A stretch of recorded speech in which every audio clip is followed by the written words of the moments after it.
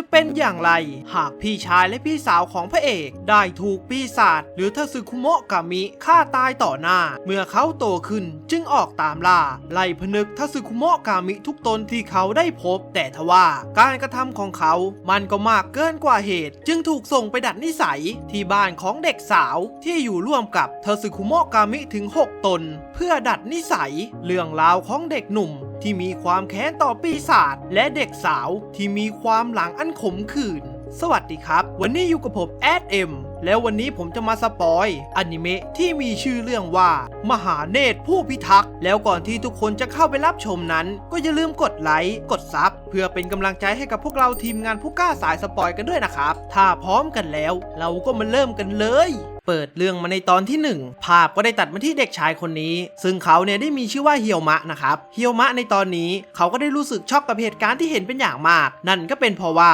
มีปีศาจตัวหนึ่งเนี่ยมาสังหารพี่ชายและพี่สาวของเขาและเมื่อพี่ชายได้เห็นแบบนั้นเขาก็ได้บอกกับเฮียวมะให้หนีไปนะครับแต่ทว่าเฮียวมะก็ไม่สามารถหนีไปไหนได้เพราะว่าตัวของเขาเนี่ยแข็งจนวิ่งไม่ออกแต่ทันใดนั้นไอปีศาจเนี่ยมันก็ได้หันไปเห็นเฮียวมะแล้วจากนั้นมันก็ได้เริ่มเข้าโจมตีในทันทีแต่ว่าพี่ชายของเขาก็ได้ปากงจักรขัดขวางการโจมตีของไอ้ปีศาจเอาไว้แต่ทว่าชิ้นส่วนของไอ้ปีศาจเนี่ยมันก็ได้ไปโดนหน้าของเฮียวมะจนได้เกิดบาดแผลขึ้นเล็กน้อยแล้วไอ้ปีศาจมันก็กำลังจะโจมตีซ้ำเข้าไปอีกครั้งแต่ในครั้งนี้พี่สาวของเขาก็ได้ใช้กงจักรหรืออาวุธคู่กายของเธอโจมตีโดยตรงไปที่เฮียวมะจนทำให้เฮียวมะกระเด็นออกไปไกลและออกจากสถานที่แห่งนั้นแล้วหลังจากที่เฮียวมะได้ออกจากสถานที่นั้นไปแล้วพี่ชายและพี่สาวของเขาก็ได้โดนไอ้ปีศาจตัวนั้นฆ่าตายในทันทีเลยนะครับแล้วภาพก็ได้ตัดมาที่ปัจจุบันซึ่งในตอนนี้เฮียวมะก็ได้โตเป็นหนุ่มแล้วนะครับซึ่งตัวของเขาก็ได้ยืนเผชิญหน้ากับชายที่มีร่างใหญ่คนหนึ่งอยู่นะครับซึ่งในตรงนี้เราก็จะได้รู้แล้วนะครับว่าชายสูงใหญ่คนนี้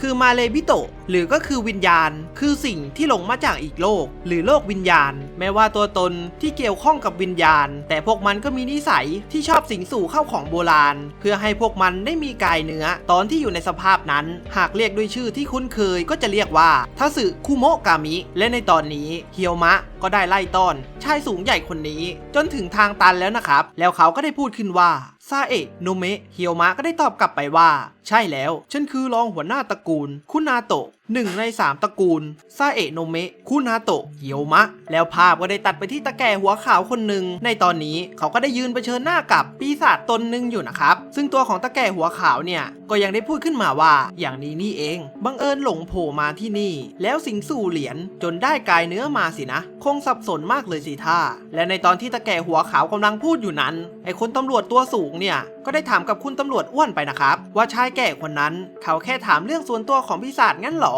แต่คุณตำรวจตัวอ้วนเนี่ยก็ได้ตอบกลับไปว่าให้ดูไปก่อนเถอะเขาก็เป็นผู้พิทักษ์ความเรียบร้อยของเมืองนี้เหมือนกันแล้วจากนั้นตาแก่หัวขาวเนี่ยก็ได้ทำอะไรบางอย่างพร้อมกับบอกมาอีกว่าเราจะขอรับวิญญาณนั่นไว้สักระยะจากนั้นจะส่งกลับไปที่โลกเดิมภายหลังถ้ายอมรับเงื่อนไขช่วยก้มตัวลงหน่อยจะได้ไหมแล้วเมื่อตาแก่ได้พูดแบบนั้นออกมาไอปีศาจตัวใหญ่เนี่ยมันก็ได้ก้มตัวลงมานะครับซึ่งมันก็ได้ยอมรับสิ่งที่ตาแก่หัวขาวเนี่ยได้พูดออกมาแล้วทันใดนั้นเขาก็ได้ทำการผนึกวิญญาณตนนั้นแล้วตาแก่ก็ได้บอกกับตำรวจ2 คนนั้นไปอีกว่าผนึกผู้มาสิงสู่ไว้ในภาชนะนั้นๆแล้วนำไปสวดส่งทีหลังแค่นี้ก็ปิดฉากได้แล้ว1 เรื่องแล้วตาแก่ก็ได้บอกกับตำรวจหนุ่มไปอีกว่าร่างจำแรงของเหรียญที่เห็นเมื่อกี้คือสิ่งนั้นแหละพอหนุ่มเด็กใหม่ปกติจะถูกปิดเป็นความลับแต่ในโลกเบื้องหลังมันเป็นภาพที่เกิดขึ้นบ่อยๆมาตั้งแต่อดีตแล้วคุณลุงตำรวจอ้วนก็ได้อธิบายกับตำรวจหนุ่มไปอีกว่า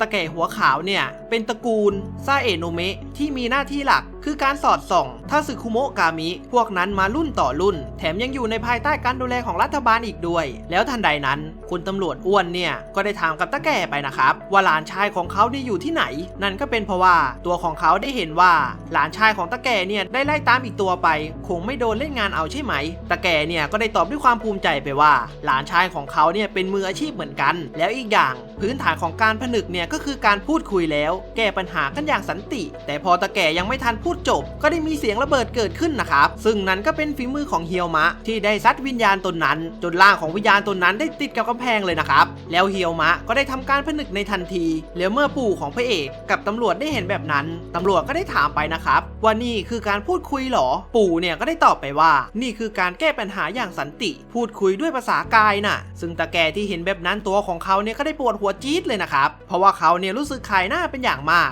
แล้วจากนั้นปู่ของพระเอกก็ได้หยิบโทรศัพท์ขึ้นมาเพื่อโทรหาใครบางคนนะครับตาแก่ก็ได้พูดขึ้นว่าฮัลโหลฉันเองโซเฮซึ่งคนที่ตาแก่โซเฮ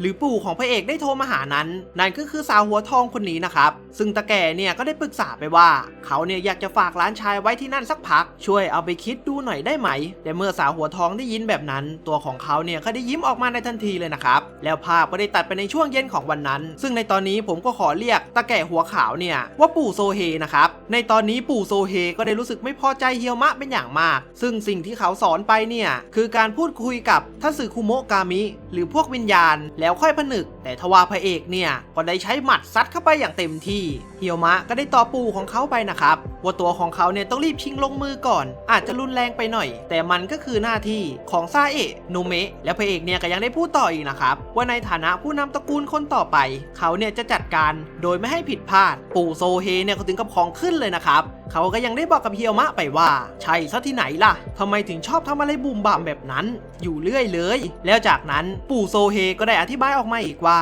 ฉันก็บอกอยู่ตลอดไม่ใช่หรือไงว่าใช้กำลังเป็นทางออกสุดท้ายมาเลบิโตะส่วนใหญ่ก็เหมือนคนที่ถูกผีลักซ่อนมาที่นี่อย่างแรกพวกเขาจะสับสนถึงกลายเป็นทัสึคุโมะกามิแต่พวกเขาก็มีพฤติกรรมต่างออกไปจริงอยู่ว่าบางตนก็เข้าสู่เส้นทางชั่วร้ายแต่บางตนก็อยากกลับไปที่เดิมบางตนก็อยากใช้ชีวิตส่วนหนึ่งของโลกฝั่งนี้แล้วตาแก่ก็ยังได้บอกไปอีกว่างานของพวกเราซาเอะโนเมะคือการรับฟังและนำทางพวกเขาแล้วดูสิแกทำอะไรลงไปซึ่งการกระทำของพระเอกเลยมาเนี่ยก็เป็นการใช้กำลังผนึกทัสึคุโมะกามินะครับซึ่งเป็นการกระทำที่ปู่โซเฮเนี่ยไม่พอใจเป็นอย่างมากแต่ทว่าเฮียวมะก็ยังได้ตอบกับปู่โซเฮไปอีกว่าการกระทำของเขาเนี่ยเขาไม่คิดว่ามันผิดนั่นก็เป็นเพราะว่าเราเนี่ยไม่รู้ว่ามันจะเล่นงานเราเมื่อไหร่สิ่งที่อันตรายคือการช่วยเหลือโดยไม่ระวังต่างหากเมื่อก่อนผมเคยเห็นมากับตาแล้วและปู่โซเฮก็ยังได้บอกไปอีกนะครับว่าเฮียวมะเนี่ยยึดติดกับอดีตมากเกินไปจนกลายเป็นการเครียดแค้น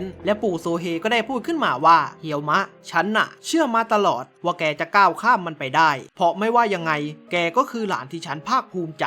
แต่แกไม่กลับเชื่อฟังฉันเลยสักนิดงั้นคงต้องใช้ยาแรงเท่านั้นสินะแล้วทันใดนั้นปู่โซเฮเนี่ยก็ได้โทรหาสาวหัวทองคนเดิมนะครับแล้วก็ได้บอกไปว่าในรอบนี้ตัวของเขาเนี่ยต้องขอรบกวนจริงๆแล้วเมื่อปู่โซเฮได้พูดจบเขาก็ได้ถามกับเฮียวมะไปนะครับว่ารู้จักผู้ได้รับการยกเว้นหรือเปล่าเฮียวมะก็ได้ตอบไปนะครับว่ารู้จักทัสึคุโมะกามิที่ได้รับอิสระระดับหนึ่งแลกกับการทำตามเงื่อนไขของเราถึงผมจะไม่เคยเจอตัวเป็นๆเลยก็เถอะและปู่โซเฮก็ได้บอกกับเฮียวมะไปนะครับว่าตัวของเขาเนี่ยรู้จักกับคนกลุ่มนั้นอยู่นิดหน่อยแล้วก็ยังได้อธิบายไปอีกว่าเจ้าพวกนั้นอยู่รวมกันเป็นแฟมิลี่ทัสึคุโมะกามิแถมยังนับถือมนุษย์คนหนึ่งให้เป็นเจ้านายเมื่อเฮียวมะได้ยินแบบนั้นตัวของเขาเนี่ยก็ได้ตกใจเลยนะครับว่ามนุษย์กับทัสึคุโมะกามิอยู่ร่วมกันได้งั้นหรอแล้วปู่โซเฮก็ได้บอกว่าเป็นไปได้สิแล้วเขาก็ได้บอกไปอีกว่าตั้งแต่วันมะรืนฉันจะให้แกไปอาศัยอยู่กับพวกเขาสักระยะในฐานะผู้เฝ้ามองแต่ทว่าเฮียวมะเนี่ยก็ดูเหมือนว่าจะไม่อยากไปนะครับแต่ปู่โซเฮก็ยังได้บอกกับเฮียวมะไปอีกว่าบอกแล้วไงว่านี่คือยาแรงอีกอย่างนะคืนเป็นแบบนี้สักวันแกจะต้องพบจุดจบด้วยการแพ้ภัยตัวเองถ้าไม่ทำตามแผนนี้ฉันจะยึดใบอนุญาตซาเอะโนเมะซะแล้วตาแก่โซเฮก็ได้สั่งให้พระเอกของเราเนี่ยไปเก็บกระเป๋าในทันทีเลยนะครับแล้วภาพก็ได้ตัดไปที่ห้องของเฮียวมะในตอนนี้เขาก็กำลังเก็บเสื้อผ้าอยู่ตัวของเขาเนี่ยก็ได้นั่งคิดในใจนะครับว่าทัสึคุโมะกามิทุกตนยอมคุยกับเขาเนี่ยก็ว่าไปอย่างตราบใดที่ยังเป็นตัวอันตรายที่อาจจะบุกเข้ามาเล่นงานเราก็จะจัดการมันก่อนที่มันจะสร้างความเสียหายให้มนุษย์แล้วจากนั้นเฮียวมะก็ได้เดินไปหยิบรูปถ่ายที่ตัวของเขาได้ถ่ายคู่กับพี่ชายและพี่สาวของเขาแล้วเฮียวมะก็ได้รู้สึกเศร้าใจเป็นอย่างมากแล้วภาพก็ได้ตัดมาในวันต่อมาซึ่ง ในตอนนี้เฮียวมะก็ได้อยู่ที่สถานีรถไฟโตเกียวแล้วนะครับซึ่งในตอนนี้เขาก็กำลังมุ่งหน้าไปที่ไหนสักแห่งและภาพก็ได้ย้อนไปในเวลาก่อนหน้านี้ในตอนนี้ปู่โซเฮก็ได้บอกกับเฮียวมะไปว่าเจ้าบ้านตระกูลนางาสึกิที่แกจะไปอยู่ด้วยชื่อว่าคุณโบตันอายุน่าจะพอๆกับแกแล้วปู่โซเฮก็ยังได้พูดไปอีกว่าเฮียวมะการได้ไปสัมผัสกับชีวิตของพวกเขาน่าจะมีความหมายสำคัญกับแกนะพวกเขาเป็นตัวอย่างที่หาได้ยากสำหรับทัสึคุโมะกามิที่อยู่กับมนุษย์มาอย่างยาวนานสิ่งที่อยู่ในความสัมพันธ์ของพวกเขาจงไปสัมผัสมันแล้วมองดูทัสึคุโมะกามิใหม่อีกครั้งซะแล้วภาพก็ได้ตัดมาที่ปัจจุบันที่เฮียวมะในตอนนี้เฮียวมะก็ได้หายใจเฮือกใหญ่แล้วก็ได้ออกเดินทางในทันทีแล้วจากนั้นภาพก็ได้ตัดไปที่สถานที่แห่งหนึ่งซึ่งในตอนนี้ก็ได้มีทัสึคุโมะกามิตนหนึ่งกำลังจะถูกผนึกนะครับตัวของมันเนี่ยได้พูดขึ้นว่าทำไม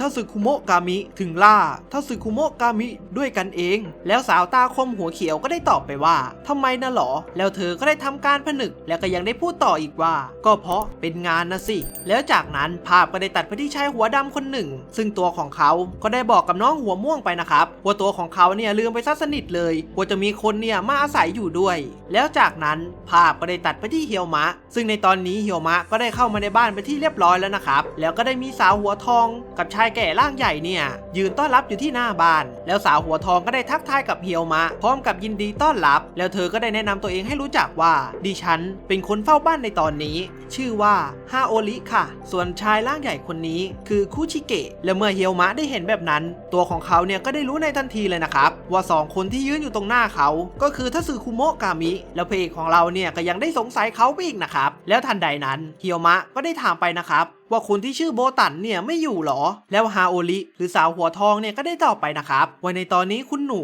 ยังเรียนหนังสืออยู่แล้วทันใดนั้นเธอเนี่ยก็ยังได้บอกอีกนะครับว่าในตอนนี้ทุกคนนอกจากนายท่านมาคบกันแล้วจากนั้นก็ได้มีหนุ่มสาว4คนเนี่ยได้ปรากฏตัวมาที่ด้านหลังของเฮียวมะนะครับซึ่งในตอนนี้ก็ได้แนะนำตัวละครให้ทุกคนได้รู้จักว่าสาวหัวเขียวเข้มมาดเท่เนี่ยมีชื่อว่ายูชายหัวสีน้ำตาลมีชื่อว่าซึสึริแล้วน้องหัวม่วงมีชื่อว่าคากามิแล้วชายหัวดำตัวใหญ่เนี่ยก็มีชื่อว่านากินะครับซึ่งทั้ง4คนนี้ก็เป็นทัสึคุโมะกามิเหมือนกับเจ๊หัวทองเมื่อกี้นะครับแล้วทันใดนั้นชายหัวดำหรือนากิเนี่ยก็ได้พูดขึ้นมาว่าเจ้านี่น่ะเหรอเด็กมีปัญหาจากบ้านคุณาโตะแล้วคุณฮาโอริก็ได้พูดขึ้นมาอีกว่าเดี๋ยวเถอะนากิมันเสียมารยาทนะคะก็อย่างที่เห็นเลยค่ะทัสึคุโมะกามิ6ตนรวมโบตันผู้เป็นเจ้านายคือตระกูลนางาสึกิของเราที่นี่อาจเป็นโลกที่ไม่เหมือนใครแต่ก็ขอยินดีต้อนรับนะคะแล้วเมื่อเฮียวมะได้ยินแบบนั้นตัวของเขาเนี่ยก็ได้พูดขึ้นมาว่าฉันจะบอกอะไรให้จะได้ไม่เข้าใจผิดกันไป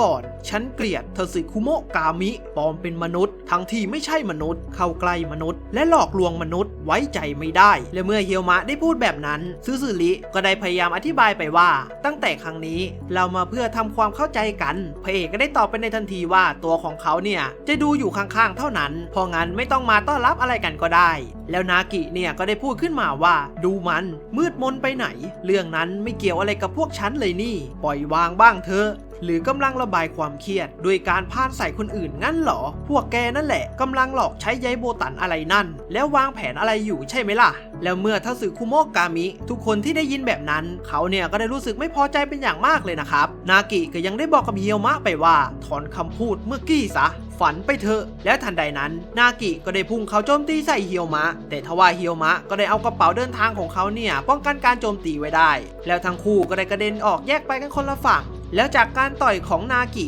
ก็ทำให้เฮียวมะได้รู้ว่าพวกเขาเนี่ยคุ้นเคยกับการต่อสู้จริงๆด้วยและในตอนนี้นากิก็ได้รู้สึกไม่พอใจเป็นอย่างมากแล้วก็ได้พูดขึ้นว่าไอเด็กนี่ฉันไม่เอาไว้แน่แล้วนากิก็ได้บอกกับทุกคนไปว่าอย่าเข้ามายุ่งแล้วคุชิเกะหรือตาแก่ร่างใหญ่เนี่ยเขาจะถามฮาโอริไปนะครับว่าปล่อยไว้แบบนี้จะดีหรอฮาโอริก็ได้ตอบไปว่าก็คงแค่เล่นกันนั่นแหละเขาเป็นเด็กดีเหมือนกันนะเพราะเล่นคายออกมาทันทีเลยและในตอนนี้นากิก็ได้ทำการใช้ความสามารถของเขาเปลี่ยนแขนของตัวเองให้มีดาบคาตานะเนี่ยออกมาได้นะครับแล้วเขาก็ได้บอกกับเฮียวมะไปว่าฉันจะยังไม่ฆ่าแกหรอกแต่สันดาบก็เจ็บเอาเรื่องเหมือนกันนะแล้วเมื่อเฮียวมะได้เห็นแบบนั้นตัวของเขาเนี่ยก็ได้วิเคราะห์สถานการณ์นะครับเ ปลี่ยนรูปลักษณ์ของตัวเองตามภาชนะเดิมพลังพิเศษที่มีเฉพาะทัสึคุโมะกามิหากเปลี่ยนเป็นรูปแบบโจมตีก็จะเป็นภัยต่อมนุษย์และในตอนนี้ทั้งสองคนเนี่ยก็พร้อมที่จะเข้าต่อสู้กันแล้วนะครับเฮียวมะก็ยังได้บอกไปอีกว่าได้ยินว่าพวกแกเป็นคนรู้จักของท่านหัวหน้าเพราะงั้นขอสัญญาด้วยแล้วกันว่าจะไม่พังแกแล้วทันใดนั้นนากิก็ได้พุ่งเข้าโจมตีใส่เฮียวมะแต่ทว่าเฮียวมะก็ได้ใช้ความสามารถของเขาตัดดาบของนากิได้ในทันทีเลยนะครับซึ่งดาบที่หักของนากิเนี่ยมันก็ไม่ได้ถูกตัดแต่อย่างใดแต่มันคือการลบความสามารถของทาสึคุโมะกามิเพราะว่านั่นเป็นทักษะของพระเอกนะครับแล้วจากนั้นนากิก็ได้พุ่งเข้าโจมตีใส่เฮียวมะอีกครั้งและในตอนนี้ก็ดูเหมือนว่าความสามารถของทั้งคู่เนี่ยจะพอๆกันเลยนะครับเพราะขนาดทั้งคู่ยังไม่เอาจริงเนี่ยยังดุเดือดกันขนาดนี้แล้วนากิก็ได้พูดกับเฮียวมะไปว่าเป็นอะไรไปพ่อหนุ่มแล้วเมื่อนากิได้พูดจบเฮียวมะก็ได้พุ่งเข้ามาตัดดาบอีกครั้งจนหน้าของนากิเนี่ยเกือบจะโดนการโจมตีของเฮียวมะเลยนะครับแล้วเฮียวมะก็ยังได้บอกไปอีกว่าฉันบอกแล้วไงว่าฉันจะไม่พังแกแล้วทั้งคู่เนี่ยก็ได้พุ่งเข้าโจมตีใส่กันอีกครั้งแต่ทว่าทันใดนั้นมือถือของยูเนี่ยก็ได้ดังขึ้นซึ่งเมื่อเธอได้เปิดดูเธอก็ได้ตกใจเป็นอย่างมากพร้อมกับวิ่งไปหาคุณฮาโอริยูเนี่ยก็ได้ตอบไปนะครับว่าในตอนนี้โบตันลาคาบที่3แล้วก็กำลังกลับมาที่บ้านซึ่งคุณฮาโอริก็ได้ตกใจเป็นอย่างมากแถมถ้าลามาแล้วตอนนี้ก็กำลังจะถึงบ้านด้วยแถมเฮียวมะกับนากิก็ยังต่อสู้กันอีกแล้วภาพก็ได้ตัดไปที่การต่อสู้ของเฮียวมะซึ่งในตอนนี้ทั้งคู่เนี่ยก็ผัดกันลุกผัดกันรับแบบไม่มีใครยอมใครและน้องคากามิก็ได้ตะโกนไปนะครับว่าให้พวกเขาทั้งสองคนเลิกทะเลาะกันซะแต่ก็ดูเหมือนว่านากิเนี่ยจะไม่ฟังเลยนะครับเขาก็ได้พุ่งเข้าโจมตีใส่เฮียวมะอยู่ตลอดแล้วนากิก็ได้บอกไปอีกว่าก็พอใช้ได้เหมือนกันนี่และในตอนนี้ฮาอุริก็ได้รู้สึกกังวลเป็นอย่างมากจนเขาเนี่ยต้องใช้ไม้แข็งแล้วเมื่อนากิกำลังพุ่งเข้าโจมตีกันอยู่นั้นทาสึคุโมะกามิทุกคนก็ได้พุ่งเข้าไปหาเฮียวมะและโจมตีนะครับซึ่งนั่นก็ทำให้เฮียวมะลงไปนอนกองกับพื้นเลยนะครับว่าทำไมทุกคนถึงเล็งมาที่เฮียวมะแล้วไม่มีใครเล็งไปที่นากิเลยสักคนนะครับแล้วเฮียวมะก็ยังได้บอกไปอีกนะครับว่าแล้วว่าพวกทาสึคุโมะกามิไว้ใจไม่ได้จริงๆแล้วทันใดนั้นก็ได้มีสาวหน้าตาน่ารักชุดแดงคนนึงเนี่ยได้เดินเข้ามาในบ้านแล้วนะครับซึ่งก็ดูเหมือนว่าเธอเนี่ยจะเป็นเจ้าของบ้านที่ชื่อโบตันนะครับเฮียวมะได้บอกไปว่ายินดีที่ได้รู้จักฉันคุนาโตะเฮียวมะแล้วเมื่อเธอได้รู้ชื่อแล้วเนี่ยเธอก็ได้ตกใจเป็นอย่างมากแล้วก็ได้แนะนำตัวเองไปอีกนะครับว่าเธอเนี่ยมีชื่อว่านางาสึกิโบตันแล้วก็ยังได้ถามกับทุกคนไปอีกว่านี่มันหมายความว่ายังไงหรอทำไมถึงไม่มีใครพูดอะไรเลยล่ะ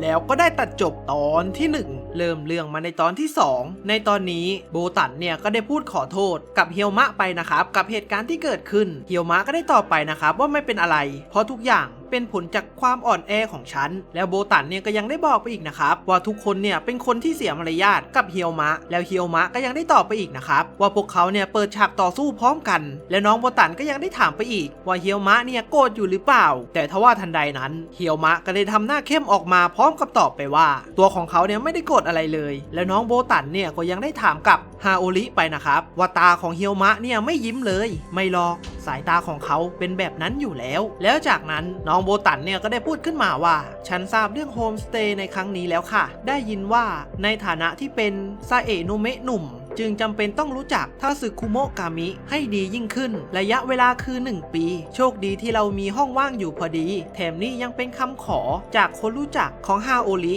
ขอแค่คุณรักษามารยาทพื้นฐานที่เหลือคุณสามารถใช้ชีวิตได้ตามอิสระเลยค่ะมีคำถามอะไรไหมคะแล้วเมื่อน้องโบตันได้พูดจบเคียวมะก็ได้คิดขึ้นในใจนะครับว่าผู้หญิงคนนี้เป็นผู้นำของทาสึคุโมะกามิถึง6ตนเท่าที่ดูก็ไม่น่าใช่คนที่อาจหาญพอจะปกครองทาสึคุโมะกามิถึง6ตนได้แล้วทันใดนั้นเฮียวมะก็ได้ถามกับโบตันไปนะครับว่าทาสึคุโมะกามิอีกตนนึงเนี่ยหายไปไหนแล้วทันใดนั้นน้องโบตันก็ได้สั่งให้น้องคากามิเปิดประตูออกมาเพื่อให้เฮียวมะได้รู้ว่าคนที่หายไปเนี่ยคือนากิที่กำลังโดนลงโทษอยู่นะครับแล้วนากิก็ได้ถามกับโบตันไปนะครับว่าทำไมตัวของเขาเนี่ยถึงโดนคนเดียวทั้งที่อีก5คนเนี่ยก็เข้าไปโจมตีใส่เฮียวมะแล้วน้องโบตันเนี่ยก็ยังได้บอกไปนะครับว่าที่นากิโดนลงโทษเนี่ยก็เป็นเพราะว่าตัวของเขาเนี่ยไปทะเลาะกับเฮียวมะ แต่ก็ดูเหมือนว่านากิเนี่ยเขาจะไม่ยอมนะครับแล้วจากนั้นน้องโบตันก็ได้นั่งมาพูดต่ออีกว่ามีคำถามอะไรอีกไหมคะแล้วเฮียวมะก็ได้พูดขึ้นว่าถ้างั้นฟังจากที่พูดตัวตนของทาสึคุโมะกามิ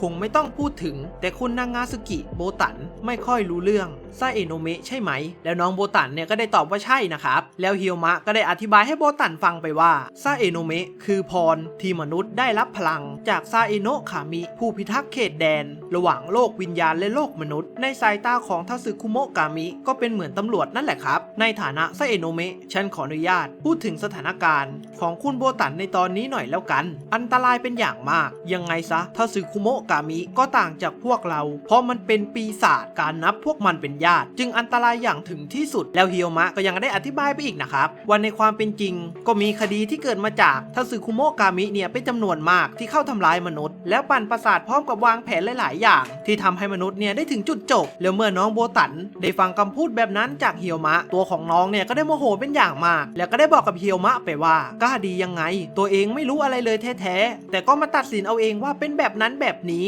ขอโทษนะคะแต่ฉันไม่อยากให้คนที่ด่าว่าครอบครัวฉันเป็นปีศาจมาอยู่ที่บ้านหรอกค่ะแต่ครั้งนี้ถือเป็นความผิดของเราฉันเลยอยากให้คุณอยู่ที่นี่ตามสบายแค่3 วันค่ะแต่ระหว่างนั้นถ้าคุณยังไม่มีท่าทีว่าจะประนีประนอมกันได้ไม่ว่ายังไงฉันก็จะให้คุณออกไปค่ะแล้วเมื่อเฮียวมะได้ฟังแบบนั้นตัวของเขาเนี่ยก็ได้ช็อกไปเลยนะครับเพราะว่าคุณปู่ของเขาเนี่ยได้บอกไปว่าถ้าเฮียวมะได้ออกกลางคันเนี่ยตัวของเขาจะถูกไล่ออกจากการเป็นไซโนเมะนะครับแล้วเมื่อเฮียวมะได้รู้แบบนั้นตัวของเขาเนี่ยก็ยังได้ถามไปนะครับว่าไอ้ท่าทีที่ว่าเนี่ยมันคืออะไรน้องโบตันก็ได้บอกไปว่าเรื่องนั้นไปถามทุกคนเถอะค่ะแล้วน้องเนี่ยก็ได้เดินออกจากห้องนั้นไปในทันทีเลยนะครับแล้วเมื่อเฮียวมะกำลังจะไปถามกับทั้ง5 คนที่อยู่ในห้องพวกเขาเนี่ยก็ได้เมินหน้าหนีกันในทันทีซึ่งก็ดูเหมือนว่าพวกเขาเนี่ยจะไม่ชอบหน้าเฮียวมะเป็นอย่างมากพอเฮียวมะเป็นคนที่ทำให้โบตันเนี่ยต้องร้องไห้แล้วคุณฮาโอริก็ได้พูดขึ้นมาว่าห้องอยู่ชั้น2ตรงสุดทางเดินนะแล้วหลังจากที่ทุกคนได้เดินออกจากห้องกันไปหมดแล้วเฮียวมะก็ได้มานั่งคิดคนเดียวนะครับว่าคำพูดของน้องโบตันที่พูดออกมาเนี่ย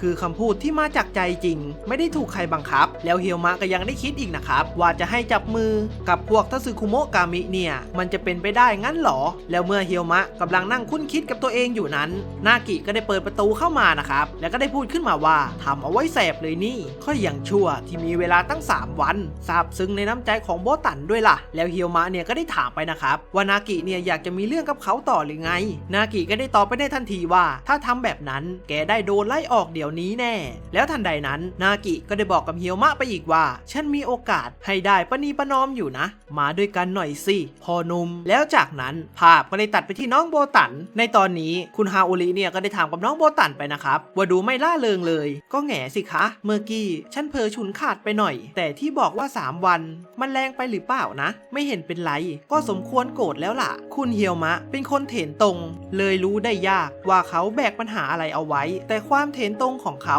ดันเฉียงออกไปนะสิงั้นถือว่าดูอาการเขาไปสักพักก็ได้นะและเมื่อฮาโอริได้พูดจบน้องโบตันเนี่ยก็ได้ปวดหัวจี๊ดขึ้นมาอีกครั้งเพราะว่าสิ่งที่เขาพูดไม่ดีออกไปเนี่ยในตอนเย็นจะต้องมาเจอในเวลากินข้าวกันนะครับจนน้องเนี่ยรู้สึกกังวลเป็นอย่างมากแต่ทว่าทันใดนั้นคุณฮาโอริก็ได้คิดขึ้นในใจว่าคุณนาโตะเฮียวมะขอดูให้เต็มที่หน่อยแล้วกันว่าคุณจะมีคุณสมบัตินั้นหรือเปล่าแล้วจากนั้นภาพก็ได้ตัดไปที่สถานที่แห่งหนึ่งซึ่งในตอนนี้นากิกับเฮียวมะเนี่ยก็กำลังเดินไปที่ไหนกันอยู่นะครับแล้วเฮียวมะก็ได้ถามไปว่าไอเรื่องที่ว่าจะให้ช่วยเนี่ยคือการล่าทาสึคุโมะกามิงั้นหรอนากิก็ได้ตอบว่าใช่ไปนะครับแล้วก็ยังได้บอกอีกว่าเมื่อกี้นี้มีงานผนึกทาสึคุโมะกามิเอาแต่ใจเข้ามาเมื่อเฮียวมะได้ยินที่นากิพูดแบบนั้นตัวของเขาก็ได้นึกถึงคำพูดของปู่โซเฮที่เคยบอกกับเขาไว้ว่าเงื่อนไขที่ทาสึคุโมะกามิ6 ตนจะได้รับอิสระในฐานะผู้ได้รับการยกเว้นคือการทำตามคำขอและเข้าช่วยเหลือซาเอโนเมะที่ดูแลพื้นที่นั้นๆพวกเขาเป็นตัวแทนซาเอโนเมะแล้วนากิก็ยังได้บอกกับเฮียวมะไปอีกว่า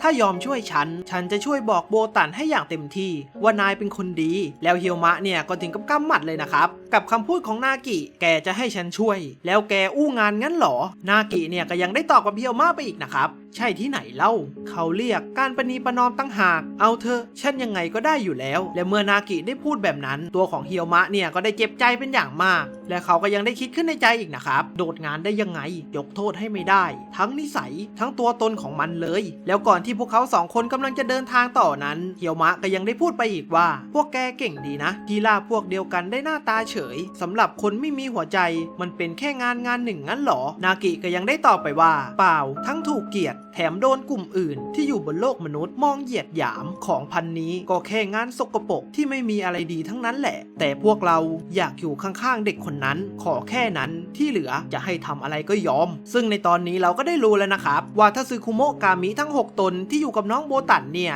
พวกเขาอยากอยู่ข้างๆน้องแล้วก็เป็นห่วงน้องโบตันเป็นอย่างมากแล้วนากิก็ยังได้ถามกับเฮียวมะไปอีกว่าตัวของเขาเนี่ยไม่มีเรื่องอะไรแบบนี้บ้างหรอแล้วเมื่อเฮียวมะได้ยินแบบนั้นตัวของเขาเนี่ยก็ได้นึกถึงเรื่องราวของพี่ชายและพี่สาวของเขาที่เคยใช้ชีวิตอยู่ร่วมกันนะครับแล้วนากิก็ยังได้บอกกับเฮียวมะไปอีกว่าถ้างั้นก็ไม่เห็นเป็นไรเลยนี่ถ้านายจะกลับไป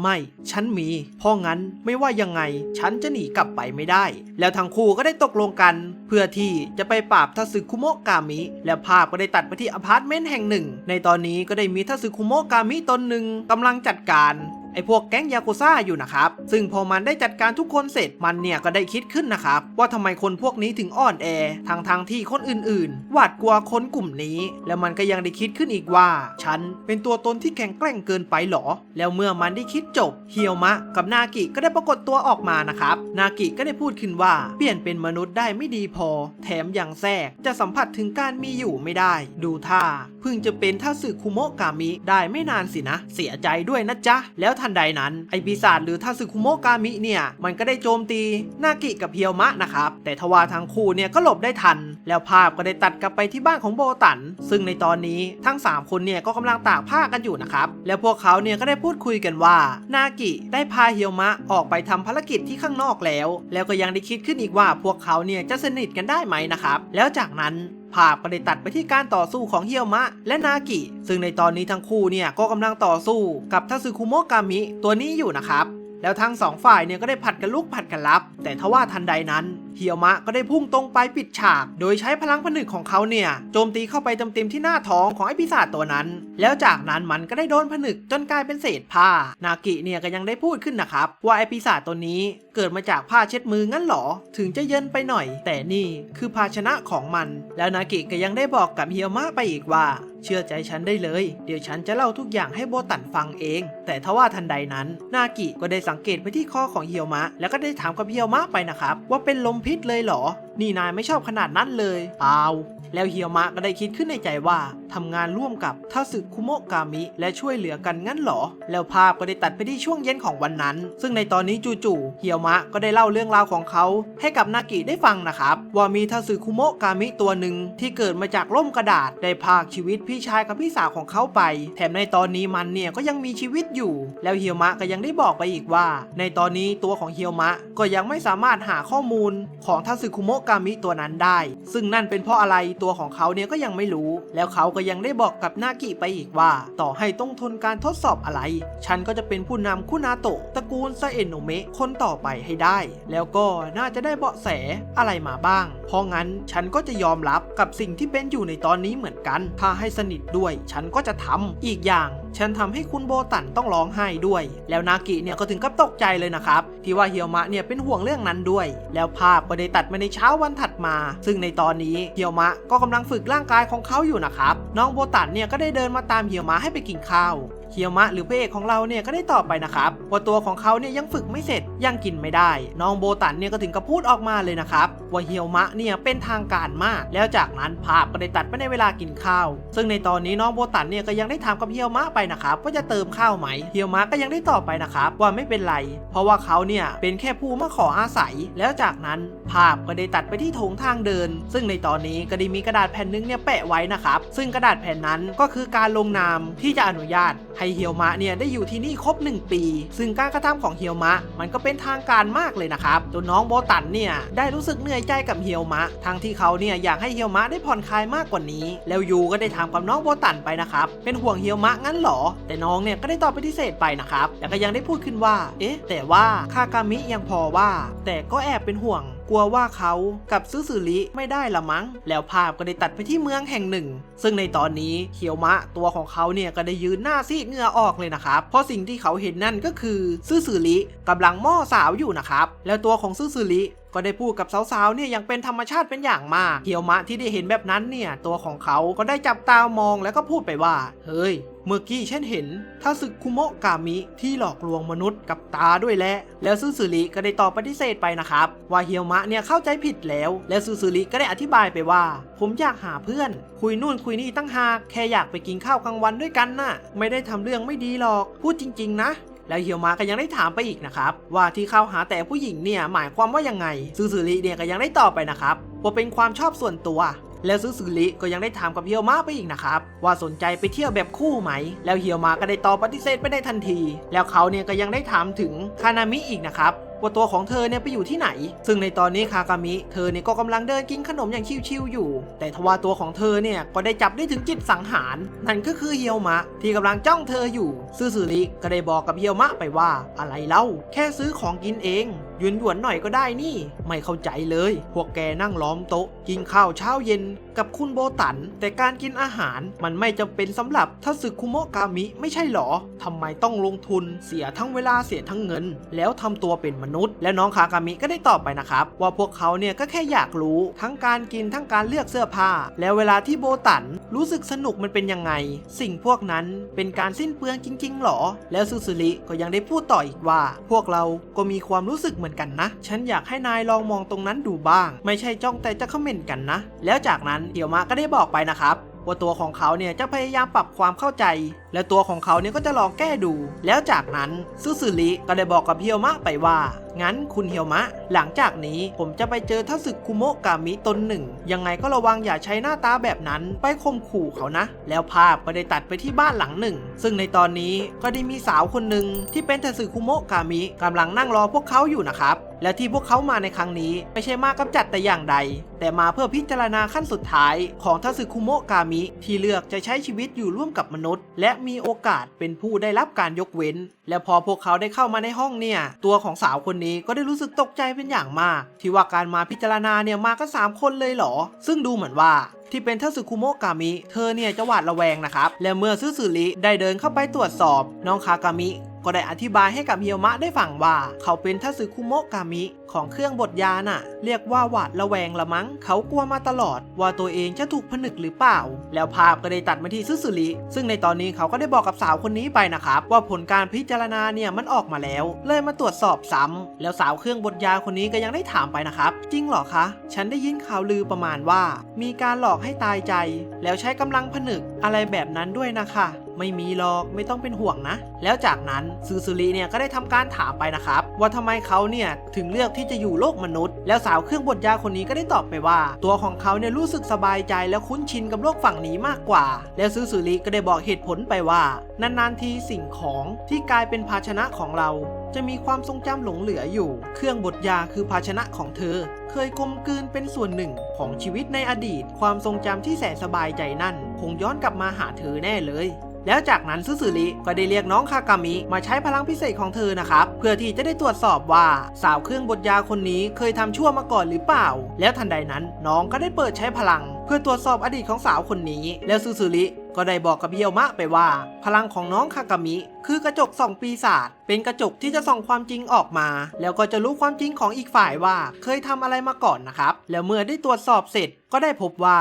สาวคนนี้ไม่เคยทำอะไรที่ไม่ดีเลยนะครับเธอเนี่ยก็ได้ผ่านไปที่เรียบร้อยแล้วจากนั้นซึซึริก็ได้บอกกับเฮียวมะไปว่าเฮียวมะคุงเดี๋ยวผมจะตามเข้าไปรายงานผลนะกลับไปคากามิก่อนเลยแล้วก็โทรหาโบตันด้วยเพราะถ้ามีอะไรต้องซื้อก็ไปช่วยซื้อด้วยนะแล้วเฮียวมะเนี่ยก็ได้ตอบไปนะครับว่าตัวของเขาเนี่ยไม่มีเบอร์ติดต่อของตระกูลนางาซึกิแล้วทันใดนั้นเมื่อสาวเครื่องบดยาได้ยินชื่อของตระกูลเนี่ยเธอก็ได้โจมตีซึซึริในทันทีเลยนะครับจนตัวของซึซึริท่อนบนเนี่ยถึงกับกระจายหายไปเลยนะครับแล้วทันใดนั้นสาวเครื่องบดยาเนี่ยก็กำลังจะโจมตีใส่น้องคากามิแต่ทว่าเฮียวมะเนี่ยก็มาพาตัวน้องหลบไปได้ทันเฮียวมะก็ได้พูดขึ้นว่าไม่มีปีมีขุยเลยนะแล้วสาวเครื่องบดยาเนี่ยก็ได้พูดขึ้นมาว่ากะแล้วเชียวต้องหลอกกันพวกคุณเป็นคนของนางาซึกิแล้วเธอเนี่ยก็ได้ทำสีหน้าหวาดกลัวออกมานะครับแล้วเฮียวมะก็ได้บอกกับเธอไปว่า ทำลายตัวแทนซาเอะโนเมะแล้วพุ่งเข้ามาเล่นงานผู้ช่วยสิ่งที่ฉันเห็นมีแค่ความจริงเรื่องนั้นเท่านั้น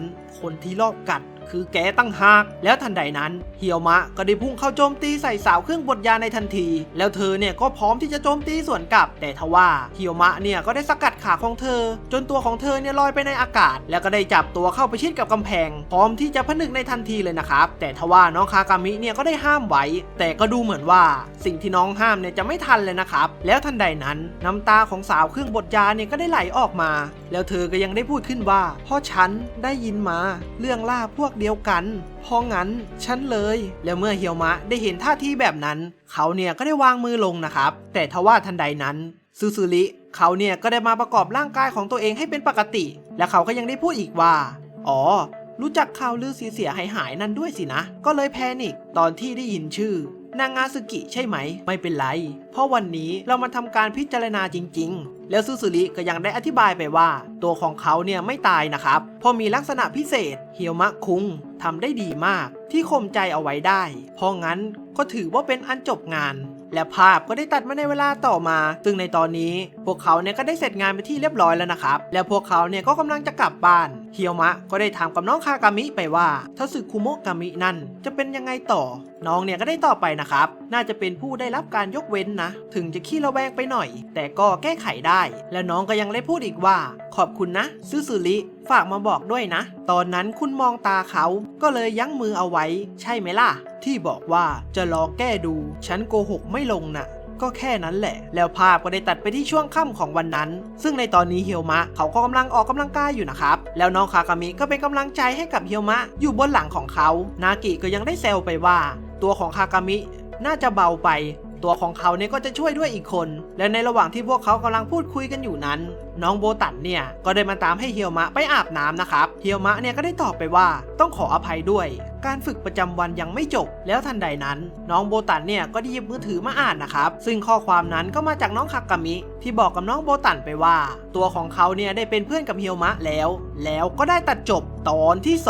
เปิดเรื่องมาในตอนที่3ในตอนนี้ภาพก็ได้ตัดไปที่สุสานของตระกูลคุนาโตะนะครับในตอนนี้พระเอกในวัยเด็กเขาก็ได้มายืนอยู่ที่หน้าป้ายหลุมศพของพี่ชายและพี่สาวของเขาแล้วจากนั้นเฮียวมะก็ได้หยิบอุปกรณ์หรืออาวุธที่เป็นของดูต่างหน้าของพี่ๆของเขาขึ้นมานะครับซึ่งก็ดูเหมือนว่าภายในใจของเฮียวมะตั้งแต่เด็กจะมีความแค้นต่อทัสึคุโมะกามิอย่างมากเลยนะครับแล้วภาพก็ได้ตัดมาที่ปัจจุบันเฮียวมะก็ได้สะดุ้งตื่นขึ้นมาซึ่งก็ดูเหมือนว่าตัวของเขาเนี่ยจะฝันเห็นถึงอดีตของตัวเองแล้วภาพก็ได้ตัดไปที่น้องโบตันซึ่งในตอนนี้เธอก็ได้คิดหนักเป็นอย่างมากนั่นก็เป็นเพราะว่าวันนี้คือวันที่3ของการทดสอบเฮียวมะแล้วจากนั้นภาพก็ได้ตัดไปที่บนหลังคาแห่งหนึ่งซึ่งในตอนนี้ก็ได้มีกลุ่มแก๊งทาสึคุโมะกามิกำลังวางแผนทำอะไรกันอยู่นะครับไอหัวงอนไก่เนี่ยก็ได้พูดขึ้นว่าบังอาจมาหยามกันได้ไอพวกลาพวกเดียวกันจากนางาซึกิเพิ่มกำลังลบงั้นหรอแล้วทำมาพูดว่าเป็นการควบคุมคิดจะวางกล้ามให้มากกว่าเดิมหรือไง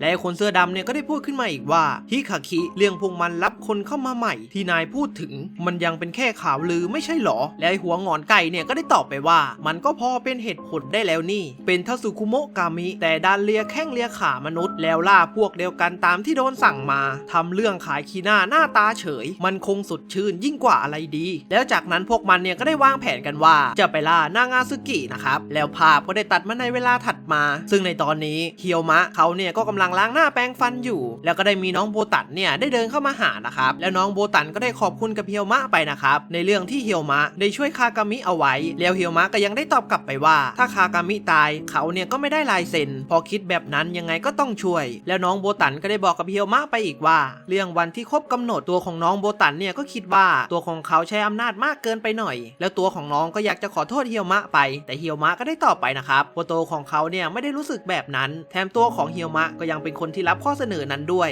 แล้วน้องโบตันก็ยังได้บอกกับเฮียวมะไปอีกว่าถ้างั้นนะไม่รู้ว่าฉันพูดได้หรือเปล่าแต่สู้ๆนะแล้วจากนั้นทั้งสองคนเนี่ยก็ได้พูดคุยกันเรื่องต่างๆแล้วในระหว่างที่ทั้งสองคนกำลังคุยอยู่นั้นก็ได้มียูเนี่ยกำลังแอบฟังอยู่นะครับแล้วภาพก็ได้ตัดไปที่สะพานแห่งหนึ่งซึ่งในตอนนี้พวกเขาทั้ง3คนเนี่ยก็กำลังเดินลาดตระเวนกันอยู่นะครับนากิก็ได้พูดขึ้นว่าในตอนนี้คนที่ลงชื่อให้กับเฮียวมะก็เหลือเพียงแค่ยูคนเดียวทั้ง2คนทั้งฮาโอริกับคุชิเกะก็ ก็ไม่ได้คัดค้านเรื่องรับเขาเข้ามาอยู่แล้วด้วยด่านที่หินที่สุดก็ต้องเป็นยูนะแล้วล่ะแล้วยิ่งเป็นเฮียวมะด้วยสร้างภาพจำที่มีที่สุดๆให้กับยูนะตั้งแต่วันแรกปกติก็เป็นผู้หญิงเลือดเย็นอยู่แล้วน้องคากามิเนี่ยก็ยังได้บอกไปอีกนะครับว่าเฮียวมะเนี่ยไปจี้ใจดำเขาเข้าแล้วน่าจะยากที่จะปรับความเข้าใจกันได้แล้วจากนั้นทั้ง3คนเนี่ยก็ได้ตกลงกันว่าจะรีบทำงานให้เสร็จแล้วไปสังเกตการเฮียวมะกับยูนะครับแล้วภาพก็ได้ตัดไปที่เฮียวมะกับยูนะครับซึ่งในตอนนี้ก็ดูเหมือนว่าทั้งคู่เนี่ยจะมานัดเจอกันที่หนึ่งแล้วก็ดูเหมือนว่ายูเนี่ยจะทำงานเสร็จแล้วเรียบร้อยและเมื่อเฮียวมะได้เห็นแบบนั้นเขาเนี่ยก็ได้ถามไปนะครับว่าแบบนั้น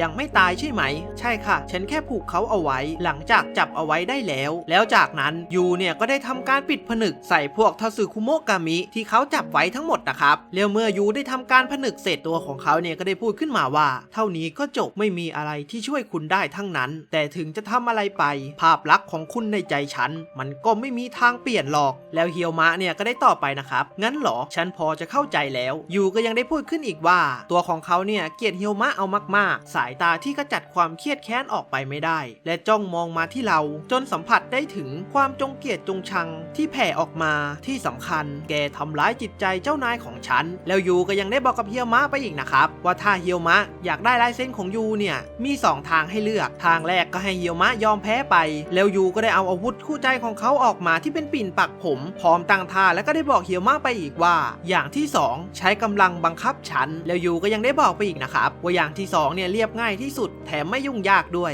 แต่ทว่าเฮียวมะเนี่ยก็ยังไม่ได้ตอบอะไรไปนะครับจู่ๆยูก็ได้พุ่งเข้าโจมตีใส่เฮียวมะและเมื่อทั้งคู่ได้ปะทะพลังกันก็ได้ทำให้ไอ้หงอนไก่รู้ในทันทีเลยนะครับว่าพวกเขาเนี่ยอยู่ที่ไหนไอ้หงอนไก่เนี่ยก็ยังได้พูดขึ้นมาว่าพลังวิญญาณอยู่ใกล้มากด้วยไม่ผิดแน่พวกนางอาซึกิแล้วภาพก็ได้ตัดมาที่นากิซึ่งในตอนนี้ทั้ง3คนเนี่ยก็สัมผัสได้ถึงพลังของยูกับเฮียวมะนะครับซึ่งนากิเนี่ยก็ถึงกับปวดหัวเลยนะครับว่ายูเนี่ยไม่สังเกตรอบๆเลยว่ามีศัตรูเนี่ยอยู่ในเมืองนี้แล้วภาพก็ได้ตัดไปที่เฮียวมะในตอนนี้เฮียวมะก็กำลังวิ่งหนียูอยู่นะครับซึ่งยูเนี่ยก็ได้เอาอาวุธของเขาหรือปิ่นปักผมขนาดยักษ์โจมตีใส่เฮียวมะแบบไม่หยุดหย่อนเลยนะครับแต่ทว่าเฮียวมะเนี่ยก็ยังหลบได้แต่ทว่าทันใดนั้นยูก็สามารถโจมตีโดนผ้าพันคอของเฮียวมะแต่เฮียวมะก็ยังหลบหนีไปได้และเมื่อเฮียวมะได้หนีออกมาตัวของเขาก็ได้สังเกตไปที่ปิ่นปักผมซึ่งพลังของปิ่นปักผมเนี่ยจะสามารถรัดกุมหรือมัดกับสิ่งที่สัมผัสได้แล้วทันใดนั้นยูก็ได้พุ่งโจมตีใส่เฮียวมะอีกครั้ง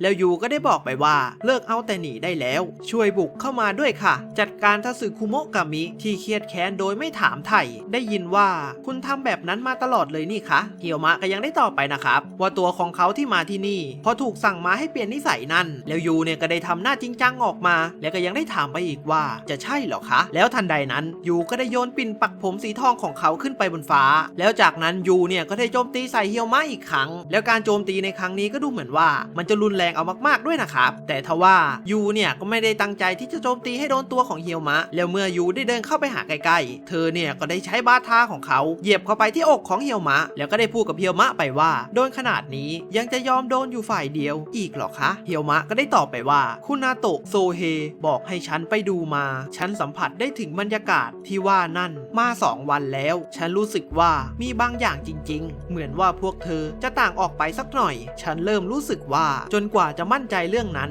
มันอาจจะเร็วไปหน่อยที่จะลงมือกับเธอแล้วจากนั้นยูเนี่ยก็ได้เอาบาทาของเธอออกจากตัวของเฮียวมะซึ่งก็ดูเหมือนว่ายูเนี่ยจะยอมรับได้นิดหน่อยแล้วนะครับแล้วภาพก็ได้ตัดไปที่ฮาโอริซึ่งในตอนนี้ฮาโอริก็กำลังคุยโทรศัพท์กับโซเฮอยู่นะครับตัวของเธอเนี่ยก็ได้บอกกับปู่โซเฮไปว่าเธอเนี่ยตามดูเฮียวมะมาตลอดแล้วก็ยังได้บอกไปอีกว่านิสัยของเฮียวมะเนี่ยมันไม่ใช่ปัญหาแล้วเธอก็ยังได้ถามกับปู่โซเฮไปอีกว่ามันจะไม่เป็นอะไรจริงๆใช่ไหมคะถ้าผ่านไปได้และเรารับเขาเข้ามาก็แปลว่าแล้วปู่โซเฮก็ได้ตอบสวนกลับไปว่ามันอาจจะจำเป็นสำหรับทั้ง2 ฝ่ายก็ได้นะแต่มีอยู่เรื่องหนึ่งความมืดในใจของเขามันลึกกว่าที่เห็นขอโทษที่หลานฉันสร้างปัญหานะแต่ช่วยเฝ้ามองทีได้ไหมคุณฮาโอริแล้วเธอเนี่ยก็ได้ตอบตกลงกับปู่โซเฮไปนะครับแล้วภาพก็ได้ตัดมาที่เฮียวมะอีกครั้งแล้วยูก็ได้พูดขึ้นมาว่าจะเอายังไงต่อคะถ้าไม่ใช้กำลัง จะยอมแพ้แล้วกลับไปหรอคะยังมีเวลาอยู่อีกครึ่งวันแค่นั้นก็น่าจะพอทำความรู้จักกันแล้วซึ่งเมื่อยูได้ยินคำพูดของเฮียวมะเนี่ยเธอก็ได้ทำหน้าเซ็งๆออกมาเลยนะครับเพราะว่าสิ่งที่เฮียวมะพูดเนี่ยไปเอาความมั่นใจมาจากไหนว่าเธอเนี่ยจะยอมทำความรู้จักด้วยแล้วเฮียวมะก็ยังได้บอกกับยูไปอีกว่าแต่เมื่อกี้ที่เธอโกรธพอคนใกล้ชิดโดนดูถูกมันคือมนุษย์ชัดๆเลยนะชอบเขาเหรอคุณนางาซึกิโบตันน่ะแล้วเมื่อเฮียวมะได้พูดแบบนั้นก็ทำเอายูเนี่ยถึงกับเสียอาการเลยนะครับเธอเนี่ยก็ได้เขินเอามากๆแล้วก็ได้ใช้ปิ่นปักผมของเขาซัดเข้าไปที่ตัวของเฮียวมะแบบเต็มคาราเบลกันเลยนะครับจนเฮียวมะเนี่ยถึงกับลอยขึ้นไปบนฟ้าแต่ทว่าทันใดนั้นไอหัวงอนไก่เนี่ยมันก็ได้ปรากฏตัวออกมาได้เวลาที่เหมาะเจาะพอดีเลยนะครับมันเนี่ยก็ได้ซัดเข้าไปที่ตัวของเฮียวมะจนทำเอาเฮียวมะเนี่ยลอยไปอีกที่หนึ่งและในตอนนี้ทั้งสองฝ่ายเนี่ยก็ได้มายืนเผชิญหน้ากันไอหัวงอนไก่เนี่ยก็ยังพูดขึ้นว่านี่มันหมายความว่ายังไงกันเนี่ยอะไรกันพวกแกออกมาพร้อมพวกฉันเลยเหรอนี่มันโอกาสพังยับเยินพร้อมๆกันเลยนี่นาแล้วนากิเนี่ยก็ได้พูดขึ้นว่าหาไอ้งอนไก่สุดเก่านี่มันเป็นใค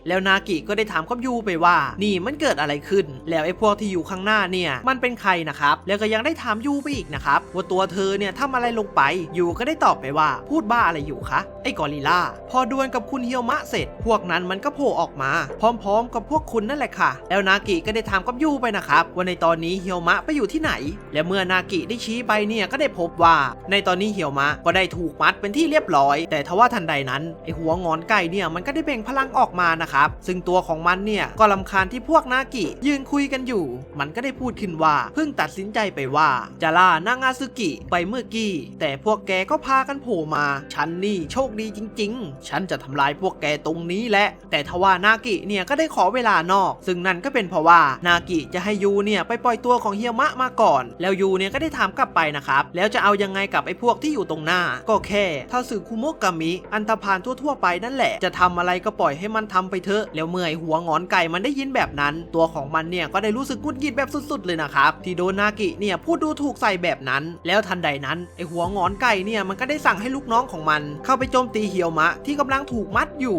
แล้วทันใดนั้นนากิก็ได้สั่งให้ยูเนี่ยวิ่งไปหาเฮียวมะในทันทีแล้วภาพก็ได้ตัดมาที่ฮาโอริซึ่งในตอนนี้ฮาโอริก็ได้ชวนคุชิเกะออกไปข้างนอกนะครับซึ่งนั่นก็เป็นเพราะว่าน้องคากามิได้โทรตามพวกเขาให้ออกไปด้วยแล้วเธอก็ยังได้บอกไปอีกว่าคากามิติดต่อมาเห็นว่ามีทัสึคุโมะกามิที่ไม่เป็นมิตรบุกเข้าไปที่หน้างานเรื่องนั้นมันไม่แปลกอะไรหรอกแต่ฉันสนใจลักษณะของผู้บุกลุกนิดหน่อยลักษณะที่ว่านั่นอาจจะทำให้เราได้เห็นสิ่งที่อยู่ในใจของเฮียวมะก็ได้แล้วภาพก็ได้ตัดไปที่การต่อสู้ซึ่งในตอนนี้ทุกคนเนี่ยก็ได้เข้าป้องกันเฮียวมะกันอย่างเต็มที่ส่วนในพวกตัวร้ายเนี่ยมันก็ยังโจมตีแบบไม่หยุดหย่อนแล้วภาพก็ได้ตัดไปที่การต่อสู้ของนากิกับไอหัวงอนไก่นะครับซึ่งในตอนนี้ทั้งคู่เนี่ยก็ได้ปะทะฝีมือกันไปมาซึ่งก็ดูเหมือนว่าไอหัวงอนไก่เนี่ยมันจะมีฝีมือพอตัวเลยนะครับไอหัวงอนไก่เนี่ยก็ยังได้พูดไปว่าอะไรทำได้แค่นี้เองเหรอกระดิกหางให้พวกมนุษย์จนเหนื่อยแล้วหรือไงนากิก็ได้ตอบไปในทันทีว่าไม่ต้องหาเรื่องไปทุกเรื่องก็ได้ยังไงฉันก็จะเป็นคู่มือให้แกในฐานะซาเอโนเมะอยู่แล้วเพราะงั้นฉันขอยืนยันอะไรสักอย่างแกสั่งให้เชือดมนุษย์ให้ตายเพื่อนๆแกก็ทำตามโดยไม่ลังเลพวกแกเคยฆ่ามนุษย์ใช่ไหมแล้วเมื่อไอหัวงอนไก่ได้ยินแบบนั้นเนี่ยตัวของมันก็ได้พูดขึ้นมาว่ามันก็แค่เกมที่ฉันเบื่อไปนานแล้วเพราะฉันไม่ชอบไอพวกมนุษย์ที่สั่งให้สิ่งของทำนู่นทำนี่ฉันเลยแย่พวกมันไปพวกมันกระจอกเป็นบ้าเลยแล้วทันใดนั้นในระหว่างที่ไอหัวงอนไก่มันกำลังพามอะไรอยู่นั้นปิ่นปักผมที่มัดตัวของเฮียวมะไว้มันก็ได้ฉีกออกมานะครับซึ่งนั่นก็เป็นเพราะว่าในตอนนี้เฮียวมะตัวของเขาก็กำลังแก้มัดปิ่นปักผมของยูอยู่นะครับซึ่งยูที่เห็นแบบนั้นเนี่ยตัวของเธอก็ได้ตกใจเป็นอย่างมากเพราะโดยปกติแล้วไม่มีใครเนี่ยที่จะสามารถหนีออกมาได้แล้วทันใดนั้นเมื่อเฮียวมะได้ออกมาเนี่ยแววตาของเขาก็ได้ดูดุแบบสุดๆเลยนะครับแล้วทันใดนั้นไอหัวงอนไก่ก็ได้สั่งให้ลูกน้องของมันเข้าโจมตีใส่เฮียวมะในทันทีเพราะว่าพวกมันเนี่ยมองว่าเฮียวมะเป็นคนธรรมดานะครับแล้วทันใดนั้นเมื่อพี่อ้วนที่เป็นกรรไกรพุ่งเข้าโจมตีใส่เฮียวมะในช่วงพริบตาเดียวตัวของมันเนี่ยก็ได้กลายเป็นแตงโมไปเลยซึ่งพลังที่เฮียวมะใช้ก็เป็นพลังเดียวกันกับตอนที่เขาได้ดวลกับนากินะครับแล้วเมื่อเฮียวมะได้ลงมาถึงพื้นตัวของเขาก็ได้พูดขึ้นว่างั้นเหรอพวกแกเคยฆ่ามนุษย์งั้นสินะแล้วทันใดนั้นไอตัวผมปิดตากับที่ใช้เชือกมันก็ได้โจมตีใส่เฮียวมะแต่ทว่ามันก็ได้โดนเฮียวมะโจมตีสวนกลับจนร่างกายของมันเนี่ยได้สลายไปในทันทีนะครับและในตอนนี้ก็ดูเหมือนว่าความแค้นภายในใจของเฮียวมะก็ได้ล้นออกมาอย่างสมบูรณ์แบบ แล้วทันใดนั้นเหี่ยวมะก็ได้พุ่งเข้าโจมตีใส่ไอ้หงอนไก่จนตัวของมันเนี่ยได้ไปนอนอยู่ที่กองขยะไอ้หงอนไก่เนี่ยก็ยังได้พูดไปว่าแกนี่มันเจ๋งเป็นบ้าเลยเหมือนพวกฉันเลยใช่ไหมล่ะการฆ่าคนทั้งสนุกและดีใจจนทนไม่ไหวหน้าแกมันฟ้องซึ่งในตอนนี้หน้าของเหี่ยวมะเนี่ยก็ดูเหมือนกับปีศาจเลยนะครับซึ่งเขาเนี่ยได้สะใจแบบสุดๆที่ได้ปลดปล่อยความรู้สึกแล้วจัดการถ้าสึคุโมะกามิเหี่ยวมะก็ยังได้ตอบไปว่า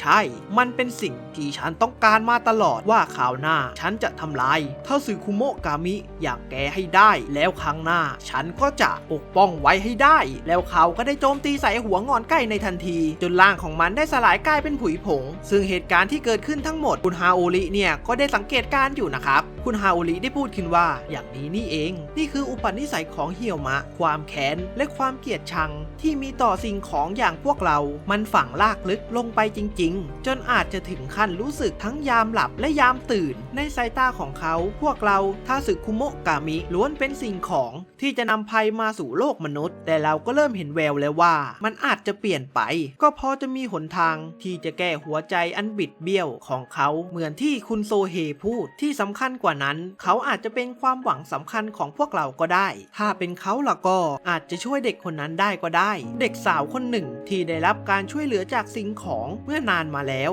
และเด็กผู้ชายที่โดนสิ่งของพากเอาไปถ้าอย่างนั้นสิ่งที่เชื่อมพวกเขาเข้าด้วยกันก็คงเป็นสิ่งของนี่แหละนี่คือสายสัมพันธ์ที่เราต้องผูกเข้าด้วยกันและถากทอต่อไปคิดถูกจริงๆที่รับเรื่องคุณเฮียวมะเอาไว้นี่แหละถึงเรียกว่าคู่ที่เหมาะสมแล้วก็ได้ตัดจบตอนที่3เปิดเรื่องมาในตอนที่4ในตอนนี้ภาพก็ได้ตัดไปที่น้องโบตันที่ยังแบเบาะอยู่นะครับซึ่งชายแก่ที่อุ้มน้องไว้เนี่ยก็ได้พูดขึ้นว่าเด็กคนนี้ยืนอยู่บนเส้นทางเขตแดนจากนี้ไปเขาคงต้องใช้ชีวิตไปพร้อมกับความเจ็บปวดในขณะเดียวกันไม่ว่าจะผิดเพี้ยนหรือวุ่นวายแค่ไหนฉันก็อยากให้เขามีความสุขแบบมนุษย์ในตอนสุดท้ายฉะนั้นแล้วพวกนายคงรู้ดีใช่ไหมว่าต้องทำอะไรแล้วภาพก็ได้ตัดย้อนไปในหลายวันก่อนในตอนที่ปู่โซเฮได้โทรหาฮาโอรินะครับซึ่งในตอนนั้นปู่โซเฮเนี่ยก็จะเอาเฮียวมะไปฝากกับฮาโอริเกี่ยวกับการอยู่ร่วมกับทัสึคุโมะกามิแต่ทว่าฮาโอริก็ได้ทำเงื่อนไขอะไรบางอย่างกับปู่โซเฮ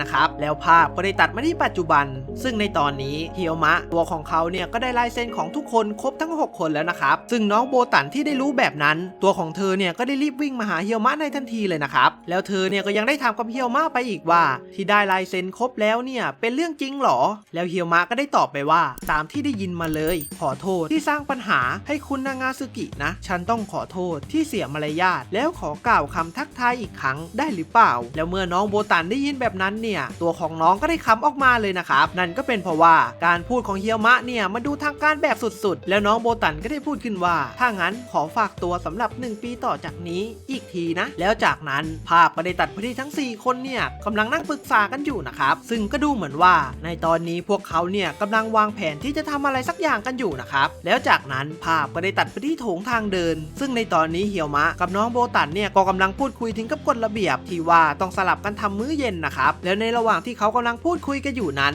ฮาโอริกับยูก็ได้มาดักรออยู่ที่ทางลงบันไดคุณฮาโอริก็ได้พูดขึ้นว่าคุณเฮียวมะโบตันเรามีเรื่องต้องคุยกันนิดหน่อยไปที่ห้องโถงได้ไหมคะแล้วฮาโอริก็ยังได้พูดขึ้นมาอีกว่าเป็นเรื่องสัญญาลับที่ฉันกับคุณโซเฮทำเอาไว้ตอนคุยเรื่องการรับคุณเฮียวมะเข้ามาค่ะแล้วในระหว่างที่ทุกคนกำลังเดินไปที่ห้องโถงนั้นฮาโอริก็ยังได้พูดขึ้นมาอีกนะครับว่าพวกเขาที่เป็นทัสึคุโมะกามิแห่งนางาซึกิมีความปรารถนาที่แท้จริงอยู่สำหรับเรื่องนี้การมาอยู่ในครั้งนี้จึงเข้าทางพวกเราด้วยค่ะตอนแรกเราคุยกับคุณเฮียวมะจะต้องคอยสังเกตพวกเราเป็นเวลา1 ปีพวกเราก็เลยยื่นคำประสงค์ให้กับคุณโซเฮด้วยค่ะนั่นก็คือในระยะเวลา1 ปีในการประเมินค่าของคุณค่ะซึ่งน้องโบตันได้ยินแบบนั้นตัวของน้องเนี่ยก็กำลังจะพูดอะไรบางอย่างออกมานะครับแต่ก็โดนยูเนี่ยปิดปากไว้แล้วเฮียวมะก็ยังได้บอกกับฮาโอริไปนะครับว่าตัวของเขาเนี่ยไม่เข้าใจที่เธอพูดแล้วฮาโอริก็ได้ตอบกับเฮียวมะไปว่าตอนแรกเราตั้งใจจะใช้เวลา1 ปี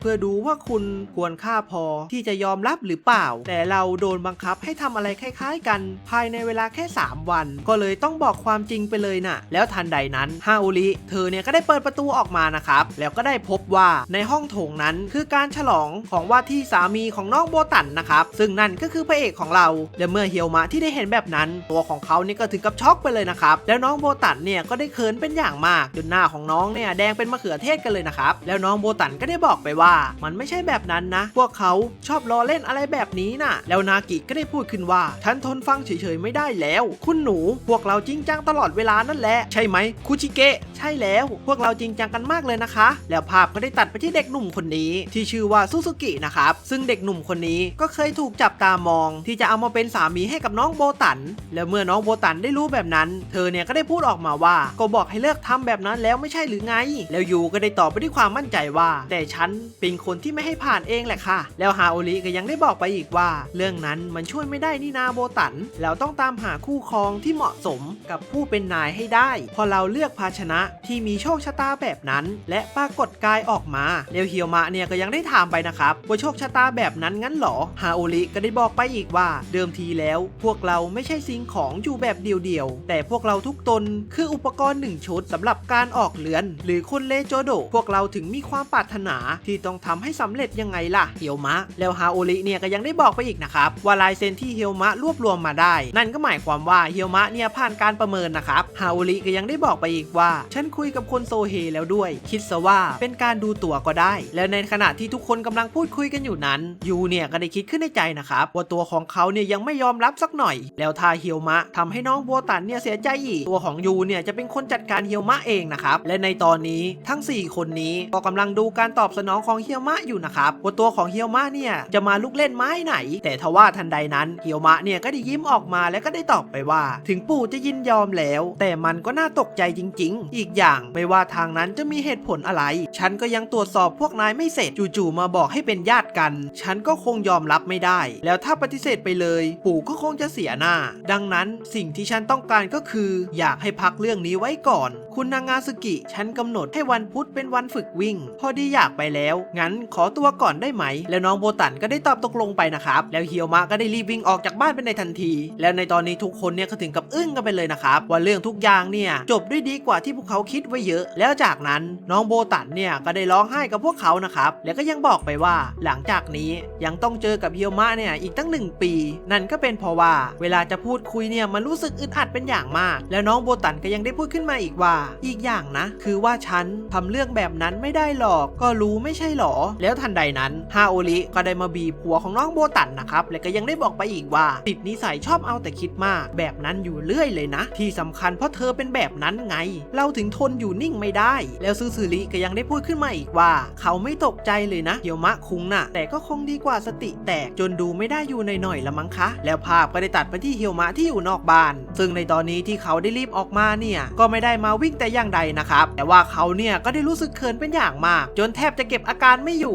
แล้วภาพก็ได้ตัดไปที่น้องโบตันในห้องครัวนะครับซึ่งในตอนนี้น้องเนี่ยก็ได้คิดหนักเป็นอย่างมากเกี่ยวกับเรื่องของเฮียวมะนั่นก็เป็นเพราะว่าเฮียวมะเนี่ยเพิ่งมาอยู่ที่นี่ได้แค่ 2-3 วันแต่ดันไปบอกว่าเป็นว่าที่สามีเนี่ยเฮียวมะก็คงจะตกใจแล้วน้องเนี่ยก็ได้คิดหนักเป็นอย่างมากแล้วน้องเนี่ยก็ถึงกับเขินออกมากันเลยนะครับแล้วฮาโอริกับคุชิเกะทั้งคู่เนี่ยก็กำลังสังเกตการณ์กันอยู่ซึ่งพวกเขาเนี่ยก็ได้ดีใจเป็นอย่างมากที่น้องโบตันได้มีปฏิกิริยาอะไรแบบนั้นแล้วจากนั้นคุชิเกะก็ได้บอกกับฮาโอริไปนะครับว่าพวกเขาเนี่ยมีงานที่จะต้องไปทำแล้วภาพก็ได้ตัดไปที่เฮียวมะในตอนนี้เฮียวมะเนี่ยก็ได้โทรหาปู่ของเขานะครับแล้วก็ได้บอกกับปู่ไปอีกว่าฮาโอริได้บอกเรื่องดูตัวแล้วเฮียวมะก็ยังได้ถามกับปู่ไปอีกว่าที่ให้เขามาอยู่ที่นี่เป็นความจงใจที่ให้อยู่ในความสัมพันธ์ที่กดดันเพื่อฝึกจิตใจในสถานการณ์นั้นใช่ไหมปู่โซเฮเนี่ยก็ถึงกับถอนหายใจกันเลยนะครับว่าทำไมหลานเขาเนี่ยถึงคิดอะไรแบบนั้นและปู่โซเฮเนี่ยก็ยังได้บอกไปอีกว่าหลานที่อายุ21แล้วแต่ยังไม่เคยเล่าเรื่องความรักปู่เนี่ยก็เลยเป็นห่วงนะครับแถมในตอนนี้มันก็เป็นช่วงเวลาที่เหมาะเจาะแถมน้องโบตันเนี่ยก็ยังสวยวันสวยคืนจนปู่เนี่ยต้องหาคู่ให้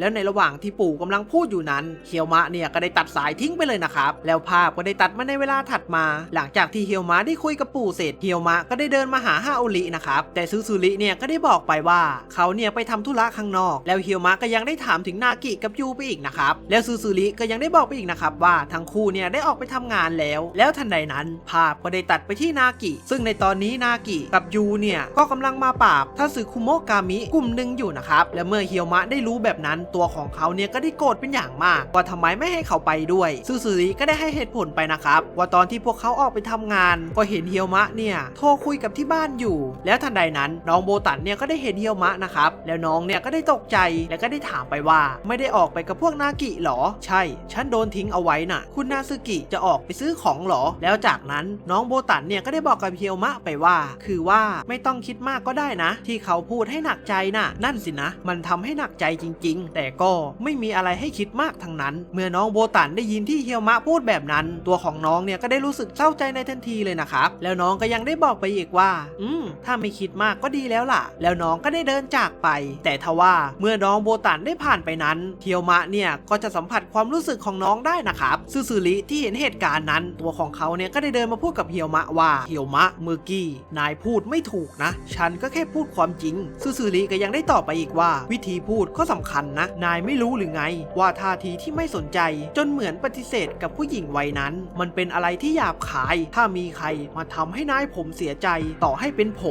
มก็คงใจเย็นไม่ได้เหมือนกันขณะคากามิยังร้องไห้เลยแล้วน้องคากามิเนี่ยก็ได้ร้องไห้ยกใหญ่เลยนะครับที่ว่าเฮียวมะเนี่ยได้ทำให้โบตันเสียความรู้สึกแล้วน้องเนี่ยก็ได้ต่อยยับไปที่เฮียวมะแล้วก็ยังได้บอกอีกว่าโบตันเนี่ยน่าสงสารจะตายและเมื่อเฮียวมะได้ยินแบบนั้นตัวของเขาก็ได้ถามไปนะครับว่าน่าสงสารเนี่ยมันหมายความว่ายังไงแล้วจากนั้นภาพก็ได้ตัดไปที่น้องโบตันที่กำลังจะเดินไปซื้อของนะครับซึ่งตัวของน้องเนี่ยก็นึกถึงคำพูดของเฮียวมะที่พูดแบบนั้นกับเธอนะครับแล้วน้องก็ยังได้คิดขึ้นในใจว่าพูดซะเต็มปากขนาดนั้นก็เชื่อได้เลยว่าเขาคงไม่คิดมากจริงๆนั่นแหละถ้างั้นก็ไม่มีปัญหาอะไรมันก็ดีอยู่แต่ทำไมเราถึงไม่สบายใจแบบนี้ล่ะแต่ท่านใดนั้นในระหว่างที่น้องโบตันกำลังคุ้นคิดอยู่นั้นก็ได้มีชายปริศนาเนี่ยได้พูดขึ้นมาว่าแหมโชคดีอะไรอย่างนี้แล้วมันก็ได้ปรากฏตัวมาต่อหน้าของน้องโบตันซึ่งมันเนี่ยก็เป็นทาสึคุโมะกามิที่จ้องจะเล่นงานน้องโบตันนะครับมันก็ได้พูดขึ้นว่าพวกผู้ติดตามติดธุระกันอยู่หรือไงเธอคือนางาซึกิโบตันใช่ไหมแล้วภาพก็ได้ตัดไปที่นากิกับยูนะครับซึ่งในตอนนี้พวกเขาก็ได้จัดการไอ้พวกจิโก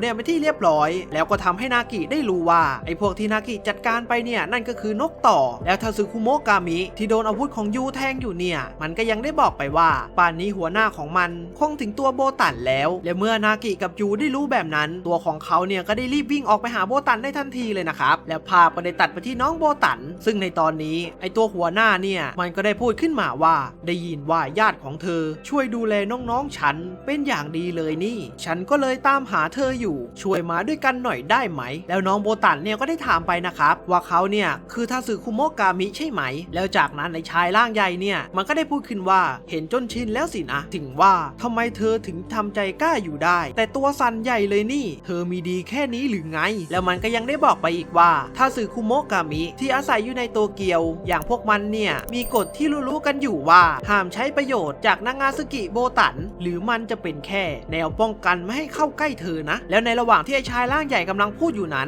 น้องโบตันเนี่ยก็ได้รีบวิ่งหนีในทันทีเลยนะครับแต่ทว่ามันก็ได้ใช้ความสามารถของมันดักทางน้องโบตันเอาไว้แล้วมันก็ได้พูดขึ้นมาอีกว่าฉันคือไฮนาราชิเป็นทาสึคุโมะกามิที่มีแค่พลังปัดขี้เถ้าให้คลุ้งขึ้นมาอย่างที่เห็นแต่การฉีกมนุษย์เป็นชิ้นๆก็ไม่ใช่เรื่องยากเย็นอะไรแล้วทันใดนั้นในระหว่างที่ไอไฮนาราชิมันกำลังจะจับตัวน้องโบตันนั้นเคียวมะก็ได้ปรากฏตัวออกมาพร้อมกับตัดแขนของมันจนขาดไปเลยนะครับแล้วจากนั้นเคียวมะก็ได้เริ่มเข้าโจมตีใส่ไอไฮนาราชิอย่างต่อเนื่องแต่ทว่ามันเนี่ยก็กำลังจะโจมตีสวนกลับแต่ก็ได้มียูเนี่ยใช้ปิ่นปักผมโจมตีไปที่มือของมันจนมันเนี่ยต้องหยุดแล้วเมื่อนากิได้เห็นแบบนั้นตัวของเขาเนี่ยก็ยังได้พูดขึ้นว่าเจอตัวสักทีไอ้เบือกนี่มาร้องไห้ขอโทษฉันก็ไม่ยกโทษให้หรอกนะแล้วจากนั้นนากิกับยูเนี่ยก็ได้พุ่งเข้าโจมตีใส่ไอ้ไฮนาราชิแล้วจากนั้นนากิเนี่ยก็ได้เสกดาบขนาดใหญ่ผ่าตัดครึ่งตัวของไอ้ไฮนาราชิจนตัวของมันเนี่ยขาดเป็น2ท่อนแต่ทว่าเฮียวมะเนี่ยก็ได้โดนลูกหลงไปด้วยนะครับแล้วเมื่อทุกอย่างได้จบลงเฮียวมะก็ได้ถามกับนากิไปว่าฉันอยากให้ตอบกันมาตรงๆจริงๆแล้วพวกนายกำลังหาช่องว่างเพื่อกำจัดฉันอยู่ใช่ไหมไม่ใช่แบบนั้นสักหน่อย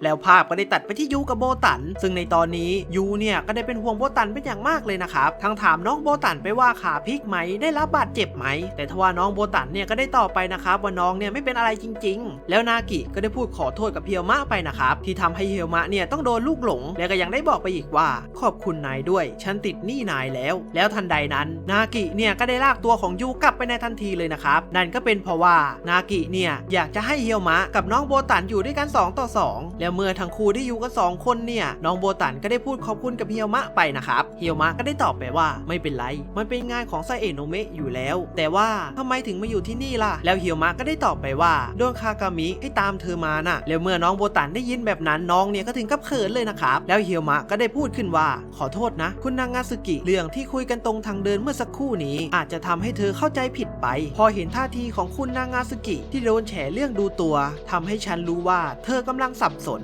แล้วพอรู้ว่าพวกนั้นก็ทำให้คุณนางาสึกิหนักใจอยู่เหมือนกันเพราะงั้นคุณนางาสึกิไม่จำเป็นต้องคิดมากทุกเรื่องก็ได้นั่นแหละคือสิ่งที่ฉันกำลังจะสื่อเมื่อเฮียวมะได้พูดแบบนั้นออกมาเนี่ยก็ดูเหมือนว่าน้องโบตันเนี่ยจะยังไม่เข้าใจพยายามจะสื่อนะครับแล้วเฮียวมะก็ยังได้พูดขึ้นมาอีกว่าถึงปู่ฉันจะตามน้ำรวมหัวไปด้วยก็เถอะเพราะงั้นฉันไม่ได้ทำตัวเย็นชากับคุณนางาสึกิหรือไม่ได้สนใจอะไรหรอกนะแล้วเมื่อเฮียวมะได้พูดแบบนั้นน้องโบตันเนี่ยก็ได้ด้าแดงออกมานะครับแล้วก็ได้พูดขึ้นมาอีกว่านี่เฮียวมะไม่รู้ทำไมนะแต่แบบว่าพอญาติทำตัวเจ้ากี้เจ้าการมันก็ลำบากเนาะถูกต้องที่สุดเลยแล้วก็ได้ตัดจบตอนที่4เปิดเรื่องมาในตอนที่5ในตอนนี้นากิก็กำลังวิ่งไล่เฮียวมะอยู่นะครับซึ่งก็ดูเหมือนว่าเฮียวมะเนี่ยจะพยายามเอายันที่อยู่ในมือของเขาไปแปะให้รอบบ้านเพื่อที่จะปกป้องน้องโบตันนะครับแล้วเฮียวมะเนี่ยก็จะเอายันนี่ไปแปะให้ทั่วคฤหาสน์อีกด้วยนากิเนี่ยก็ได้ตะโกนด่าไปว่านี่แกโง่หรือไงขืนใช้ของทรงพลังแบบนั้น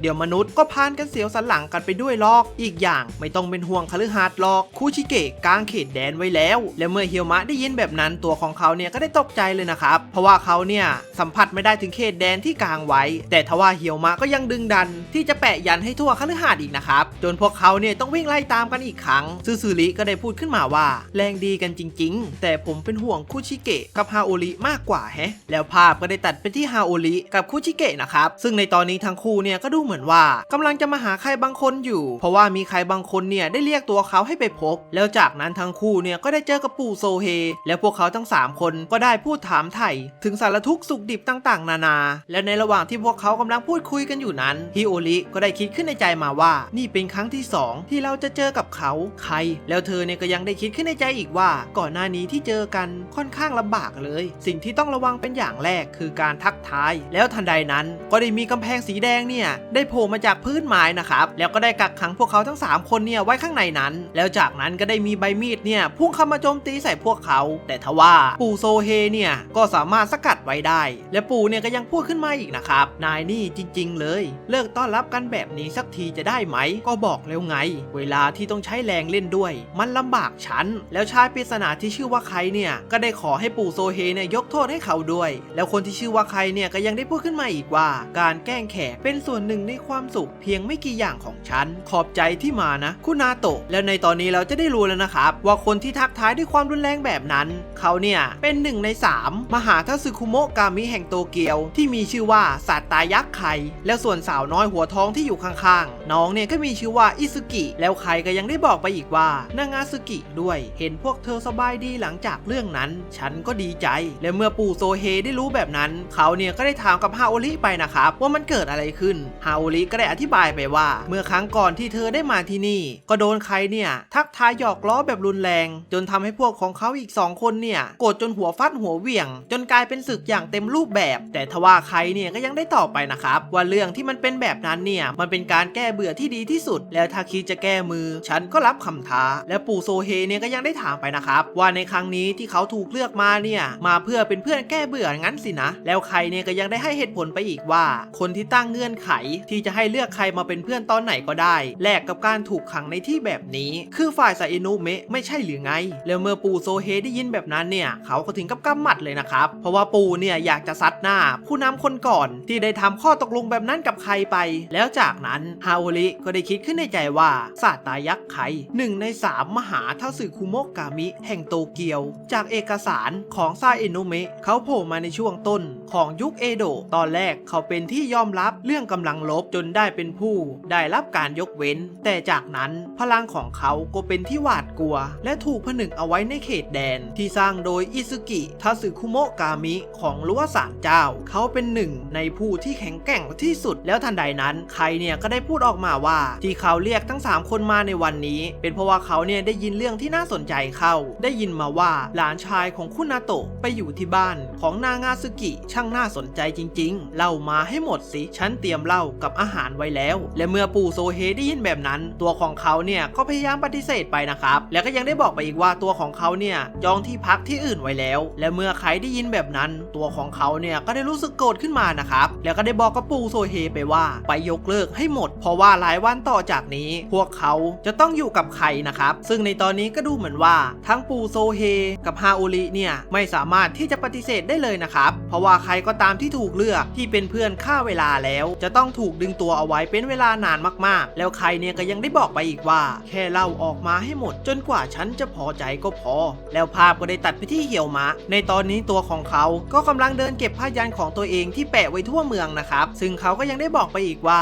มันเป็นการเตรียมการที่จำเป็นแท้ๆแต่นากิเนี่ยก็ได้สั่งให้เขามาตามเก็บนั่นก็เป็นเพราะว่ามันมีผลต่อมนุษย์ที่มียานพิเศษด้วยนะครับแล้วเฮียวมะก็ยังได้คิดขึ้นในใจอีกว่าแต่มันก็แปลกเหมือนกันถ้าซึคุโมะกามิที่มีความแค้นกับพวกเขาจ้องจะจับคุณนางาซึกิเป็นตัวประกันเรื่องแบบนี้น่าจะอยู่ในการคาดการณ์แต่ไม่มีแม้แต่การเตรียมการพวกนี้เลยแปลว่าพวกเขามั่นใจในการป้องกันของตัวเองพอสมควรแล้วเฮียวมะเนี่ยก็ยังได้พูดอีกว่าตัวของโบตันเนี่ยต้องมีอะไรบางอย่างที่เขายังไม่รู้แล้วเมื่อเขาได้เดินคิดอยู่นั้นก็ได้เจอกับแผ่นยันใบสุดท้ายที่เขาได้แปะเอาไว้นะครับซึ่งเมื่อเฮียวมะได้เดินไปดูเนี่ยเขาก็ได้ตกใจกับสิ่งที่เห็นเป็นอย่างมากแล้วภาพก็ได้ตัดมาที่ไคในตอนนี้ตัวของไคก็ได้รู้แล้วนะครับว่าที่เฮียวมะได้เข้าไปอยู่ในบ้านของนางาซึกิก็เป็นเพราะว่าเอาเฮียวมะเนี่ยมาดัดนิสัยนะครับแล้วไคก็ยังได้พูดขึ้นมาว่านั่นคือหัวข้อหลักสินะแต่ก็ระวังให้ดีล่ะไม่ว่าเรื่องราวจะเป็นยังไงแต่พวกนายส่งบุคคลที่3ไปหานางาซึกิโบตันแล้วไคก็ยังได้พูดต่ออีกว่าห้ามใช้ประโยชน์จากนางาซึกิโบตันพวกนายก็รู้ความหมายของกฎที่รู้กันอยู่ข้อนี้ดีใช่ไหมคุณสมบัติของเด็กสาวคนนั้นจะส่งผลดีต่อมนุษย์และพวกเราจึงห้ามให้เขาอดเอียงไปฝ่ายใดฝ่ายหนึ่งเป็นอันขาดแต่สุดท้ายหัวหน้าซาเอโนเมะกับทาสึคุโมะกามิที่ดูแลเขาอยู่ด้านรวมหัวกันซะเองแล้วเริ่มลงมือส่งลูกน้องไปเพื่อทำให้นางาซึกิโบตันทำตามที่ตนต้องการต้องมีคนที่เข้าใจแบบนี้อยู่แน่ๆแล้วก็จะเกิดเรื่องบางอย่างขึ้นแล้วฮาโอริก็ได้พูดขึ้นมาว่าฉันรู้ว่าเราต้องลาดตระเวนไปอธิบายให้ทั่วแต่เราก็กลัวว่าจะเกิดการต่อสู้เพื่อแย่งชิงตัวโบตันเพราะคิดว่าตัวเองก็ทำได้คงใช้เวลาอดทนมากเลยทีเดียวแต่ฉันว่ายังไงก็คงมีพวกใจเร็วเริ่มเคลื่อนไหวไปแล้วเหมือนกันแต่ฉันเห็นดีเห็นงามกับเรื่องนี้นะเพราะมันไม่น่าเบื่อดีแล้วภาพก็ได้ตัดไปที่เฮียวมะ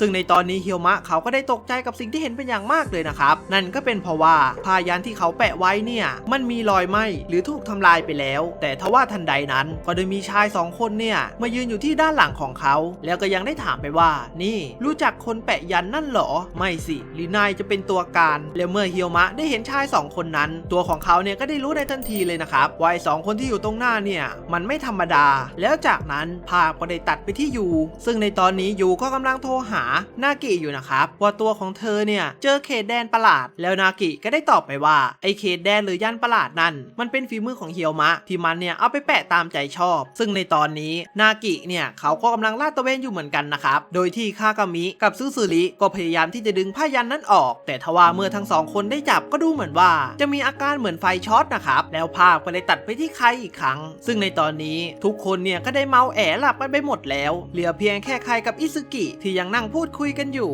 ใครเนี่ยก็ได้บอกว่าทางนั้นก็พักก่อนแล้วกันอิซึกิก็ได้ถามกับใครไปว่าแต่ว่าไม่ไล่บี้ไปเรื่อยๆจะดีหรอคะเรื่องเมื่อสักครู่นี้พวกเขายังปิดบังบางอย่างกับท่านใครอยู่นะคะเหมือนจะใช่นะดูเหมือนจะคาดการเอาไว้หมดแล้วจริงๆว่าฉันจะต้องเตือนเจ้าพวกนี้รู้ดีถึงความเสี่ยงนั่นแล้วเชิญสิ่งแปลกปลอมเข้ามาที่บ้านนางาซึกิแต่ไม่มีอะไรต้องรีบร้อนก่อนอื่นเราต้องสนุกกับความเป็นไปของเรื่องนี้ก่อนแล้วใครเนี่ยก็ยังได้สั่งน้องไปอีกนะครับว่าให้น้องเนี่ยเตรียมแผนรับมือให้ทีเพราะว่าถ้าเกิดอะไรขึ้นมาเนี่ยตัวของเขาก็จะนั่งดูอยู่ที่สุดพิเศษ ษแล้วจากนั้นภาพก็ได้ตัดไปที่เฮียวมะในตอนนี้ไอ้คนหัวขาวเนี่ยก็ได้บอกไปนะครับว่ายันที่พระเอกถือเนี่ยไม่ค่อยเจออยู่แถวนี้แล้วไอ้คนที่แปะเนี่ยจะต้องเป็นคนนอกพื้นที่แล้วมันก็ยังได้บอกกับพระเอกไปอีกว่าพวกมันเนี่ยกำลังตามหาคนที่ชื่อคุนาโตะเพราะว่าพวกมันเนี่ยอยากจะถามอะไรหลายๆอย่างแล้วใช่นายหรือเปล่าแล้วเมื่อเฮียวมะได้อยู่ในสถานการณ์แบบนี้ตัวของเขาเนี่ยก็ได้คิดขึ้นในใจ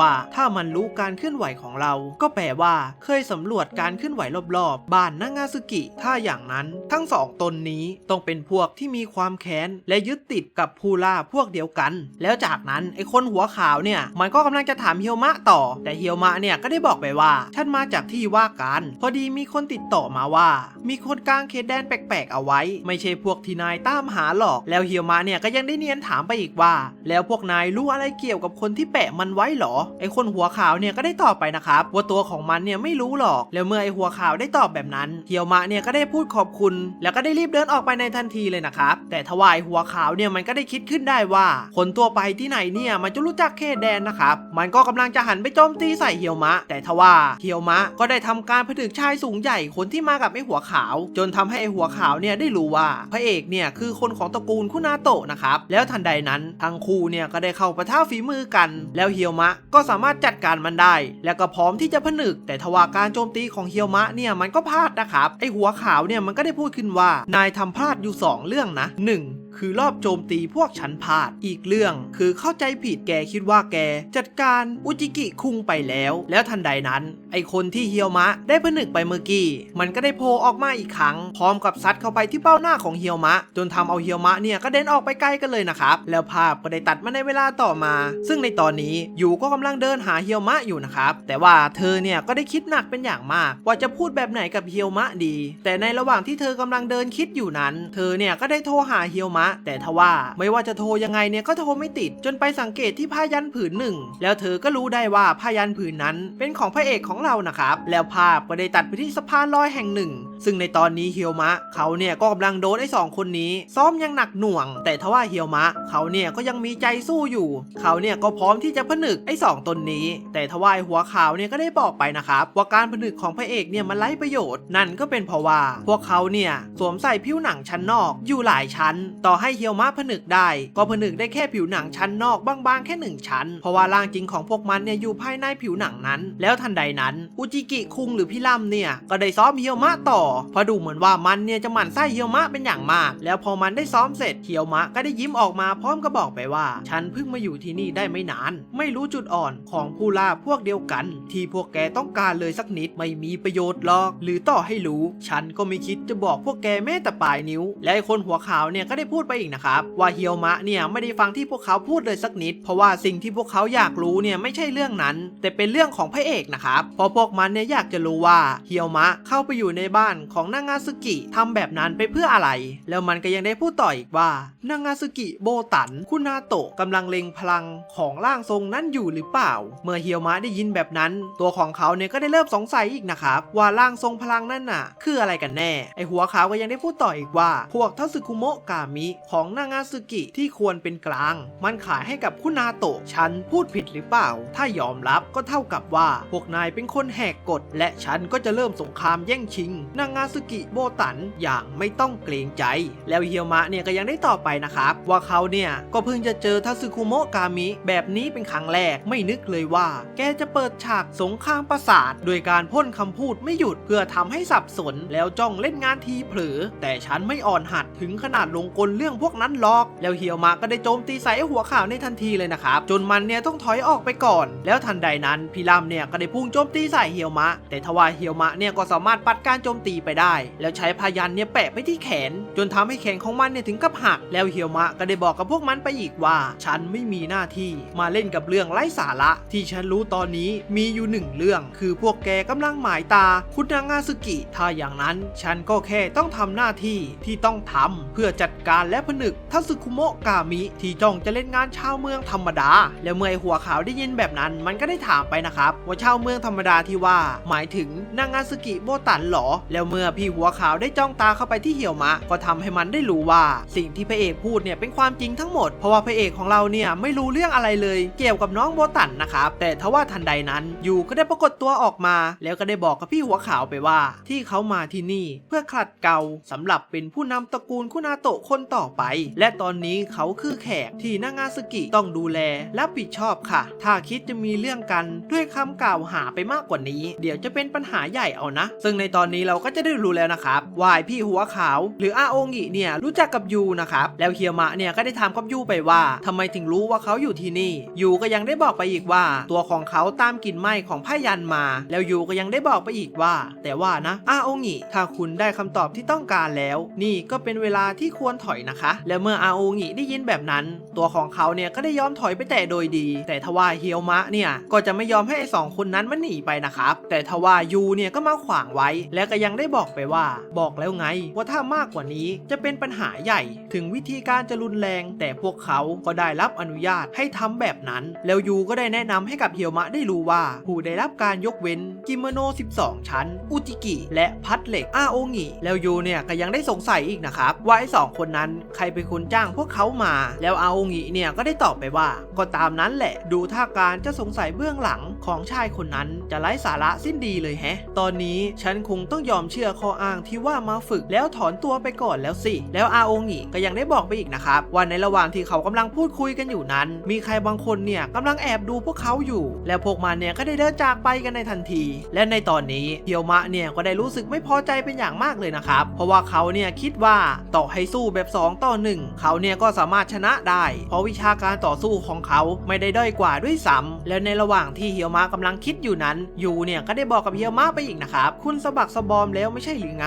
ยันที่เหลือฉันจะเป็นคนเก็บเองค่ะแค่นี้เราก็ไม่มีอะไรติดค้างกันแล้วนะคะแล้วภาพก็ได้ตัดมาในเวลาต่อมาซึ่งในตอนนี้เฮียวมะก็กำลังเดินกลับอยู่นะครับในตอนนี้เฮียวมะเนี่ยก็ได้คิดถึงเรื่องต่างๆที่อาโองิหรือพี่หัวขาวเนี่ยได้พูดถึงโบตันว่ามีพลังของร่างทรงอยู่แล้วเฮียวมะเนี่ยก็ยังได้คิดขึ้นอีกนะครับว่ามีอะไรแปลกๆนางาซึกิโบตันเราต้องทำความรู้จักเธอให้มากกว่านี้แล้วก็ได้ตัดจบตอนที่5เปิดเรื่องมาในตอนที่6ในตอนนี้เฮียวมะเนี่ยเขาก็ได้ยืนรอใครบางคนอยู่ที่หน้าร้านสะดวกซื้อนะครับซึ่งคนที่เขายืนรออยู่นั้นนั่นก็คือฮาโอริซึ่งเมื่อฮาโอริมาถึงเนี่ยเฮียวมะก็ได้ตกใจเป็นอย่างมากแล้วก็ยังได้ถามไปนะครับว่าทำไมถึงใส่ชุดแบบนี้เพราะว่าฮาโอริที่ใส่ชุดแบบนี้เนี่ยมันน่ารักแบบสุดๆเลยนะครับแล้วฮาโอริก็ยังได้ถามกลับไปว่าเฮียวมะเนี่ยยังใส่ชุดเดิมไม่เปลี่ยนอีกหรอแล้วก็ยังได้พูดไปอีกว่าของแบบนี้สำคัญกับภาพลักษณ์นะตั้งใจให้มันดีๆหน่อยเป็นแฟนไม่ใช่หรอหลังจากนี้ต้องไปเดทกันนะแล้วทั้งคู่เนี่ยก็ได้จับมือกันนะครับจนเฮียวมะเนี่ยต้องแหกปากร้องออกมาดังลั่นกันเลยทีเดียวแล้วจากนั้นในเวลาต่อมาทั้งสองคนเนี่ยก็ได้เดินควงแขนกันนะครับโดยที่เฮียวมะหรือพระเอกของเราเนี่ยเดินหน้าซีดอย่างก็ผีตายซากแล้วจากนั้นภาพก็ได้ย้อนกลับไปใน30 นาทีก่อนในตอนนี้ฮาโอริก็ได้กลับมาจากที่กักขังของไข่แล้วนะครับซึ่งสภาพของเธอเนี่ยก็ดูเหมือนว่าจะเหนื่อยล้าเอามากๆเลยนะครับแล้วจากนั้นก็ได้มีคากามิเนี่ยเดินมาต้อนรับกับฮาโอริแต่ทว่าน้องเนี่ยก็ได้ถามไปนะครับว่าคุชิเกะเนี่ยอยู่ที่ไหนแต่เธอเนี่ยก็ได้ทำท่าไปว่าไม่รู้นะครับแล้วก็ได้ถามกับน้องคากามิไปอีกว่าตอนที่ฉันไม่อยู่เกิดเรื่องอะไรหรือเปล่าน้องเนี่ยก็ได้ตอบกลับไปนะครับว่าเมื่อวานนี้อาโองิมาสอบปากคำเฮียวมะแล้วก็รอดกลับมาได้ไม่เป็นอะไรนอกจากนั้นก็ไม่มีอะไรแปลกแล้วทันใดนั้นเฮียวมะก็ได้พูดคุยเสียงดังกับน้องโบตันอยู่นะครับแล้วเฮียวมะก็ได้พูดขึ้นว่าฉันอยากรู้เรื่องของเธอช่วยคบกับฉันได้ไหมขอโทษที่จู่ๆก็พูดขึ้นนะแต่นี่เป็นเรื่องที่สำคัญอันดับ1สำหรับฉันว่ายังไงคำตอบล่ะแล้วทันใดนั้นน้องโบตันเนี่ยก็ได้ใช้ฝ่ามือกระแทกเข้าไปที่ตัวของเฮียวมะจนทำเอาฮาโอริกับน้องคากามิเนี่ยถึงกับช็อกเลยนะครับแล้วน้องโบตันก็ได้บอกกับเฮียวมะไปอีกว่าขอโทษนะคะคุณเฮียวมะกำหนดส่งรายงานเล่มนี้คือ4 โมงเย็นวันนี้นะโตลุงทำมา2 คืนแล้วฉันต้องไปแล้วล่ะแล้วน้องโบตันเนี่ยก็ได้รีบวิ่งออกจากบ้านไปในทันทีเลยนะครับทิ้งไว้ให้ฮาโอริกับน้องคากามิเนี่ยยืนงงนะครับแล้วภาพก็ได้ตัดมาในเวลาต่อมาในตอนนี้เฮียวมะ ก็ได้เล่าเรื่องทุกอย่างที่ได้เจอกับอาโองิเกี่ยวกับเรื่องที่น้องโบตันเนี่ยเป็นร่างทรงนะครับแล้วเฮียวมะก็ยังได้บอกไปอีกว่าคุณนางาซึกิเป็นคนที่ซาเอะโนะเมะอย่างฉันต้องปกป้องมีเหตุผลที่ทำให้โดนหมายหัวฉันอยากจะรู้แล้วน้องคากามิ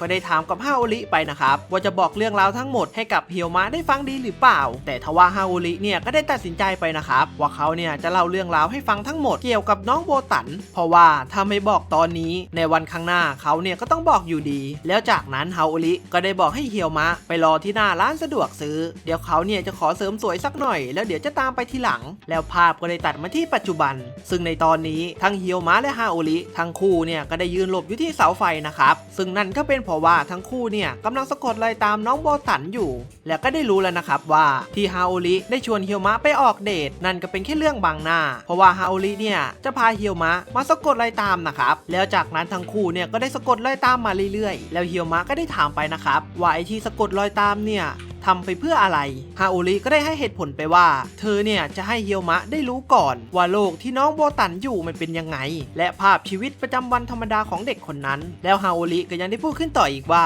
บริเวณบ้านนางาซึกิคุชิเกนกางเขตแดนเอาไว้เขตแดนทำให้อะไรหลายๆอย่างอยู่ในสภาพถูกปิดกั้นแล้วเฮียวมะก็ได้ถามไปนะครับว่าในตอนนี้คุชิเกนอยู่ที่ไหนทำไมถึงไม่กลับบ้านแล้วภาพก็ได้ตัดไปที่คุชิเกนซึ่งในตอนนี้เหตุผลที่เขาไม่ได้กลับบ้านเนี่ยก็เป็นเพราะว่าโดนใครเนี่ยล้างตัวไว้นะครับไม่ว่าคุชิเกนเนี่ยจะลุกกี่ครั้งใครเนี่ยก็ได้ห้ามไว้จนขอบตาของเขาเนี่ยดำไปหมดแล้วนะครับแล้วภาพก็ได้ตัดมาที่ฮาโอริกับเฮียวมะอีกครั้งในตอนนี้ฮาโอริก็ยังได้บอกกับเฮียวมะไปอีกว่าภายนอกคฤหาสน์หรือภายนอกเขตแดนในเวลาทั่วๆไปนั่นไงแค่ตั้งสมาธิก็จะรู้แล้วคุณต้องทำได้แน่แล้วทันใดนั้นเมื่อเฮียวมะได้ตั้งสมาธิและเพ่งจิตก็ทำให้เขาได้รู้ว่าบริเวณรอบๆตัวของน้องโบตันได้มีดวงตาอะไรบางอย่างได้จ้องมองเธออยู่ตลอดเวลานะครับซึ่งดวงตาที่จ้องมองเนี่ยก็เป็นพวกเทสึคุโมะกามิที่มีจำนวนมหาศาลอยู่ทุกซอกทุกมุมและทุกที่ที่น้องโบตันเนี่ยได้เดินทางไปนะครับและเมื่อเฮียวมะที่ได้รู้แบบนั้นตัวของเขาก็ได้พร้อมที่จะไปปกป้องน้องโบตันแต่ทว่าฮาโอริเนี่ยก็ยังได้ห้ามไว้แล้วก็ได้บอกให้ใจเย็นๆก่อนแล้วฮาโอริก็ยังได้พูดขึ้นว่าพวกเขาแค่มองเฉยๆพวกเขากั้นลมหายใจและลบกลิ่นอายแล้วจ้องมองโบตันอยู่เฉยๆพวกนั้นไม่ลงมือทำอะไรหรอกเด็กคนนั้นก็รู้ถึงสายตาพวกนั้นดีและเป็นแบบนั้นมาตลอดและเขาก็เข้าใจว่ามันต้องเป็นแบบนั้นบอกแล้วไม่ใช่หรอสำหรับโบตันแล้วเรื่องนี้เป็นแค่ชีวิตประจำวันธรรมดาแล้วเมื่อเฮียวมะได้ยินแบบนั้นตัวของเขาเนี่ยก็แทบไม่อยากจะเชื่อเลยนะครับว่าเด็กสาวที่ดูเป็นคนธรรมดาคนนั้นจะมีอะไรที่น่าพิศวงขนาดนี้ฮาโอริก็ยังได้บอกกับเฮียวมะไปอีกนะครับว่าแค่นี้ก็ยังไม่เชื่องั้นเรื่องหลังจากนี้ฟังไปก็เสียเวลาเปล่าเชื่อฉันสิถ้าอยากรู้แล้วเฮียวมะก็ได้ตอบไปว่าจริงด้วยถูกของเธอแล้วภาพก็ได้ตัดไปที่มหาวิทยาลัยของน้องโบตันนะครับซึ่งในตอนนี้น้องก็ได้มาส่งรายงานของตัวเองให้กับอาจารย์เป็นที่เรียบร้อยโดยเวลาเนี่ยเฉียดฉิวเอามากๆเลยนะครับและในขณะที่น้องโบตันกำลังเดินกลับด้วยอาการเหนื่อยล้านั้นก็ได้มีเพื่อนสาว2คนเนี่ยเข้ามาหาแล้วเพื่อนเนี่ยก็ยังได้แซวไปนะครับว่าทำไมเนี่ยมาส่งรายงานช้าแล้วน้องโบตันเนี่ยก็ได้ตอบไปนะครับว่าในตอนนี้ตัวของเขาเนี่ยมีเรื่องวุ่นๆอะไรมากมายในชีวิตและเพื่อนสาวเนี่ยก็ยังได้สงสัยไปอีกว่าได้เจอแฟนที่แสนดีอะไรแบบนั้นหรือเปล่าน้องเนี่ยก็ได้เขินนะครับแล้วก็ได้ตอบไปว่าไม่มีแล้วทันใดนั้นน้องเนี่ยก็ได้นึกขึ้นได้นะครับว่าเฮียวมะเนี่ยพยายามจะบอกอะไรกับเขาสักอย่างแล้วภาพก็ได้ตัดไปที่ร้านขนมหวานแห่งหนึ่งซึ่งในตอนนี้ฮาโอริกับเฮียวมะก็กำลังนั่งพักกันอยู่ฮาโอริก็ได้เล่าเรื่องเล่าให้กับเฮียวมะฟังไปว่าเท่าสึคุโมะกามิอย่างเราเกิดจากสิ่งที่มาบิโตะเข้าสิงสิ่งของที่เป็นภาชนะดูเหมือนเดิมทีชื่อมาบิโตะจะหมายถึงเทพไลโฮที่โผล่ออกมาต่างจากภาพและนำพาพรมาให้เหมือนกับเทพจริงๆนะว่าไหมตรงที่มอบชีวิตและพลังในการเปลี่ยนร่างให้กับสิ่งของนั่นสินะแล้วฮาโอริก็ยังได้บอกอีกว่าเท่าสึคุโมะกามิเป็นผู้ที่ได้รับพรจากมาเลบิโตะแล้วก็ยังมีบางคนที่คิดต่อจากตรงนั้นไปอีกแล้วฮาโอริก็ยังได้บอกไปอีกว่าถ้าภาชนะที่มาเลบิโตะสิงเปลี่ยนจากสิ่งของเป็นมนุษย์ขนาดของกินของใช้มาเลบิโตะยังมอบพลังให้ได้ถึงขนาดนี้ถ้าเข้าสิงมนุษย์ล่ะคนนั้นก็จะกลายเป็นเทพอวตารมีพลังอันยิ่งใหญ่ที่แท้จริงและนำพาพรสู่โลกมนุษย์เลยหรือเปล่านะแล้วเธ เธอก็ยังได้พูดต่ออีกว่าสิ่งที่เรียกว่าร่างทรงหมายถึงคนที่มีเทพสิงสถิตอยู่กับตัวข้างในตัวโบตันมีมาเลบิโตะอาศัยอยู่เหมือนพวกเราถ้าซึคุโมะกามิเพียงแต่ตอนนี้ยังไม่ตื่นขึ้นมาแต่ก็มีอยู่จริงๆเพราะแบบนั้นทุกคนที่รู้ความจริงนั้นไม่ว่าใครหน้าไหนก็อยากอาศัยพรสวรรค์ของโบตันทั้งที่ยังไม่ชัดเจนว่ามันคืออะไรทั้งทาซึคุโมะกามิทั้งมนุษย์หากมีใครเข้าหาโบตันเพราะเรื่องนั้นก็จะเกิดเรื่องใช่ไหมล่ะเลยมีกฎร่วมกันที่ทุกคนรู้กันอยู่แล้วคือการห้ามใช้ประโยชน์จากนางาซึกิโบตันห้ามยื่นมือเข้าไปยุ่งเป็นอันขาดและเมื่อเฮียวมะได้รู้แบบนั้น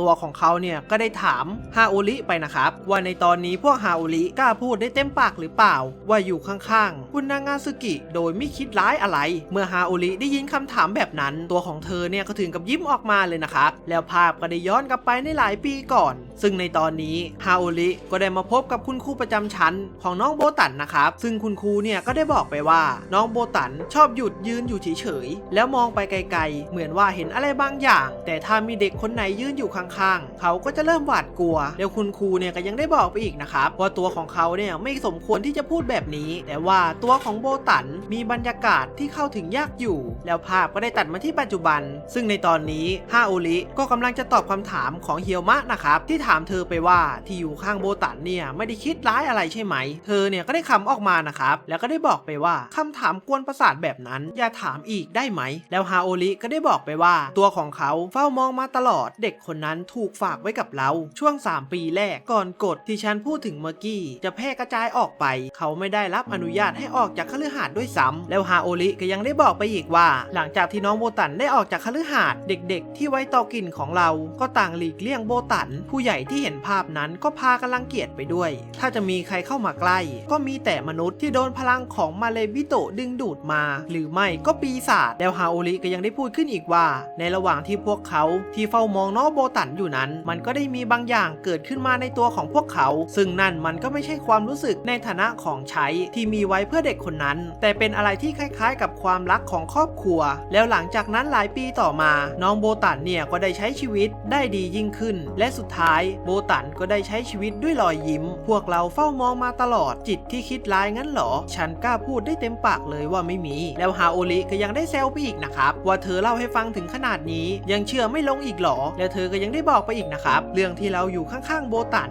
คุณโซเฮเขาก็เห็นชอบเรียบร้อยแล้วกังขาในการตัดสินใจของผู้นำตระกูลคุณาโตะจะดีหรอเอาไปรายงานดีไหมนะแล้วเธอก็ยังได้ถามกับเพียวมะไปอีกว่าจะเอายังไงต่อเข้าใจแล้วใช่ไหมว่าเด็กคนนั้นก็มีเหตุผลของตัวเองคิดว่าการเข้ามายุ่งเกี่ยวกับเรื่องนี้ต่อไปมันยุ่งยากจะกลับไปที่คุณาโตะฉันก็ไม่ว่าอะไรแล้วเฮียวมะเนี่ยก็ได้ตอบกลับไปนะครับว่าเขาเนี่ยไม่เคยคิดแบบนั้นเลยสักนิดถ้ากลับไปตอนนี้ก็จะถูกขับออกจากซาเอโนะเมะแล้วความปรารถนาของฉันก็จะไม่เป็นจริงอีกอย่างนะฉันจะปกป้องเขาในเมื่อรู้สึกว่าต้องทำแบบนั้นฉันก็จะไม่มีทางถอยแล้วเมื่อฮาโอริได้ยินแบบนั้นเธอเนี่ยก็ได้ยิ้มออกมานะครับแล้วเธอก็ได้ตะโกนไปว่าเห็นไหมเล่าให้ฟังก็ไม่มีปัญหาอะไรนี่แล้วเมื่อฮาโอริได้พูดจบคากามิก็ได้เดินออกมานะครับแล้วน้องคากามิเนี่ยก็ได้บอกไปนะครับว่าเขาเนี่ยตามมาเพราะเป็นห่วงแล้วจู่ๆน้องเนี่ยก็ได้ร้องไห้ออกมาแล้วก็ได้บอกไปว่าต้องแบบนี้สิถึงจะเป็นว่าที่สามีของโบตันแล้วเฮียวมะเนี่ยก็ถึงกับโวยวายออกมาเลยนะครับว่าเขาเนี่ยพูดถึงเรื่องนั้นตั้งแต่เมื่อไหร่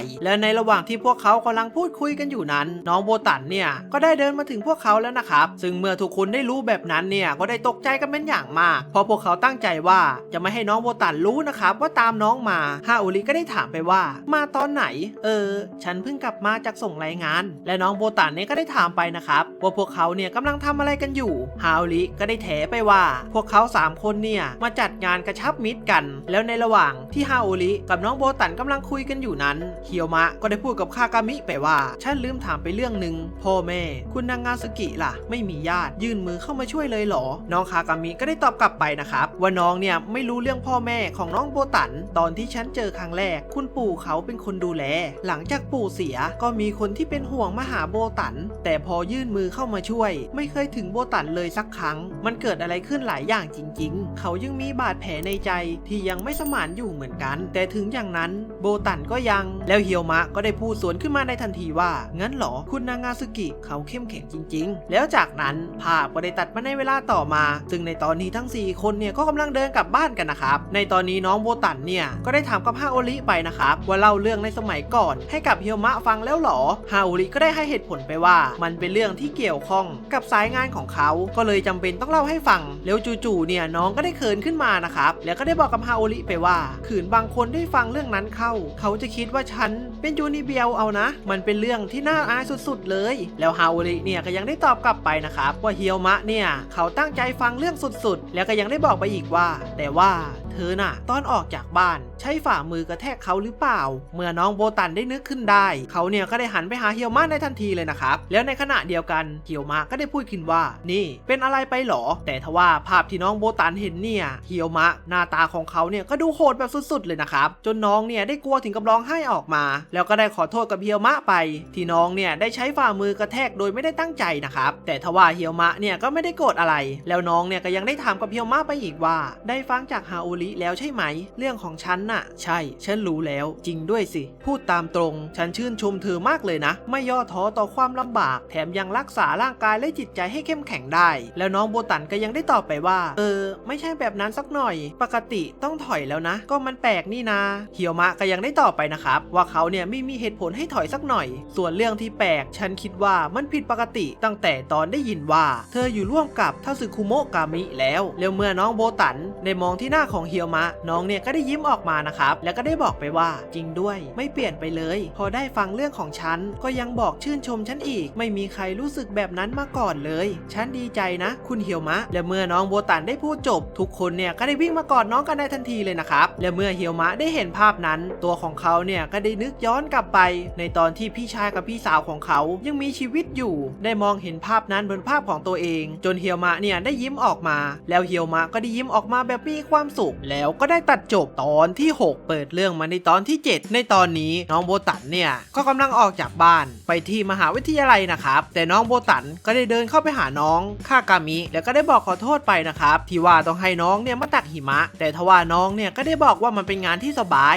แล้วก็ให้น้องโบตันเนี่ยตั้งใจเรียนนะครับและในระหว่างที่2คนกำลังพูดคุยกันอยู่นั้นเฮียวมะก็ได้เดินออกมาเพราะว่าในตอนนี้มันเป็นเวลาที่เขาเนี่ยต้องออกมาวิ่งนะครับแล้วเมื่อน้องโบตันได้เห็นเฮียวมะที่ใส่ชุดบางๆออกมานั้นน้องเนี่ยก็ได้ทักไปว่าชุดบางขนาดนั้นเดี๋ยวก็เป็นหวัดหรอกเฮียวมะก็ได้ตอบไปว่ายิ่งสภาพร่างกายแย่เท่าไหร่จะยิ่งฝึกจิตใจได้มากขึ้นเท่านั้นแล้วจากนั้นน้องโบตันก็ได้เอาผ้าร้อนกันหนาวให้แล้วเฮียวมะก็ได้รับด้วยความเต็มใจแล้วเขาเนี่ยก็ได้วิ่งออกไปในทันทีเลยนะครับแล้วเมื่อเฮียวมะได้วิ่งออกไปน้องโบตันเนี่ยก็ได้พูดขึ้นมาอีกนะครับว่าเฮียวมะเนี่ยให้ความรู้สึกเหมือนเด็กหนุ่มซนๆดีเนาะแล้วจากนั้นในระหว่างที่ทุกคนได้แยกย้ายกันไปแล้วก็ได้มีชายคนนึงเนี่ยได้เดินมาที่บ้านของนางาซึกิแล้วเมื่อน้องคากามิได้หันไปมองน้องเนี่ยก็ได้ช็อกเป็นอย่างมากแล้วภาพก็ได้ตัดไปที่ในบ้านซึ่งในตอนนี้ซึซึริก็ได้พูดขึ้นมานะครับว่าไม่ได้เจอกันนานเลยนะผมก็มีเรื่องอยากจะถามอยู่พอดีเลยผมดีใจนะที่นายมาหาแล้วในตอนนี้เราก็จะได้รู้แล้วนะครับว่าคนที่มาหาเนี่ย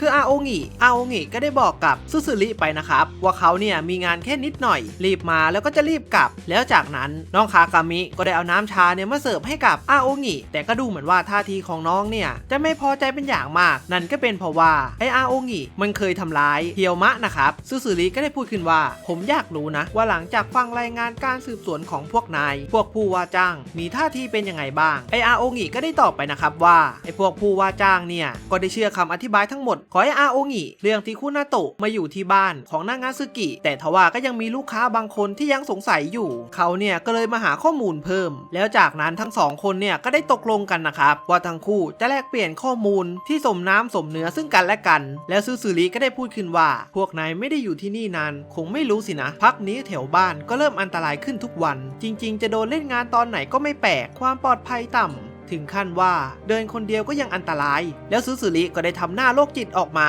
แล้วก็ได้บอกกับอาโองิไปอีกว่าแต่ว่าถ้าไปตามทางที่ผมบอกล่ะก็คุณก็จะไม่เจอคนพวกนั้นแล้วกลับไปได้อย่างปลอดภัยแล้วอาโองิที่เห็นท่าทีแบบนั้นเขาเนี่ยก็ได้ถามไปนะครับว่าขู่กันงั้นหรอแล้วจากนั้นอาโองิก็ได้ถามไปว่าคุนาโตะมาที่บ้านของนางาซึกิเพื่อฝึกฝนกฎนั้นยังไม่ถูกละเมิดพวกนั้นไม่น่ามีปัญหานะแต่กลุ่มที่ไม่แสดงท่าทีแบบนั้น มีอยู่3กลุ่มองค์กรแม่ของฮิคาคิที่พวกนายผนึกไปกลุ่มทัสึคุโมะกามิโซเกนบิและตัวแทนซาเอะโนะเมะผู้พิทักษ์โตเกียวตระกูลคาโดโมริและ1 ใน 3มหาทัสึคุโมะกามิแห่งโตเกียวสำนักดนตรีหลวง3กลุ่มนี้ดูไม่มีท่าทีว่าจะมองข้ามมันไปเลยแล้วอาโองิก็ยังได้บอกไปอีกว่าก็เรื่องมนุษย์ผู้มีมาเลบิโตะสิงอยู่เหมือนทัสึคุโมะกามิและศักยภาพที่ไม่มีใครรู้อย่างนางาซึกิโบตันดันมีมนุษย์ที่มีพลังอาจจะไปกระตุ้นศักยภาพที่ว่าได้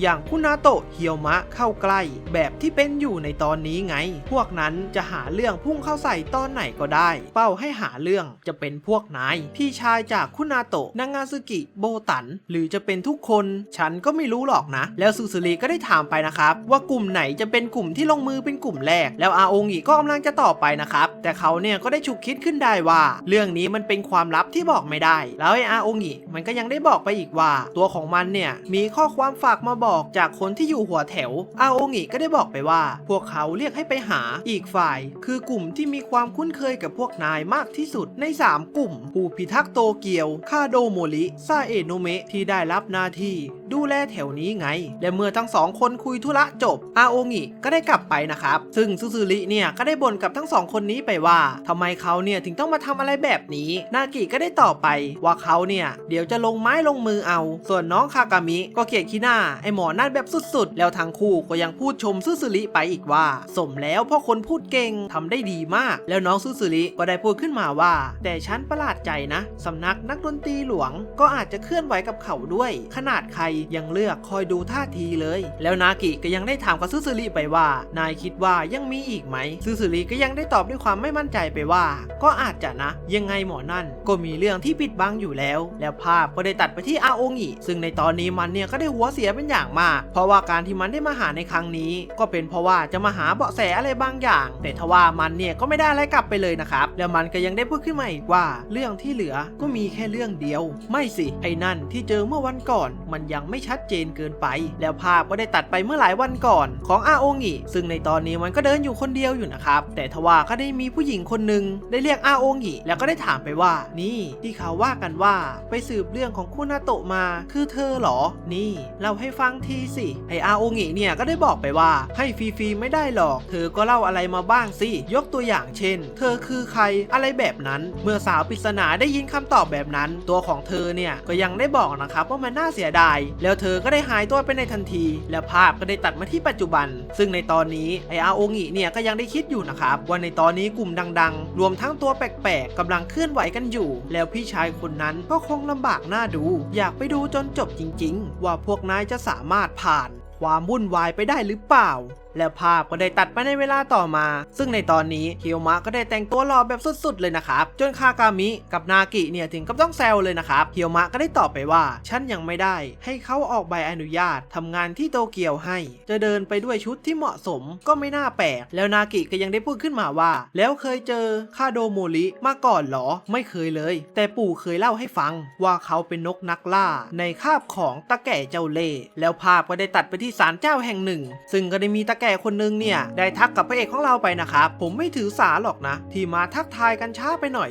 โซเฮเล่าให้ฟังแล้วเพิ่งมาที่นี่ได้ไม่นานคงยุ่งน่าดูเลยสิท่าซึ่งตาแก่ที่พูดกับเฮียวมะเนี่ยก็คือคาโดโมริไทจุนะครับและในตอนนี้ก็ดูเหมือนว่าตาแก่คาโดโมริจะจับทัสึคุโมะกามิได้1 ตนนะครับโดยที่มีลูกน้องของมัน2 คนเนี่ยยื่นประกบข้างแล้วตาแก่ก็ยังได้บอกไปว่าเสียงของมันจะช่วยให้เผยตัวคาสึคุโมะกามิที่อยู่รอบๆมันมีลักษณะพิเศษที่ใช้งานได้เลยให้เป็นผู้ได้รับการยกเว้นช่วยงานได้ดีเลยละแล้วจากนั้นตาแก่เนี่ยก็ได้เชิญให้พระเอกไปนั่งที่ศาลเจ้าแล้วเมื่อเฮียวมะได้เดินผ่านลูกน้องของคาโดโมริไอเสื้อขาวเนี่ยก็ได้พูดขึ้นว่านั่นใครน่ะชายชุดน้ำตาลเนี่ยก็ได้ตอบไปนะครับเห็นว่าเป็นเด็กจากคุนาโตะน่ะนั่งดูจากที่สูงเลยเหรออะไรจะชีวิตดีขนาดนั้นแล้วในระหว่างที่พวกมันกำลังพูดคุยกันอยู่นั้นก็ได้มีทัสึคุโมะกามิตนหนึ่งเนี่ยได้มาถึงที่ศาลเจ้าแล้วนะครับแล้วภาพก็ได้ตัดไปที่เฮียวมะซึ่งในตอนนี้ตา แก่เนี่ยก็ได้มานั่งพักนะครับแต่ทว่าเฮียวมะก็ได้เห็นสาวหัวสีชมพูคนหนึ่งที่นั่งอยู่ใกล้ๆแล้วเธอเนี่ยก็ได้โบกมือทักทายให้กับเฮียวมะแล้วทันใดนั้นตาแก่คาโดโมริก็ได้บอกให้เฮียวมะดูการต่อสู้พวกเราแบบดั้งเดิมแค่ใช้ยันหยุดการเคลื่อนไหวของอีกฝ่ายด้วยวิชายันแล้วใช้จังหวะนั้นอัดวิชาผนึกเข้าไปในจุดตันเถียนแล้วจากนั้นภาพก็ได้ตัดไปที่การต่อสู้ซึ่งในตอนนี้ไอทาซึคุโมะกามิมันก็ได้เข้าโจมตีลูกน้องของตาแก่แต่ทว่ามันก็ได้โดนกับดักระเบิดจนขาขาดแล้วจากนั้นไอคนเสื้อขาวเนี่ยมันก็ได้ใช้ยันจำนวนมากแปะเข้าไปที่ตัวของทาซึคุโมะกามิจนมันเนี่ยไม่สามารถขยับตัวได้แล้วชายเสื้อสีน้ำตาลก็ได้วิ่งไปปิดผนึกในทันทีทำเอาไอปีศาจเนี่ยกลายเป็นหวีในทันทีเลยนะครับแล้วเฮียวมะก็ยังได้บอกไปว่าอย่างนี้นี่เองนี่คือพลังที่แท้จริงของการต่อสู้ที่ดูแลโตเกียวซึ่งเป็นเขตสมรภูมิเดือดจนมีอัตราการปรากฏตัวของทาซึคุโมะกามิสูงสินะแล้วตาแก่เนี่ยก็ยังได้บอกไปว่าเฉลี่ยโดยทั่วไปพวกเราจากสายตาว่าที่หัวหน้าซาเอโนะเมะคิดว่ายังไงยอดเยี่ยมมากครับและเมื่อลูกน้องของตาแก่ได้ยินเนี่ยมันก็ได้พูดออกมานะครับว่าเป็นแค่คุณชายที่โตมาจากบ้านนอกทำมาเป็นพูดดีแต่ทว่าที่พวกลูกน้องตาแก่พูดเนี่ยตาแก่ก็ได้ยินนะครับแล้วตาแก่ก็ได้ขอโทษพระเอกไปแล้วยังบอกไปอีกว่าพวกเราก็มีปัญหานิดหน่อยอย่างแรกเลยเรามีสมาชิกหัวรุ่นแรงหลายคนและเหนือสิ่งอื่นใดคือจำนวนคนของเราไม่แน่นอนเพราะงั้นถ้าเฮียวมะคุงคิดจะทำงานระหว่างอยู่ที่นี่ผมก็จะไม่ห้ามหรอกถือว่าช่วยผมได้เลยด้วยซ้ำเฮียวมะก็ได้ตอบไปนะครับว่าเขาได้ยินแบบนั้นเนี่ยก็ดีใจแต่แก่ก็ยังได้พูดมาอีกว่าถึงโซเฮจะอนุญาตให้ทำแบบนั้นแล้วก็เธอก็อยากให้รู้ไว้เหมือนกันในฐานะตัวแทนของที่นี่แล้วตาแก่ก็ยังได้บอกไปอีกนะครับว่าตัวของเขาเนี่ยมีเรื่องอยากจะขออะไรสักอย่างได้ไหมเฮียวมะก็ได้ถามไปนะครับว่าคือเรื่องอะไรตาแก่เนี่ยก็ได้ทำหน้าแบบมีเลสไนพร้อมก็บอกไปว่าเรื่องบ้านนางาซึกินะแล้วตาแก่ก็ยังได้บอกไปอีกว่าก่อนหน้านี้ผมได้ยินมาจากอาโองิทำเอาผมตกใจเลยตอนได้ยินว่าเธอมาอยู่ที่บ้านนางาซึกิผมก็นึกว่าคุณาโตะจะเริ่มลงมือทำอะไรซะอีกเธอมาเพื่อดูความเป็นอยู่แค่นั้นจริงๆใช่ไหมให้ตายสิทำเอาตกใจหมดเลยแล้วเฮียวมะก็ได้พูดขึ้นมาว่าคุณผู้แทนคาโดโมริพวกคุณคิดยังไงกับบ้านนางาซึกิครับตาแก่คาโดโมริเนี่ยก็ได้ตอบไปนะครับว่าครอบครัวปีศาจไร้สาระที่มีปีศาจอยู่กับพวกปีศาจอย่างสนิทสนมนะสิแล้วตาแก่ก็ยังได้ถามไปว่ารู้ตัวจริงของโบตันหรือยังครับงั้นคงเข้าใจแล้วละสิมันบ้าบอมากเลยนะแล้วตาแก่เนี่ยก็ยังได้บอกไปอีกนะครับถ้าเกิดมาเลบิโตะตื่นขึ้นมาละก็จะเกิดอะไรขึ้นบ้างก็ไม่รู้แถมยังมีสมมุติฐานหลายๆอย่างอีกด้วยแล้วจากนั้นตาแก่คาโดโมริก็ได้บอกกับเฮียวมะไปนะครับว่าเขาเนี่ยขอให้เฮียวมะให้ความร่วมมือกับเขาแล้วก็ยังได้บอกกับเฮียวมะไปอีกว่าให้เฮียวมะเนี่ยไปผนึกทาซึคุโมะกามิแห่งนางาซึกิแล้วกำจัดนางาซึกิโบตันให้ทีได้ไหมแล้วตาแก่เนี่ยก็ยังได้บอกไปอีกนะครับว่าตัวของเขาเนี่ยไม่อยากให้เฮียวมะปฏิเสธเขาเลยเพราะว่าถ้าปฏิเสธเนี่ยไอพวกหัวรุนแรงมันก็จะลงมือในทันทีแต่ทว่าเฮียวมะก็ได้ตอบไปในทันทีว่าผมไม่ทำ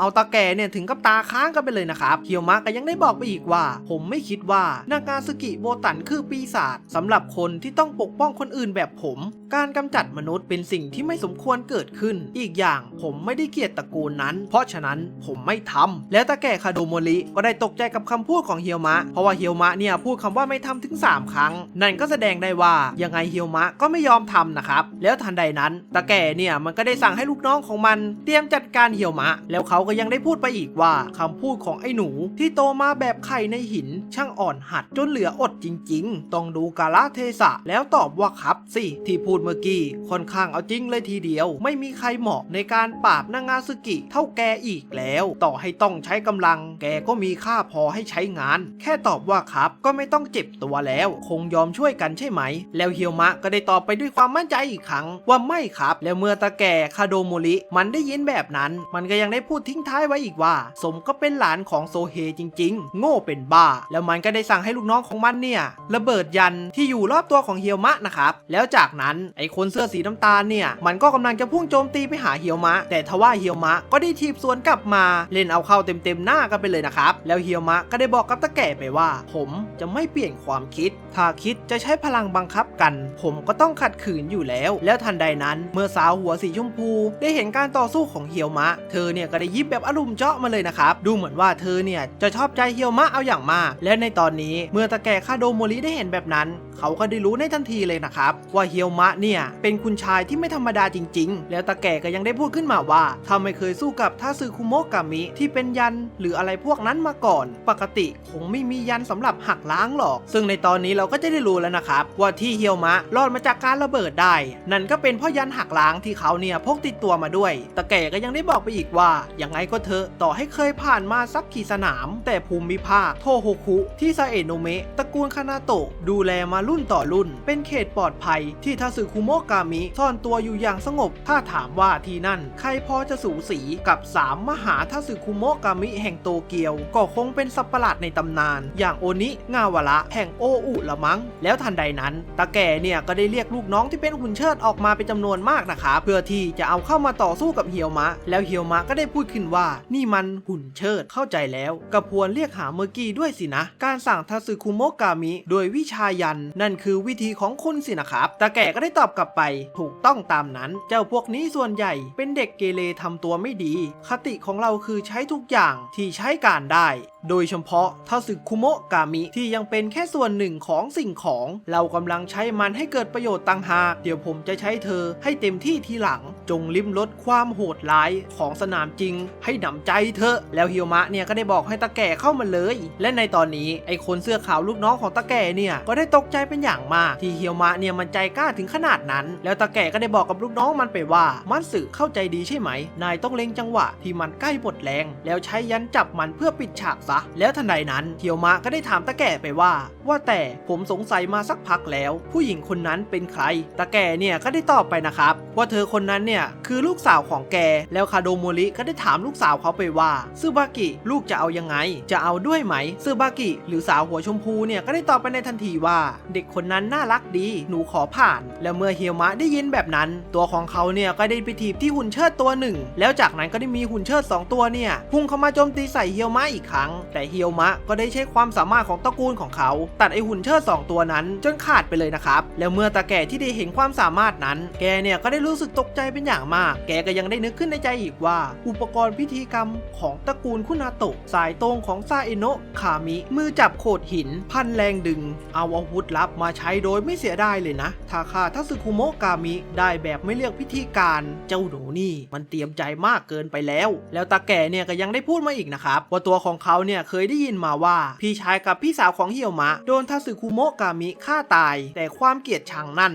มันหล่อเลี้ยงเจ้าหนูนี่ไปมากกว่าที่เราคิดอีกงั้นหรอแล้วก็ได้ตัดจบตอนที่7เปิดเรื่องมาในตอนที่8ในตอนนี้นากิกับซึสึริทั้งคู่เนี่ยก็ได้มาเดินตลาดมาซื้อของกันนะครับแล้วนากิก็ได้พูดขึ้นว่าฉันได้ยินมาจากตะลุงโซเฮนะเห็นว่าเฮียวมะเริ่มสู้จริงคือตอนอายุ12และเมื่อซึสึริได้ยินแบบนั้นก็ถึงกับตกใจเลยนะครับนากิก็ยังได้บอกไปอีกว่าความเกลียดชังทาสึคุโมะกามิอย่างรุนแรงทำให้เขาเปิดดูข้อมูลแล้วมุ่งหน้าไปโดยพละการแล้วก็ล่าทาสึคุโมะกามิด้วยตัวคนเดียวอย่างไม่คิดชีวิตเลยโอนิงาวาระแห่งโออุทางนู้นมีทาสึคุโมะกามิที่ว่ากันว่าเก่งพอๆกับพวกเราอยู่ใช่ไหมล่ะเฮียวมะเคยจัดการไปตอนอายุ18แล้วเมื่อซึสึริได้ยินแบบนั้นตัวของเขาเนี่ยก็ได้น่าเสียไปเลยนะครับที่ว่าเฮียวมะเพียงอายุ18ก็สามารถจัดการทาสึคุโมะกามิเก่งๆได้แล้วนากิก็ยังได้บอกไปอีกว่าแต่หมอนั่นก็รอดจากการต่อสู้เสี่ยงชีวิตนั่นมาได้เฮียวมะน่าเก่งนะแล้วภาพก็ได้ตัดไปที่เฮียวมะ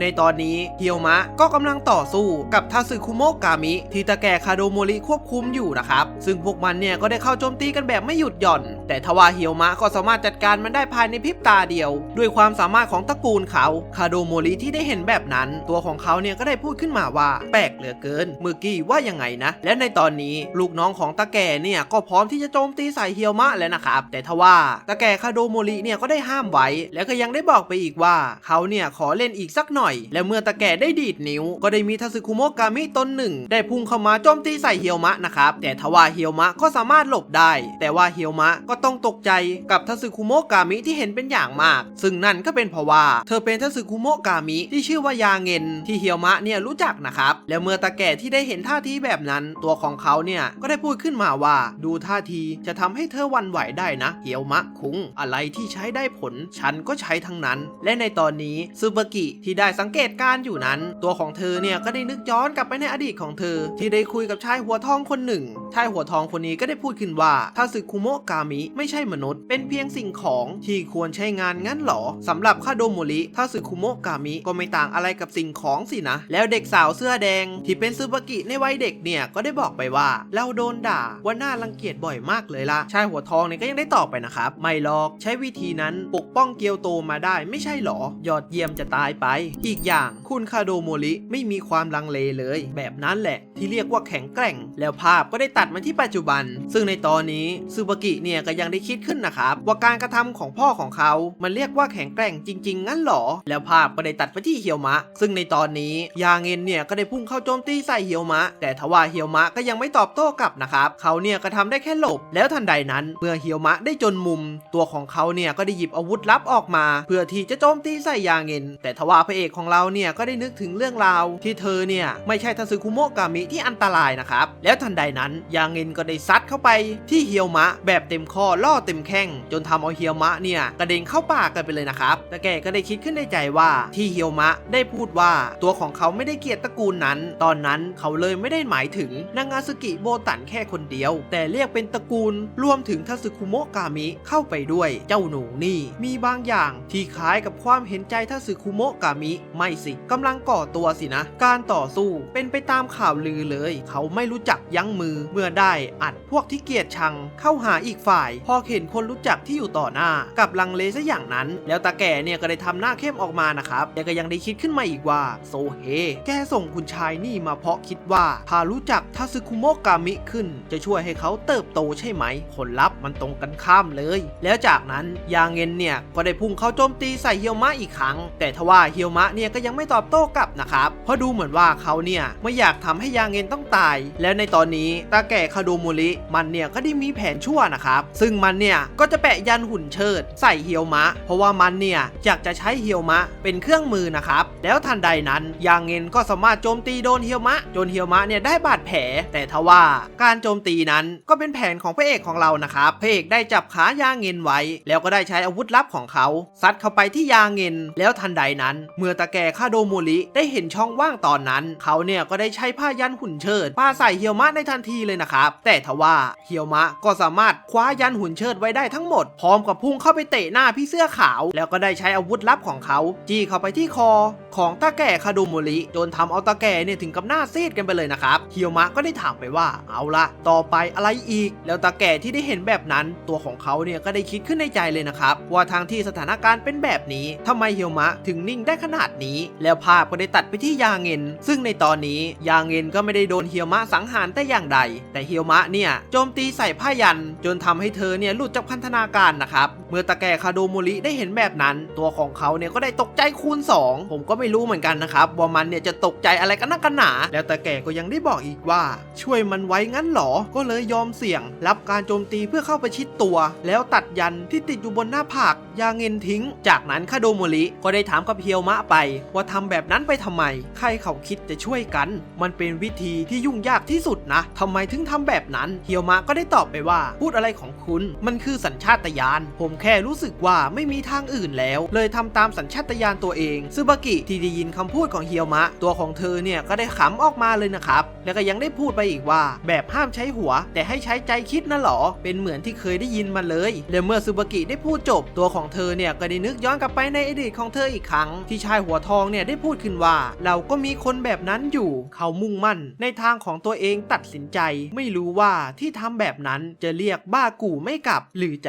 กล้าดีแต่เขาไม่มีความลังเลเลยแม้แต่น้อยแล้วซึบากิเนี่ยก็ได้ถามไปนะครับว่าเขาที่ว่าเนี่ยเป็นใครชายหัวทองก็ได้ตอบไปว่าใช่เขาชื่อเฮียวมะเป็นน้องชายของพวกเราเองและในตอนนี้เราก็จะได้รู้แล้วนะครับว่าชายหัวทองที่คุยกับซึบากิในตอนเด็กเป็นพี่ชายและพี่สาวของเฮียวมะแล้วภาพก็ได้ตัดกลับไปที่ปัจจุบันแล้วทันใดนั้นเธอเนี่ยก็ได้ใช้ผ้ายันของเธอสร้างอาวุธขึ้นมาแล้วก็ได้เตือนพ่อเขาไปอีกว่าถ้าเกิดว่าป๊าจะเอาจริงไปมากกว่านี้หนูจะอยู่ฝั่งเฮียวมะจังนะเพราะหนูชักสนใจเขาขึ้นมาแล้วและเมื่อคาโดโมริได้ยินที่ลูกสาวตัวเองพูดแบบนั้นตัวของเขาเนี่ยก็ต้องหยุดในทันทีและก็ยังได้พูดไปว่ามีเด็กดื้อเพิ่มมาอีกคนแล้วหรอแล้วจากนั้นตาแก่เนี่ยก็ได้สั่งให้ลูกน้องของมันไปปลุกลูกน้องอีกคนที่สลบอยู่เฮียวมะก็ได้ถามไปว่าคิดจะทำอะไรน่ะผู้แทนคาโดโมริตัวของคาโด โมริเนี่ยก็ได้ยิ้มออกมานะครับแล้วก็ได้บอกไปว่าเขาเนี่ยไม่ทำอะไรทั้งนั้นแค่เล่นแรงเกินไปหน่อยแล้วเขาเนี่ยก็ยังได้บอกกับเฮียวมะไปอีกว่าเฮียวมะเนี่ยผ่านแล้วเพราะว่านี่เป็นการทดสอบสำหรับการอนุญาตถึงจะทำไปเพื่อดูความสามารถแต่ที่ต้องพูดไม่ดีกับคุณนางาซึกิก็ลำบากแย่เลยทั้งฝีมือทั้งจิตใจเธอมีทั้งสองอย่างเพียงพอแล้วเธอต้องอยู่ที่นี่ได้แน่แล้วเมื่อเฮียวมะได้ยินที่คาโดโมริพูดแบบนั้นก็ดูเหมือนว่าเขาเนี่ยจะไม่เชื่อคำพูดของตาแก่เลยนะครับตาแก่คาโดโมริที่ได้เห็นแบบนั้นมันเนี่ยก็ถึงกับหน้าซีดกันเลยทีเดียวที่พระเอกเนี่ยได้นิ่งใส่แต่ทว่าความซื่อบื้อของพระเอกเนี่ยมันก็เชื่อเฉ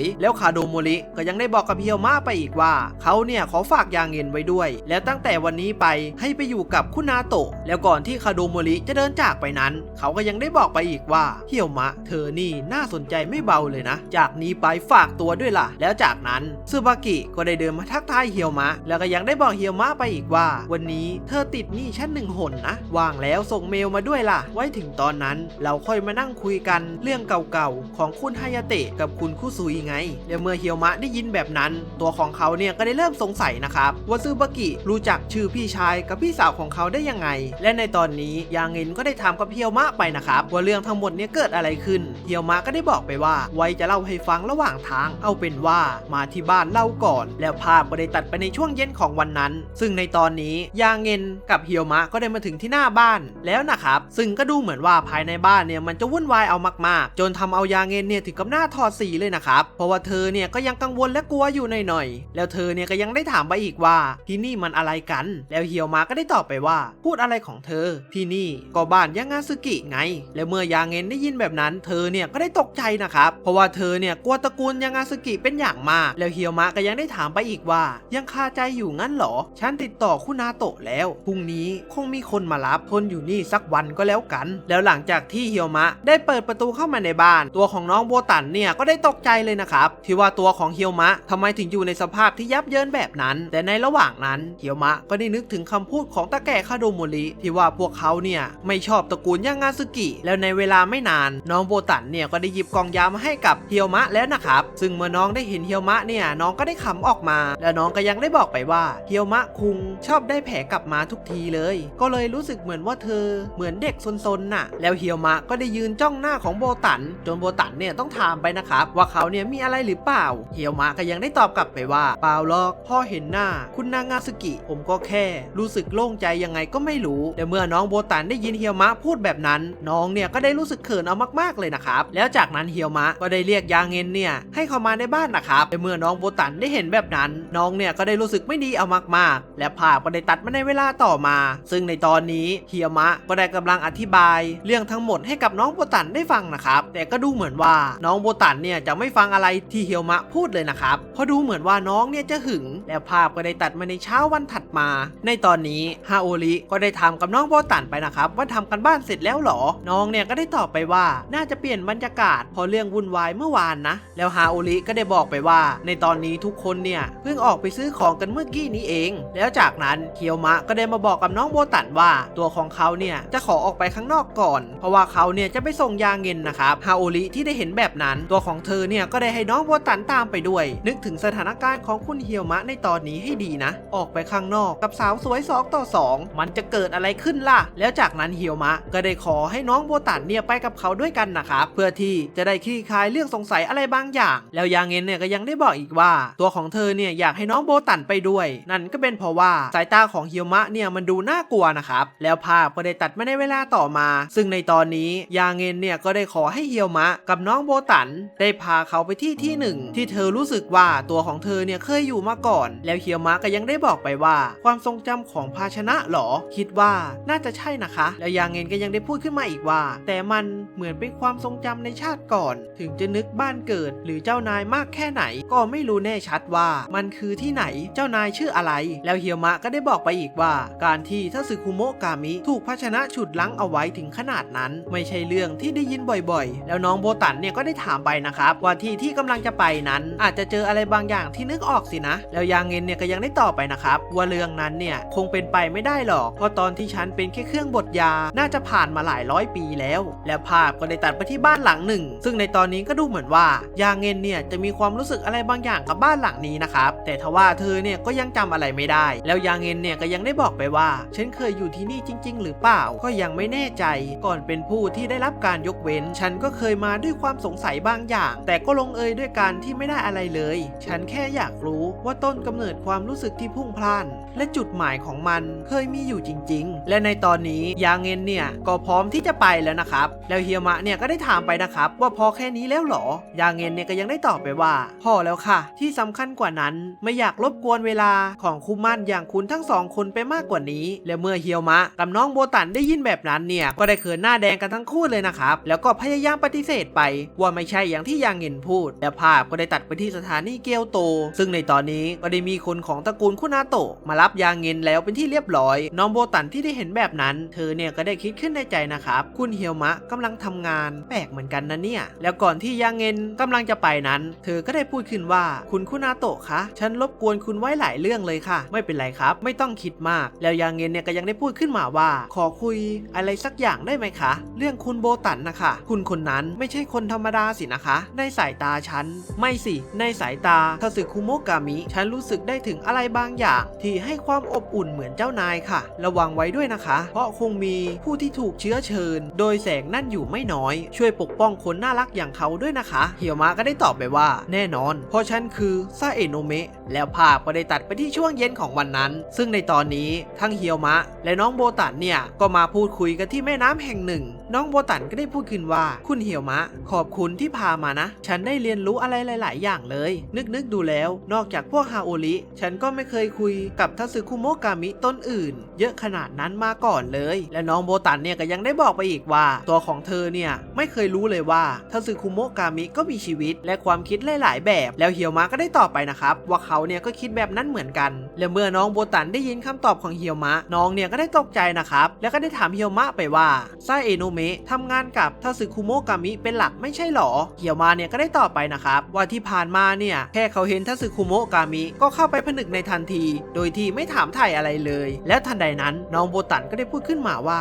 คุณเฮียวมะขอถามอะไรสักอย่างสิถ้าตอบได้ฉันจะตอบนะแล้วน้องโบตันก็ได้ถามไปว่าฉันแค่สงสัยที่คุณเฮียวมะใจร้ายกับทาสึคุโมกามิมันเป็นเพราะอะไรหรอและเมื่อเฮียวมะได้ยินแบบนั้นเขาเนี่ยก็ได้ถามไปนะครับว่าฮาโอริไม่ได้เล่าให้ฟังหรอแล้วเฮียวมะก็ได้เล่าให้กับน้องโบตันได้ฟังว่าพี่ชายและพี่สาวของเขาได้โดนทาสึคุโมกามิฆ่าตายตอนนั้นฉันอายุ12ที่ทั้งสองคนเป็นฝาแฝดอายุ18ทั้งสองคนเป็นผู้สืบทอดคุนาโตะเลยเป็นซาเอะโนเมะมาก่อนแล้วพี่สาวฉันชื่อคุซุยเขาเป็นคนใจดีและดูแลฉันแทนพ่อแม่ส่วนพี่ชายชื่อฮายาโตะเป็นอัจฉริยะที่เป็นที่ยอมรับโดยทั่วกันและเป็นอาจารย์สอนวิชาต่อสู้ให้กับฉันแล้วจากนั้นพี่ชายกับพี่สาวของเขาเนี่ยก็ได้โดนทาสึคุโมกามิตนหนึ่งฆ่าตายทั้งคู่แล้วเฮียวมะก็ยังได้พูดอีกว่าพี่ชายและพี่สาวของเขาก็ได้โดนทาสึคุโมกามิที่เตะอยู่ริมถนนที่ทั้งสองคนกำลังจะเข้าไปช่วยฆ่าตายนะครับและเมื่อน้องโบตันได้รู้แบบนั้นน้องเนี่ยก็ได้รู้สึกเศร้าใจเป็นอย่างมากแล้วก็ได้ขอโทษเฮียวมะไป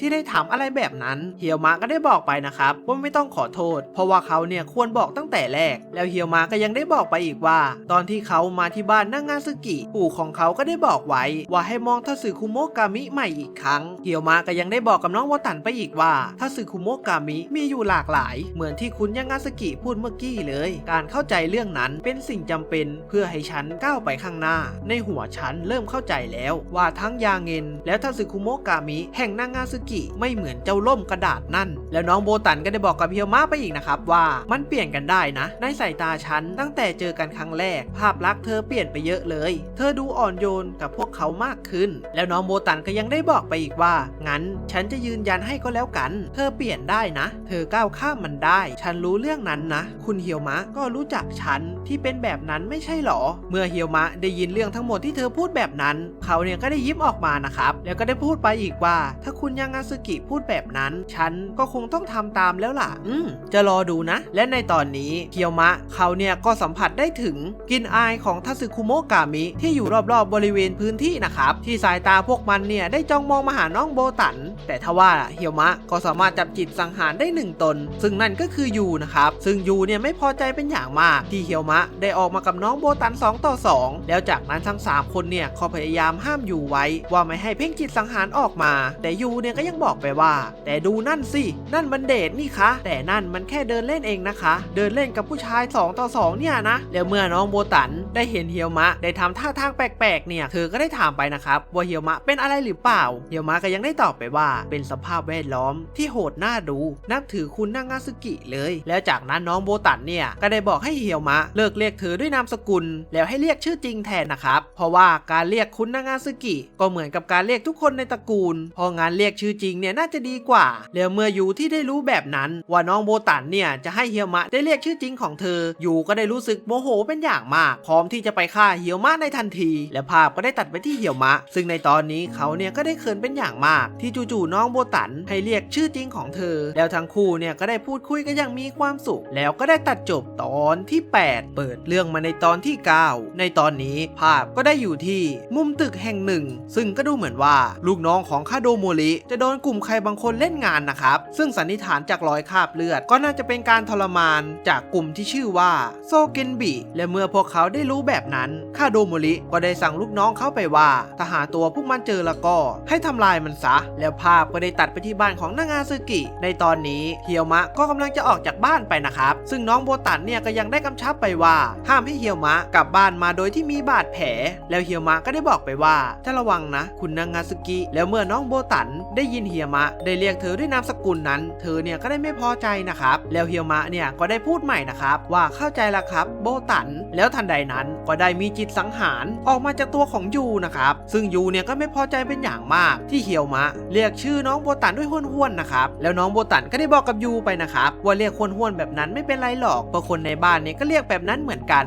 นแล้วจากนั้นทั้ง2 คนเนี่ยก็ได้เดินออกจากบ้านเพื่อไปทำงานกันนะครับและในตอนนี้น้องโบตันเนี่ยก็ได้เป็นห่วงทั้ง2 คนเป็นอย่างมากเพราะว่าถ้าไปด้วยกันเนี่ยจะรอดกันหรือเปล่าก็ไม่รู้แล้วน้องเนี่ยก็ยังได้ถามนากิไปนะครับว่าไม่ตามพวกเขาไปจริงๆหรอนากิก็ได้ตอบไปว่าไม่เป็นไรวันนี้จะรออยู่ที่บ้านแล้วภาพก็ได้ตัดมาในเวลาต่อมาในตอนนี้ยูกับเฮียวมะก็กำลังเดินทางไปที่ไหนสักแห่งกันอยู่นะครับเฮียวมะก็ได้ถามไปว่าแต่นอกจากฉันยังเรียกนางาซึกิไปประชุมด้วยแบบนี้แปลว่าศัตรูเก่งขนาดนั้นเลยเหรอแล้วยูก็ได้บอกไปนะครับว่าศัตรูเนี่ยเป็นกลุ่มทัสึคุโมะกามิที่ชื่อว่าโซเกนบิเป็นกลุ่มที่มีอำนาจใหญ่ของเกียวโตที่พูดถึงพลังพิเศษก็คือสมาชิกทุกคนมีภาชนะที่เป็นเครื่องมือที่มอบความทรมานให้มนุษย์อย่างเครื่องมือประหารหรือซ้อมทรมานแล้วยูก็ยังได้บอกไปอีกว่าเมื่อ4 ปีก่อนไซเอโนเมะแห่งเกียวโตเคยระดมกำลังเพื่อปราบพวกโซเกนบิมาแล้วการก่ออาชญากรรมในครั้งนี้คาดการว่าเป็นฝีมือของพวกระดับสูง3 ตนที่ยังเหลืออยู่แล้วเฮียวมะก็ยังได้ถามยูไปอีกนะครับว่าจะไม่เป็นไรจริงๆหรอที่ทิ้งพวกนากิเอาไว้ค่ะพวกเราเคยเข้าร่วมการปราบปรามครั้งก่อนหากเป้าหมายของพวกมันคือการแก้แค้นโบตันอาจถูกจับเป็นตัวประกันก็ได้ใช่ไหมล่ะคะแล้วภาพก็ได้ตัดไปที่ซึซึริกับคุชิเกนนะครับซึ่งในตอนนี้ซึซึริก็ได้บอกให้คุชิเกนช่วยขยายเขตแดนรอบๆคฤหาสน์ไปอีกหน่อยได้ไหมเมื่อคุชิเกนได้ยินแบบนั้นเขาเนี่ยก็ได้ทำการขยายอาณาเขตแดนในทันทีตามคำสั่งแล้วภาพก็ได้ตัดมาที่เฮียวมะซึ่งในตอนนี้เฮียวมะเนี่ยเขาก็กำลังคิดอะไรบางอย่างอยู่นะครับซึ่งยูที่เห็นท่าทีแบบนั้นเธอก็ได้พูดไปว่าหรือว่าอยู่กับฉันแล้วไม่สบายใจหรอคะเฮียวมะก็ได้ตอบไปว่าพูดอะไรบ้าๆอีกฝ่ายคือทัสึคุโมะกามิที่มีความเครียดแค้นกับมนุษย์ฉันสบายใจมากกว่าอีกที่ไม่จำเป็นต้องออมมือแล้วภาพก็ได้ตัดไปที่สวนสาธารณะแห่งหนึ่งซึ่งในตอนนี้พวกเขาเนี่ยก็ได้นัดเจอใครบางคนนะครับแต่ทันใดนั้นซึบากิก็ได้พุ่งเข้าหาเฮียวมะด้วยความเร็วสูงจนเขาเนี่ยได้ถลายไปกับพื้นหญ้าเลยนะครับซึบากิก็ได้ถามกับเฮียวมะไปว่าสบายดีไหมเห็นว่าวันนี้เราได้ร่วมอยู่ทีมเดียวกันนะแต่ว่าทำไมนายไม่เมลมาหาฉันเลยล่ะฉันรออยู่นานเลยนะเฮียวมะก็ได้ตอบไปนะครับว่าเขาเนี่ยไม่มีเหตุผลอะไรที่จะต้องส่งเมลไปแล้วทันใดนั้นเฮียวมะก็ได้หันไปเห็นสายตาของยูที่จ้องมองเขายูเนี่ยก็ได้บอกไปว่าเป็นผู้ชายที่มีผู้หญิงทั่วไปฉันจะบอกโบตันแบบนั้นแล้วกันค่ะแล้วเฮียวมะเนี่ยก็ได้ตอบไปในทันทีเลยนะครับว่าเขาเนี่ยไม่ใช่แบบนั้นแล้วจากนั้นยูกับซึบากิทั้งคู่เนี่ยก็ได้ทักทายกันนะครับแล้วก็ดูเหมือนว่าทั้งคู่เนี่ยจะรู้จักกันมาก่อนแล้วเฮียวมะก็ได้ถามกับทั้งคู่ไปนะครับว่ารู้จักกันหรอยูเนี่ยก็ได้ตอบไปว่ารู้จักสิคะฉันต่างหากที่ต้องตกใจว่าทั้งคู่เนี่ยไปสนิทกันตั้งแต่เมื่อไหร่เอาเถอะค่ะยังไงซึบากิก็เป็นว่าที่ผู้แทนไซเอโนเมะแห่งเกียวโตคนต่อไปสำหรับตระกูลคุนาโตะแล้วไม่มีอะไรดีไปกว่าการผูกสัมพันธ์เอาไว้หรอกค่ะขอให้มีความสุขนะคะและเมื่อยูได้พูดแบบนั้นก็ดูเหมือนว่ายูเนี่ยจะอวยพรให้ทั้งคู่ได้คบกันนะครับเฮียวมะก็ได้ตอบไปว่ามันไม่ใช่แบบนั้นแล้วจากนั้นยูเนี่ยก็ได้ถามไปนะครับว่าไซเอโนเมะคนอื่นล่ะอยู่ที่ไหนแล้วทั ทันใดนั้นไออาโองิก็ได้พูดแทรกขึ้นมาว่าไม่อยู่หรอกที่มาที่นี่คือครบทุกคนแล้วพวกเธอจะต้องแยกตัวออกไปส่วนจุดหมายพวกฉันจะเป็นคนพาไปบอกไว้ก่อนเลยนะว่าแค่พาไปเท่ากับว่าไม่เข้าร่วมการต่อสู้จำเอาไว้ด้วยล่ะแล้วเฮียวมะเนี่ยก็ได้ถามไปนะครับว่าที่แยกตัวออกไปเนี่ยหมายความว่ายังไงอาโองิก็ได้ตอบไปว่าหน่วยหลักที่นำโดยผู้แทนกระจายกำลังเรดาร์ตรวจจับศัตรูด้วยยันรอบๆสถานที่เกิดเหตุถ้าทำเสร็จเมืองเกียวโตทั้งเมืองจะตกอยู่ในผลของมันระหว่างนั้นเลยให้พวกนายออกทำงานในฐานะหน่วยย่อยและไปเช็คสถานที่ที่น่าสงสัยและภาพก็ได้ตัดไปที่ตึกเก่าๆแห่งหนึ่งซึ่งที่นี่อาโองิเนี่ยก็ได้บอกไปนะครับว่าเป็นรังของพวกโซเกนบิแต่พวกมันเริ่มเคลื่อนไหวแล้วเพราะงั้นตอนนี้คงไม่มีใครได้ใช้แล้วล่ะถ้าเจออะไรที่พอจะเป็นเบาะแสได้ก็คงดีอยู่หรอกและเมื่อเฮียวมะได้รู้แบบนั้นเขาเนี่ยก็ได้หันไปถามกับอาโองิในทันทีเลยนะครับว่าเวลาไม่ถึงวันทำไมอาโองิถึงหารังของมันเจอได้แล้วทันใดนั้นไออาโองิมันก็รู้สึกกลัวเฮียวมะเป็นอย่างมากว่าเฮียวมะเนี่ยจะได้รู้ความจริงอะไรบางอย่างแต่ว่าเฮียวมะเนี่ยก็ได้พูดออกไปนะครับว่าอาโองิเนี่ยสุดยอดมากๆที่หาได้ไวขนาดนี้ซึบากิที่ได้ยินแบบนั้นก็ได้พูดขึ้นมาว่าเฮียวมะจังไม่รู้จักการไม่รู้จักความเลยนะเนี่ยยูเนี่ยก็ได้ตอบสวนไปนะครับถ้ารู้ก็คงโกรธไปแล้วล่ะค่ะแล้วยูก็ได้ทำหน้าจริงจังพูดขึ้นในใจอีกว่าการไม่เอาความคือการจับตามองทาสึคุโมะกามิแต่จงใจปล่อยเอาไว้ข้าโดโมริใช้พวกอาโองิมาสังเกตการเป็นประจำและไม่เอาความโซเกนบิที่เหลือรอดก็เลยจะเห็นการเคลื่อนไหวของพวกปลาซิวปลาสร้อยที่เข้ามาใกล้เพราะต้องการอำนาจของพวกเขาได้มาง่ายขึ้นปล่อยเอาไว้เพื่อไม่ให้ตั้งเป็นศัตรูโซเกนบิก็น่าจะเข้าใจเรื่องนี้และหลายปีมานี้พวกเขาก็อยู่กันอย่างเงียบๆจริงๆแต่จู่ๆก็มาแหกกฎถ้ามองด้วยสายตาคนอื่นพวกเราก็เป็นคนที่แหกกฎเหมือนกันละมั้งไม่ว่าจะมองยังไงคุณก็เป็นฉนวนเหตุสินะคะคุณนาโตะเอียวมะแล้วทันใดนั้นเมื่ออาโองิได้พาทุกคนมาถึงที่รังของโซเกนบิแล้วตัวของมันเนี่ยก็จะรีบกลับไปในทันทีเลยนะครับเพราะว่าถ้าอยู่นานกว่านี้ได้มีปัญหาแน่แล้วในระหว่างที่อาโองิกำลังจะเดินกลับไปนั้นก็ได้มีคนปริศนาเนี่ยลอยอยู่ที่เหนือหัวแล้วก็ได้ทำการโจมตีอาโองิแต่ทว่าพิลัมเนี่ยก็ได้ดึงตัวของเขาหลบมาได้ทันนะครับแล้วจากนั้นก็ได้มีไอตัวปริศนาเนี่ยได้เปิดประตูออกมา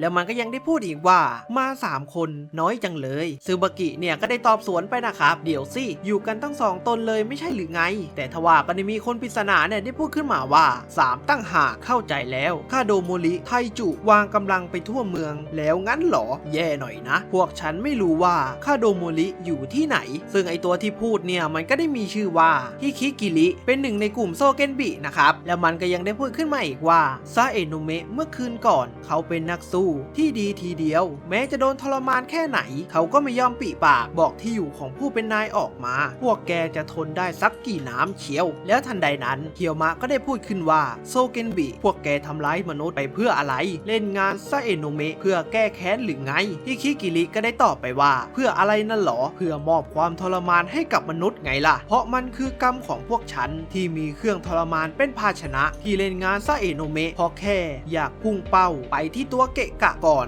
แล้วเฮียวมะก็ได้พูดออกมาว่างั้นหรอเข้าใจแล้วฉันจะทำลายแกซะแล้วยูก็ได้พูดขึ้นมาอีกว่าถ้านางาซึกิถือเป็นตัวเกะกะที่ว่านั่นก็คงต้องจัดการซะทีเดียวเลยค่ะและซึบากิเนี่ยก็ยังได้พูดขึ้นมาอีกว่าไหนเฮียวมะจังก็อยู่ด้วยแล้วเอาจริงสักหน่อยดีไหมนะและในตอนนี้อาโองิก็ได้พูดกับอุจิกิหรือคู่หูของเขาไปว่าวันนี้สวยจังเลยเนาะแล้วเฮียวมะก็ได้พูดขึ้นมาว่ากลุ่มทาสึคุโมะกามิโซเกนบิไปให้พ้นโลกนี้ซะและเมื่อเฮียวมะได้เอาอาวุธลับของเขาได้ออกมานั้นฮิคิกิริก็ได้พูดขึ้นมาในใจว่ามือจับของคุนาโตะงั้นหรอเจ้านี่เองสินะแล้วเมื่อซึบากิได้เห็นท่าทีเฮียวมะแบบนั้นตัวของเธอเนี่ยก็ยังได้คิดขึ้นมาในใจอีกนะครับว่าเธอเนี่ยอยากเห็นความแข็งแกร่งของเฮียวมะว่าเฮียวมะจะแข็งแกร่งเหมือนกับที่ฮายาโตะกับคุซุยที่เป็นพี่ของเฮียวมะพูดหรือเปล่าฉันมั่นใจได้เลยว่าเธอคือคนที่ฉันรอจริงๆและในตอนนี้ไออาโองิมันก็ได้เห็นบรรยากาศรอบๆเริ่มไม่ดีแล้วนะครับเพราะว่ามันเนี่ยไม่อยากเข้าร่วมการต่อสู้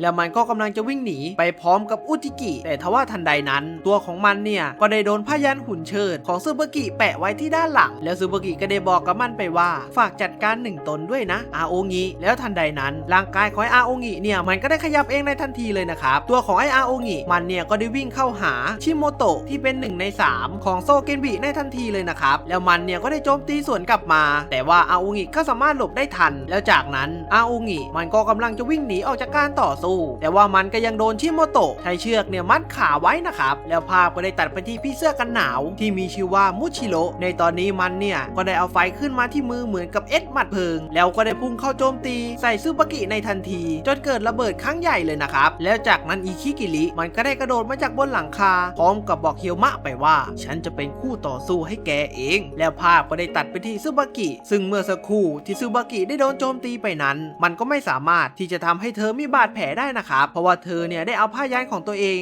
มาทำเป็นโล่ป้องกันไว้และเธอเนี่ยก็ยังได้พูดไปว่าหวังว่าจะทำให้ฉันได้ร้อนขึ้นบ้างนะแล้วภาพก็ได้ตัดไปที่ฮิคิกิริมันเนี่ยก็ได้พูดขึ้นมาว่านางาซึกิกับคุนาโตะมนุษย์ที่แหกกฎแล้วเข้าหานางาซึกิคือคุนาโตะเฮียวมะต้องขอบคุณแกเลยการกระทำของแกนั้นเป็นต้นเหตุที่ทำให้พวกฉันรู้ว่าไม่จำเป็นต้องรักษากฎและเริ่มเคลื่อนไหวเฮียวมะก็ได้ถามไปนะครับว่าตัวของเขาเนี่ยเป็นต้นเหตุงั้นหรอแล้วยูก็ได้บอกกับเฮียวมะไปว่านี่ไม่ใช่เวลามาคิดเล็กคิดน้อยนะแล้วทันใดนั้นเฮียวมะก็ได้พุ่งเข้าโจมตีใส่ฮิคิกิริในทันทีเลยนะครับแต่ทว่ามันเนี่ยก็สามารถกระโดดหลบได้เฮียวมะก็ได้พูดขึ้นมาว่าฉันไม่จำเป็นต้องใส่ใจเรื่องไร้สาระเล่นเกมเร็วเลยนะยูแล้วจากนั้นภาพก็ได้ตัดไปที่มุมตึกแห่งหนึ่งซึ่งในตอนนี้ตาแก่คาโดโมริก็ได้มาจัดการพวกลูกกระจอกของโซเกนบิแล้วจากนั้นตาแก่เนี่ยก็ได้ฝากให้ลูกน้องของเขาดูแลที่นี่ด้วยเพราะว่าแกเนี่ยกำลังจะไปที่ไหนสักแห่งนะครับแล้วภาพก็ได้ตัดมาที่อาโองงิซึ่งในตอนนี้อาโองงิเนี่ยก็ได้บอกกับชิโมโตะไปนะครับว่าพวกเราเนี่ยคุ้นหน้ากันดีอีกอย่างที่ตัวของเขาได้มาที่นี่ก็เพราะเป็นหุ่นเชิดเท่านั้นชิโมโตะเนี่ยก็ได้พูดขึ้นมาว่ายังไงก็ไม่ชอบเป็นทุนเดิมอยู่แล้วไอ้ความเจ้าเล่ห์ที่ชอบทำอะไรมีรับลมคมในของพวกแกน่ะพูดตามตรงนะตุ๊กตาหุ่นเชิดของคาโดโมริที่ทำลายไปเมื่อวันก่อนในสายตาฉันพวกนายสองคนก็ไม่ได้ต่างอะไรจากพวกมันหรอกเมื่ออาโองงิได้ยินแบบนั้นเขาเนี่ยก็ได้รู้สึกไม่พอใจเป็นอย่างมากที่ชิโมโตะเนี่ยได้พูดดูถูกเขาแบบนั้นแล้วจากนั้นทั้งคู่เนี่ยก็ได้พุ่งเข้าโจมตีในทันทีเลยนะครับแล้วภาพก็ได้ตัดไปที่เฮียวมะในตอนนี้เฮียวมะก็ไม่สามารถสู้ฮิคิกิริได้เลยนะครับในตอนนี้เฮียวมะก็ทำได้แค่ตั้งรับเท่านั้นแต่ในขณะนั้นยูเนี่ยก็สามารถโจมตีโดนมันในทันทีโดยการที่ใช้ปิ่นปักผมโจมตีไปที่แขนและคอของมันนะครับแต่ทว่าปิ่นปักผมของยูที่สามารถจับทาสึคุโมะกามิได้นั้นมันก็ไม่เป็นผลกับฮิคิกิรินะครับเพราะว่ามันเนี่ยสามารถสลายอวัยวะบางส่วนเพื่อให้หลุดพ้นจากพัฒนาการได้แล้วสร้างขึ้นมาใหม่แล้วจากนั้นมันก็ได้โจมตีใส่เฮียวมะกับยูในทันทีเลยนะครับฮิคิกิริก็ได้พูดขึ้นมาว่าปิ่นปักผมของแกถ้าโดนเข้าไปจะถูกผนึกในทันทีเรื่องนั้นถือว่าลำบากไม่น้อยแต่ยังไงร่างกายของเราก็เป็นร่างจำแรงแค่สร้างส่วนที่โดนเล่นงานขึ้นมาใหม่จะรอดไปได้อย่างไม่ยากเย็นแล้วมันเนี่ยก็ยังได้บอกให้ยูเนี่ยอยู่ตรงนั้นเฉยๆเพราะว่ามันเนี่ยตั้งใจจะสู้กับเฮียวมะนะครับและในตอนนี้ฮิคิกิริตัวของมันเนี่ยก็ได้รู้สึกกังวลเป็นอย่างมากกับอาวุธลับของเฮียวมะเพราะว่าถ้าโดนอาวุธลับของเฮียวมะเข้าไปเนี่ยมันคือการถูกลบโดยสมบูรณ์แบบแล้วมันก็ยังได้พูดขึ้นมาว่าสมบัติเทวะของคุนาโตะมือจับโขดหินพันแรงดึงดูท่าข่าวลือจะเป็นความจริงสินะหากจะเรียกให้ถูกมันคือมือจับของประตูสู่โลกวิญญาณช่างน่าหวาดกลัวแต่สุดท้ายก็ขึ้นอยู่กับฝีมือของคนใช้แล้วมันก็ยังได้บอกอีกว่าในตอนนี้ขาของเฮียวมะก็ได้โดนโจมตีไปแล้วจึงทำให้ความเร็วของเฮียวมะเนี่ยลดลงครึ่งหนึ่งถ้างั้นฉันขอทำตามความปรารถนาที่แท้จริงเลยก็แล้วกันแล้วทันใดนั้นมันก็ได้เริ่มโจมตีใส่เฮียวมะแต่ทว่าเฮียวมะก็ยังสามารถหลบและป้องกันไว้ได้แต่ทว่าทันใดนั้นเฮียวมะก็ได้เข้าตาจนในที่สุดไอฮิคิกิริมันก็ได้ใช้ใบเลื่อยของมันเนี่ยล้อมตัวของเฮียวมะเอาไว้และก็ยังได้บอกเฮียวมะไปอีกว่าจงลิ้มรสความสิ้นหวังซะแต่ว่าเฮียวมะที่ได้เข้าตาจนถึงขนาดนั้นตัวของเขาเนี่ยก็ยังไม่ยอมแพ้พร้อมกับส่งแววตาที่ดุดันให้กับมันในทันทีเลยนะครับจนฮิคิกิริได้มีความรู้สึกกลัวนิดหน่อยแล้วทันใดนั้นซึบากิก็ได้พูดขึ้นมาว่ามันถอยไม่ได้นะสิหรือเมื่อฮิคิกิริได้หันไปมองซึบากิมันเนี่ยก็ได้ตกใจเป็นอย่างมากเพราะว่าภาพที่มันเห็นนั้นก็เป็นมุชิโร่ที่โดนจัดการไปแล้วเป็นที่เรียบร้อยซึบากิก็ยังได้พูดขึ้นมาว่าจะมาสะดุดอยู่ตรงนี้กับศัตรูแบบนี้ได้ยังไงเพราะศัตรูที่ตัวเองต้องทำลายให้สิ้นต้องแข็งแกร่งกว่านี้พอเห็นเขาใช้มือจับที่เป็นของดูต่างหน้าก็เลยเข้าใจว่าเรากำลังจ้องสิ่งเดียวกันในที่สุดก็เจอสักทีผู้ไล่ล่าเจ้าล่มกระดาษแล้วภาพก็ได้ตัดไปที่เฮียวมะอีกครั้งซึ่งในตอนนี้เฮียวมะเมื่อเห็นช่องโหว่เขาเนี่ยก็สามารถลบล้างใบเลื่อยที่ล้อมตัวเขาไว้ได้เฮียวมะก็ยังได้บอกไปว่ามีดีแค่นี้หรือไงโซเกนบิและในขณะเดียวกันอาโองงิเขาก็ได้เข้าจัดการโมชิโตะได้ในที่สุดแต่ทว่าหนังชั้นนอกที่หุ้มอุจิกินั้นก็ได้โดนการโจมตีไปด้วยนะครับจนปรากฏให้เห็นว่าอุจิกิมีร่างกาย ายที่เล็กลงอย่างเห็นได้ชัดอาโองิก็ได้ถามไปนะครับว่าในตอนนี้ผิวหนังเนี่ยเหลืออยู่กี่ชั้นแล้วอุจิกิก็ยังได้ตอบไปว่าตอนนี้เหลืออยู่3ชั้นแล้วอาโองิก็ได้บอกฮิคิกิริไปอีกว่านายท่านยอมแพ้ซะเถอะฮิคิกิริก็ยังได้บอกไปอีกว่าเครื่องทรมานมีสิ่งที่เรียกว่าวิธีการใช้งานอยู่แล้วทันใดนั้นมันเนี่ยก็ได้ทำการแปลงร่างในทันทีและในตอนนี้ก็ดูเหมือนว่ามันเนี่ยจะเอาจริงแล้วนะครับเมื่อมันได้แปลงร่างเสร็จมันก็ได้พูดขึ้นมาอีกว่าเพื่อความหมายในชีวิตของฉันพวกแกจงตายซะและเมื่อฮิคิกิริพูดจบนั้นมันเนี่ยก็ได้โดนการโจมตีในทันทีเลยนะครับซึ่งคนที่โจมตีนั้นนั่นก็คือยูซึ่งในตอนนี้ก็ดูเหมือนว่ายูเนี่ยจะเอาจริงแล้วนะครับแล้วสิ่งที่ยูเอามาโจมตีใส่ไอฮิคิกิรินั้นนั่นก็คือตึกที่เธอเนี่ยได้กระเด็นเข้าไปข้างในนะครับแล้วจากนั้นยูเนี่ยก็ได้ส่งซิกให้กับเฮียวมะได้รู้ว่า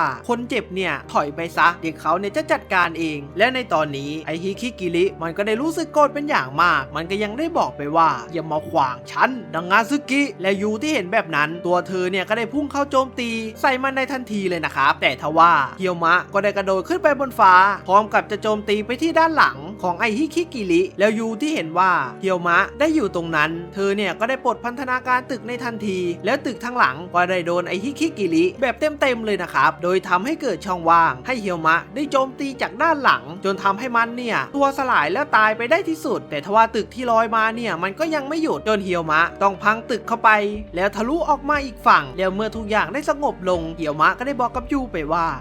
เป็นการประสานงานที่เยี่ยมเลยยูเนี่ยก็ได้เดินเข้าไปด่าเฮียวมะว่าเฮียวมะนั้นจะฝืนตัวเองทำไมนะครับแล้วเฮียวมะก็ยังได้เถียงกลับไปว่าเมื่อกี้นี้ยูเนี่ยได้ส่งซิกให้เขาได้ทำแบบนั้นแต่ยูเนี่ยก็ได้บอกว่าไม่ใช่นะครับแล้วยูก็ยังได้บอกไปอีกว่าที่สำคัญโบตันบอกคุณแล้วไม่ใช่หรอว่าระวังอย่าให้ได้แผลน่ะเจ้าบ้าเอ้ยแล้วก็ได้ตัดจบตอนที่9เปิดเรื่องมาในตอนที่10ในตอนนี้ไอฮิคิกิริมันก็ยังไม่ตายนะครับมันเนี่ยได้คานไปในกลางป่าลึกแล้วมันก็ยังได้พูดขึ้นมาว่าไม่เข้าใจเลยฉันเป็นภาชนะเป็นสิ่งที่มนุษย์สร้างขึ้นเพื่อสิ่งนั้นไม่ใช่หรือไงการมอบความทรมานให้มนุษย์นั่นคือชะตากรรมที่ถูกมนุษย์กำหนดไว้ตั้งแต่ถือกำเนิดฉันแค่ทำตามมันชีวิตฉันแค่ใช้ชีวิตตามที่ควรจะเป็นคาโดโมริไทจุแล้วในตอนนี้คาโดโมริตัวของเขาเนี่ยก็ได้ไม่ยืนอยู่ที่หน้าของฮิคิกิริแล้วนะครับแล้วตาแก่คาโดโมริก็ยังได้พูดไปอีกว่าถ้าสึคุโมะกามิอย่างพวกแกไม่เหมาะสมที่จะอยู่โลกมนุษย์ตามกฎแล้วต้องถูกกระชากมาเลบิโตะออกมา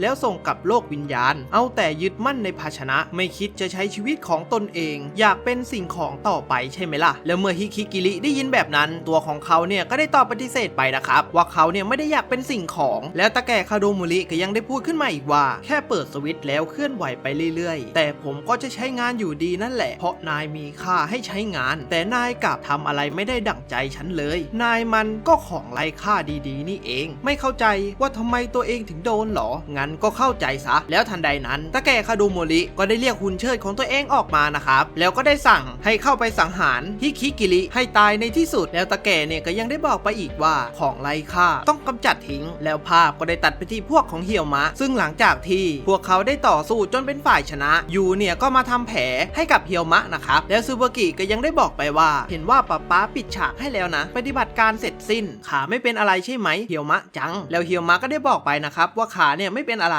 แล้วก็ได้ถามซูเบอร์กิไปว่าเธอก็ไล่ตามเจ้าล่มกระดาษอยู่หรอใช่แล้วได้ยินด้วยหรอก่อนหน้านี้เธอก็พูดถึงชื่อพี่ชายกับพี่สาวฉันการตายของทั้งสองคนเป็นหนึ่งในเหตุผลนั้นหรือเปล่าแล้วซูเบอร์กิก็ได้บอกไปนะครับว่าตัวของเธอแล้วก็พี่ชายกับพี่สาวของเฮียวมะพวกเขาเนี่ยรู้จักกันนะครับแล้วก็ได้อยู่โรงฝึกเดียวกันแล้วซูเบอร์กิในตอนเด็กเธอเนี่ยก็ได้หลงไหลกุซุยกับฮายาโตะที่เป็นพี่ของเฮียวมะเป็นอย่างมากแล้วเธอก็ยังได้พูดไปอีกว่าทุกครั้งที่คุณกุซุยกับคุณฮายาโตะมามันสนุกมากๆเลยที่ไล่ตามเจ้าล่มกระดาษเพราะมันพลากสองคนนั้นไปมันคือทัสึคุโมะกามิตนแรกที่ฉันอยากจะจัดการด้วยมือคู่นี้และซูเบอร์กิก็ยังได้บอกไปอีกว่าสายข่าวของซาเอโนะเมะเกียวโตไม่เป็นรองใครโอกาสเจอทัสึคุโมะกามิต้นใหม่ๆก็เยอะกว่าที่อื่นเพราะงั้นเลิกหมกตัวอยู่แต่ในบ้านนางาซึกิแล้วมาหาฉันสิเฮียวมะจังแล้วเมื่อยูได้ยินที่ซูเบอร์กิได้ชวนเฮียวมะแบบนั้นเธอเนี่ยก็ได้คิดขึ้นมาในใจนะครับว่านี่เป็นข้อเสนอที่ดีสำหรับเฮียวมะใน การแก้แค้นแล้วเธอก็ยังคิดว่าเฮียวมะเนี่ยต้องไปหาซึบากินะครับเมื่อเฮียวมะได้ยินข้อเสนอของซึบากิตัวของเขาเนี่ยก็ได้พูดออกมาว่านั่นสินะทำลายเจ้าล่มกระดาษนี่คือคำสาบานในใจฉันมันแล่นไปมาในใจฉันมาตลอดเกือบ10 ปีเหมือนกันฉันก็ไล่ตามมันอยู่ขอบคุณสำหรับข้อเสนอแต่ในตอนนี้ทางฉันก็มีสถา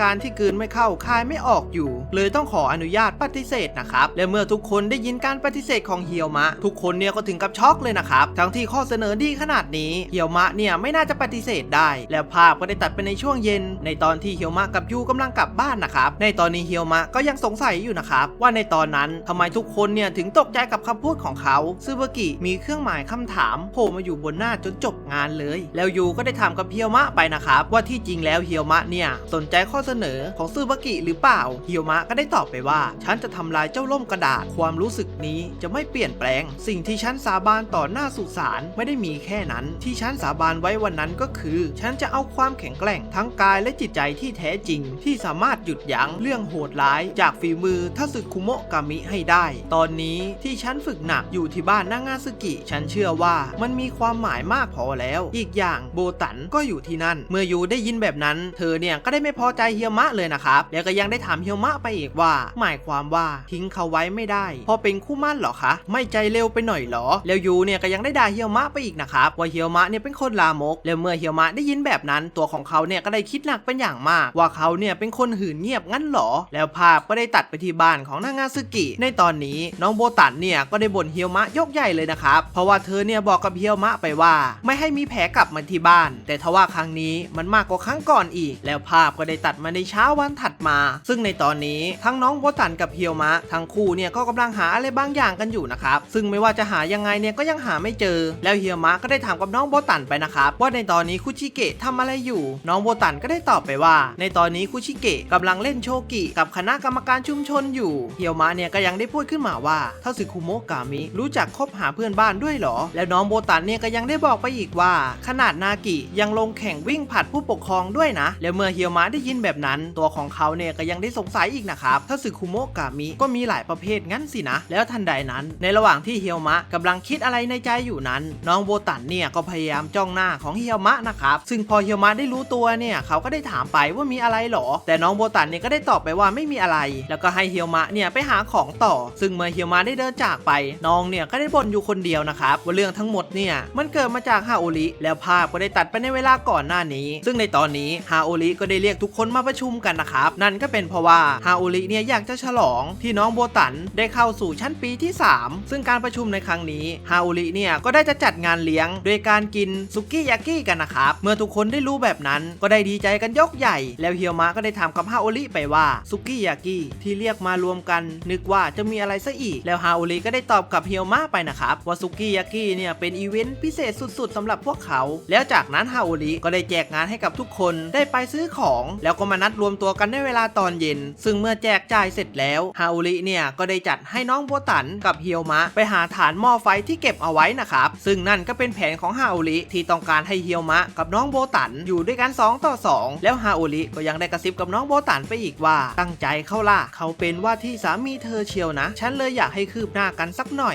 ยแล้วน้องโบตันเนี่ยก็ยังได้ตอบไปว่าเรื่องนั้นพวกเธอทึกทักกันเอาเองนี่อีกอย่างคุณเฮียวมะก็บอกว่าไม่ได้คิดเรื่องนั้นสักพักแล้วนะแล้วฮาโอริเนี่ยก็ยังได้เตือนไปว่าถ้าเป็นแบบนี้เดี๋ยวเขาจะทิ้งเธอไปตลอดกาลเอานะเธอก็ไม่ได้ไม่ชอบนี่นาแล้วจากนั้นฮาโอริก็ได้ลิสต์รายการให้กับน้องโบตันได้รู้ว่าควรจะต้องทำอะไรบ้างนะครับแล้วภาพก็ได้ตัดมาที่ปัจจุบันซึ่งในตอนนี้น้องโบตันเนี่ยก็ได้คิดหนักเป็นอย่างมากว่าจะทำยังไงต่อเพื่อที่จะให้เฮียวมะหันมาสนใจนะครับแต่ทว่าทันใดนั้นเฮียวมะก็ได้มาทักกับน้องโบตันจนทำเอาน้องเนี่ยตกใจกันเลยนะครับแล้วเฮียวมะก็ได้บอกไปว่าเขาเนี่ยหาฐานหม้อไฟไม่เจอจำเป็นที่จะต้องไปหาที่ห้องเก็บของแล้วในระหว่างที่เฮียวมะกำลังจะเดินออกจากบ้านนั้นน้องโบตันเนี่ยก็ยังได้คิดขึ้นมาอีกนะครับแต่ดูยังไงคุณเฮียวมะก็ไม่น่าจะสนใจเรื่องความรักอยู่แล้วแฮะแล้วจากนั้นภาพก็ได้ตัดไปที่ย่านศูนย์การค้าซึ่งในตอนนี้ฮาโอริเธอก็ได้ใช้ความสามารถของตัวเองไปแย่งเนื้อกับพวกมนุษย์ป้านะครับซึ่งมันก็เป็นอะไรที่ชิลมากสำหรับเขาเมื่อเธอได้ซื้อของเสร็จเธอเนี่ยก็ยังได้ฉุดคิดขึ้นได้ว่าน้องโบตันกับเฮียวมะอุตส่าห์อยู่ด้วยกัน2 ต่อ 2ทั้งทีไม่น่าจะรีบกลับบ้านแล้วเธอเนี่ยก็ยังได้บอกมาว่างั้นไปดื่มชาร้านข้างนอกก่อนดีกว่าแล้วภาพก็ได้ตัดไปที่ยูซึ่งในตอนนี้ยูเนี่ยก็ได้ซื้อของเต็มไปหมดเลยนะครับแต่ในระหว่างที่เธอกำลังเดินอยู่นั้นเธอเนี่ยก็ได้ฉุกคิดขึ้นได้ว่า ว่าพลาดจนได้อยู่กัน2 ต่อ 2ที่คฤหาสน์ได้ยังไงเนี่ยโดซุกิยากิดึงดูดความสนใจจนไม่ทันมองรอบๆตัวเลยสัมภาระพวกนี้ก็เกะกะฉันจะรีบกลับไปนะโบตันแล้วภาพก็ได้ตัดไปที่น้องคากาลิซึ่งในตอนนี้น้องเนี่ยก็ได้มาซื้อปลานะครับแต่ทว่าน้องเนี่ยก็ต้องการปลาที่สดที่สุดจึงใช้ความสามารถของเธอกระจกส่องปีศาจเพื่อที่จะหาปลาที่สดนะครับแล้วเมื่อเธอได้เลือกเสร็จพวกพ่อค้าเนี่ยก็ถึงกับยกนิ้วให้เลยทีเดียวเพราะว่าปลาที่น้องเลือกเนี่ยมันสดทุกตัวเลยนะครับแล้วในตอนนี้ซึซึริตัวของเขาก็กำลังมาซื้อผลไม้โดยใช้คำหวานเนี่ยล่อลวงมนุษย์ป้าว่าน่ารักนะครับจนป้าเนี่ยต้องยอมลดราคาให้ครึ่งหนึ่งทุกรายการเมื่อทั้งคู่ซื้อเสร็จก็ได้กลับบ้านกันในทันทีแล้วทันใดนั้นภาพก็ได้ตัดไปที่นากิซึ่งก็ดูเหมือนว่าในตอนนี้นากิจะมาอยู่ที่ร้านเหล้าแห่งหนึ่งนะครับเมื่อเขามาถึงเนี่ยก็ได้พูดไปว่าฉันได้ยินมาจากคาโดโมริผู้ได้รับการยกเว้นและได้รับหน้าที่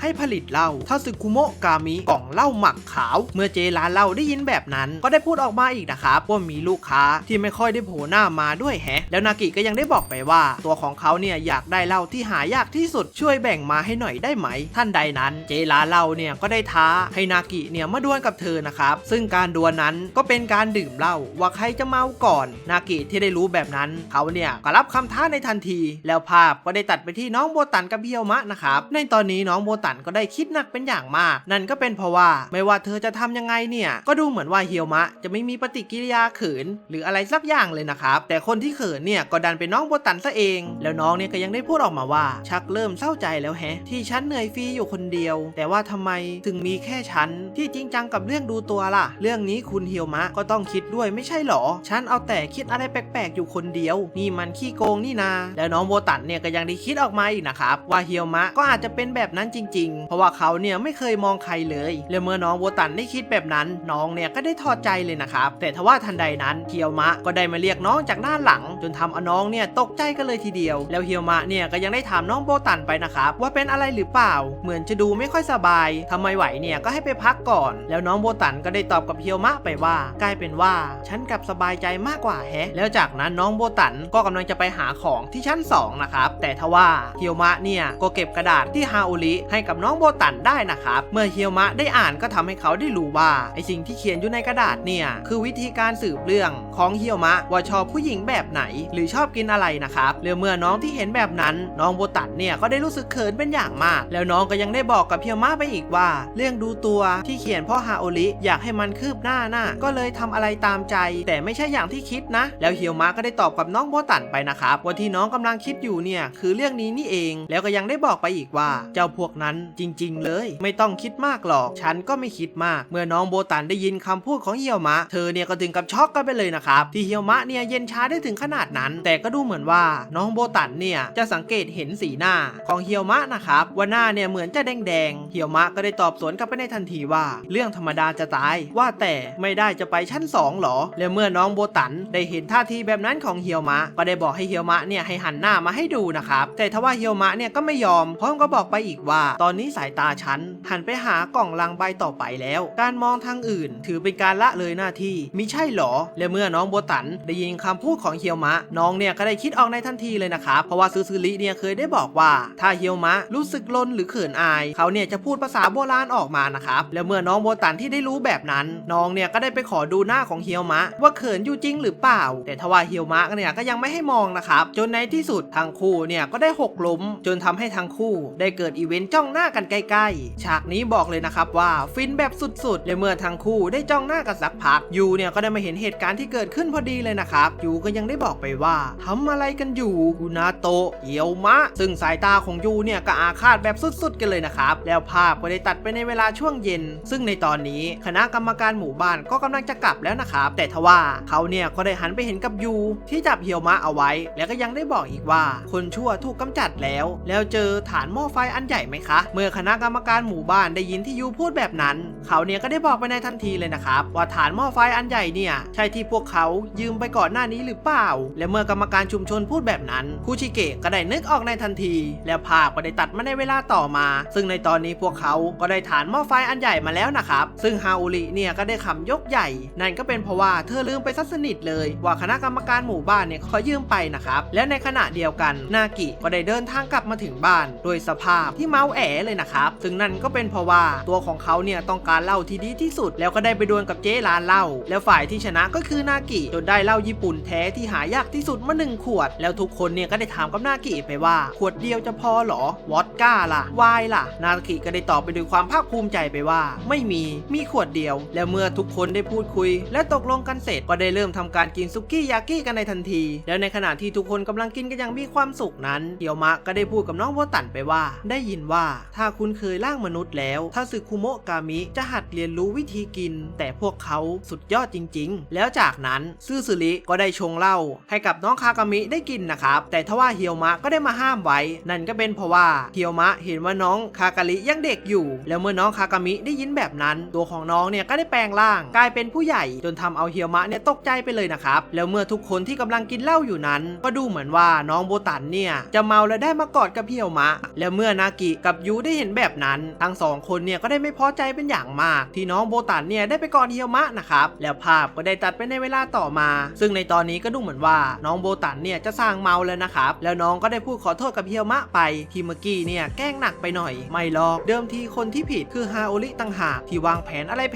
ผงๆเป็นแบบนี้กันทุกบ้านเลยหรือเปล่านะพี่สาวหรอคะแล้วเฮียวมะก็ได้บอกไปอีกว่าเมื่อก่อนก็ทำชั้นลำบากเหมือนกันตอนชั้นยังอยู่ชั้นประถมเองชอบเข้ามาถามจูจี้เรื่องเพื่อนผู้หญิงอยู่เรื่อยบางทีก็แนะนำเป็นพี่สาวที่รับมือยากเอาเรื่องเลยแล้วเฮียวมะก็ยังได้พูดต่ออีกว่าถ้าสึคุโมะกามิบ้านนี้เสียงดังกระจังเลยนะชอบส่งเสียงดังชอบพูดคุยแล้วก็ชอบแสดงความรักต่อโบตันฉันไม่เคยเจอทาสึคุโมะกามิแบบนี้มาก่อนเลยเป็นครอบครัวที่ดีจังเลยนะและเมื่อเฮียวมะกับน้องโบตันได้พูดคุยกันไปสักพักนากิเนี่ยก็ได้ออกมาพร้อมกับล็อกคอเฮียวมะเพื่อที่จะให้เฮียวมะเนี่ยไปดื่มเหล้ากับเขานะครับแล้วจากนั้นพวกเขาเนี่ยก็ได้พูดคุยกันเรื่องเล่าต่างๆนานาแล้วก็ได้ตัดจบตอนที่10เปิดเรื่องมาในตอนที่11ในตอนนี้น้องโบตันก็ได้ตื่นกลางดึกท่ามกลางงานเลี้ยงที่ทุกคนในบ้านเนี่ยเมาแอกันหมดแล้วนะครับในขณะที่น้องได้บิดตัวนั้นน้องเนี่ยก็ได้เห็นกิ๊บหนีบผมของตัวเองตกอยู่แล้วจากนั้นโบตันก็ได้นึกย้อนกลับไปในอดีตซึ่งดูเหมือนว่าจะเป็นเหตุการณ์ที่แม่เธอเนี่ยได้เสียชีวิตนะครับแล้วก็ดูเหมือนว่าเธอเนี่ยจะเศร้าใจเป็นอย่างมากเพราะว่าเธอเนี่ยน่าจะคิดถึงแม่นะครับแล้วภาพก็ได้ตัดมาในเวลาต่อมาซึ่งในตอนนี้เฮียวมะก็ได้ให้น้องโบตันมาที่ร้านทอผ้าเทบาตะนะครับเฮียวมะก็ยังได้บอกอีกว่าคิดถูกจริงๆที่ให้โบตันมาเป็นเพื่อนและน้องโบตันเนี่ยก็ได้ตอบกลับไปนะครับว่าไม่เป็นไรหวังว่าชุดจะออกมาดีนะแล้วเฮียวมะเนี่ยก็ยังได้พูดขึ้นมาอีกว่าแต่ฉันคาใจอยู่เรื่องการทดสอบอะไรนั่นที่เขียนไว้ในแคตตาล็อกเนี่ยสิแล้วภาพก็ได้ตัดไปใน3 วันก่อนในตอนนี้เฮียวมะก็ได้รับแคตตาล็อกสินค้าซาเอโนเมะเกียวโตนะครับเมื่อซื้อสึริที่ได้เห็นของที่อยู่ในมือของเฮียวมะเขาก็ได้ถามไปนะครับว่าใช่ชุดหรือเปล่าชุดหรอครับซาเอโนเมะเกียวโตมีอุปกรณ์สำหรับรับมือทาสึคุโมะกามินะและเมื่อซื้อสึริพูดจบเฮียวมะเนี่ยก็ได้นึกย้อนกลับไปนะครับว่าการต่อสู้ในครั้งที่แล้วที่ซึบากิได้โดนไฟครอบร่างกายของเธอหรือชุดเนี่ยก็ไม่ได้เป็นอะไรเลยนะครับแล้วทันใดนั้นซื้อสึริก็ได้บอกให้เฮียวมะเนี่ยเปิดดูในทันทีเลยนะครับเพราะว่าแคตตาล็อกแบบนี้มันไม่ได้หาดูง่ายๆแล้วเมื่อทั้งคู่ได้เปิดมาเนี่ยก็ถึงกับช็อกตาค้างนั่นก็เป็นเพราะว่ารูปปกของแคตตาล็อกเนี่ยเป็นรูปของคาโดโมรินะครับซึ่งคาโดโมริตัวของเขาเนี่ยก็ได้เป็นนายแบบให้กับนิตยสารนั้นแล้วเมื่อเฮียวมะได้เปิดอ่านก็ดูเหมือนว่าจะมีชุดที่เขาเนี่ยไม่ค่อยพอใจทั้งนั้นแล้วซูซูริก็ยังได้บอกอีกว่าสินค้าพวกนี้ต้องไปรับเองเหรอเนี่ยแล้วเมื่อสังเกตดูดีๆก็ดูเหมือนว่าการที่จะไปรับชุดนั้นจะมีการทดสอบความเหมาะสมเมื่อส่งมอบสินค้าด้วยแล้วภาพก็ได้ตัดไปที่ปัจจุบันซึ่งในตอนนี้เฮียวมะเนี่ยก็ได้เหนื่อยใจเป็นอย่างมากว่าตัวของเขาเนี่ยจะเจอบททดสอบอะไร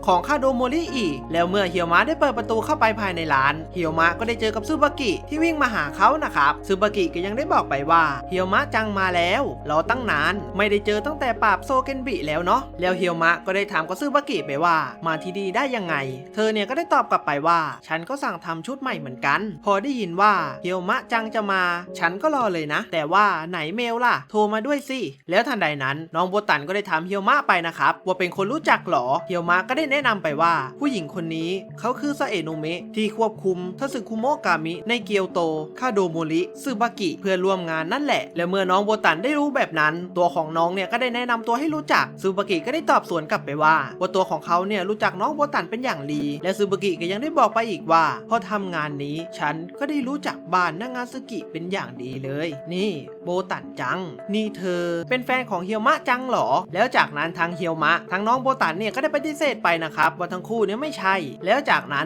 ซึบากิก็กำลังจะพาเฮียวมะกับน้องโบตันไปที่ห้องทอ อผ้าแต่ในระหว่างนั้นเฮียวมะก็ได้ถามซึบากิไปว่าเธอรู้เรื่องการทดสอบอะไรนั่นหรอเรื่องนั้นหรอมันไม่ได้ยากอะไรหรอกแต่สำหรับเฮียวมะจังฉันก็ไม่รู้นะเฮียวมะเนี่ยก็ยังได้ถามไปนะครับว่ามันเป็นเพราะอะไรซึบากิก็ยังได้ตอบว่าเพราะมันเป็นของพิเศษไงล่ะแล้วในระหว่างที่พวกเขากำลังคุยอยู่นั้นจู่ๆก็ได้มีผ้าผืนนึงพุ่งออกมาจากประตูแล้วเข้าพันตัวของน้องโบตันในทันทีนะครับเฮียวมะที่ได้เห็นแบบนั้นตัวเขาเนี่ยก็ได้รีบเข้าไปช่วยแต่ทว่าน้องโบตันก็ยังได้บอกไปนะครับว่าผ้าที่พันอยู่เนี่ยไม่ได้เจ็บแต่อย่างใดแถมยังรู้สึกนุ่มมากกว่าแล้วทันใดนั้นก็ได้มีชายหัวเหลืองคนนึงเนี่ยได้พูดขอโทษไปนะครับชายคนนี้ก็มีชื่อว่าฮาตะเป็นทัสึคุโมะกามิของร้านทอผ้าร้านนี้นะครับฮาตะก็ยังได้บอกไปอีกว่าม้วนผ้าที่พวกเราทำเป็นแบบสั่งทำพิเศษเรียกว่าครึ่งหนึ่งของมันมีชีวิตก็ได้ที่ทัสึคุโมะกามิของเครื่องปั่นได้ปั่นออกมานั้นทัสึคุโมะกามิของกี่ทอผ้าแบบผมก็จะเอามาทอต่อครับมันถูกสร้างมาแบบนั้นนะครับแต่ทว่าในระหว่างที่ฮาตะพูดนั้นเขาเนี่ยก็ได้สังเกตเห็นน้องโบตันนะครับแล้วก็ยังได้ถามไปอีกว่าคุณหนูใช่นางาสึกิโบตันหรือเปล่าพอน้องได้ตอบว่าใช่เนี่ยฮาตะก็ได้รู้สึกตื่นเต้นเป็นอย่างมากและเขาก็ยังได้บอกอีกว่าถึงว่าทำไมม้วนผ้าพุ่งเข้าไปทำตัวสนิทสนมแบบนั้นแหมไม่นึกเลยว่าจะได้เจอใกล้ๆแบบนี้และเมื่อเฮียวมะที่ได้รู้แบบนั้นเขาเนี่ยก็ได้ไม่พอใจเป็นอย่างมากที่ชุดที่เขาต้องสวมใส่มันทำมาจากทัสึคุโมะกามิแล้วภาพก็ได้ตัดไปที่ภายในร้านฮาตะก็ได้อธิบายไปนะครับว่าชุดที่ต้องสวมใส่มันไม่ใช่ตัวของทัสึคุโมะกามิแต่มันมีคุณสมบัติแบบการแบ่งกายของทัสึคุโมะกามิจึงมีความทนทานและยืดหยุ่นสูงตามความคิดและสถานการณ์ของเจ้าของชุดมีชีวิตคำว่ามีชีวิตที่ว่านี่แหละจุดเด่นของมันถ้าไม่สร้างความสัมพันธ์เอาไว้ให้ดีอาจจะถูกเมินไปเลยก็ได้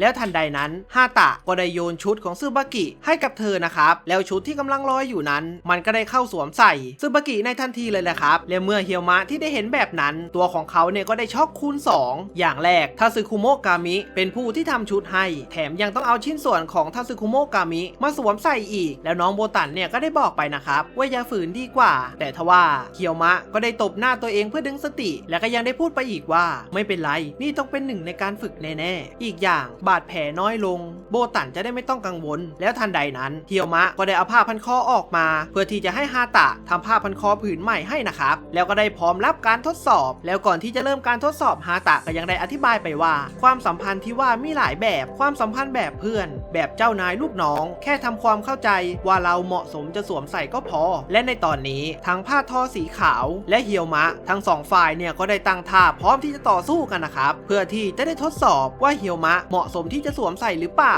ฮาตะก็ยังได้บอกไปว่าบรรยากาศอย่างตึงเลยเริ่มต้นแบบนี้ไม่ค่อยดีเลยแฮะแล้วน้องโบตันก็ได้ถามไปว่าทำไมผ้าผืนนั้นถึงพุ่งเข้าไปกอดเธอนะครับซึบากิก็ยังได้ตอบไปว่าแบบนั้นหายากนะใช่ปกติไม่ทำตัวสนิทสนมขนาดนั้นหรอกครับแล้วซึบากิเนี่ยก็ยังได้บอกไปอีกว่าทุกคนที่อยู่บ้านนางาสึกิก็เหมือนกันนะความสัมพันธ์ที่โบตันจัดสร้างขึ้นมาเป็นอะไรที่แทบเป็นไปไม่ได้เลยละจริงหรอคะแล้วซึบากิเนี่ยก็ยังคิดขึ้นในใจอีกนะครับว่าตามนั้นแหละหนึ่งในเหตุผลที่ป๊ามองว่าเธอเป็นตัวอันตรายและในตอนนี้น้องโบตันเนี่ยก็ยังสงสัยอีกนะครับว่าเฮียวมะจะผ่านการทดสอบด้วยวิธีไหนซึบากิก็ได้ตอบไปว่าน่าจะผ่านการทดสอบวิธีเดียวกับเขาคือการสั่งสอนโดยการใช้กำลังบังคับให้ทำตามยัดเยียดความเป็นเจ้านายลูกน้องเมื่อน้องโบตันได้ยินแบบนั้นตัวของน้องเนี่ยก็ยังได้คิดขึ้นนะครับว่าในตอนนี้เฮียวมะได้เปลี่ยนไปแล้วเฮียวมะในตอนนี้เขาน่าจะมีวิธีอื่นที่ดีกว่านี้แต่ทว่าทันใดนั้นเฮียวมะก็ได้บอกกับผ้าทอสีขาวไปว่าไม่ต้องทำอะไรที่ซับซ้อนเข้ามาให้สุดกำลังทีเดียวเลยแกจะฝากตัวเองไว้กับฉันได้หรือเปล่ามาพิสูจน์ด้วยกำปั้นซะซึบากิที่เห็นแบบนั้นตัวของเขาเนี่ยก็ได้ค้ำออกมาเลยนะครับเพราะดูเหมือนว่าทั้งสองฝ่ายเนี่ยจะคุยกันไม่รู้เรื่องฮาตะก็ได้พูดขึ้นว่าน่าจะใช่นะแต่ดูเหมือนว่าความมุ่งมั่นจะส่งไปถึงนะครับและในตอนนี้ผ้าทอสีขาวก็ได้เปลี่ยนรูปร่างกลายเป็นหมัดขนาดใหญ่พร้อมที่จะโจมตีใส่เฮียวมะแล้วจากนั้นผ้าทอสีขาวเนี่ยก็ได้ใช้หมัดอันทรงพลังพุ่งเข้าไปซัดที่ตัวของเฮียวมะแต่ทว่าเฮียวมะก็ไม่หลบแล้วก็ได้พร้อมรับการโจมตีนั้นจนตัวของเฮียวมะเนี่ยก็เดินไปไกลกันเลยนะครับแล้วจากนั้นเฮียวมะก็ได้ต่อยสวนกลับภายในหมัดเดียวจนทำเอาผ้าทอสีขาวเนี่ยหงายท้องเข้าไปเลยนะครับทำเอาทุกคนที่เห็นเนี่ยถึง กับช็อกกันไปเลยแล้วเฮียวมะก็ยังได้ชมผ้าทอไปอีกว่าเก่งมากที่สามารถทนหมัดของเขาได้แล้วเฮียวมะก็ยังได้บอกกับผ้าทอไปอีกว่าเขาเนี่ยจะไว้ใจให้ผ้าทอไปเป็นเครื่องป้องกันให้กับเขาถึงตัวเฮียวมะจะไม่ค่อยอยากยอมรับแต่แกเป็นสิ่งจำเป็นสำหรับการต่อสู้และฉันสัญญาว่าจะใส่แกให้ดีใส่จนแกเก่าแล้วทำให้ความปรารถนาของแกที่เกิดมาเป็นเสื้อผ้าให้เป็นจริงมากับฉันสิผลประโยชน์ตรงกันแล้วนี่คือความสัมพันธ์ที่จะต่อสู้ไปด้วยกันและในตอนนี้ก็ดูเหมือนว่าผ้าทอสีขาวเนี่ยจะยอมรับเฮียวมะเป็นเจ้านายเป็นที่เรียบร้อยแล้วนะครับแล้วจากนั้นในเวลาต่อมาเฮียวมะก็ได้ออกมาจากร้านทอผ้าเป็นที่เรียบร้อยแล้วน้องโบตันเนี่ยก็ยังได้ถามไปนะครับว่าผ้าผืนใหม่เนี่ยเหมือนกับผ้าผืนเก่าเปียบแล้วเฮียวมะก็ยังได้บอกไปว่าฮาตะปรับขนาดและทำสีให้เหมือนกับของเก่าแล้วภาพก็ได้ตัดมาในเวลาต่อมาซึ่งในตอนนี้เฮียวมะกับน้องโบตันก็กำลังเดินกลับบ้านกันนะครับน้องโบตันก็ยังได้ทักกับเฮียวมะไปว่าดูเหมือนว่าเฮียวมะจะมีความสุขดีนะดูออกหรอก็นิดหน่อยนะความจริงฉันก็ตกใจเหมือนกันปกติทาสึคุโมะกามิเป็นแค่เป้าหมายที่ต้องกำจัดแต่ครั้งนี้กลับต้องเผชิญหน้าแล้วตกลงกันใช่ไหมล่ะเอาจริงๆฉันไม่คิดเลยว่าตัวเองจะทำอะไรแบบนั้นได้ฉันพอจะเข้าใกล้การเป็นซานุเมะตัวจริงที่ปู่พูดถึงบ้างหรือยังนะแล้วน้องโบตันก็ยังได้บอกไปนะครับว่าตัวของน้องเนี่ยเชื่อว่าเฮียวมะเนี่ยกำลังเปลี่ยนไปในทางที่ดีแล้วเฮียวมะก็ยังได้ทักน้องโบตันไปอีกว่าช่วงนี้ดูเธอเหนื่อยนะดูออกด้วยหรอก็นิดหน่อยนะแล้วน้องโบตันก็ได้บอกไปว่าตอนที่ฉันอยู่กับคุณซูบากิ2 ต่อ 2น่ะแล้วจากนั้นน้องโบตันก็ได้นึกย้อนกลับไปในตอนที่เขาอยู่กับซูบากิซึ่งในตอนนั้นซูบากิก็ได้ทักกับกิฟต์หนีบผมของน้องโบตันว่ามันเนี่ยสวยดีแล้วซูบากิก็ยังได้บอกอีกว่าเฮียวมะจังน่ารักดีเนาะและเมื่อน้องโบตันได้ยินคำว่าน่ารักเขาเนี่ยก็ได้ช็อกกันไปเลยนะครับซูบากิก็ยังได้พูดต่ออีกว่าก่อนหน้านี้ฉันเคยแอบจีบเขาด้วยนะถึงจะโดนเมินก็เถอะแต่เขาก็น่ารักอยู่ดีฉันตัดใจไม่ได้หรอกโบตันจังก็น่ารักดีฉันชอบนะแต่ฉันไม่ยอมแพ้แน่แล้วภาพก็ได้ตัดมาที่ปัจจุบันซึ่งในตอนนี้น้องโบตันเนี่ยก็ได้ถอนหายใจเฮือกใหญ่เลยนะครับเฮียวมะที่ได้เห็นแบบนั้นก็ได้รู้ในทันทีว่าน้องโบตันเนี่ยเหนื่อยจริงๆด้วยแล้วภาพก็ได้ตัดไปที่คาโดโมริไทจูซึ่งในตอนนี้เขาก็กำลังพูดคุยกับลูกสาวอยู่คาโดโมริได้พูดขึ้นว่างั้นเหรอเจ้าหนูนั่นใส่มันได้สินะแต่ว่าก็แปลกนะที่ป้าเอาใจใส่แบบนี้สนใจเฮียวมะจังเหรอพูดบ้าเพราะการเตรียมชุดมันอยู่ในกฎตั้งหากแล้วซูบากิก็ยังได้บอกไปอีกว่าตัวของเขาเนี่ยได้เจอกับโบตันแล้วตัวจริงน่ารักดีนะเหมือนคนที่เชื่อใจกันอะไรทำนองนั้นแล้วเมื่อคาโดโมริได้ยินแบบนั้นตัวของเขาเนี่ยก็ยังได้บอกไปว่าแปลกมากพ่อเคยเจอครั้งหนึ่งนั่นไม่ใช่สิ่งที่จะเปิดใจให้มนุษย์ได้เลยเพราะแบบนั้นพ่อถึงคิดว่าปล่อยเอาไว้ก็คงไม่เป็นไรเรื่องนี้ฟังแล้วไม่ค่อยสบายใจเลยพวกตัวแปลกๆมันชอบเคลื่อนไหวในเวลาแบบนี้แล้วภาพก็ได้ตัดไปที่มหาวิทยาลัยที่น้องโบตันได้อยู่นะครับซึ่งในตอนนี้เฮียวมะก็ได้มาช่วยน้องจัดห้องชมรมเพื่อที่จะจัดกิจกรรมอะไรบางอย่างเมื่อเฮียวมะได้ช่วยจัดห้องเสร็จก็ได้มีรุ่นพี่คนหนึ่งได้พูดขึ้นว่าคุณคุนาโตะขอบคุณที่ช่วยเตรียมสถานที่นะคะอันที่จริงเห็นตอนแรกฉันนึกว่าไม่ใช่คนดีซะอีกฉันก็คิดว่ารุ่นพี่นางาซึกิรู้จักกับพวกอันธพาลเหมือนกันค่ะแล้วจากนั้นทุกคนเนี่ยก็ได้พูดนินทาต่างๆนานาจนทำให้เฮียวมะเนี่ยได้รู้สึกไม่พอใจนะครับแล้วจากนั้นเพื่อนของเขาเนี่ยก็ยังได้แซวไปว่าให้พาเฮียวมะไปเดินทัวร์มหาลัยไปกับแฟนน่ะน้องโบตันเนี่ยก็ได้บอกว่าไม่ใช่นะครับแล้วก็ได้บอกไปว่าเฮียวมะเนี่ยเป็นญาติเฮียวมะที่ได้ยินแบบนั้นตัวของเขาก็ยังได้คิดว่าทาสึคุโมะกามิอีก6 ตนที่อยู่ในการดูแลของโบตันอยู่ในสถานะอะไรกันนะแล้วภาพก็ได้ตัดมาในเวลาต่อมาซึ่งในตอนนี้น้องโบตั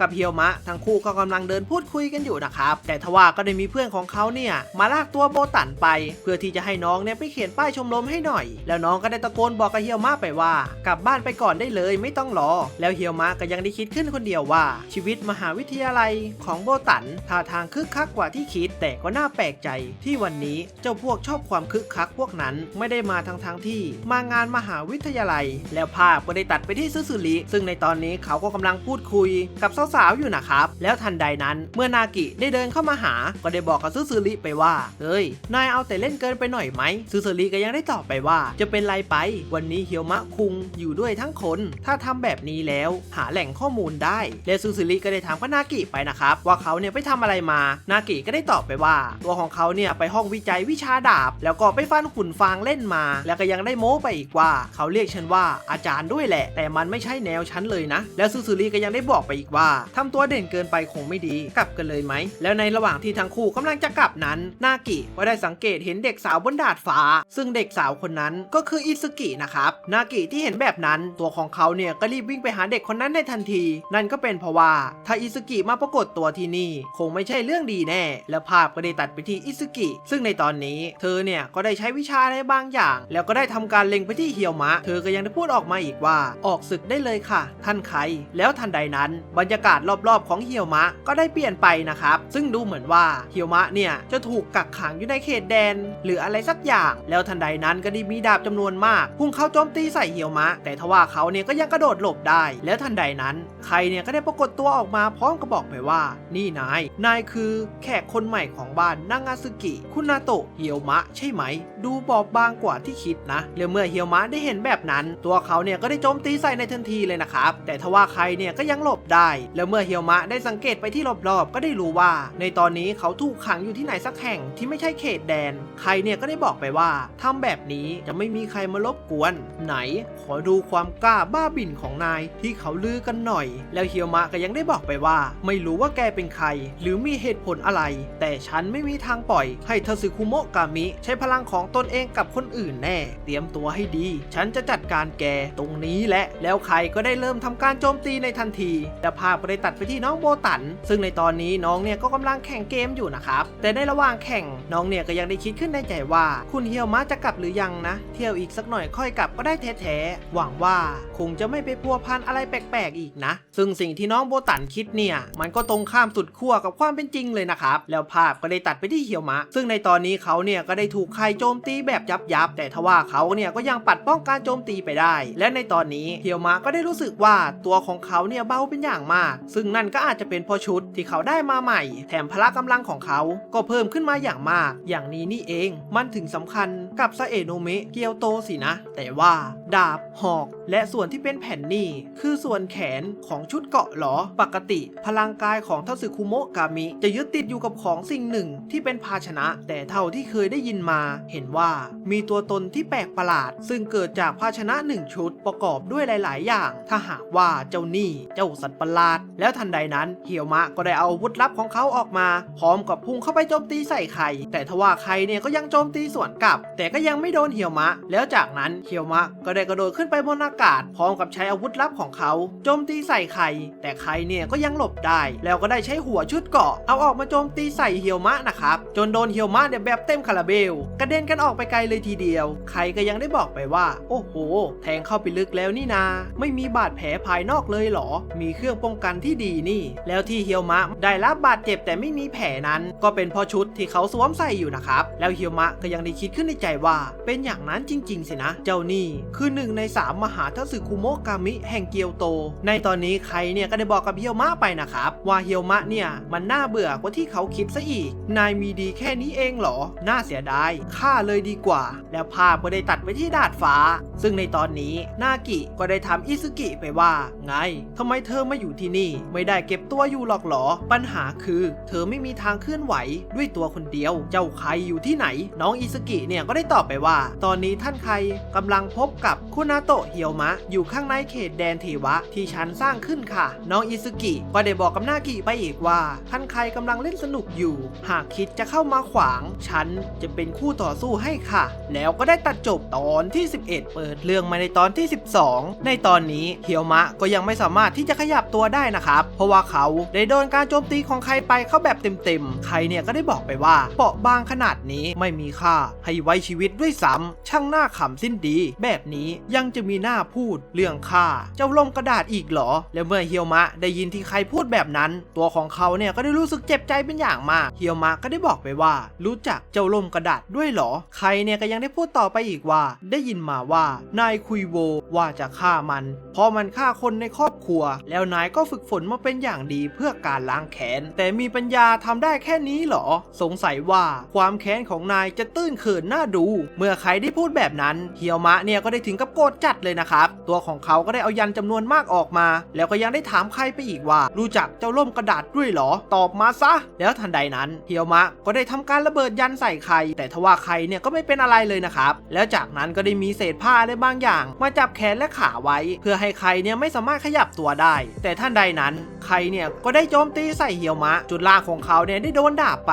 แต่ทว่าร่างที่โดนดาบนั้นก็เป็นแค่หุ่นหลอกนะครับ ครับเฮียวมะได้โผล่มาจากอีกฝั่งแล้วใช้หมัดของเขาพุ่งตรงซัดเข้าไปที่หน้าของใครแต่ทว่าใครเนี่ยก็ได้โจมตีสวนกลับใส่เฮียวมะจนทำเอาตัวเฮียวมะเนี่ยซุดไปกับพื้นเลยนะครับและในตอนนี้ก็ดูเหมือนว่าใครเนี่ยจะคั่งเป็นอย่างมากแล้วก็ได้ท้าให้เฮียวมะเนี่ยเข้ามาสิเอาอีกเข้ามาสิแต่ทว่าทันใดนั้นนากิกับซึซึริก็ได้เข้ามาช่วยแล้วนะครับแล้วจากนั้นทั้งคู่เนี่ยก็ได้ประสานพลังกันเพื่อโจมตีใส่ใครแต่ทว่าใครเนี่ยก็ยังหลบได้แล้วนากิก็ได้พุ่งเข้าไปปะทะดาบกับใครนะครับใครก็ได้พูดด้วยสีหน้าที่มีความสุขไปว่าชักสนุกขึ้นมาแล้วคนต่อไปคือแกเองเหรอนากิก็ได้ตอบไปว่าพูดบ้าๆฉันไม่คิดจะเอาตัวเองไปต่อตัวกับนายได้หรอกแต่ว่ายายเด็กนั่นเล่าให้ฉันฟังหมดแล้วทันใดนั้นใครเนี่ยก็ได้เห็นกับอิซึกิที่โดนซึซึริเนี่ยจับตัวไว้แล้วนะครับน้องซึซึริก็ได้บอกไปว่าขออภัยค่ะท่านใครหมดเวลาแล้วค่ะแล้วเมื่อน้องอิซึกิได้พูดจบก็ได้มีวงแหวนอะไรบางอย่างเนี่ยมาลัดตัวของใครแล้วก็ได้ช็อตใส่ใครในทันทีเลยนะครับจนทำเอาใครเนี่ยถึงก็หมดสภาพกันในทันทีแล้วทันใดนั้นเฮียวมะก็ได้บอกกับนากิไปนะครับว่าให้อธิบายเรื่องมาทั้งหมดแต่ก่อนอื่นช่วยเอาชั้นลงทีได้ไหมแล้วนากิกับซึซึริก็ถึงกับอึ้งกันไปเลยนะครับที่ว่าเฮียวมะเนี่ยได้โดนขนาดนั้นแล้วภาพก็ได้ตัดไปที่น้องโบตันซึ่งในตอนนี้ทุกคนเนี่ยก็กำลังพูดคุยเกี่ยวกับงานกิจกรรมอยู่นะครับแล้วน้องเนี่ยก็ได้บอกให้ทุกคนรีบเก็บของซะเพราะว่าเขาเนี่ยจะปิดห้องแล้วภาพก็ได้ตัดมาในเวลาต่อมาในตอนที่น้องเนี่ยได้ปิดห้องแล้วในตอนนี้น้องโบตันก็ได้ยืนพูดคนเดียวว่าแฟนหรอความรักการรักใครสักคนอื่นทำได้ไงเนี่ยเรื่องน่ากลัวแบบนั้นแล้วภาพก็ได้ตัดไปที่เฮียวมะในตอนนี้เฮียวมะก็ได้รู้แล้วนะครับที่ว่าใครได้พุ่งโจมตีใส่เขานั่นก็เป็นแค่เพียงการทักทายเท่านั้นใครก็ยังได้บอกต่อไปอีกว่าฉันได้ยินข่าวลือเรื่องนายหนาหูเลยขออนุญาตออกมาดูแล้วนากิก็ยังได้บ่นกับใครไปนะครับว่าตัวของมันเนี่ยชอบทำอะไรเกินเหตุใครก็ยังได้บอกไปอีกว่าแต่ว่าพวกนายเถอะเล่นสนุกกับอิซึกิมาไม่ใช่หรอนากิก็ได้สวนกลับไปทันทีว่ามันไม่ได้เรียกว่าเล่นด้วยซ้ำแล้วภาพก็ได้ตัดไปในเวลาก่อนหน้านี้ในตอนนี้เพียงแค่การดีดนิ้วเบาๆของนากิก็ทำเอาน้องอิซึกิเนี่ยถึงก็เป็นลมไปเลยนะครับนั่นก็เป็นเพราะว่าน้องเนี่ยอ่อนแอแบบสุดๆแล้วน้องอิซึกิก็ยังได้บอกกับใครไปว่าก็พวกนั้นบอกว่าจะเข้ามาขวางท่านใครก็เลยอยากลองพยายามดูแล้วในระหว่างที่พวกเขากำลังพูดคุยกันอยู่นั้นเฮียวมะก็ได้ถามกับใครไปว่าเดี๋ยวก่อนสิแล้วเรื่องเจ้าร่มกระดาษล่ะใครเนี่ยก็ได้ตอบสวนกลับไปว่าคำถามที่นายคิดจะใช้กำลังบังคับฉันเมื่อกี้นั่นหรอสุดท้ายนายในตอนนี้ก็ไม่มีพลังที่คู่ควรกับคำตอบใช่ไหมนี่คือการประเมินของฉันเคยเจอคุนาโตะฮายาโตะและคุซุยมาก่อนนายอ่อนหัดกว่าพวกเขา2 คนมากกว่าตอนโดนเจ้าล่มกระดาษเล่นงานซะอีกทำไมถึงไม่ใช้สิ่งที่นายได้รับมานายจะใช้ของดูต่างหน้าของทั้งคู่เพื่อแสดงถึงความแค้นหรือไงคิดไร้สาระแล้วนากิเนี่ยก็ยังได้พูดแทรกไปว่าสุดท้ายก็แค่อยากพูดอะไรที่อยากพูดไม่ใช่หรือไงเจ้าใครคิดว่าฉันโหดร้ายหรอไม่เท่าที่พวกนายทำหรอกนางาซึกิแล้วนากิก็ได้ถามไปนะครับว่าใครเนี่ยมันจะสื่อถึงอะไรใครเนี่ยก็ยังได้บอกต่อไปอีกว่าฉันจะบอกว่าให้คุนาโตะเฮียวมะอยู่ใกล้ๆนางาซึกิโบตันเรื่องนั้นมันโหดร้ายแล้วทันใดนั้นในขณะที่พวกเขากำลังพูดคุยกันอยู่ก็ดูเหมือนว่าน้องโบตันเนี่ยจะเดินผ่านมาเห็นที่พวกเฮียวมะกับใครเนี่ยกำลังพูดคุยกันนะครับใครก็ยังได้บอกต่อไปอีกว่าตราบใดที่ยังอยู่ใกล้ๆเจ้าหนูนี่ก็คงคิดจะปกป้องไม่หนูนั่นสินะเพราะเป็นหน้าที่ของตัวเองเพราะอย่างนั้นไม่มีอะไรตลกร้ายไปกว่านี้แล้วเพราะล่มกระดาษที่ฆ่าพี่ชายกับพี่สาวคนที่เป็นต้นเหตุมันเคลื่อนไหวมาตั้งแต่แรกก็คือนางาซึกิโบตันยังไงล่ะและไม่หนูนั่นเองก็ไม่ได้ต้องการให้มนุษย์หน้าไหนมาปกป้องเพราะนางาซึกิโบตันไม่สามารถเชื่อใจคนอื่นให้มาปกป้องตัวเองได้และในระหว่างที่ใครกำลังพูดอยู่นั้นนากิก็ได้รู้สึกโมโหเป็นอย่างมากที่ใครได้พูดดูถูกโบตันนะครับแล้วถ้าดูถูกคุณหนูของเราไปมากกว่านี้ล่ะก็เราจะบดขยี้นายซะแล้วใครที่ได้เห็นท่าทีของนากิกับซึซึริแบบนั้นตัวของเขาเนี่ยก็ได้ชอบใจเป็นอย่างมากแต่ทว่าน้องอิซึกิก็ได้ใช้วงแหวนทำการช็อตใส่ฟ้าใส่ใครนะครับจนใครเนี่ยได้ร้องโหยหวนถึงก็หมดสภาพและน้องอิซึกิก็ยังได้บอกกับใครไปอีกว่านายท่านเล่นแรงเกินไปแล้วค่ะต้องขออภัยแทนท่านใครด้วยนะคะเขาดูพอใจมากแล้วฉันจะขอคุมประพฤติเขาสักระยะโปรดยกโทษให้ด้วยแต่ก็จริงอย่างที่ท่านใครพูดพวกคุณทุกคนมีบางอย่างผิดเพี้ยนและไม่มีอะไรยืนยันได้ว่าคนที่เล็งเรื่องนั้นจะโผล่ออกมาโปรดอย่าลืมเรื่องนั้นนะคะแล้วทันใดนั้นทั้งใคร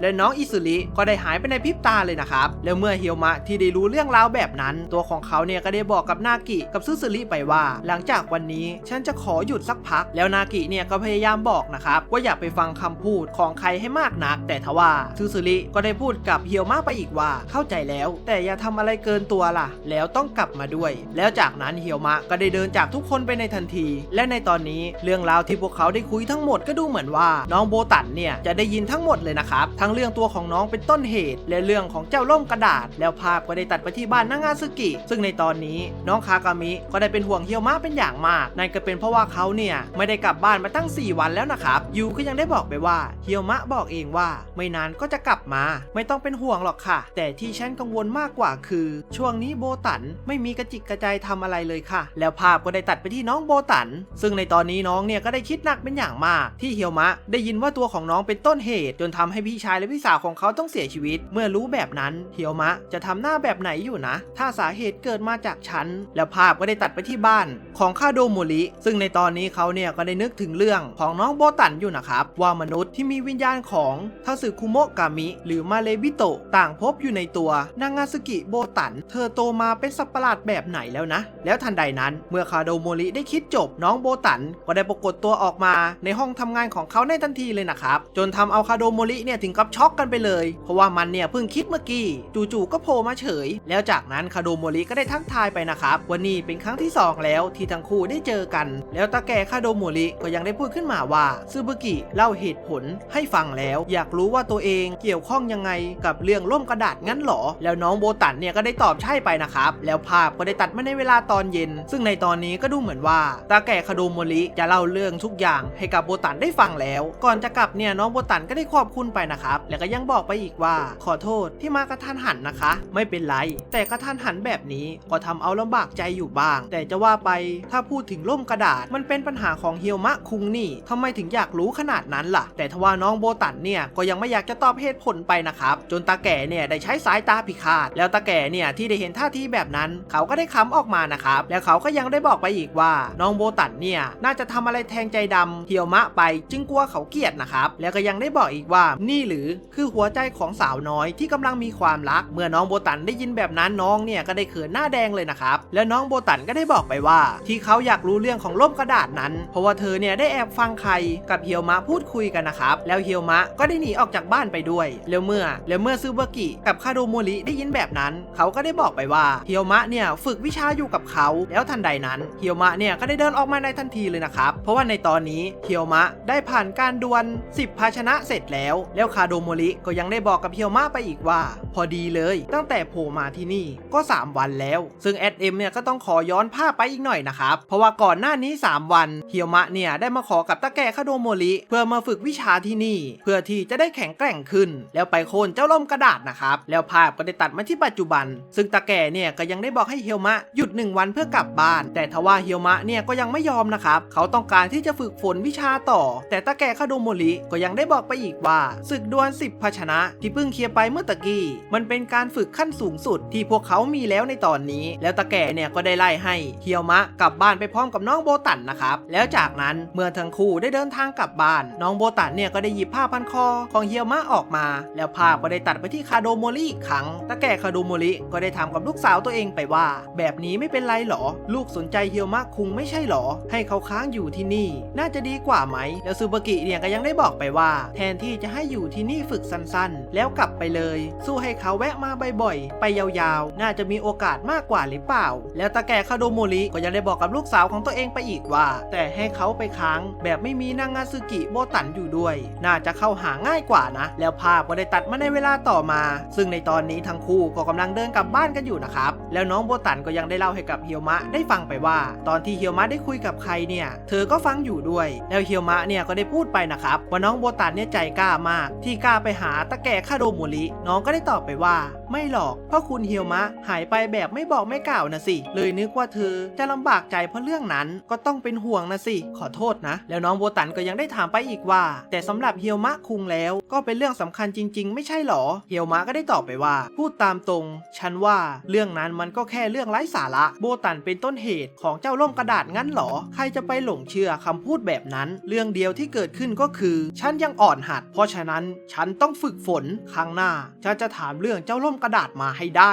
แล้วเมื่อน้องโบตันได้เห็นท่าทีของเฮียวมะที่ขึงขังน้องเนี่ยก็ได้เศร้าออกมานะครับแล้วก็ยังได้พูดไปอีกว่าเฮียวมะน่ะเก่งมากเลยนะถ้าได้มุ่งมั่นไปข้างหน้าเธอก็จะไปตามทางนั้นโดยไม่ลังเลและเชื่อมั่นในตัวเองที่เป็นแบบนั้นทัสึคุโมะกามิที่ชื่อใครพูดถึงอีกเรื่องด้วยไม่ใช่หรอที่ว่าฉันไม่สามารถเชื่อใจคนอื่นได้แล้วจากนั้นเฮียวมะก็ได้ถามกับน้องโบตันไปนะครับว่าเรื่องในอดีตของน้องเนี่ยมันเกิดอะไรขึ้นแล้วน้องก็ได้ยอมเล่าให้เฮียวมะได้ฟังว่าฉันเคยโดนลักพาตัวไปน่ะมีญาติมาที่บ้านในเวลาไล่เลี่ยกันเพราะอยากรับฉันไปเลี้ยงซึ่งคนที่มารับน้องโบตันไปเลี้ยงนั่นก็เป็นผู้ชายกับหญิงสาวคนนี้นะครับซึ่งผู้ชายตาตีเนี่ยเป็นญาติห่างๆของน้องส่วนผู้หญิงก็เป็นน้องสาวของพ่อน้องโบตันนะครับแล้วน้องโบตันก็ยังได้บอกไปอีกว่าฉันกับทุกคนในบ้านเลยระวังตัวประมาณหนึ่งแต่ว่าเพราะเขาคือครอบครัวคนแรกละมั้งฉันเลยอยากอ้อนเลยเผลอเชื่อในความใจดีของเขาคนที่ลักพาตัวฉันไปคือญาติที่เป็นผู้หญิงเฮียวมาเนี่ยก็ได้พูดขึ้นว่างั้นก็หมายความว่าคนที่ควรระวังจริงๆสินะแต่ทว่าน้องโบตันเนี่ยก็ไม่ใช่นะครับแล้วภาพก็ได้ตัดไปในอดีตของน้องโบตันซึ่งในตอนนี้ญาติทั้งสองคนของน้องเนี่ยก็ดูเหมือนว่าจะมานัดพบใครบางคนนะครับในระหว่างที่ญาติผู้ชายกำลังคุยโทรศัพท์อยู่นั้นญาติผู้หญิงที่อยู่ในรถที่มีชื่อว่าซึซึกิก็ได้พาน้องโบตันเนี่ยหนีไปในทันทีเลยนะครับนั่นก็เป็นเพราะว่าญาติผู้ชายเนี่ยจะส่งน้องโบตันให้กับใครบางคนเพื่อที่จะใช้งานน้องแล้วเมื่อน้องได้หันไปหาญาติผู้ชายคนนั้นก็ได้พบว่าไอ้ผู้ชายคนนั้นเนี่ยมันได้คลั่งเป็นอย่างมากที่ซัตสึกิได้พาน้องโบตันหนีไปแล้วในระหว่างที่ทั้งคู่กำลังหนีอยู่นั้นซัตสึกิก็ได้บอกกับน้องโบตันไปว่าโบตันจังขอโทษที่ให้มาเจออะไรน่ากลัวนะเธอเป็นมนุษย์นะเธอมีพ่อที่เป็นพี่ชายของฉันรู้สึกผิดกับทัสึคุโมะกามิพวกนั้นแต่ฉันจะไม่ให้ใครมาใช้ประโยชน์จากเธอแน่แล้วภาพก็ได้ตัดไปที่กลางป่าแห่งหนึ่งซึ่งหลังจากนี้ไปน้องโบตันในวัยเด็กกับซัตสึกิทั้งคู่เนี่ยก็ได้ใช้ชีวิตกันอย่างมีความสุขในบ้านกลางป่าหลังนี้เพราะว่าซัตสึกิต้องการให้น้องโบตันมีความสุขในแบบของมนุษย์แล้วน้องโบตันก็ยังได้บอกมาอีกว่าแต่จู่ๆวันเวลาแบบนั้นก็ต้องมาถึงจุดจบแล้วในขณะที่ซัตสึกิกับน้องโบตันกำลังหนีพวกที่ตามล่าอยู่นั้นทั้งคู่เนี่ยก็ได้โดนทัสึคุโมะกามิ2 ตนขวางหน้ารถไว้จนรถเนี่ยได้ระเบิดไปเลยนะครับจนทำให้ซัตสึกิถึงกับต้องเสียชีวิตแล้วไอ้ญาติฝั่งผู้ชายเนี่ยก็ได้บอกว่าไม่ต้องห่วงนะเดี๋ยวฉันจะใช้งานโบตันให้เต็มที่เลยแล้วน้องโบตันก็ยังได้บอกไปอีกว่าฉันจำอะไรหลังจากนั้นไม่ได้เลยพอลืมตาขึ้นมาทุกอย่างก็จบไปแล้วตั้งแต่นั้นมาฉันก็กลัวมาตลอดกลัวถูกคนรักหักหลังการที่เขาต้องมาตายเพื่อปกป้องฉันกลัวการเชื่อใจใครฉันสามารถอยู่คนเดียวได้โดยไม่ต้องกลัวคนอื่นกับทัสึคุโมะกามิแล้วก็จริงแต่ฉันทำได้แค่นั้นถ้ามากไปกว่านี้ฉันก็แอบกลัวอย่างเช่นเพื่อนสนิทหรือความสัมพันธ์ที่เชื่อใจอีกฝ่ายแล้วให้เขาช่วยเราได้ยิ่งเรื่องรักใครสักคนสำหรับฉันมันคงเพราะงั้นในสายตาฉันคนที่เสียดายเวลาไม่อยากย่ำอยู่กับที่แล้วก้าวต่อไปข้างหน้าแบบเฮียวมะคุงฉันว่าเก่งมากๆเลยนะแล้วทันใดนั้นเฮียวมะก็ได้พูดขึ้นมาว่าโบตันถ้าเป็นฉันก็ไม่มีปัญหานี่แล้วน้องโบตันเนี่ยก็ถึงกับงงเลยนะครับว่าเฮียวมะเนี่ยกำลังพูดถึงอะไรเฮียวมะก็ยังได้พูดต่อไปอีกว่าไม่ลองเชื่อใจฉันดูล่ะว่าไงเมื่อน้องโบตันได้ยินแบบนั้นก็งงในงงอีกนะครับแล้วเฮียวมะก็ได้กอดอกตะโกนบอกไปว่าคือแบบนี้นะฉันมีความปรารถนาอยู่เลยยังตายไม่ได้แล้วฉันก็กำลังฝึกเพื่อทำสิ่งนั้นเธอก็รู้ดิแล้วเธอคิดว่าฉันมีความสามารถพอจะหลอกใช้งานใครได้หรือเปล่าน้องเนี่ยก็ได้ตอบสวนไปในทันทีเลยนะครับฉันว่ามันไม่ได้เรื่องเลยค่ะแล้วเฮียวมะก็ยังได้บอกกับน้องโบตันไปอีกว่าเอาเป็นว่าลองเชื่อใจฉันดูคงไม่มีปัญหาอะไรนะว่าไงแล้วน้องโบตันที่ได้ยินแบบนั้นน้องเนี่ยก็ได้คิดหนักเป็นอย่างมากเลยนะครับเพราะว่าน้องเนี่ยยังมีความกลัวอยู่แต่ทว่าเฮียวมะก็ยังได้บอกไปอีกว่าโบตันฉันสาบานได้ฉันจะไม่หักหลังใครจะไม่ตายและฉันจะปกป้องเธอให้ถึงที่สุดแล้วเมื่อน้องโบตันได้ยินคำพูดของเฮียวมะไปแบบนั้นเธอเนี่ยก็ได้รู้สึกดีใจเป็นอย่างมากแล้วน้องโบตันที่กำลังเขินอยู่เนี่ยก็ได้ถามกับเฮียวมะไปนะครับว่าไปเอาคำว่าปกป้องเนี่ยมาจากไหนแล้วไม่มองปัญหามันเป็นเรื่องง่ายเกินไปหน่อยหรอแล้วน้องโบตันก็ได้ตอบกลับไปด้วยท่าทีเขินอายไปว่างั้นฉันจะเชื่อใจได้จริงๆใช่ไหมเชื่อใจได้เต็มที่เลยแล้วเมื่อน้องโบตันได้ยินแบบนั้นเธอเนี่ยก็ได้ดีใจแบบสุดขีดที่มีคนอยากจะปกป้องเธอด้วยใจจริงแล้วทันใดนั้นท่าทีของน้องโบตันก็ได้ดูแปลกไปอีกครั้งแล้วน้องก็ยังได้บอกไปว่านี่คงเป็นครั้งแรกสินะที่เห็นเฮียวมะคุงยิ้มจริงๆจังๆเฮียวมะก็ยังได้บอกไปอีกนะครับว่าเขาเนี่ยก็ยิ้มมาตลอดแล้วจากนั้นทั้งคู่เนี่ยก็ได้เดินกลับบ้านด้วยกันและในตอนนี้เราก็จะได้รู้ว่าการที่ทั้งคู่พูดคุยกัน กันนั้นฮาโอริก็ได้อยู่ในเหตุการณ์ทั้งหมดเลยนะครับแล้วภาพก็ได้ตัดไปในตอนกลางคืนณสถานที่แห่งหนึ่งซึ่งในตอนนี้ก็ได้มีผู้หญิงที่ถือล่มกระดาษกำลังจะไปที่ไหนสักแห่งนะครับแล้วเธอเนี่ยก็ได้ยิ้มแบบมีเลสไนออกมาแล้วก็ได้ตัดจบตอนที่12มหาเนตรผู้พิทักษ์ซีซั่น2และก่อนที่ทุกคนจะเข้าไปรับชมกันนั้นก็อย่าลืมกดไลค์กดซับเพื่อเป็นกำลังใจให้กับพวกเราทีมงานผู้กล้าสายสปอยและที่สำคัญก็อย่าลืมกดกระดิ่งเพื่อที่จะไม่พลาดคลิปใหม่ๆจากพวกเราและถ้าทุกคนพร้อมกันนั้นก็ไปรับชมกันได้เลย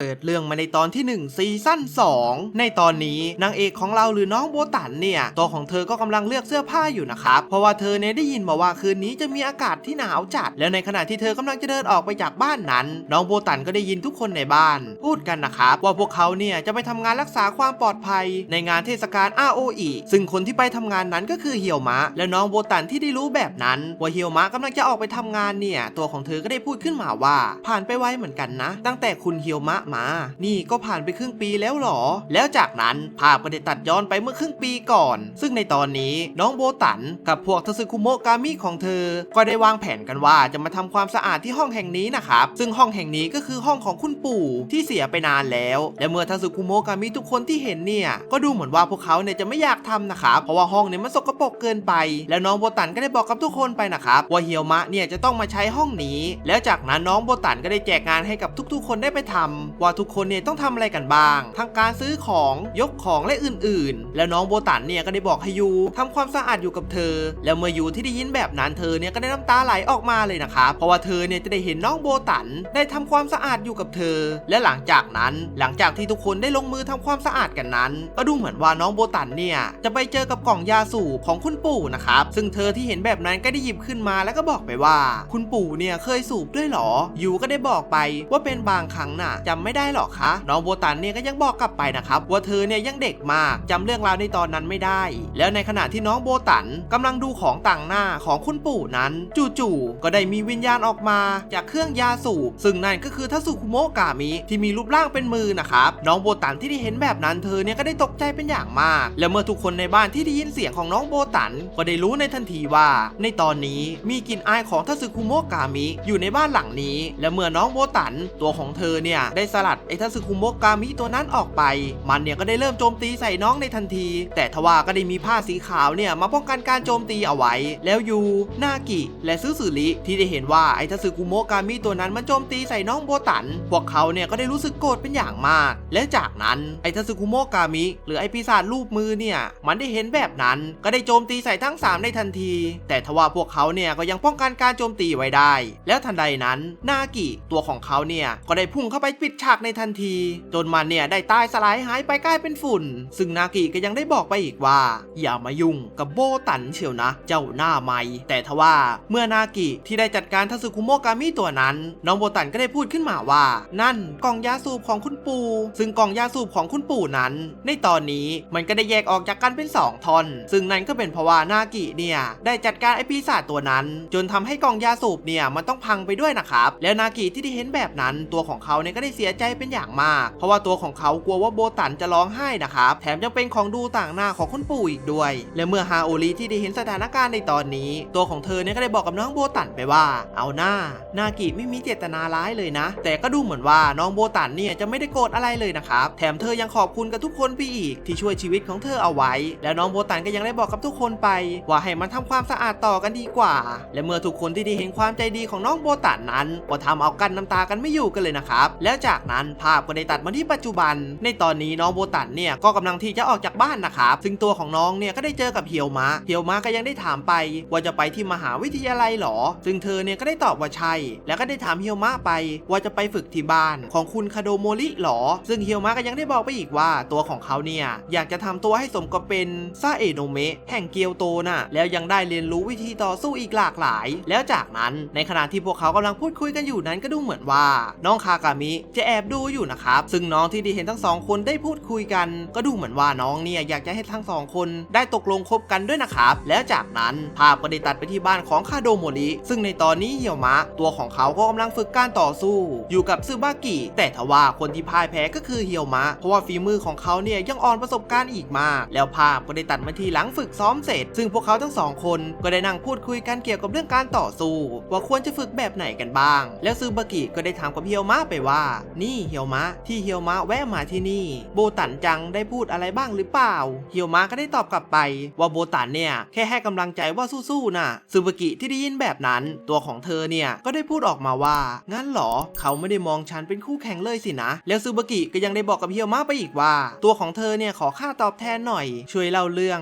งของคุณคุซุยกับคุณฮายาโตะให้ฟังทีสิแล้วเมื่อเฮียวมะที่ได้ยินคำขอของซึบากิตัวของเขาเนี่ยก็ได้เล่าให้ฟังไปนะครับว่าคุซุยกับฮายาโตะพี่ของเขาทั้งสองคนนั้นยืนอยู่แถวหน้าของซาเอโนะเมะตั้งแต่สมัยเด็กๆแถมยังเป็นคนที่เก่งมากอีกด้วยแล้วความฝันของพี่ชายและพี่สาวทั้งสองคนก็อยากจะเป็นหัวหน้าของซาเอโนะเมะเพราะว่าพวกเขาเนี่ยอยากจะอยู่ในตำแหน่งสูงๆในฐานะของนักล่าปีศาจและเมื่อซึบากิที่ได้ฟังเรื่องราวนั้นตัวของเธอก็ได้พูดขึ้นมาว่าเฮียวมะเป็นที่รักของทั้งสองคนจริงๆแล้วจากนั้นพวกเขาทั้งสองคนเนี่ยก็ได้ตกลงที่จะไปฝึกฝนกันต่อแล้วจากนั้นภาพก็ได้ตัดมาที่บ้านของน้องโบตันซึ่งในตอนนี้ฮาโอรินากิและยูพวกเขาทั้ง3คนเนี่ยก็กำลังวางแผนเกี่ยวกับการรักษาความปลอดภัยขบวนงานเทศกาลอาโออิและก็ดูเหมือนว่างานเทศกาลนี้จะเป็นงานที่ใหญ่มากแล้วพวกเขาทั้ง3คนเนี่ยก็กำลังพูดถึงใครบางคนอยู่ด้วยนะครับถ้าได้เจอก็จะเป็นการเจอในรอบ10 กว่าปีเลยนะนักดนตรีหลวงแล้วจากนั้นภาพก็ได้ตัดไปที่สถานที่แห่งหนึ่งซึ่งในตอนนี้เราก็จะได้เห็นด้านหลังของทั้ง3คนนี้ซึ่งพวกเขาเนี่ยก็น่าจะเป็นมหาทสึกุโมะกามินักดนตรีหลวงนะครับแล้วจากนั้นภาพก็ได้ตัดไปที่งานเทศกาลซึ่งในตอนนี้ก็ได้มีขบวนใหญ่เนี่ยกำลังแห่กันอยู่นะครับแล้วก็ดูเหมือนว่าน้องโบตันเนี่ยจะมางานนี้อีกด้วยซึ่งเธอเนี่ยก็มากับเพื่อนและเพื่อนของเธอก็ได้ถามกับน้องโบตันไปนะครับว่าเฮียวมะเนี่ยไปไหนไม่มาด้วยงั้นหรอซึ่งน้องก็ได้ตอบไปว่าเฮียวมะเนี่ยไปทำงานและจากนั้นน้องโบตันก็ได้นึกย้อนกลับไปในวันก่อนซึ่งในตอนนี้เราก็จะได้รู้ว่าน้องโบตันมาชวนเฮียวมะให้ไปงานเทศกาลด้วยกันนะครับซึ่งเฮียวมะก็ได้ปฏิเสธไปเพราะว่าตัวของเขาเนี่ยไม่ชอบขบวนงานเทศกาล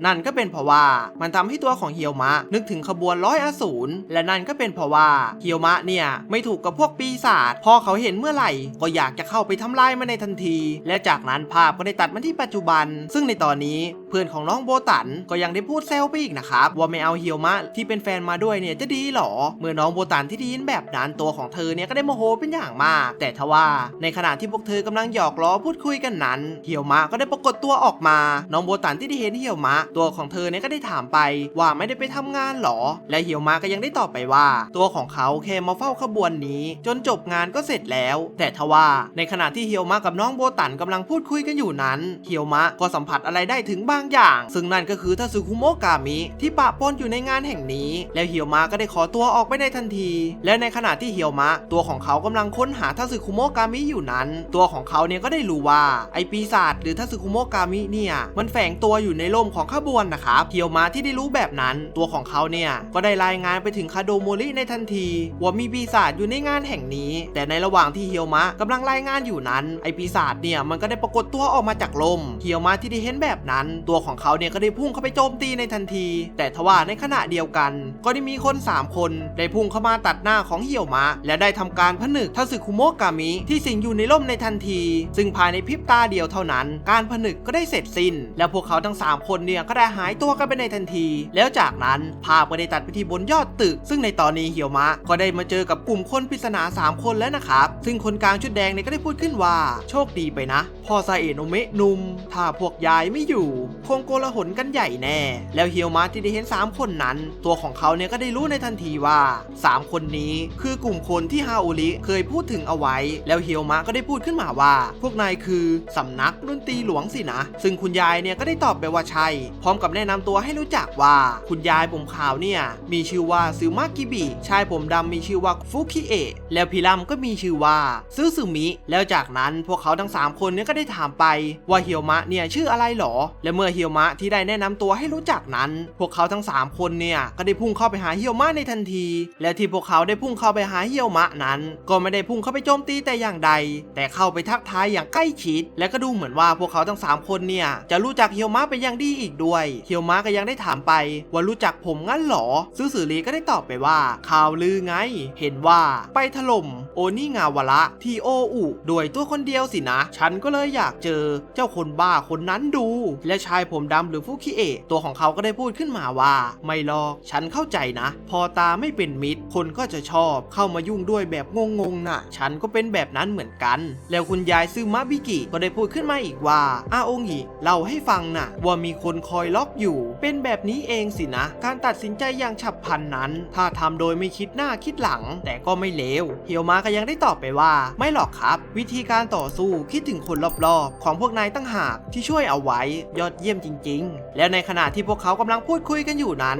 จู่ๆฮาโอริเธอเนี่ยก็ได้ปรากฏตัวออกมาพร้อมกับซัดเข้าไปที่หลังของเฮียวมะซึ่งเธอเนี่ยก็ได้ถามกับเฮียวมะไปนะครับว่าทาสึคุโมะกามิตัวนั้นหายไปไหนแล้วแถมคุณคาโดโมริก็กำลังโกรธจัดอยู่อีกด้วยที่เฮียวมะเนี่ยทำอะไรโดยพละการแต่ท่านใดนั้นคุณยายซึมะบิกิก็ได้ทักกับฮาโอริไปนะครับซึ่งฮาโอริที่ได้เห็นนั้นเธอเนี่ยก็ได้บอกไปว่าไม่ได้เจอกันนานเลยนะคะทำไมมาอยู่กับเฮียวมะล่ะแล้วฮาโอริเธอเนี่ยก็ได้ฉุกคิดได้ทันทีว่าคุณยายเนี่ยต้องช่วยเฮียวมะไว้แน่ๆแล้วในระหว่างที่พวกเขากำลังพูดคุยกันอยู่นั้นคุณยายซึมะบิกิเธอเนี่ยก็ได้บอกกับฮาโอริไปว่าขอตัวกลับก่อนเดี๋ยวไว้ว่างๆจะแวะไปทักทายโบตันนะและก่อนที่คุณยายจะไปนั้นตัวของเขาเนี่ยก็ได้พูดขึ้นมาว่าก่อนอื่นคงต้องทำให้ชื่อของสำนักดนตรีหลวงเป็นที่รู้จักสักหน่อยซึ่งฮาโอริก็ได้งงนะครับว่าการที่จะทำให้ผู้คนรู้จักเนี่ยทำยังไงหรออย่าบอกนะว่าจะไปโชว์ตามข้างถนนอีกนะแล้วเมื่อฮาโอริได้พูดจบพวกเขาทั้ง3คนเนี่ยก็ได้หายตัวกันไปในทันที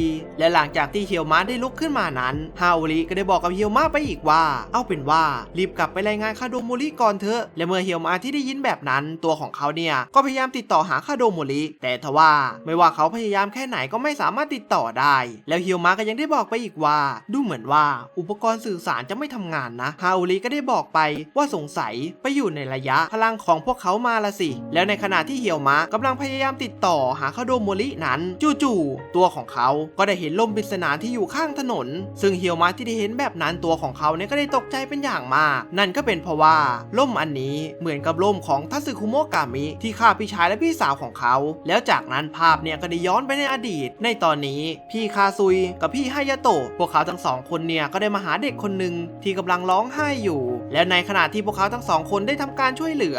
จู่ๆตัวของเด็กหัวขาวคนนี้ก็ได้แปลงร่างกลายเป็นปีศาจขนาดใหญ่แล้วก็ได้ทำการโจมตีใส่ทั้ง2คนในทันทีแต่ทว่าพวกเขาเนี่ยก็ยังหลบการโจมตีไปได้และเมื่อฮายาโตะที่ได้เห็นแบบนั้นตัวของเขาเนี่ยก็ได้รีบพุ่งเข้าไปโจมตีในทันทีแต่ทว่ามันก็ยังไม่สามารถทำให้ปีศาจตัวนั้นบาดเจ็บหรือล้มตายได้แถมตัวของมันเนี่ยก็ยังเพิ่มขนาดใหญ่ขึ้นมาอีกด้วยพี่คาซุยที่เห็นแบบนั้นตัวของเธอเนี่ยก็ได้ใช้ผ้ายันอัศนีโจมตีใส่ในทันทีแต่ทว่าการโจมตีของเธอนั้นก็ได้ย้อนกลับมาหาตัวเองนะครับจนทำให้ตัวของเธอเนี่ยได้รับบาดเจ็บสาหัสและเมื่อพี่คาซุยที่โดนแบบนั้นตัวของเธอเนี่ยก็ได้บอกกับฮายาโตะไปว่าที่แห่งนี้ว่าคายถูกกางเอาไว้แล้วฮายาโตะที่ได้ยินแบบนั้นตัวของเขาเนี่ยก็ได้สังเกตไปรอบๆจนได้พบกับผ้ายันที่แปะอยู่ที่ต้นไม้ซึ่งนั่นก็คือยันก่อร่างที่จะสะท้อนพลังเวทใส่ผู้ใช้นะครับและฮายาโตะที่ได้เห็นแบบนั้นตัวของเขาเนี่ยก็ได้รู้ในทันทีว่าพวกเขาทั้ง2คนเนี่ยถูกล่อมาให้ถูกฆ่าณสถานที่แห่งนี้และหลังจากนั้น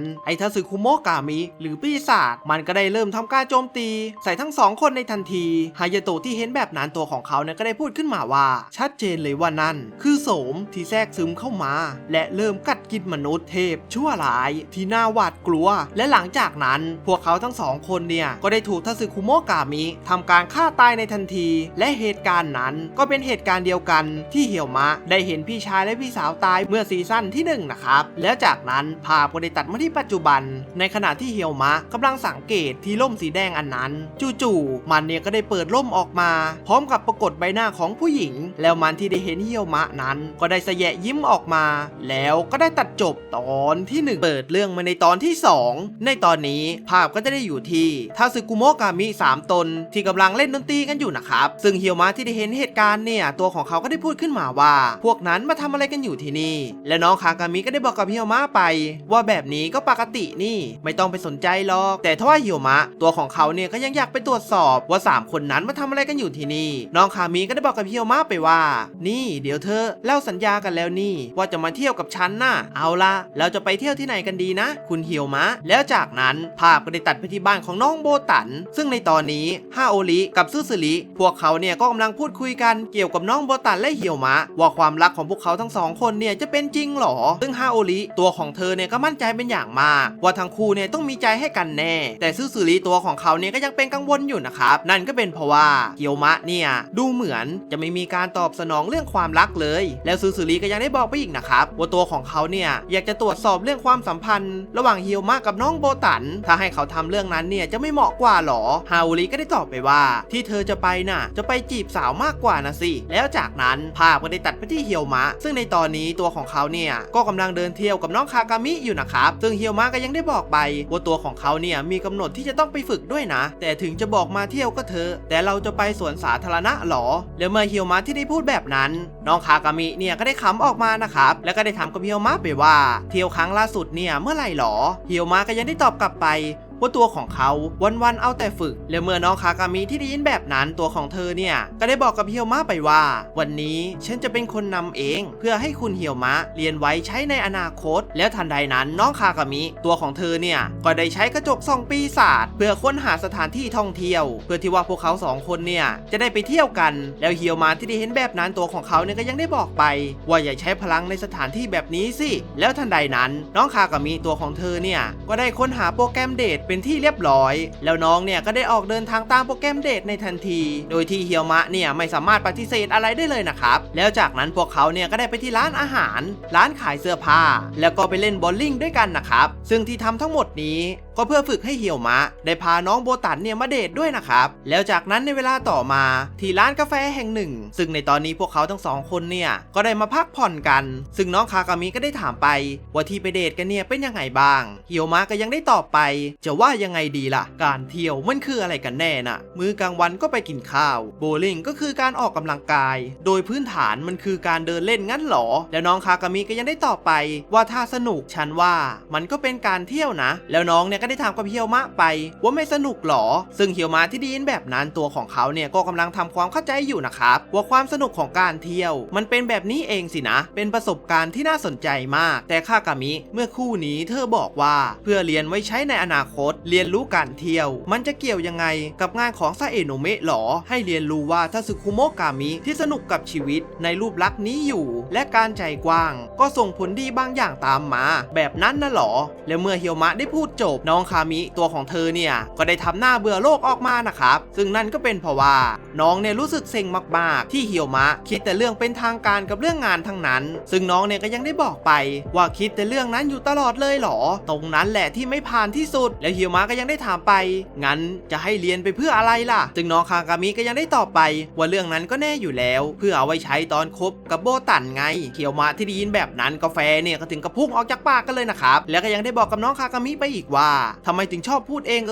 เรื่องแบบนั้นอยู่เรื่อยฉันน่าจะบอกเอาไว้แล้วนี่ว่าให้ปล่อยเอาไว้นะแล้วก็มันจะไปรบกวนโบตันด้วยฉันไม่รู้รายละเอียดหรอกแต่การที่ชายหญิงคบกันมันต้องเป็นความรู้สึกของทั้งสองคนและน้องคากามิที่ได้เห็นท่าทางของฮิโยมะตัวของเธอเนี่ยก็ได้รู้ในทันทีว่าฮิโยมะเนี่ยต้องมีใจให้น้องโบตันชัวร์ซึ่งน้องคากามิก็ยังได้ถามไปว่าฮิโยมะเนี่ยคิดยังไงกับน้องโบตันฮิโยมะก็ได้ตอบไปว่าฉันก็ชอบเขานะซึ่งน้องคากามิที่ได้ยินแบบนั้นตาของน้องเนี่ยก็ได้เป็นประกายออกมากันเลยนะครับฮิโยมะก็ยังได้พูดขึ้นต่ออีกว่าทั้งใจเย็นและล่าเริงที่มหาวิทยาลัยก็ดูเหมือนว่าจะมีเพื่อนเยอะแล้วเขาก็ช่วยฉันอยู่บ่อยๆฉันรู้สึกขอบคุณเขาทุกวันเลยน้องคากามิที่ได้ยินแบบนั้นตัวของเธอเนี่ยก็ถึงกับเศร้าใจกันเลยนะครับเพราะว่าคำว่าชอบของฮิโยมะเนี่ยไม่ได้หมายถึงชอบแบบอยากคบนะครับแล้วฮิโยมะก็ยังได้พูดขึ้นต่อว่าถ้ายกตัวอย่างเรื่องอื่นฉันว่าเขาเป็นคนที่ควรค่าแก่การเคารพนับถือเขาเจอเรื่องลำบากมานับไม่ถ้วนเลยนี่ นี่แต่ยังยืนตัวตรงไม่หวั่นไหวเขาเก่งมากเลยนะและน้องคากามิ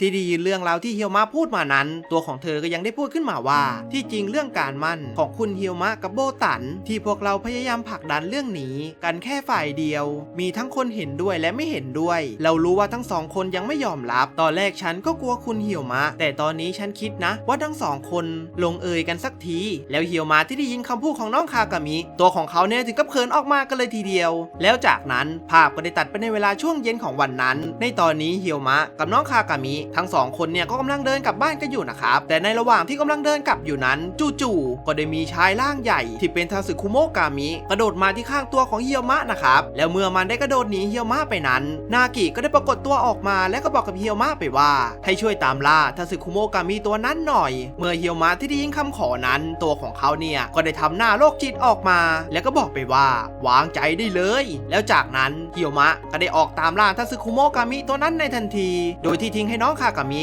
เดินกลับบ้านแค่คนเดียวนะครับซึ่งน้องคากามิก็ยังได้คิดขึ้นในใจว่าคุณเฮียวมะไม่เปลี่ยนเลยนะแต่ว่าไม่เป็นไรเพราะคุณเฮียวมะตั้งใจมองโบตันอยู่นี่แล้วจากนั้นภาพก็ได้ตัดไปที่3ทาสึคุโมะกามิสำนักดนตรีหลวงนะครับซึ่งพวกเขาเนี่ยก็ได้พูดคุยกันว่าจะไปที่บ้านของน้องโบตันเพื่อตรวจสอบอะไรบางอย่างแล้วภาพก็ได้ตัดไปที่บ้านของน้องโบตันซึ่งในตอนนี้คุณยายทาสึคุโมะกามิก็ได้มานั่งพูดคุยในบ้านของน้องโบตันนะครับซึ่งตัวของยายเนี่ยก็ได้บอกไปว่าอยากจะทำเพลงสักหน่อยซึ่งทุกคนเนี่ยก็ได้ช่วยแนะนำกับคุณยายไปนะครับว่าควรฟังเพลงการ์ตูนบ้างฟังเพลงเมทัลบ้างและน้องโบตันที่ได้เห็นแบบนั้นฮาโอริก็ได้บอกไปว่าขอโทษที่เสียงดังนะนี่มันเกิดอะไรขึ้นหรอฮาโอริก็ยังได้บอกไปว่าคุณยายเนี่ยเป็นเพื่อนร่วมงานน่ะแล้วทันใดนั้นคุณยายซึมะบิกิตัวของเธอเนี่ยก็ได้เห็นน้องโบตันและก็ได้บอกขึ้นว่าอย่าบอกนะว่าเมนูนั่นก็คือโบตันหรอซึ่งคุณยายซึมะบิกิกับซึซึมิพวกเขาเนี่ยก็ได้ถามกับน้องโบตันไปนะครับว่ามีความนิยมฟังเพลงแบบไหน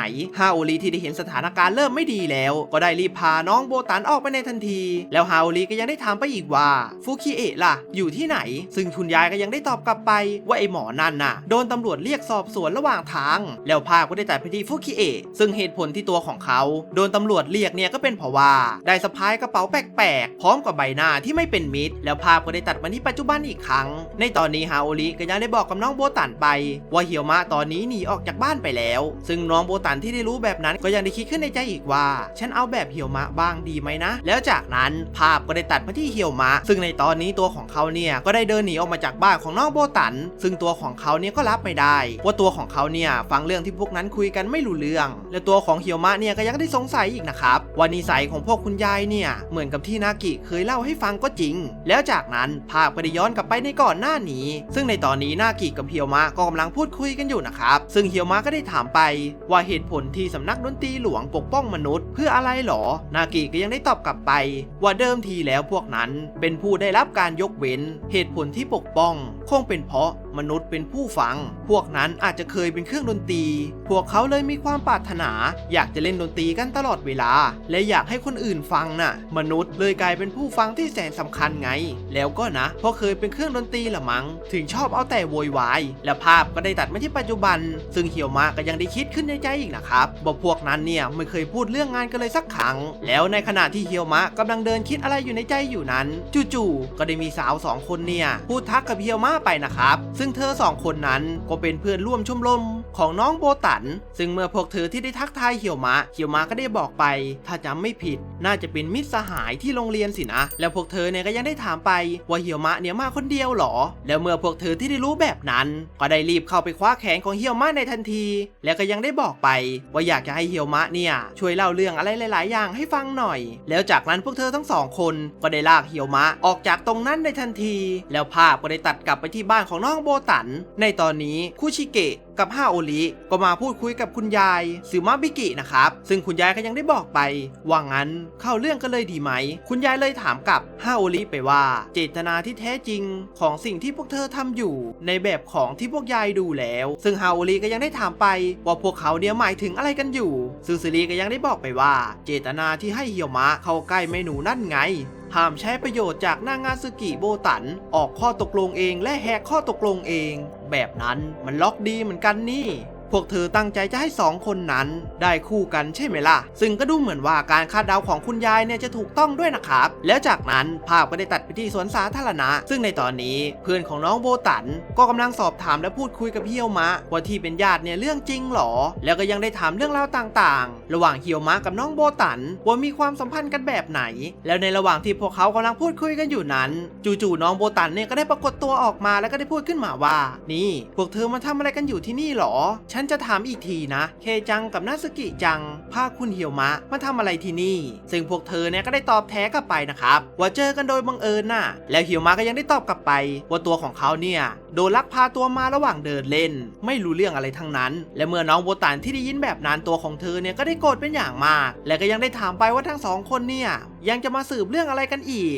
ให้ตายสิคิดอะไรกันแปลกๆไปได้แล้วเพื่อนของน้องโบตันก็ยังได้บอกไปว่าก็ช่วยไม่ได้นี่ก็เห็นเธอ2คนเหมาะกันเป็นคู่สร้างคู่สมน่ะและน้องโบตันกับเฮียวมะที่ได้ยินแบบนั้นทั้งคู่เนี่ยก็ได้เขินหน้าแดงออกมาเลยนะครับแล้วเฮียวมะกับน้องโบตันก็ยังได้บอกไปว่าทั้งคู่เนี่ยไม่ได้เป็นอะไรกันแบบนั้นแล้วจากนั้นน้องโบตันก็ได้ถูกเพื่อนของเขาเนี่ยลากไปพูดคุยสอบถามเพิ่มเติมกันต่อนะครับบอกเลยว่าทั้ง2สาวเนี่ยขี้เสือกกันแบบสุดๆแล้วจากนั้นภาพก็ได้ตัดไปที่ฮาโอริคุณยายก็ยังได้พูดขึ้นมาอีกว่าที่ทำทุกอย่างก็เพื่อผนึกมาเลบิโตะที่สิงสถิตอยู่ในตัวของแม่หนูนั่นใช่ไหมล่ะก่อนหน้านี้มาเลบิโตะออกมาสู่โลกภายนอกเป็นเพราะความสิ้นหวังหลังถูกมนุษย์หักหลังหัวใจของโบตันออกห่างจากการเป็นมนุษย์พวกยายคิดเรื่องแบบนั้นได้พอเรื่องนั้นเลยคนกับเทพอวตารแม่หนูนั่นยืนอยู่ระหว่างเขตแดนนั้นถ้าทำให้เขาย้ายไปฝั่งใดฝั่งหนึ่งจึงต้องทำให้เขามีความรักกับมนุษย์หรือไม่ก็ตัดใจจากมนุษย์หากเรื่องนั้นเป็นสิ่งจำเป็น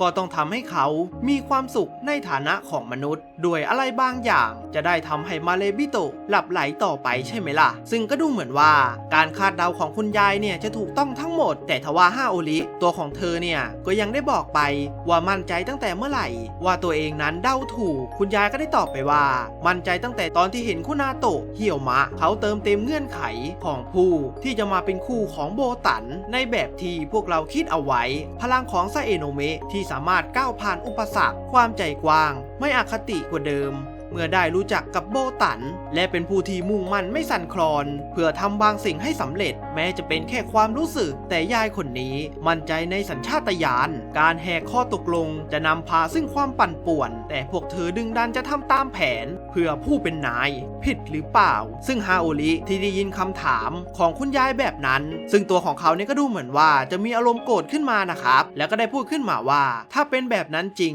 ไม่ว่าจะเกิดอะไรขึ้นเราก็จะดึงดันทำต่อไปและในตอนนี้ฮาโอริตัวของเธอเนี่ยก็ดูเหมือนว่าจะพร้อมปิดชีพของคุณยายกับซึซึริมากๆเลยนะครับเพราะว่าทั้งคู่เนี่ยได้รู้แผนที่ฮาโอริกับพวกของเขาเนี่ยได้วางเอาไว้ทั้งหมดแต่ทว่าจู่ๆคุณยายก็ได้หยิบกีตาร์ขึ้นมาโซโล่แบบพิเศษโลโซเฉยซึ่งคุณยายเนี่ยก็ยังได้บอกไปว่าพวกเธอเนี่ยพิเศษจริงๆแล้วฮาโอริที่ได้เห็นท่าทีของคุณยายก็ยังได้ถามไปแล้วสรุปว่าอยากรู้ไปทำไมหรอซึซึริกับคุณยายก็ยังได้บอกไปว่าที่พวกเขาอยากรู้เนี่ยก็เป็นเพียงเพราะอยากจะเอาเนื้อหามาแต่งเพลงเฉยๆแล้วคุณยายก็ยังได้พูดขึ้นมาอีกว่าตอบสนองได้ดีเยี่ยมมากเลยแค่นั้นยายก็พอใจแล้วความปรารถนาอันยิ่งใหญ่ล้วนแล้วแต่ไม่มีปัญหาให้ทุกคนมุ่งหน้าไปในทางที่ตนนั่นแหละพวกยายไม่ได้คิดจะขัดขวางและจะไม่ยอมให้ใครมาขวางทางของยายเหมือนกันเพราะนี่คือคติของสำนักดนตรีหลวงแล้วจากนั้นคุณยายก็ยังได้บอกไปว่าที่เขามาที่นี่เนี่ยมีเรื่องที่เกี่ยวกับภารกิจ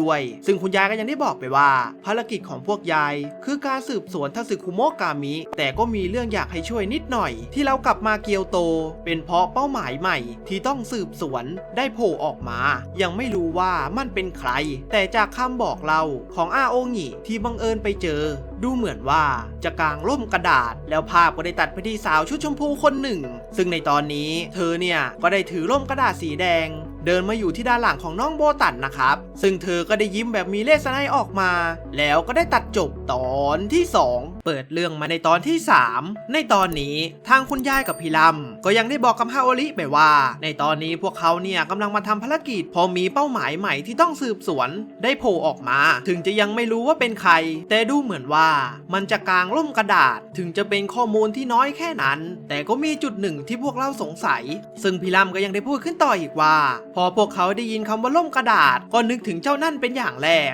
ซึ่งนั่นก็คือทัสึคุโมะกามิที่มีชื่อว่าคิซัตสึซึ่งนั่นก็คือปีศาจหรือทัสึคุโมะกามิที่ทำการสังหารพี่ชายและพี่สาวของเหี่ยวมะซึ่งทางพี่ล่ำกับยายแก่ก็ยังได้บอกไปว่าพวกเขาเนี่ยจะต้องรีบทำการตรวจสอบโดยเร็วว่าผู้หญิงที่ถือล่มคนนั้นคนที่อาโองิหมายถึงคือมันจริงๆหรือเปล่าแล้วจากนั้นภาพก็ได้ตัดไปที่น้องโบตันซึ่งในตอนนี้ตัวของน้องเนี่ยก็กำลังเดินอยู่กับเพื่อนๆเพื่อที่จะเดินไปไหนสักแห่งหนึ่งนะครับแต่ทว่าที่ด้านหลังของเธอนั้นก็ได้มีสาวชุดสีชมพูที่ถือร่มสีแดงเดินตามหลังเธออยู่และจากนั้นมันเนี่ยก็ได้หายตัวไปในทันทีแล้วจากนั้นภาพก็ได้ตัดไปที่มหาวิทยาลัยของน้องโบตันซึ่งในตอนนี้ก็ได้มีกลุ่มหนุ่มสาวกำลังเดินทางไปที่ชมรมของน้องโบตันนะครับซึ่งดูเหมือนว่าผู้ชายคนนี้จะเป็นหนุ่มฮอตที่มีหน้าตาหล่อเป็นอย่างมากซึ่งก็ดูเหมือนว่าจะเป็นจุดสนใจของสาวๆด้วยนะครับแล้วจากนั้นไอ้หน้าหล่อก็ได้ถามชื่อกับน้องโบตันไปแล้วน้องโบตันได้แนะนำตัวให้รู้จักแล้วภาพก็ได้ตัดไปที่ห้องชมรมของน้องโบตันซึ่งเมื่อไอ้หน้าหล่อที่ได้เดินเข้ามาในห้องชมรมนั้นจู่ๆตัวของเขาเนี่ย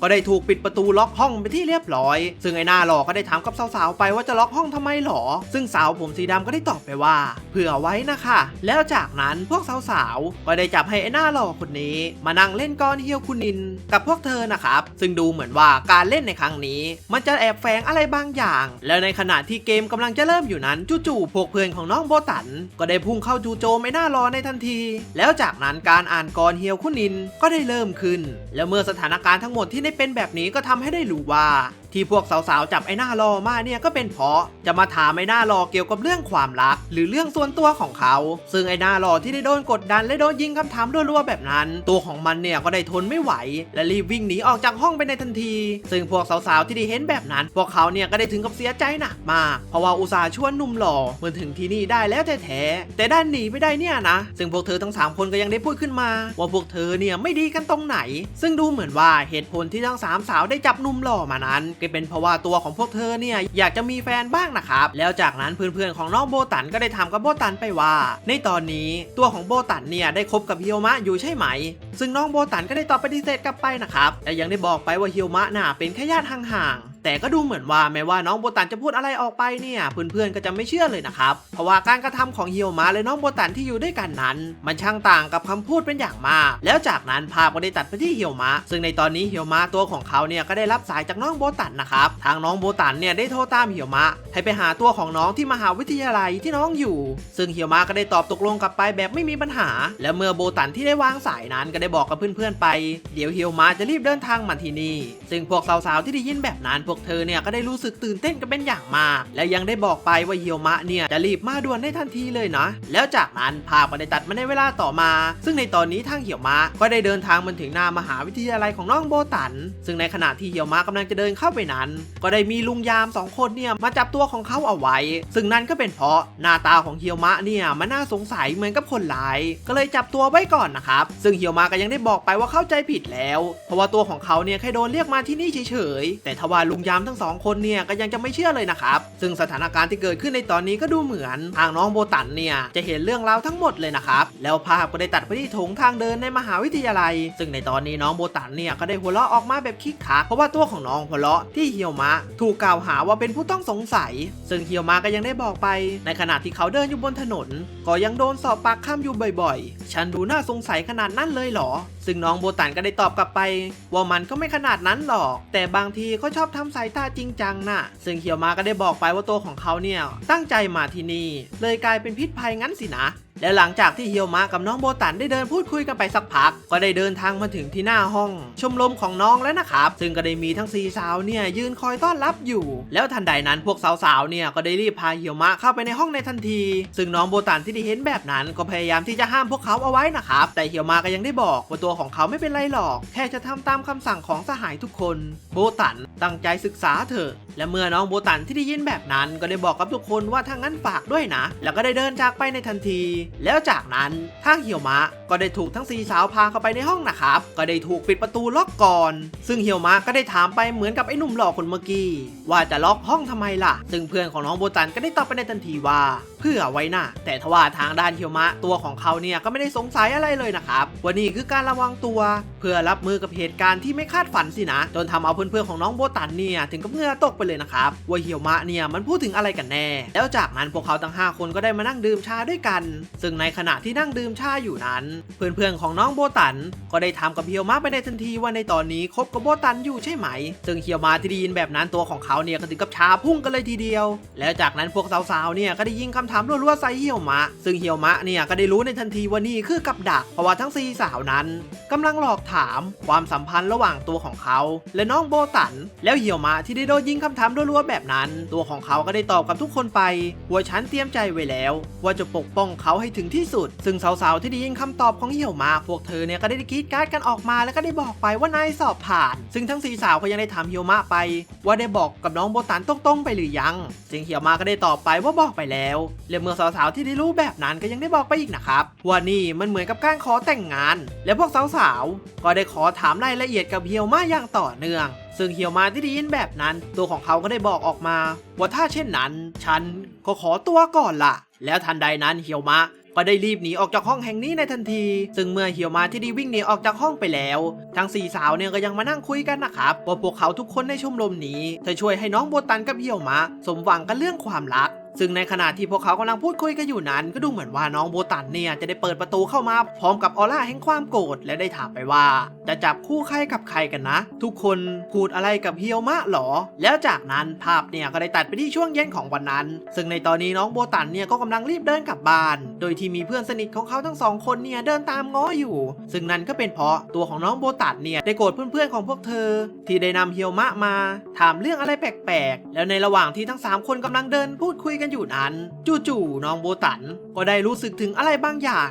งว่าในตอนนี้กำลังมีใครบางคนเนี่ยตามพวกเธออยู่และเมื่อน้องโบตันที่ได้หันไปมองนั้นก็ได้เจอกับสาวชุดสูทสีชมพูที่ถือลมยืนมองพวกเธออยู่นะครับซึ่งเพื่อนๆของน้องโบตันที่ได้เห็นแบบนั้นก็ได้ถามไปว่ารู้จักหรอท่าทางแปลกจังเลยนะแล้วทันใดนั้นสาวชุดสีชมพูก็ได้พูดขึ้นมาว่าอ่อนแอลงไปหรือเปล่าร่างทรงคุณคุนาซึกิโบตันและเมื่อสาวชุดสีชมพูได้พูดจบตัวของเธอเนี่ยก็ได้ทำให้ลมของเธอขยายใหญ่ขึ้นเพื่อทำเป็นเขตแดนกักขังน้องโบตันเอาไว้ซึ่งน้องโบตันที่ได้เห็นท่าทีแบบนั้นก็ได้รีบบอกให้เพื่อนๆเนี่ยรีบวิ่งหนีไปในทันทีแต่ทว่ากว่าน้องจะรู้สึกตัวมันก็สายไปแล้วเพราะว่าในตอนนี้น้องโบตันได้ถูกขังในใต้ลมที่สาวชุดสีชมพูได้ทำการก้างออกมาซึ่งสาวชุดสีชมพูก็ยังได้บอกไปว่าหนีไม่พ้นหรอกสิ่งที่อยู่ในตัวเธอฉันขอดูมันหน่อยก็แล้วกันอย่างช้าๆล่ะนะซึ่งนี่ก็ดูเหมือนว่ามันจะเป็นเขตแดนที่สาวชุดสีชมพูได้สร้างขึ้นมานะครับแล้วทันใดนั้นลมขนาดใหญ่ที่ถูกก้างออกมาจู่ๆก็ได้หุบลงแล้วก็หายไปในทันทีแล้วจากนั้นภาพเนี่ยก็ได้ตัดไปที่ไคซึ่งในตอนนี้ก็ดูเหมือนทางไคเนี่ยจะสัมผัสได้ถึงพลังวิญญาณที่คุ้นเค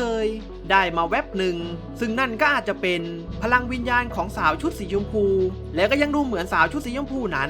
จะเป็นปีศาจล่มกระดาษด้วยซึ่งใครที่ได้รู้แบบนั้นตัวของเขาก็ยังได้พูดขึ้นมาว่างานนี้ต้องสนุกแน่แต่ยังไงหมอนั่นก็รู้ตัวแล้วภาพก็ได้ตัดไปที่เหี่ยวมะซึ่งในตอนนี้เหี่ยวมะก็สัมผัสได้ถึงพลังวิญญาณที่คุ้นเคยที่เขารู้จักซึ่งนั่นก็เป็นพลังวิญญาณที่เป็นลางร้ายซึ่งเหี่ยวมะที่สัมผัสได้ตัวของเขาเนี่ยก็ได้นึกถึงปีศาจล่มกระดาษว่ามันอาจจะเป็นปีศาจตัวนั้นก็เป็นได้แต่ทันใดนั้นจู่ๆก็ได้มีชายปริศนาได้บอกกับเฮียวมาไปว่าเป็นอะไรไปทำหน้าตาเคร่งเครียดน่าดูเลยนี่ซึ่งเฮียวมาที่ได้เห็นชายปริศนาตัวของเขาก็ได้ตกใจเป็นอย่างมากแล้วจากนั้นภาพเนี่ยก็ได้ตัดไปที่น้องโบตันซึ่งในตอนนี้ทั้งน้องโบตันและเพื่อนๆก็พยายามเรียกคนที่เดินผ่านไปผ่านมาอยู่แต่ทว่าไม่ว่าจะตะโกนสุดเสียงแบบไหนก็ไม่มีใครได้ยินนะครับเพราะว่าพวกเธอในตอนนี้ได้อยู่ในเขตแดนและถูกย้ายไปยังอีกมิติแล้วสถานการณ์ในตอนนี้ก็ดูเหมือนเพื่อนๆของน้องโบตันจะรู้สึกหวาดกลัวกันเป็นอย่างมากแล้วภาพก็ได้ตัดไปที่น้องโบตันซึ่งในตอนนี้น้องโบตันก็ได้บอกกับสาวชุดสีชมพูไปว่า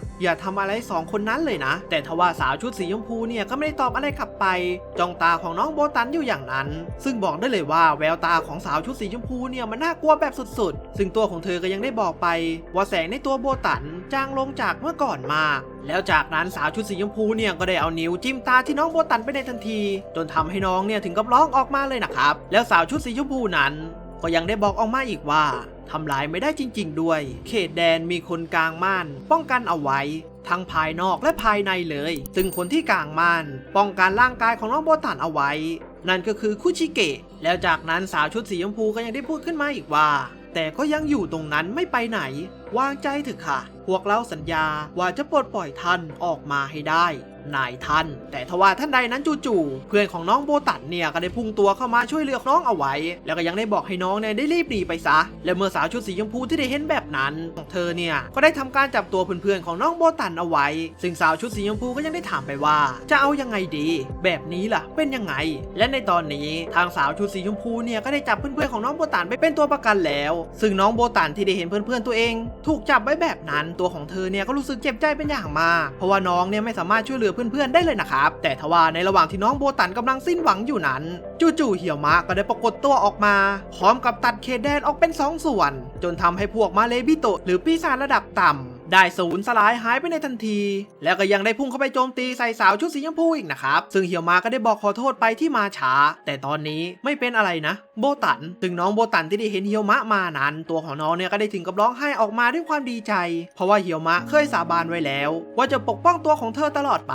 และเมื่อสาวชุดสีชมพูที่ได้เห็นแบบนั้นก็ได้พูดขึ้นมาว่าทำลายเขตแดนพลังของซาเอโนะเมะสายตรงสินะเข้าใจแล้วคุณนาโตะเหี่ยวมะคือเธอเองสินะแต่เธอจะสู้ยังไงในเมื่อต้องดูแลผู้หญิงถึง3คนและเมื่อเธอที่ได้พูดจบนั้นก็ได้มีชายอีกคนปรากฏตัวออกมาซึ่งนั่นก็คือฟุคิเอะตัวของเขาก็ได้บอกไปว่าฉันจะปกป้องพวกเขาเองจะไม่ยอมให้ใครเข้าใกล้เด็ดขาดน่าจะสู้ได้เต็มที่นะซึ่งสาวชุดสีชมพูที่ได้เห็นแบบนั้นตัวของเธอก็รู้ในทันทีว่าชายคนนี้คือฟุคิเอะจากสำนักดนตรีหลวงแล้วจากนั้นเหี่ยวมะก็ได้จ้องมองไปที่สาวชุดสีชมพูพร้อมก็บอกไปว่าเหมือนก็จริงเรารู้จักพลังวิญญาณแบบนี้เจ้านี่แล้วเหี่ยวมะก็ได้ทำหน้าตาโรคจิตออกมาเพราะดูเหมือนว่าตัวของเขาจะมั่นใจว่านี่น่าจะเป็นพลังวิญญาณของทาซึคุโมะกามิล่มกระดาษแล้วจากนั้นก็ได้ตัดจบตอนที่3เปิดเรื่องมาในตอนที่4ในตอนนี้หลังจากที่เหี่ยวมะได้ทำการช่วยเหลือน้องโบตันแล้วและได้เผชิญหน้ากับสาวชุดสีชมพูนั้นตัวของเขาก็คิดว่าสาวชุดสีชมพูคนนี้อาจจะเป็นปีศาจล่มกระดาษแต่ทว่าในใจของเหี่ยวมะตัวของเขาเนี่ยก็ยังไม่มั่นใจสักเท่าไหร่เพราะปีศาจล่มกระดาษที่เขาเคยเจอนั้นมันยังจำแรงกายได้ไม่สมบูรณ์ซึ่งเหี่ยวมะในตอนนี้ก็ยังไม่รู้ด้วยอีกว่าปีศาจล่มกระดาษเนี่ยมันอยู่ในรูปลักษณ์แบบไหนแล้วยังไม่มั่นใจอีกว่าผู้หญิงที่อยู่ตรงหน้าเนี่ยใช่มันหรือเปล่าซึ่งเหี่ยวมะทำให้ตัวเองใจนิ่งๆและใจเย็นลงก่อนแต่ทว่าทันใดนั้นสาวชุดสีชมพูเนี่ยก็ได้นำล่มกระดาษของตัวเองออกมาเพื่อพร้อมที่จะต่อสู้และจากนั้นภาพก็ได้ตัดไปที่น้องโบตันซึ่งในตอนนี้ฟุคิเอะก็ได้บอกกับน้องโบตันไปนะครับว่าตัวของเขาเนี่ยเป็นเพื่อนร่วมงานของเหี่ยวมะไม่ใช่ศัตรูและตอนนี้อยู่ข้างๆฉันจะปลอดภัยกว่านะแล้วจากนั้นน้องโบตันก็ได้รีบวิ่งไปหาเพื่อนๆของเธอซึ่งดูเหมือนว่าเพื่อนๆของเธอเนี่ยจะหลับอยู่นะครับซึ่งฟุคิเอะก็ได้บอกไปว่านั่นมันเป็นฝีมือของเขาที่ทำให้หลับไปเพราะว่าถ้าทำแบบนั้นทั้ง2คนเนี่ยจะปลอดภัยกว่าแล้วจากนั้นทางปีศาจล่มกระดาษตัวของเธอเนี่ยก็ได้ทำการปลดเขตแดนออกซึ่งฟุคิเอะที่ได้เห็นแบบนั้นก็ยังได้บอกโบตันไปอีกว่าพยายามอย่าอยู่ห่างฉันมันตั้งใจจะเอาแหล่งนั้นไปใช้เรื่องอื่นไม่สู้ก็หนีแล้วจากนั้นภาพเนี่ยก็ได้ตัดไปที่เหี่ยวมะซึ่งในตอนนี้เหี่ยวมะก็ได้บอกกับสาวชุดสีชมพูไปว่าตัวของเขาเนี่ยมีเรื่องมากมายที่อยากจะถามแต่ในฐานะของซาเอโนะเมะไม่สามารถที่จะปล่อยทาซึคุโมะกามิที่ทำลายมนุษย์ไปมากกว่านี้ได้แล้วและเมื่อสาวชุดสีชมพูที่ได้ยินแบบนั้นตัวของเธอเนี่ยก็ได้ทำการหายตัวมาอยู่ที่หลังของเหี่ยวมะซึ่งตัวของเธอเนี่ยก็ยังได้พูดกับเหี่ยวมะไปว่าแล้วเหี่ยวมะที่ได้รู้แบบนั้นก็ได้ทำการโจมตีในทันทีแต่ทว่าภายในพริบตานั้นสาวชุดสีชมพูเนี่ยก็ได้หายตัวไปอีกครั้งจนทำให้พวกเขาเนี่ยได้ตกใจกันเป็นอย่างมากซึ่งสาวชุดสีชมพูนั้นก็ไม่ได้หายตัวไปไหนไกลแล้วเธอก็ยังได้พูดขึ้นมาอีกว่าสีหน้าแบบนั้นที่หลุดออกมาโดยไม่คาดคิดเมื่อเจอฉันที่อยู่ตรงหน้าน่าจะเป็นใจจริงของเธอมากกว่านะที่ไล่ตามเพราะอยากทำลายที่บอกว่าปกป้องมนุษย์ในฐานะซาเอโนะเมะเธอไม่เหมือนคนที่ลงมือเพราะเหตุผลที่สวยหรูแค่นั้นอย่างเดียวเลยแล้วทันใดนั้นสาวชุดสีชมพูเนี่ยก็ได้พูดชื่อคุซุยกับฮายาโตะที่เป็นพี่สาวและพี่ชายของเหี่ยวมะออกมานะครับซึ่งเหี่ยวมะที่ได้ยินแบบนั้นตัวของเขาเนี่ยก็ได้ตกใจเป็นอย่างมากซึ่งสาวชุดสีชมพูก็ยังได้พูดขึ้นมาอีกว่าอยากเรียนแบบทั้ง2คนนั้นที่สละชีวิตเพื่อความถูกต้องหรือไงและเมื่อเหี่ยวมะที่ได้ยินคำกล่าวของสาวชุดสีชมพูนั้นก็ทำให้ตัวของเขาเนี่ยมั่นใจเป็นอย่างมากว่าผู้หญิงที่อยู่ตรงหน้าของเขาต้องเป็นปีศาจล่มกระดาษแน่จึงทำให้เหี่ยวมะรู้สึกโกรธเป็นอย่างมากซึ่งทางด้านของน้องโบตันที่ได้ฟังเรื่องราวทั้งหมดตัวของเธอก็มั่นใจเป็นอย่างมากว่าผู้หญิงชุดสีชมพูคนนั้นต้องเป็นคนที่เหี่ยวมะ ะตามหามาตลอดหรือก็คือปีศาจล่มกระดาษและเหี่ยวมะที่ได้ฟังเรื่องราวทั้งหมดนั้นตัวของเขาเนี่ยก็ได้ทำการใช้ยันจำนวนมากผสานเข้ากับอาวุธประจำตระกูลของเขาจนเกิดเป็นอาวุธชนิดใหม่ขึ้นซึ่งบอกได้เลยว่าอาวุธของเหี่ยวมะในตอนนี้มันเท่แบบสุดๆไปเลยนะครับมีทั้งดาบและหอกอีกด้วยแล้วเมื่อเหี่ยวมะที่ได้ทำอาวุธเสร็จตัวของเขาเนี่ยก็ได้พุ่งโจมตีใส่ปีศาจล่มกระดาษในทันทีแล้วปีศาจล่มกระดาษก็ยังได้พูดขึ้นมาอีกว่านี่ไงในสายตาของเธอมีแค่ฉันเธอปกป้องไม่ได้หรอกแล้วเมื่อสิ้นสุดคำพูดของปีศาจล่มกระดาษเหี่ยวมะเนี่ยก็ได้พุ่งเข้าไปโจมตีใส่ตัวเธอในทันทีแต่ทว่าปีศาจล่มกระดาษเนี่ยก็ยังหลบได้ทันซึ่งปีศาจล่มกระดาษก็ยังได้พูดขึ้นมาว่าเป้าหมายที่แท้จริงของเธอเนี่ยอยู่ทางนี้ตั้งหากแล้วจากนั้นปีศาจล่มกระดาษก็ได้โจมตีใส่โบตันในทันทีแล้วทันใดนั้นในขณะที่ปีศาจล่มกระดาษจะโจมตีโดนน้องโบตันนั้นจู่ๆก็ได้มีปิ่นปักผมกับมีดขนาดใหญ่เนี่ยโจมตีใส่ในทันทีจนทำเอาตัวของเธอเนี่ยถึงกับติดตึกไปเลยนะครับซึ่งฝีมือคนที่โจมตีใส่ปีศาจล่มกระดาษนั้นนั่นก็คือคนของบ้านนางาซึกิหรือก็คือทาสึคุโมะกามิที่คอยปกป้องน้องโบตันซึ่งในตอนนี้พวกเขาทั้ง4คนเนี่ยก็รู้สึกโกรธเป็นอย่างมากที่บางอาจมาโจมตีน้องโบตันแล้วฮาโอริก็ได้พูดกับปีศาจล่มกระดาษไปว่าฉันจะทำลายแกซะแล้วเหี่ยวมะที่ได้เห็นสถานการณ์ในตอนนี้ตัวของเขาก็ได้รู้สึกทึ่งเป็นอย่างมากที่มีผู้พลังที่เก่งกาจหาตัวจับในยากในเกียวโตเครื่องออกเรียนของนางาซึกิเหล่าผู้ที่ปกป้องนางาซึกิโบตันแล้วจากนั้นทางด้านของปีศาจล่มกระดาษก็ได้พูดขึ้นมาว่าทำลายหรอก็เอาสิคนที่เหมาะจะรับใช้คือพวกเราหรือพวกเธอมาทำให้ชัดเจนตรงนี้ก็เลยดีกว่าแล้วทันใดนั้นปีศาจล่มกระดาษเนี่ยก็ได้เริ่มทำการโจมตีใส่พวกฮาโอริในทันทีแต่ทว่าการโจมตีของมันก็ไร้ผลเพราะว่าน้องคากามิได้ทำการใช้กระจกปีศาจรับการโจมตีเอาไว้แล้วในขณะเดียวกันนั้นนากิก็ได้พุ่งเข้าไปโจมตีใส่ปีศาจล่มกระดาษแบบไม่ยั้งจนทำให้ตัวของมันเนี่ยทำได้เพียงแค่หลบการโจมตีเพียงเท่านั้นแต่ทว่าตัวของมันเนี่ยก็ยังพลาดท่าโดนนากิใช้ดาบขนาดใหญ่เนี่ยแทงเข้าไปที่กลางร่างกายของมันแล้วยูก็ใช้ปิ่นปักผมโจมตีใส่ปีศาจล่มกระดาษอีกครั้งแต่มันก็ยังรับการโจมตีของยูไว้ได้แต่ทว่านั่นก็คือแผนเพราะว่าในปิ่นปักผมนั้นก็ยังมีซึซึริที่แอบอยู่ด้านในแล้วได้พุ่งเข้าโจมตีใส่ในทันทีจนทำให้ปีศาจล่มกระดาษเนี่ยถึงก็หมดสภาพกันไปเลยนะครับซึ่งเหี่ยวมะที่ได้เห็นการต่อสู้ในครั้งนี้ตัวของเขาเนี่ยก็ได้ตกใจเป็นอย่างมากเพราะว่าพวกเขาเนี่ยเก่งขนาดนี้เลยเหรอซึ่งยายแก่ก็ยังได้บอกไปว่าถ้าเห็นแค่นั้นแล้วอึ้งก็ยังถือว่าอ่อนหัดแล้วเหี่ยวมะก็ได้ถามไปว่าโบตันอยู่ไหนหรอยายแก่ก็ได้ตอบกลับไปว่าในตอนนี้อยู่ข้างฮาโอริแต่ในขณะที่พวกเขากำลังพูดคุยกันอยู่นั้นจู่ๆทางปีศาจลมกระดาษเนี่ยก็ได้โจมตีสวนกลับใส่ยูและนากิแล้วจากนั้นพวกเขาทั้งสองฝ่ายเนี่ยก็ได้พุ่งเข้าไปโจมตีใส่กันอีกครั้งแล้วภาพก็ได้ตัดไปที่ยายแก่ซึ่งในตอนนี้ยายแก่ก็ยังได้อธิบายให้เหี่ยวมะได้ฟังว่าการต่อสู้เพื่อปกป้องมันยากกว่าการต่อสู้เพื่อเอาชนะซะอีกแต่การต่อสู้แบบนั้นแหละที่ทำให้พวกเขาแข็งแกร่งขึ้นแล้วจากนั้นภาพก็ได้ตัดไปที่การต่อสู้ของปีศาจล่มกระดาษซึ่งในขณะที่นากิซึซึริและยูกำลังจะพุ่งโจมตีใส่นั้นตัวของมันเนี่ยก็ได้ทำการหายตัวเข้าไปในเงาในทันทีซึ่งฮาโอริที่ได้เห็นแบบนั้นก็ได้สั่งให้คากามิใช้กระจกส่องปีศาจหาให้เจอซะแต่ทว่าในขณะที่ฮาโอริกำลังสั่งการอยู่นั้นจู่ๆปีศาจล่มกระดาษก็ได้โผล่มาจากในเงาของน้องโบตันแล้วก็กำลังจะจับตัวของน้องไปนะครับซึ่งปีศาจล่มกระดาษก็ยังได้พูดขึ้นมาว่านายท่านมากับเราแต่ทว่าฮาโอริตัวของเธอเนี่ยก็เหมือนจะรู้ตัวทันนะครับก็ได้ทำการตัดมือของมันออกในทันทีแล้วก็ยังได้มีเหี่ยวมะเตะเข้าไปที่ยอดหน้าจนทำเอาตัวของมันเนี่ยถึงกับลอยไปเลยนะครับแล้วทันใดนั้นทั้งฮาโอริกับยายแก่ก็ได้ทำการพันธนาการของปีศาจล่มกระดาษเอาไว้แล้วซึซึมิก็ได้ใช้พลังแห่งตัวแทนทำการผนึกและในขณะที่ปีศาจล่มกระดาษกำลังจะโดนผนึกนั้นเธอก็ยังได้พูดขึ้นมาว่าทำได้ดีลาก่อนค่ะนายท่านแล้วทันใดนั้นปีศาจล่มกระดาษเนี่ยก็ได้คืนร่างกลับกลายเป็นล่มในทันทีและหลังจากนั้นเมื่อเรื่องทุกอย่างได้จบลงยายแก่ก็ได้พูดขึ้นมาว่าในตอนนี้พวกเราเนี่ยยังไม่รู้แผนการของมันแต่อีกไม่นานก็ต้องคายผนึกและสอบปากคำแต่ก่อนหน้านั้นเราขอทำตามกฎโดยฝากมันไว้ที่คลังของซาเอะโนะเมะที่รับผิดชอบเรื่องนี้คุณนาโตะเหี่ยวมะเจ้าหญิงของเธอถ้าเขาไม่มีแผลในใจก็คงดีนะล่มกระดาษเป็นเป้าหมายของพวกเรามาตั้งแต่แรกพวกยายจะเก็บกวาดให้แล้วจากนั้นยายแก่ก็ได้บอกกับน้องโบตันไปว่าตัวของเขาเนี่ยได้ดัดแปลงความทรงจำเพื่อนๆให้แล้วจากนั้นยายแก่ก็ได้ขอตัวกลับไปในทันทีซึ่งในตอนนี้เหี่ยวมะก็ยังรู้สึกไม่สบายใจอยู่นะครับเพราะว่าเรื่องเนี่ยมันจบแค่นี้จริงๆหรอและไหนจะคำพูดต่างๆของปีศาจล่มกระด าษที่ยังเป็นปริศนาอีกแล้วทันใดนั้นทั้งฮาโอริตัวของเธอเนี่ยก็ได้มาบอกขอบคุณกับเหี่ยวมะที่ได้ปกป้องน้องโบตันเอาไว้ซึ่งเหี่ยวมะก็ได้บอกไปว่าตัวของเขาเนี่ยไม่ได้ทำอะไรเลยคนที่ปกป้องคือพวกเธอตั้งหากแล้วเหี่ยวมะก็ยังได้บอกไปว่าตัวของเขาเนี่ยคิดแค่เรื่อง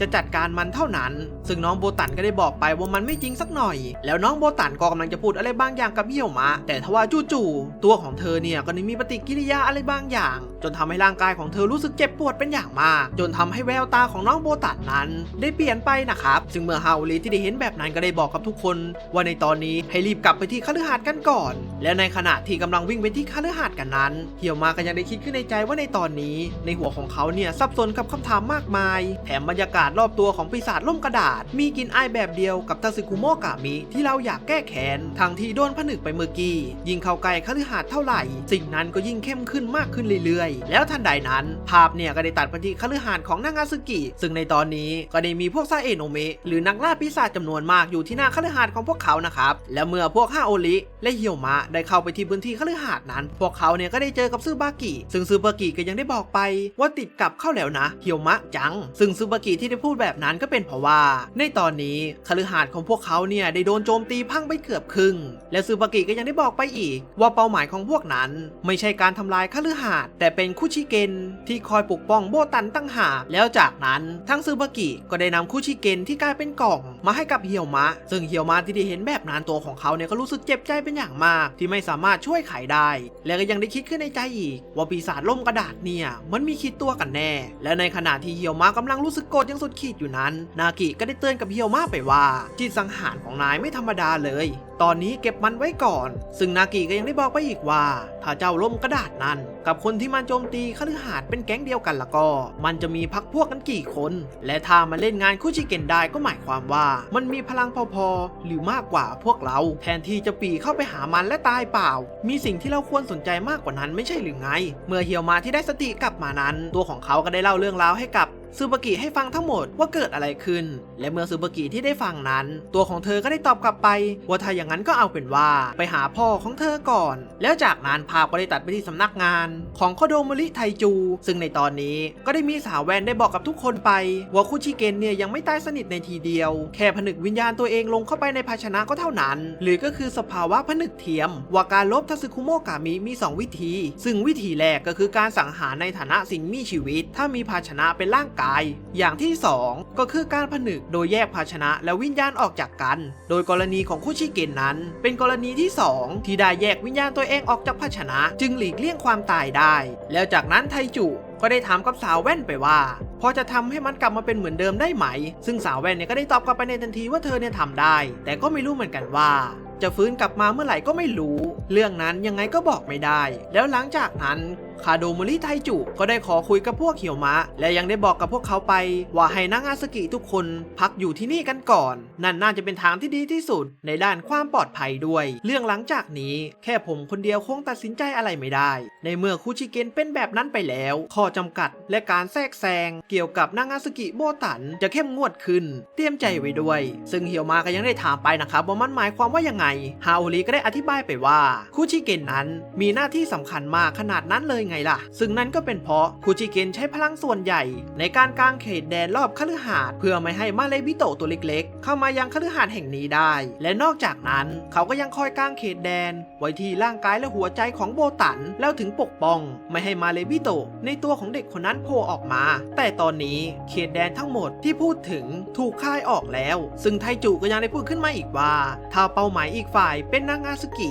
โบตันเหมือนที่เฮียวมะได้ยินมาจริงๆล่ะก็ให้เขาอยู่ข้างนอกเหมือนที่ผ่านมาก็คงอันตรายเกินไปใครที่รู้ก็คงคิดแบบนั้นฉะนั้นแล้วล่ะก็ต้องมีคนจากภายนอกเข้ามาออกความคิดเห็นว่าหลังจากนี้ควรจะทำยังไงกับนางอาสกิโบตันดีและนี่ก็คือการแทรกแซงที่พูดถึงแล้วซื่อมีที่ได้ยินแบบนั้นตัวของเขาก็ได้บอกไปว่าเรื่องข้อจำกัดพวกเรารับได้อยู่แล้วแต่เรื่องการแทรกแซงนี่มันก็ขึ้นอยู่กับเนื้อหาซึ่งไทจูที่ได้ยินแบบนั้นตัวของเขาก็ได้เตือนไปว่าอย่าคิดทำอะไรแผงๆถ้าเกิดทำพลาดขึ้นมาล่ะก็ผมจะทำตามคำสั่งเบื้องบนและนายท่านของพวกเธอก็อยู่ในมือของเราอย่าลืมซะละแล้วจากนั้นก็ได้ตัดจบตอนที่4 เปิดเรื่องมาในตอนที่ 5หลังจากที่เหี่ยวมะกับพวกทาซึคุโมะกามิที่ดูแลน้องโบตันได้รับคำสั่งมาจากคาโดโมริไทจุว่าห้ามทำอะไรโดยพละการนั้นพวกเขาเนี่ยก็ได้คิดหนักกันเป็นอย่างมากแต่ว่าท่านใดนั้นซึบากิก็ได้ปรากฏตัวออกมาแล้วก็ได้บอกกับทุกคนไปว่า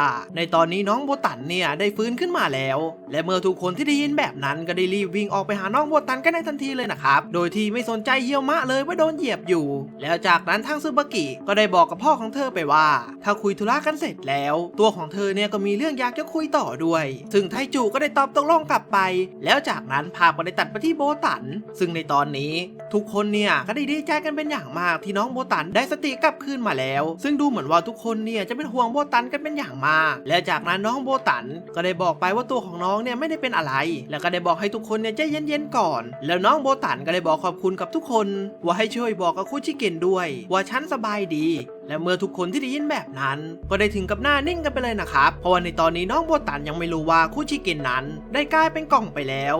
ภาพก็ได้ตัดไปที่เหี่ยวมะกับซึบากิซึ่งในตอนนี้ซึบากิก็มีอะไรบางอย่างที่จะคุยกับเหี่ยวมะซึบากิก็ได้ทำกับเหี่ยวมะไปว่าไปเจอกับร่มกระดาษมาใช่ไหมซึ่งเหี่ยวมะก็ได้ตอบไปว่าใช่แต่ก็ยังฟันธงไม่ได้ว่านั่นคือศัตรูคู่แข่งของฉันจริงๆซึ่งซึบากิก็ยังได้บอกไปอีกว่าเหี่ยวมะเนี่ยทำถูกแล้วที่ไม่ไล่ตามมันไปเพราะตอนนี้วิธีที่ฉลาดที่สุดคือรอข้อมูลจากเจ้าร่มกระดาษที่จับมาได้และเรื่องคฤหาสน์ที่ถูกโจมตีเราก็กำลังตามสืบและจากนั้นเหี่ยวมะก็ยังได้ถามไปอีกนะครับว่าในตอนนี้ซึบากิเนี่ยทำท่าเหมือนรู้อะไรบางอย่างเลยนะซึ่งเธอเนี่ยก็ได้ตอบกลับไปในทันทีว่าในตอนนี้เธอเนี่ยไปรู้อะไรบางอย่างมาแต่ว่าบางอย่างก็มีแค่เหี่ยวมะที่รู้มีแค่เหี่ยวมะที่ได้เห็นตัวมันเป็นกับตาแล้วทางซึบากิก็ยังได้บอกไปว่าข่าวหน้าก็ลองมาแลกเปลี่ยนข้อมูลด้วยกันดีไหมซึ่งเหี่ยวมะก็ได้ตอบตกลงกันไปในทันทีเลยนะครับซึ่งซึบากิที่ได้รับคำตอบนั้นตัวของเธอก็ได้ดีใจเป็นอย่างมากซึ่งนั่นก็เป็นเพราะตัวของเธอเนี่ยหลอกให้เหี่ยวมะตกลงเพื่อที่จะไปเดทกัน2 ต่อ 2ซึ่งซึบากิก็ได้หาข้อมูลเกี่ยวกับร้านคาเฟ่ต่างๆที่ทั้งคู่จะไปนั่งพูดคุยด้วยกัน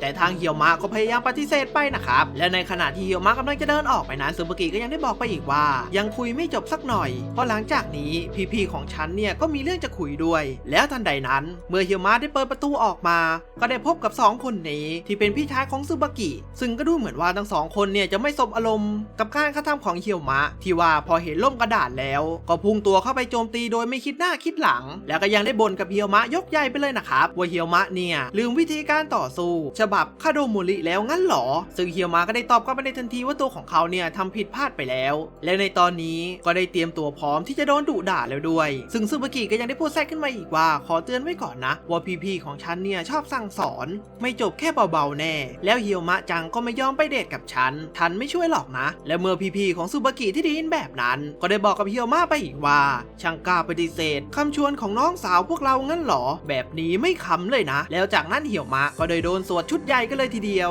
ซึ่งซึบากิที่ได้เดินออกมานั้นตัวของเขาก็ยังได้คิดขึ้นในใจว่าทั้งที่เหี่ยวมะได้เจอทาซึคุโมะกามิที่อาจจะเป็นคู่แค้นโผล่ออกมาก็ยังสามารถควบคุมอารมณ์ของตัวเองได้ในที่สุดก็มีศัตรูที่น่าสนใจโผล่ออกมาแล้วด้วยรู้สึกสนุกขึ้นมายังไงก็ไม่รู้แล้วจากนั้นภาพเนี่ยก็ได้ตัดไปที่น้องโบตันซึ่งในตอนนี้น้องโบตันก็ได้เห็นกล่องออกเรือนของคุชิเกนแล้วนะครับซึ่งสภาพของเขาในตอนนี้ก็ยังไม่ได้รับการซ่อมแซมแม้แต่อย่างใดแล้วจากนั้นภาพเนี่ยก็ได้ตัดไปที่เหี่ยวมะกำลังซื้อน้ำอยู่ซึ่งตัวของเขาเนี่ยก็ได้ถูกสั่งสอนมาเป็นเวลาถึง5 ชั่วโมงกันเลยทีเดียวจนทำเอาเหี่ยวมะเดินถึงกับเหนื่อยล้ากันเลยนะครับแต่ทว่าในขณะที่เหี่ยวมะกำลังกดน้ำอยู่นั้นน้องโบตันเนี่ยก็ได้อยู่ด้วยนะครับและจากนั้นพวกเขาทั้ง2 คนเนี่ยก็ได้มานั่งพูดคุยกันซึ่งเหี่ยวมะก็ได้บอกขอโทษไปที่ไม่ได้มาเยี่ยมให้เร็วกว่านี้ซึ่งน้องโบตันก็ไม่ได้ว่าอะไรแล้วจากนั้นเหี่ยวมะก็กำลังจะบอกกับน้องโบตันว่าในตอนนี้คุชิเกนเนี่ยได้กลับร่างกายเป็นกล่องไปแล้วแต่ทว่าตัวเขาก็ยังไม่กล้าพูดออกมาแต่ทางน้องโบตันก็ได้บอกไปว่าตัวของน้องเนี่ยรู้แล้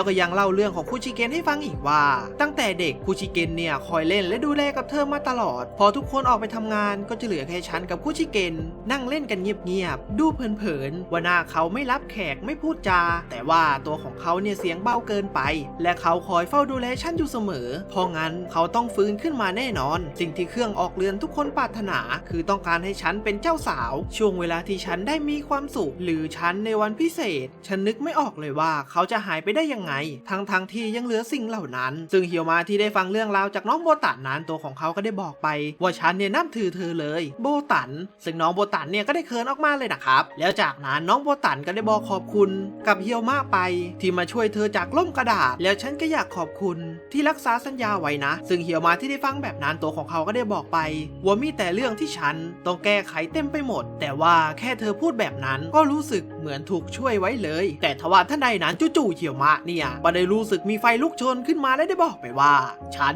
จะต้องปกป้องในแบบที่ตัวเองและคนอื่นยอมรับให้ได้เลยคอยดูละกันแล้วจากนั้นภาพก็ได้ตัดมาในเวลาต่อมาที่ห้องพักของเฮียวมะซึ่งในตอนนี้เฮียวมะก็ได้เล่าสถานการณ์ทุกอย่างให้กับปู่ของเขาได้ฟังซึ่งปู่ของเฮียวมะที่ได้ฟังเรื่องราวทั้งหมดไปนั้นก็ยังได้บอกกับเฮียวมะไปว่าเฮียวมะถึงเวลาที่ต้องเผชิญหน้ากับสิ่งนั้นแล้วนะสิ่งที่แกคอยหลีกเลี่ยงมาตลอดพลังของตัวแกเองแล้วจากนั้นภาพเนี่ยก็ได้ตัดมาในเช้าวันถัดมาซึ่งในตอนนี้เฮียวมะก็ได้มาที่คฤหาสน์ของนางาซึกิเพื่อมาตามหาสิ่งของอะไรบางอย่างซึ่งนั่นก็คือกล่องสี่เหลี่ยมใบเล็กใบนี้แล้วจากนั้นทางเฮียวมะก็ได้ทำการเปิดกล่องออกมาซึ่งสิ่งของภายในกล่องนั้นนั่นก็คือมือจับอันสีทองที่มันดูสวยงามออกมากๆแล้วจากนั้นภาพก็ได้ย้อนกลับไปเมื่อก่อนหน้านี้ในตอนที่เฮียวมะกำลังคุยกับปู่อยู่นะครับซึ่งปู่ของเขาก็ได้บอกไปว่าให้ใช้มือจับของตัวเองซะโดยเฮียวมะที่ได้ยินแบบนั้นตัวของเขาเนี่ยก็ยังไม่มั่นใจว่าจะสามารถใช้ได้ซึ่งปู่ก็ยังได้บอกกับเฮียวมะไปว่าตลอดเวลาที่ผ่านมานั้นเฮียวมะเนี่ยไม่เคยคิดที่จะใช้มือจับของตัวเองแต่เลือกที่จะใช้ของดูต่างหน้าจากฮายาโตะและคุซุยเพื่อที่จะไม่ลืมความโกรธแค้นที่ทั้งสองคนนั้นถูกฆ่าไปแม้แต่วินาทีเดียวเพื่อเอาคืนในฐานะผู้ล้างแค้นแต่ว่านะหลังจากนี้ไปเกียวโตแกก็จะเปลี่ยนไปแล้วนะเฮียวมะไม่ใช่เพื่อการล้างแค้นแต่แกต้องการพลังเพื่อการปกป้องใครสักคนสิ่งที่สามารถตอบรับความรู้สึกนั้นได้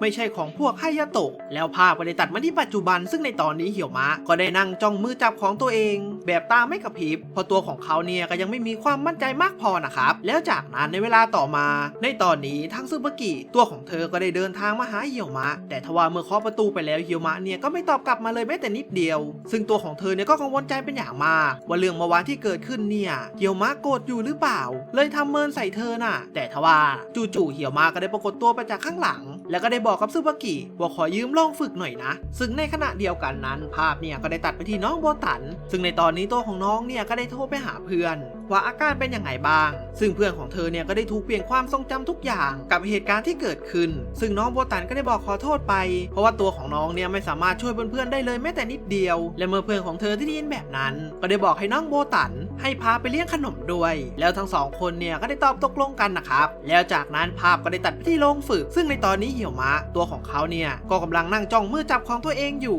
ซึ่งในขณะนั้นน้องโบตันเนี่ยก็ได้เดินมาเห็นพอดีแล้วน้องก็รู้สึกได้ว่าในตอนนี้เหี่ยวมะดูไม่เหมือนกับทุกทีที่ผ่านมาแล้วกล่องนั้นมันคืออะไรกันซึ่งซึบากิที่ได้เดินผ่านมานั้นตัวของเธอก็ได้บอกไปสงสัยของที่อยู่ในกล่องนั้นใช่ไหมข้างในนั้นมีมือจับของเหี่ยวมะจังอยู่นะซึ่งน้องโบตันเนี่ยก็ยังงงอยู่นะครับว่ามันคืออะไรกันแน่ว่ามันคืออะไรหรอซึบากิก็ได้อธิบายให้ฟังไปว่ามือจับที่เหี่ยวมะใช้อยู่นั้นคือของคุซุยและฮายาโตะคนละข้างเดิมทีแล้วมันไม่ใช่ของเขาแล้วทันใดนั้นทางเหี่ยวมะตัวของเขาเนี่ยก็ได้หยิบมือจับของตัวเองขึ้นมาแล้วได้นึกย้อนกลับไปในอดีตในตอนที่พี่ของเขาเนี่ยได้โชว์วิชาให้กับเหี่ยวมะได้ดูซึ่งเหี่ยวมะก็รู้สึกตื่นเต้นเป็นอย่างมากเพราะว่าพี่ของเขาเนี่ยเก่งสุดๆไปเลยซึ่งฮายาโตะก็ยังได้บอกไปว่าถ้าเหี่ยวมะฝึกใช้จนคล่องก็จะสามารถใช้ท่าแบบนี้ได้แล้วภาพก็ได้ตัดกลับมาที่ปัจจุบันซึ่งเหี่ยวมะที่ได้ใช้มือจับของตัวเองนั้นก็ได้ลองใช้วิชาแบบที่พี่ของเขาสอนในทันทีแต่ก็ดูเหมือนว่าวิชาที่เหี่ยวมะใช้นั้นมันจะไม่ส่งผลอะไรออกมาเลยนะครับซึ่งซึบากิที่ได้ยินแบบนั้นก็ได้บอกไปว่าใช้ไม่คล่องจริงๆด้วยสินะซึ่งน้องโบตันก็ได้ถามไปว่าเป็นมือจับของตัวเองแท้ๆแต่ทำไมถึงใช้ไม่ได้ล่ะซึบากิก็ได้อธิบายไปว่ามือจับคือส่วนหนึ่งของพลังที่ได้รับมาจากซาเอะโนเมะคามิเมื่อใช้มือจับก็จะปล่อยพลังของซาเอะโนเมะคามิที่ทำสัญญาด้วยออกมาแต่เพื่อดึงพลังออกมาให้ได้มากที่สุดจะต้องใช้การประสานกั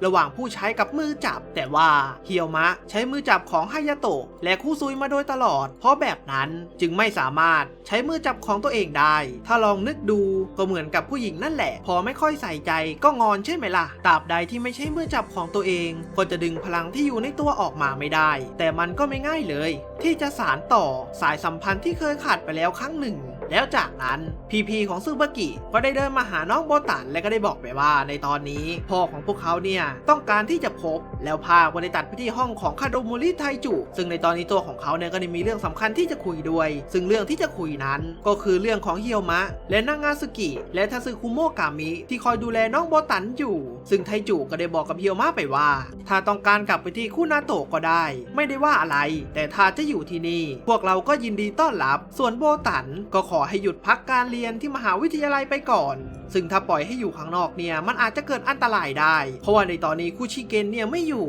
ซึ่งไทจุก็ยังได้บอกไปว่าน้องโบตันสามารถใช้ชีวิตอยู่ในสถานที่แห่งนี้ได้ตามปกติเลยแถมซึบากิจะชวนเข้ากลุ่มไซเอโนเมะสาวด้วยซึ่งน้องโบตันที่ได้ยินแบบนั้นก็ดีถึงกับหน้าเจือนไปเลยนะครับแล้วจากนั้นไทจุก็ได้บอกกับฮาโอริไปอีกว่าในตอนนี้มีการเรียกตัวซึ่งฮาโอริก็ได้ตอบกลับไปว่าไม่มีปัญหาแต่ใครหรอซึ่งไทจุก็ได้ตอบกลับไปในทันทีว่าคือรองหัวหน้าของซาเอโนเมะแผนกรับมือมาเลบิโตะกระทรวงเทวะ1 ใน 3เสาหลักที่เทียบเท่ากับคุนาโตะและซึจินั่นก็คือตระกูลยาจิมาตะสายตรงของซาเอโนเมะคามิจะฝากโบตันไว้กับพวกเธอได้เหมือนเดิมหรือเปล่าเขาอยากจะลองเจอเพื่อคุยเรื่องนั้นแล้วจากนั้นภาพเนี่ยก็ได้ตัดมาในเวลาต่อมาซึ่งในตอนนี้พวกฮาโอริก็ได้นั่งประชุมกันนะครับเกี่ยวกับการโดนเรียกตัวในครั้งนี้ซึ่งทุกคนเนี่ยก็ไม่เข้าใจกันเป็นอย่างมากว่าทำไมถึงต้องทำแบบนี้กับพวกเขาและก็ยังไม่ยอมรับกันอีกด้วยแถมสถานการณ์แบบนี้จะทิ้งน้องโบตันไว้ได้ยังไงซึ่งฮาโอริก็ได้อธิบายไปว่าคนที่เรียกเนี่ยคือตระกูล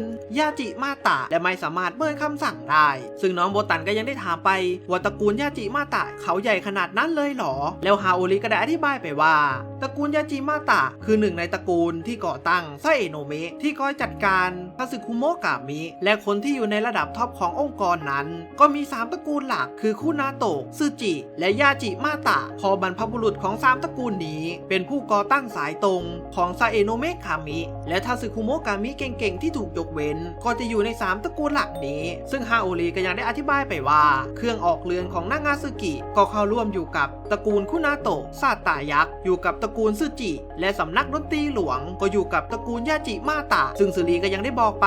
ว่าการเรียกตัวในครั้งนี้อาจจะเกี่ยวกับล่มกระดาษก็เป็นได้และคนที่เรียกก็อาจจะเป็นสำนักดนตรีหลวงซึ่งเฮียวมาที่ได้ยินแบบนั้นตัวของเขาก็ได้ตอบกลับไปว่าเป็นอย่างนั้นเองหรอซึ่งเฮียวมาที่ได้พูดแบบนั้นก็ทำเอาทุกคนเนี่ยถึงกับตกใจกันเป็นอย่างมากและก็ยังได้ถามไปว่าเฮียวมะเนี่ยไม่รู้เรื่องอะไรเลยหรอและเฮียวมะก็ได้ตอบกับทุกคนไปในทันทีว่าเพราะว่าให้ความสำคัญกับการฝึกมากกว่าทฤษฎีน่ะแล้วซื่อสุรีก็ยังได้พูดขึ้นมาอีกว่าถ้าพวกเขาไม่ทำตามคำสั่งในตอนที่พวกเขาไม่อยู่นั้นทางคาโดโมริไทจุก็อาจจะทำอะไรแปลกๆก็ได้ถึงน้องคากามิก็ยังได้บอกไปว่าคนที่เชื่อใจได้ในตอนนี้ก็มีเพียงแค่เฮียวมะเท่านั้นซึ่งน้องก็ได้เสนอออกมาว่าถ้างั้นก็ติดต่อปู่ของเฮียวมะมาสิแต่ทว่าท่านใดนั้นจู่ๆพวกสำนักดนตรีหลวงก็ได้ปรากฏตัวออกมาและได้บอกไปว่าเรื่องนั้นไม่มีปัญหาเพราะว่าพวกเราสำนักดนตรีหลวงจะคอยคุ้มครองนางาซึกิโบตันเองผู้แทนยาจิมาตะโคคุตันเป็นคนสั่งการมาเองซึ่งฮาโอริที่ได้รู้แบบนั้นก็ได้ถามไปว่าเรื่องนั้นจริงหรอ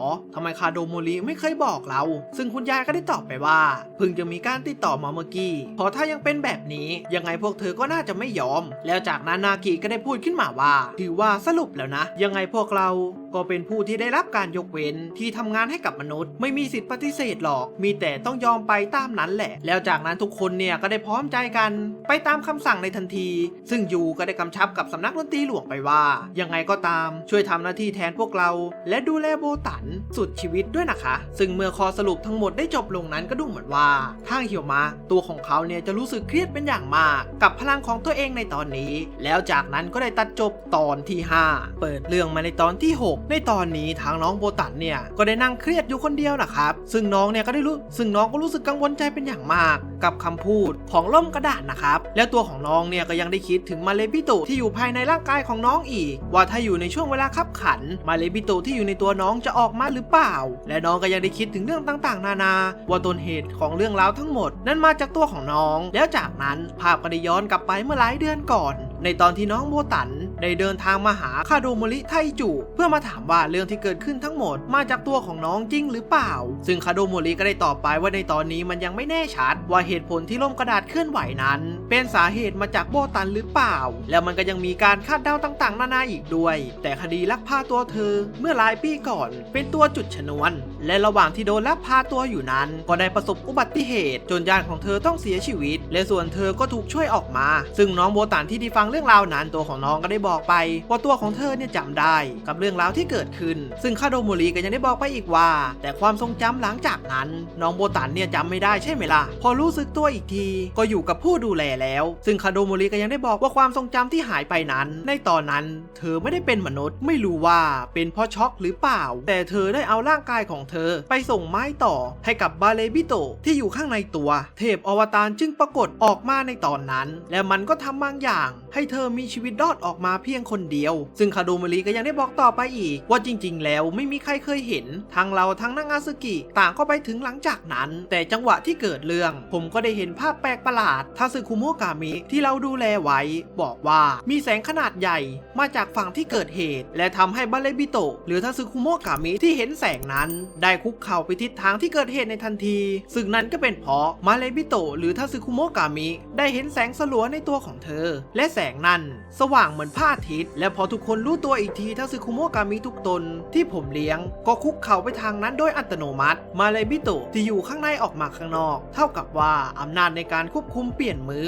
เพราะฉะนั้นเธอถึงไม่มีความทรงจำในช่วงนั้นซึ่งซูบุกิก็ได้พูดขึ้นมาว่าทางนั้นก็เท่ากับว่าแสงในตอนนั้นเป็นเหตุที่ทำให้ร่มกระดาษเคลื่อนไหวหรอซึ่งคาโดโมริก็ได้บอกไปว่านั่นก็เป็นแค่ทฤษฎีเท่านั้นมันเป็นเหมือนควันสัญญาณให้พวกที่หลบซ่อนตัวมาตลอดเริ่มเคลื่อนไหวที่พวกคุนาโตะไปปะทะกับร่มกระดาษก็เกิดขึ้นหลังจากนั้นจริงๆซึ่งเมื่อน้องโบตันที่ได้ฟังแบบนั้นตัวของน้องเนี่ยก็ได้คิดนะครับว่าเรื่องที่พี่ชายพี่สาวของฮิวมะได้เสียชีวิตไปนั้นนั่นก็เป็นเพราะเธอทางคาโดโมริและซูบากิก็ได้บอกไปว่านั่นมันก็เป็นเพียงแค่การคาดเดาเท่านั้นสุดท้ายแล้วก็พูดได้ไม่เต็มปากว่านางาซึกิโบตันเป็นต้นเหตุผมคิดแบบนั้นแล้วจากนั้นภาพก็ได้ตัดไปที่ปัจจุบันซึ่งในตอนนี้น้องโบตันตัวของน้องเนี่ยก็ยังรู้สึกสับสนกับตัวเองอยู่แล้วมาเลบิโตะก็อยู่ในตัวของน้องจริงๆเขตแดนที่คุจิเกนกางไว้ก็หายไปแล้วซึ่งตัวของน้องก็กังวลใจว่าสักวันหนึ่งตัวของน้องเนี่ยจะต้องเปลี่ยนไปตลอดกาลแล้วทันใดนั้นตัวของน้องก็ได้นึกถึงคำสัญญาที่เฮียวมาเคยให้เอาไว้ว่าจะคอยปกป้องตลอดไป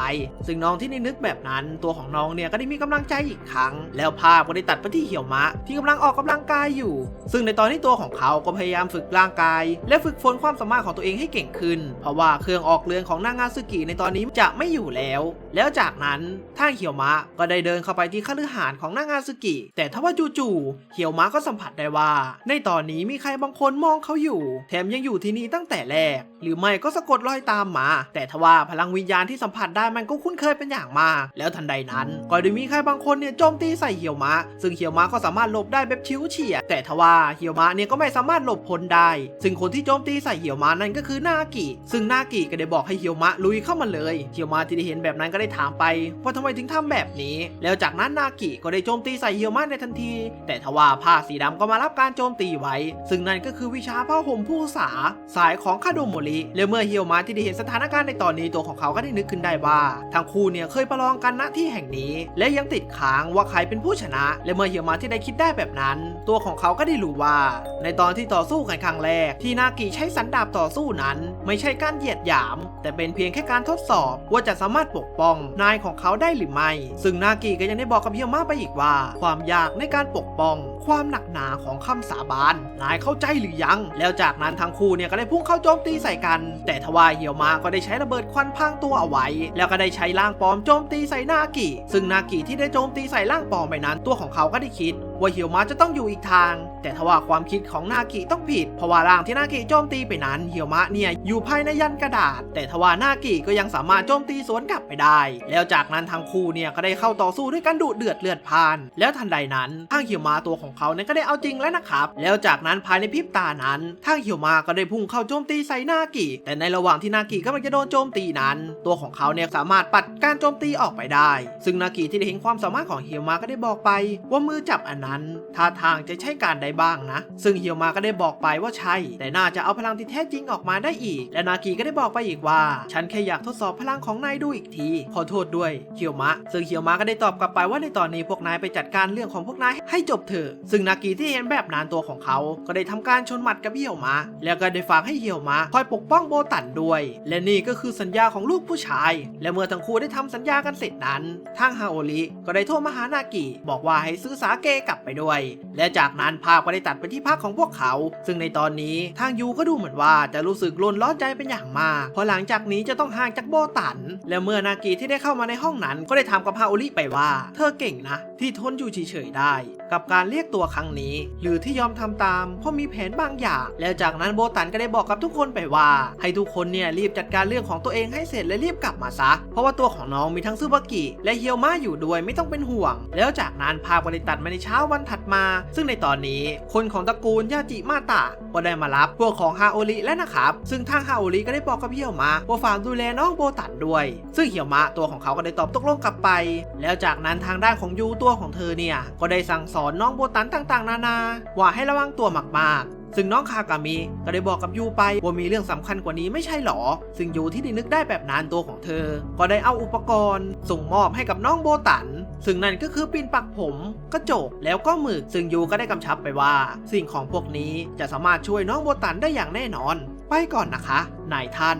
แล้วจากนั้นพวกเขาก็ได้ออกเดินทางจากกันไปในทันทีแล้วจากนั้นเฮียมาก็ได้ถามกับน้องโบตันว่าเรื่องที่คุยกันเมื่อคืนซึบากิเต็มใจติดต่อให้แล้วเธอจะทำจริงๆใช่ไหมซึ่งน้องโบตันก็ได้ตอบกลับไปในทันทีว่าแน่นอนและจากนั้นภาพก็ได้ตัดไปที่ห้องทำงานของคาโดโมริซึ่งในตอนนี้ตัวของเขาเนี่ยก็ได้บอกไปว่าเครื่องออกเรือนนางาสึกิไปแล้วงั้นหรอแล้วทันใดนั้นจู่ๆพวกลูกน้องของคาโดโมริก็ได้วิ่งเข้ามาในห้องในทันทีแล้วโวยวายไปว่าจะให้ทางโบตันเนี่ยมาอาศัยอยู่ที่นี่จริงหรอเพราะว่าโบตันเนี่ยเป็นตัวอันตรายไม่ใช่หรอซึ่งคาโดโมริก็ได้บอกไปว่าอย่าเข้าใจผิดแค่ตอนนี้แหละนางาสึกิโบตันออกไปพื้นที่อื่นไม่ได้จนกว่าจะได้ข้อสรุปว่าจะเอายังไงต่อไปเขาอยู่ในกำมือของผมถ้าพวกเราจะลงมือก็ค่อยไปลงมือตอนที่เตรียมทุกอย่างพร้อมแล้วก็ได้ผมจะปล่อยให้ทำตามใจชอบแล้วก็ทำตามใจชอบกันไปเลยซึ่งลูกน้องของคาโดโมริที่ได้ยินแบบนั้นพวกมันเนี่ยก็ได้พูดยกย่อส่งเสริมคาโดโมริกันยกใหญ่เลยนะครับว่าเป็นหัวหน้าใจโฉดและในตอนนี้เราก็จะได้รู้ว่าสิ่งที่คาโดโมริไทจุพูดไปเมื่อตะกี้นั้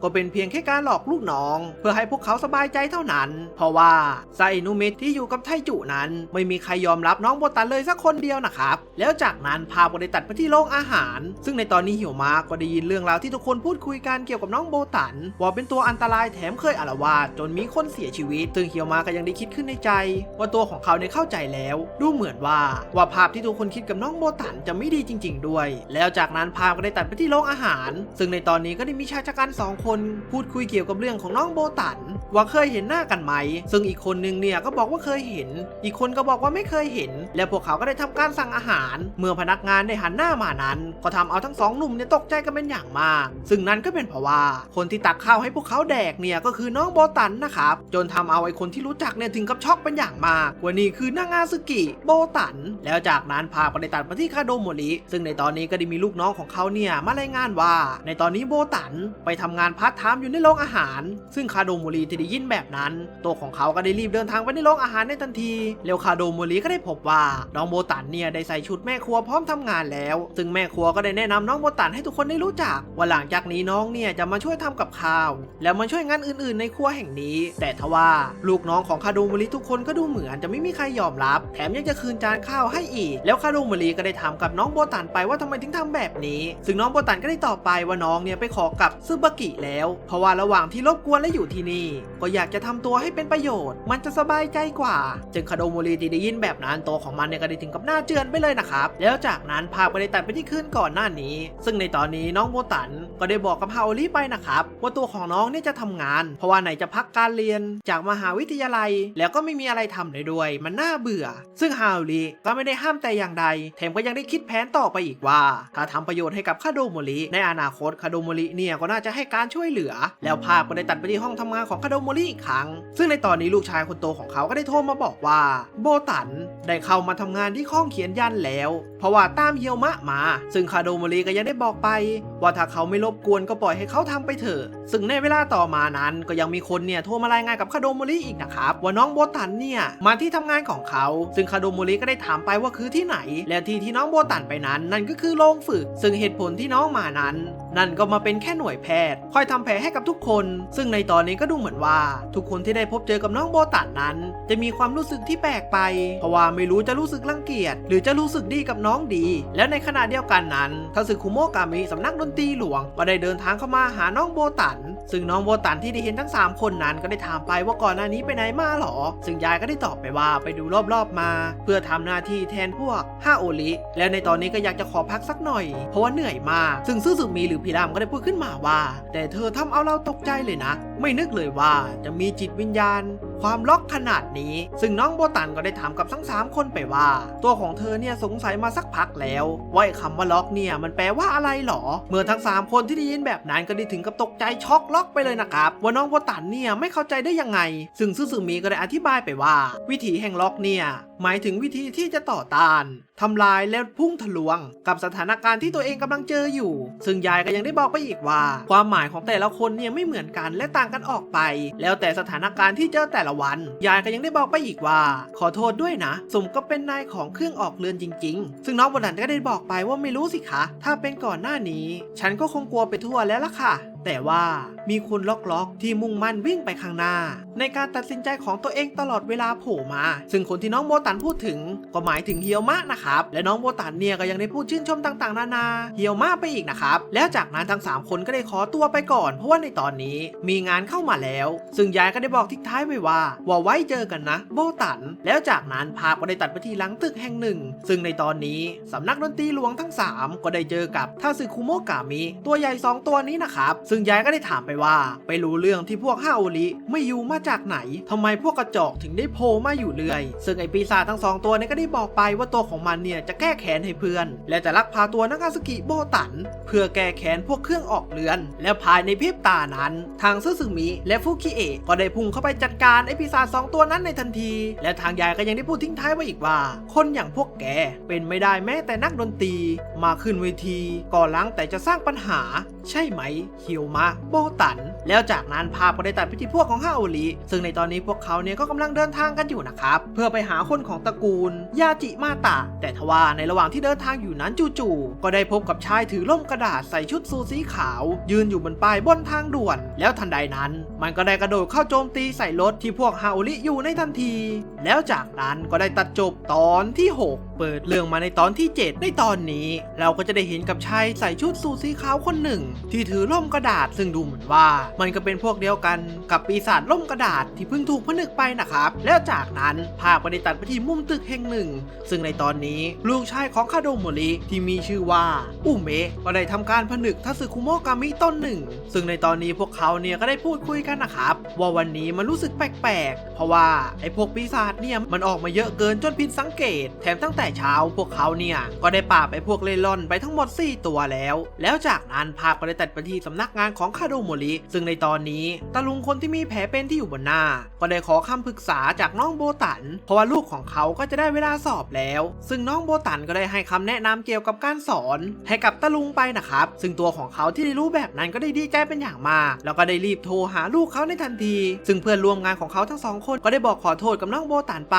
ว่าเป็นช่วงเวลาพักแท้ๆแต่ต้องมาให้คำปรึกษาแบบนี้ซึ่งน้องเนี่ยก็ได้บอกไปว่าไม่เป็นอะไรฉันดีใจนะคะที่พอจะช่วยอะไรได้บ้างแล้วจากนั้นพนักงานสาวคนหนึ่งก็ได้มอบถุงผ้าให้กับน้องโบตันเพื่อให้เอาไปใช้และนี่ก็คือสินค้าที่พวกเราได้ทำการผลิตขายแล้วแรดที่อยู่บนถุงผ้าก็มีชื่อว่าซักคุงซึ่งพนักงานสาวก็ได้อธิบายไปอีกนะครับว่าซักคุงที่เป็นแรดเนี่ยเป็นตัวแทนแห่งความถูกต้องที่ปกป้องเกียวโตแห่งนี้โดยที่ไม่มีใครรู้แล้วก็ยังเป็นตัวแทนของหัวหน้าคาโดโมริอีกด้วยถึงสินค้าจะฮิตและนิยมในหมู่มากแต่ทว่ามันก็ผลิตจนเยอะเกินไปจนเหลือเต็มคลังไปหมดแล้วในขณะที่น้องโบตันกำลังพูดคุยอย่างสนุกอยู่นั้นทางเหี่ยวมาก็ ได้สังเกตการอยู่ด้วยนะครับและเมื่อเวลาผ่านไปได้สักพักทุกคนที่ได้รับการช่วยเหลือจากน้องโบตันนั้นก็ได้นำขนมต่างๆมากมายมาให้กับน้องเพื่อแทนคำขอบคุณซึ่งน้องที่ได้รับขนมเยอะขนาดนั้นก็ได้บอกไปว่ามันเยอะเกินไปแล้วก็ได้ให้ชวนทุกคนเนี่ยมากินด้วยกันนะครับซึ่งน้องเนี่ยก็ดูเหมือนว่าจะเป็นผู้หญิงในอุดมคติแถมยังน่ารักอีกด้วยบอกเลยว่าถูกใจคนสปอยสุดๆแล้วภาพก็ได้ตัดไปที่เหี่ยวม้าซึ่งในตอนนี้เหี่ยวม้าที่ได้เห็นเหตุการณ์ที่เกิดขึ้นนั้นตัวของเขาก็ยังได้พูดออกมาว่าคนพวกนี้เข้าด้วยกันเป็นปีเป็นขุยเลยทั้งที่โบตั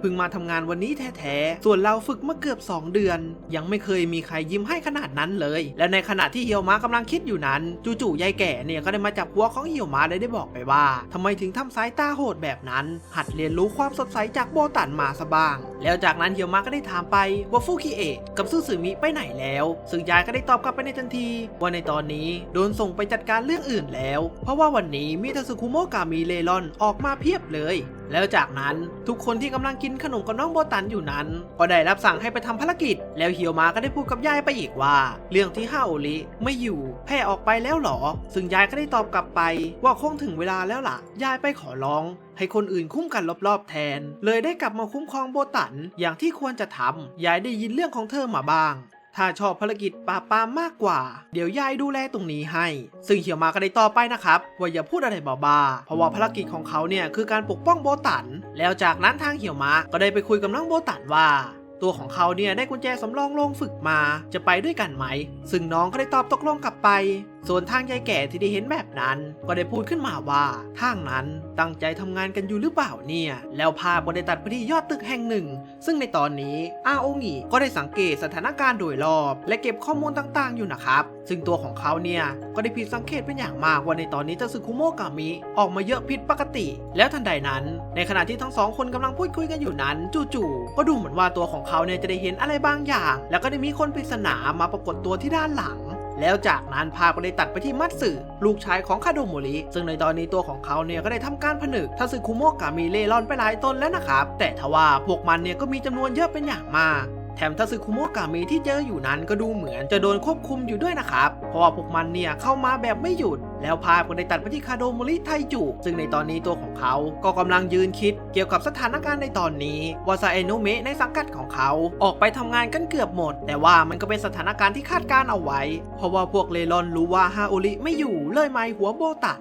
นับวันพวกมันก็ยิ่งโผล่ออกมาแต่วันนี้จู่ๆมันโผล่ออกมาบ่อยมากๆหรือว่าเริ่มลงมือพร้อมกันหรอรู้สึกไม่ดีเลยและในขณะเดียวกันนั้นภาพก็ได้ตัดไปที่ฮาโอริซึ่งในตอนนี้ในขณะที่ฮาโอริกำลังเดินทางไปที่ตระกูลยาจิมาตะนั้นจู่ๆพวกเขาเนี่ยก็ได้โดนรอบโจมตีจากชายปริศนาแล้วก็กำลังจะโดนเขตแดนจับกุมตัวเอาไว้แต่ทว่าพวกเขาเนี่ยก็ได้กระโดดออกมาจากรถท่านนะครับซึ่งคนที่โจมตีพวกฮาโอรินั้นนั่นก็คือชายที่ถือร่มกระดาษคนนี้ซึ่งนากิก็ยังได้พูดขึ้นมาว่าถึงรูปร่างมันจะต่างกันกับที่เห็นเมื่อก่อนหน้านี้แต่จำกลิ่นอายและพลังวิญญาณนั้นได้แกเป็นคนที่เล่นงานคุชิเกะใช่ไหมซึ่งไอ้ลมกระดาษสีน้ำเงินก็ได้บอกไปว่าไม่ใช่แกแต่ต้องพูดว่าพวกแกตั้งหากเมื่อสิ้นสุดคำพูดของไอ้ลมสีน้ำเงินนั้นมันก็ได้ปรากฏตัวลมกระดาษอีก2 คนซึ่งฮาโอริที่ได้เห็นแบบนั้นก็ได้ตกใจเป็นอย่างมากเพราะว่าในตอนนี้มีลมกระดาษถึง3 ต้นเลยเหรอแล้วจากนั้นพวกมันเนี่ยก็ได้ทำการกางเขตแดนใส่พวกฮาโอริในทันทีซึ่งไอ้ลมสีน้ำเงินก็ได้พูดขึ้นมาอีกว่าคงต้องให้พวกเธออยู่เฉยๆจนกว่าภารกิจของพวกเราจะเสร็จซึ่งนากิและยูก็พยายามโจมตีใส่เขตแดนแต่ทว่ามันก็ไม่สามารถทำอะไรได้เลยนะครับไอ้ลมสีน้ำเงินก็ยังได้บอกไปว่าเปล่าประโยชน์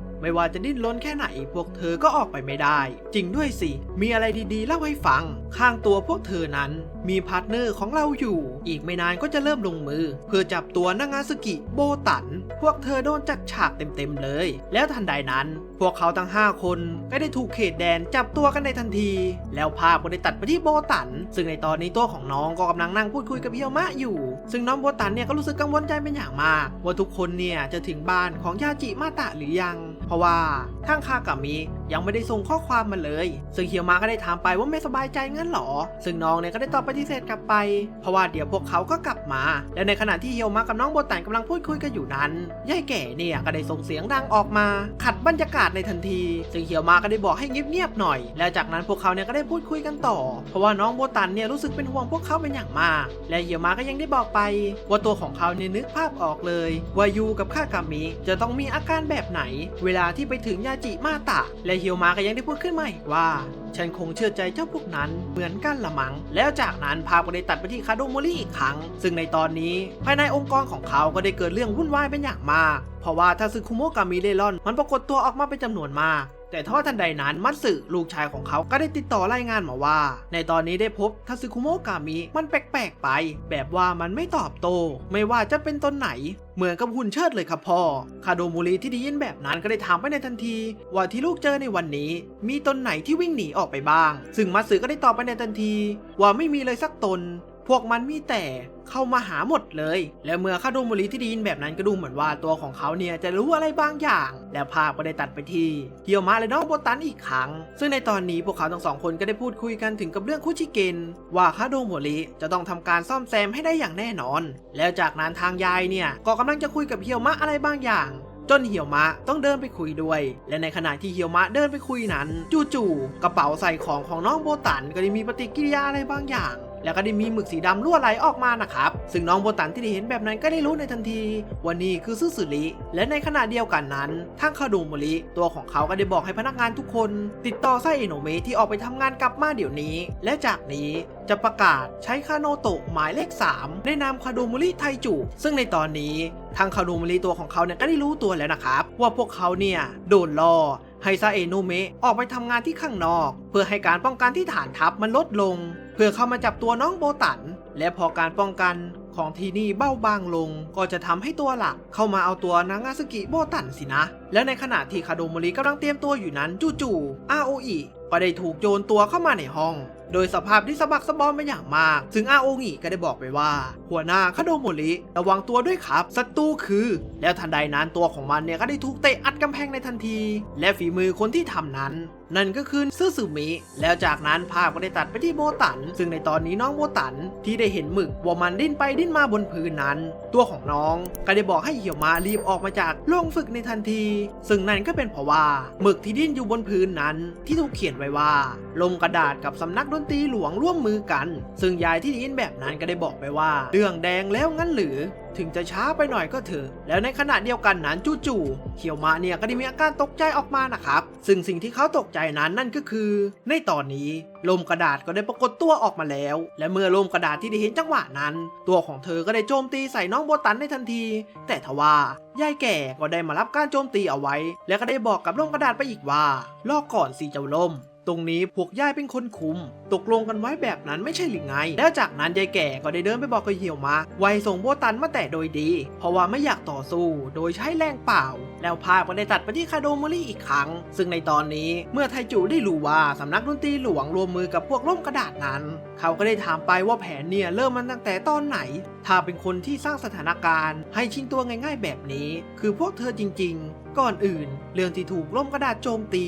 ก็เป็นเหตุที่ให้เครื่องออกเรือนถูกเรียกตัวไปซึ่งซึสึมิก็ได้บอกกับคาโดโมริไป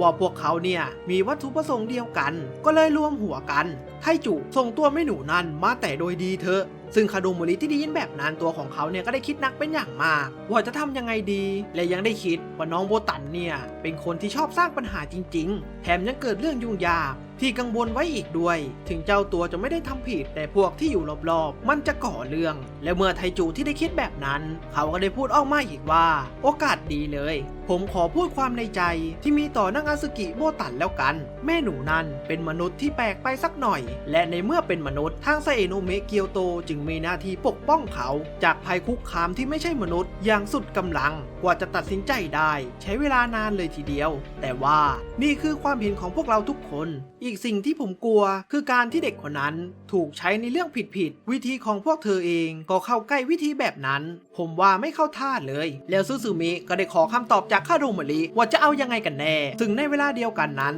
ทั้ง3ฝ่ายทั้งคาโดโมริเฮียวมะและอุเมะก็ได้พูดพร้อมกันว่าขอปฏิเสธในการที่จะยกตัวโบตันให้ซึ่งทางเฮียวมะนั้นก็ได้ตอบปฏิเสธกลับไปพร้อมก็บอกไปว่า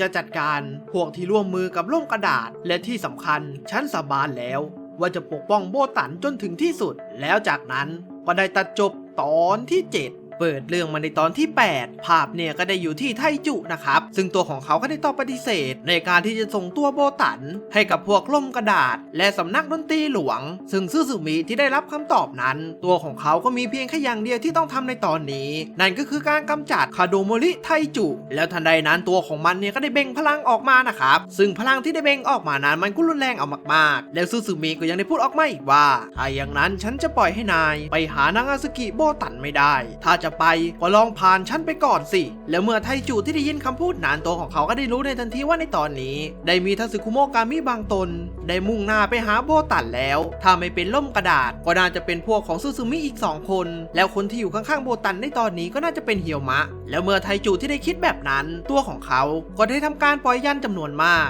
มาอยู่ต่อหน้าของเขาซึ่งวิชานี้ก็ถูกเรียกว่าวิชายัน100 ขั้นซึ่งไทจุก็ได้บอกไปว่าตัวของเขาใช้วิชานี้ในตอนแย่งตำแหน่งผู้แทนมาจากคนก่อนแถมยังได้รับคำชมมาอีกด้วยแกหาเรื่องผิดคนแล้วจากนั้นภาพก็ได้ตัดไปที่ลูกชายของคาโดโมริมัตสึและอุเมะซึ่งทั้งคู่ในตอนนี้ก็กำลังรับมือกับฟุคิเอะอยู่นะครับซึ่งฟุคิเอะที่ได้เห็นโอกาสนั้นตัวของเขาก็ได้ควบคุมทัสึคุโมะกามิเลรอนให้พุ่งเข้าไปโจมตีในทันทีซึ่งฟุคิเอะก็ยังได้บอกไปว่าพวกเขาเนี่ยได้วางแผนกันมานานมากจนวันนี้ในที่สุดก็ได้โอกาสนี้มาคราวนี้แหละแล้วจากนั้นภาพก็ได้ตัดไปที่พวกเหี่ยวมะซึ่งในตอนนี้พวกเขาก็กำลังรับมืออยู่กับยายแก่และล่มกระดาษซึ่งยายแก่ก็ยังได้ย้ำกับเหี่ยวมะไปอีกว่าให้ส่งโบตันเนี่ยไปให้เขาแล้วทันใดนั้นยายแก่ก็ได้เริ่มทำการดีดเส้นผมของตัวเองให้เกิดเสียงเพื่อเริ่มโจมตีใส่เหี่ยวมะซึ่งเหี่ยวมะที่ได้เห็นแบบนั้นก็ได้สั่งให้น้องโบตันเนี่ยอุดหูในทันทีนะครับเพราะว่าเสียงเนี่ยมันดังมากๆและยังได้ปิดกั้นประสาทสัมผัสอีกด้วย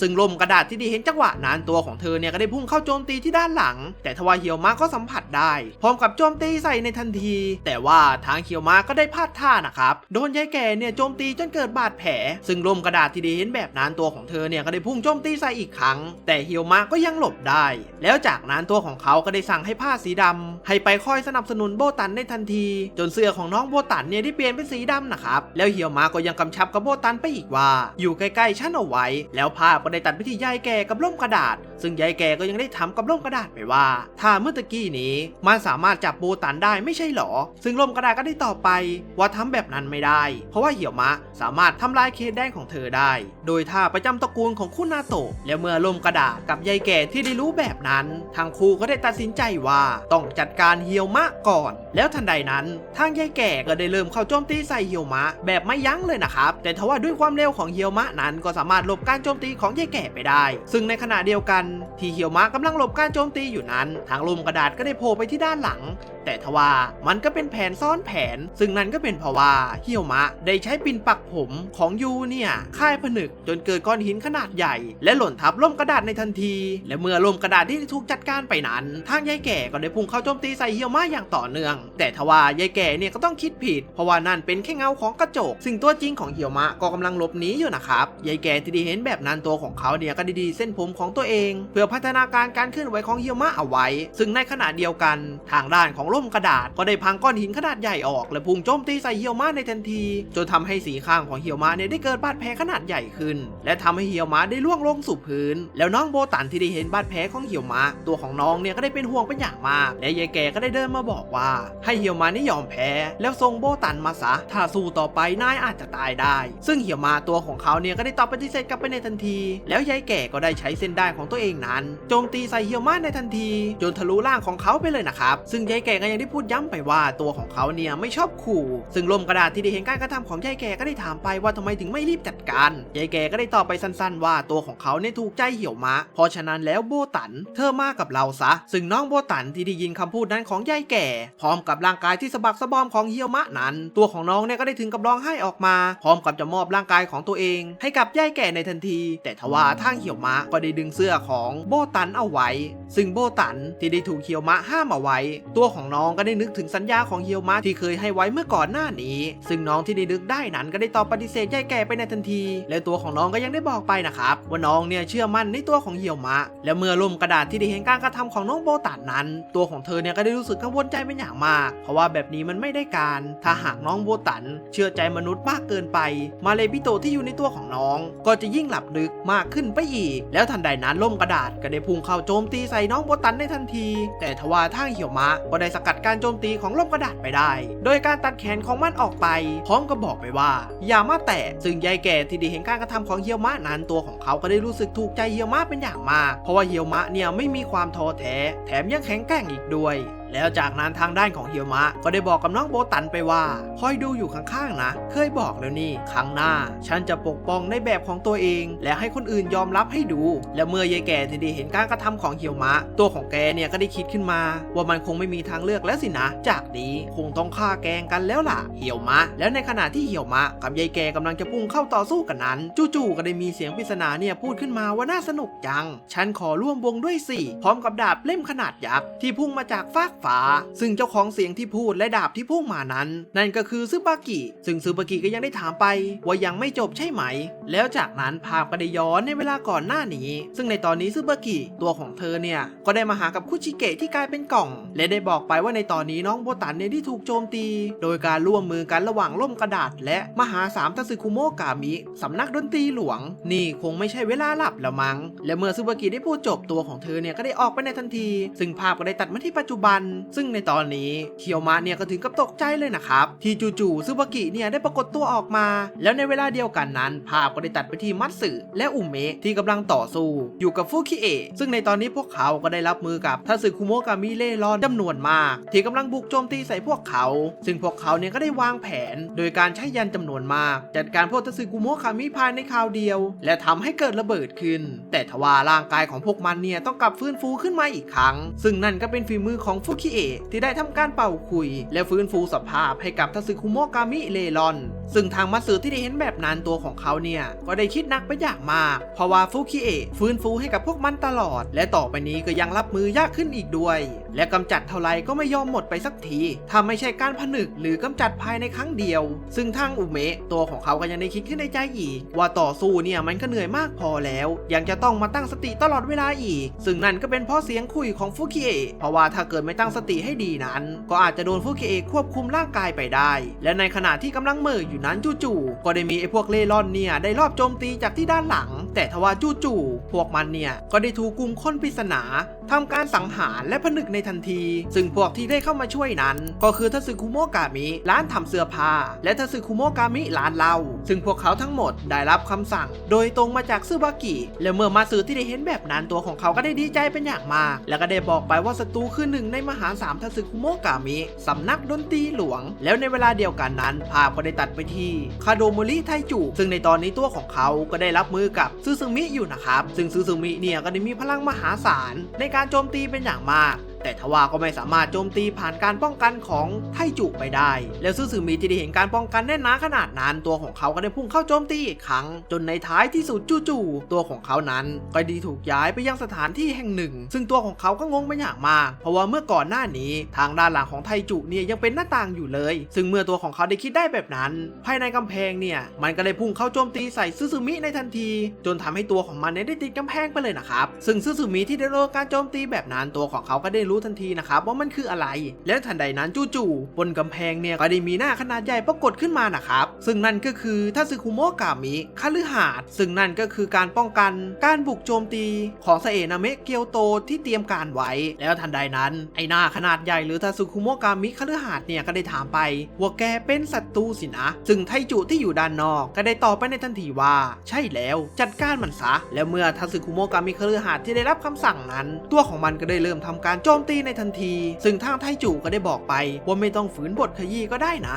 สร้างทางหนีให้มันสักทางสิพอข้านออกมาก่อเขมือบเขาให้ซึ่งไทจุที่ได้พูดคำสั่งไปนั้นตัวของเขาก็ยังได้คิดขึ้นในใจว่าปกติแล้วโอคุอุหรือทัสึคุโมะกามิคฤหาสน์ปกติจะอยู่ในสภาพกึ่งถูกผนึกแต่กลับตื่นเร็วกว่าที่คิดคงมีคนเดาว่าผมจะใช้คานาโตะหมายเลข3สินะเลยคายผนึกเอาไว้แล้วจากนั้นพาไปตัดไปที่ฝั่งของเหี่ยวมะซึ่งในตอนนี้หลังจากที่ซึบากิได้ปรากฏตัว ตัวออกมาก็ได้บอกไปว่าตัวของเธอเนี่ยตกใจเลยนะที่พวกยายแก่เนี่ยได้เกี่ยวข้องกับล่มกระดาษน่ะไม่คิดเลยว่าจะเป็นพวกชอบวางแผนแล้วซึบากิก็ได้ถามกับเฮียวมะไปว่าทางนั้นนั่นคือล่มกระดาษที่โผล่มาก่อนหน้านี้หรอซึ่งเฮียวมะก็ได้ตอบไปว่าใช่แล้วซึ่งซึบากิที่ได้รับคำตอบนั้นตัวของเธอก็ได้รู้ในทันทีว่าที่เฮียวมะไม่มั่นใจว่าเป็นศัตรูคู่อาฆาตหรือเปล่านั้นคือแบบนี้เองสินะเป็นทาสึคุโมะกะมิที่เกณฑ์ไซเอโนะเมะไปถึง2 คนแต่แทบไม่มีกลิ่นอายของมนุษย์ออกมาแต่ก็เอาเถอะยังไงก็ศัตรูแล้วก็จะถูกจับตรงนี้ไปพร้อมกับพวกยายอยู่ดี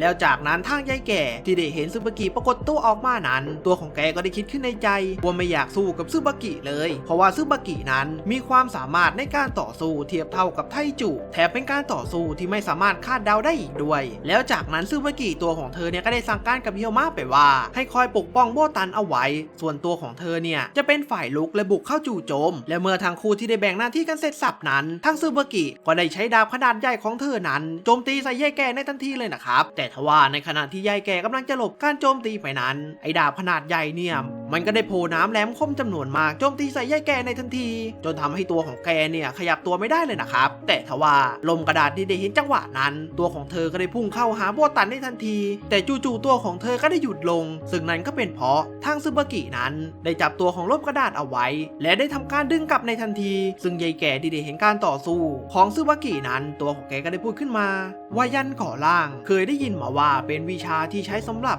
สนับสนุนที่จะใช้ยันเลียนแบบอาวุธแต่ยันก่อร่างที่ซึบากิกับเปลี่ยนรูปแบบไปหมดจนกลายเป็นวิชาอันน่าหวาดกลัวที่จะเข้าเล่นงานศัตรูแล้วทันใดนั้นยายแก่เนี่ยก็ได้พังหนามของซึบากิออกมาแล้วก็ได้บอกไปว่าให้ตายสิตื่นเต้นดีนะแล้วทันใดนั้นทั้ง2 ฝ่ายเนี่ยก็ได้เข้าห้ามหันต่อสู้กันอย่างดุเดือดแบบ2 ต่อ 1ซึ่งซึบากิก็ได้รับมืออย่างง่ายดายซึ่งน้องโบตันที่เห็นการต่อสู้น้องก็ได้บอกไปว่าซึบากิเนี่ยสุดยอดมากเฮียวมะก็ได้บอกไปอีกว่าใช่แต่ท่าทางซึบากิดูแปลกๆซึ่งเหตุผลที่ซึบากิดูแปลกๆนั้นก็เป็นเพราะตัวของซึบากินั้นจะออกแนวโรคจิตหน่อยๆซึ่งนั่นก็เป็นเพราะว่าซึบากิเนี่ยเป็นพวกบ้าการต่อสู้ยิ่งศัตรูเก่งเท่าไรเธอเนี่ยก็ยิ่งชอบมากเท่านั้นไม่เชื่อก็ดูใบหน้าของเธอสิครับว่าฟินขนาดไหนและภาพก็ได้ตัดไปที่การต่อสู้อีกครั้งซึ่งในตอนนี้ตัวของซึบากิก็ได้เปลี่ยนอาวุธของตัวเองให้กลายเป็นหอกคู่และได้ปล่อยพายุทอร์นาโดโจมตีใส่ทั้ง2 คนในทันทีซึ่งยายแก่และลมกระดาษที่ได้โดนแบบนั้นก็ได้บอกไปว่าแย่แล้ว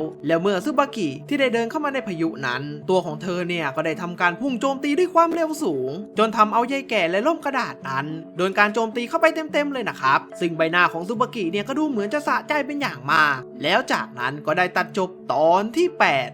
เปิดเรื่องมาในตอนที่ 9หลังจากที่ซึบากิได้พุ่งเข้าโจมตีใส่ยายแก่กับล่มกระดาษนั้นก็ทำให้พวกเขาทั้ง2 คนเนี่ยได้รับบาดเจ็บกันเป็นอย่างมากซึ่งยายแก่ก็ยังได้พูดขึ้นในใจ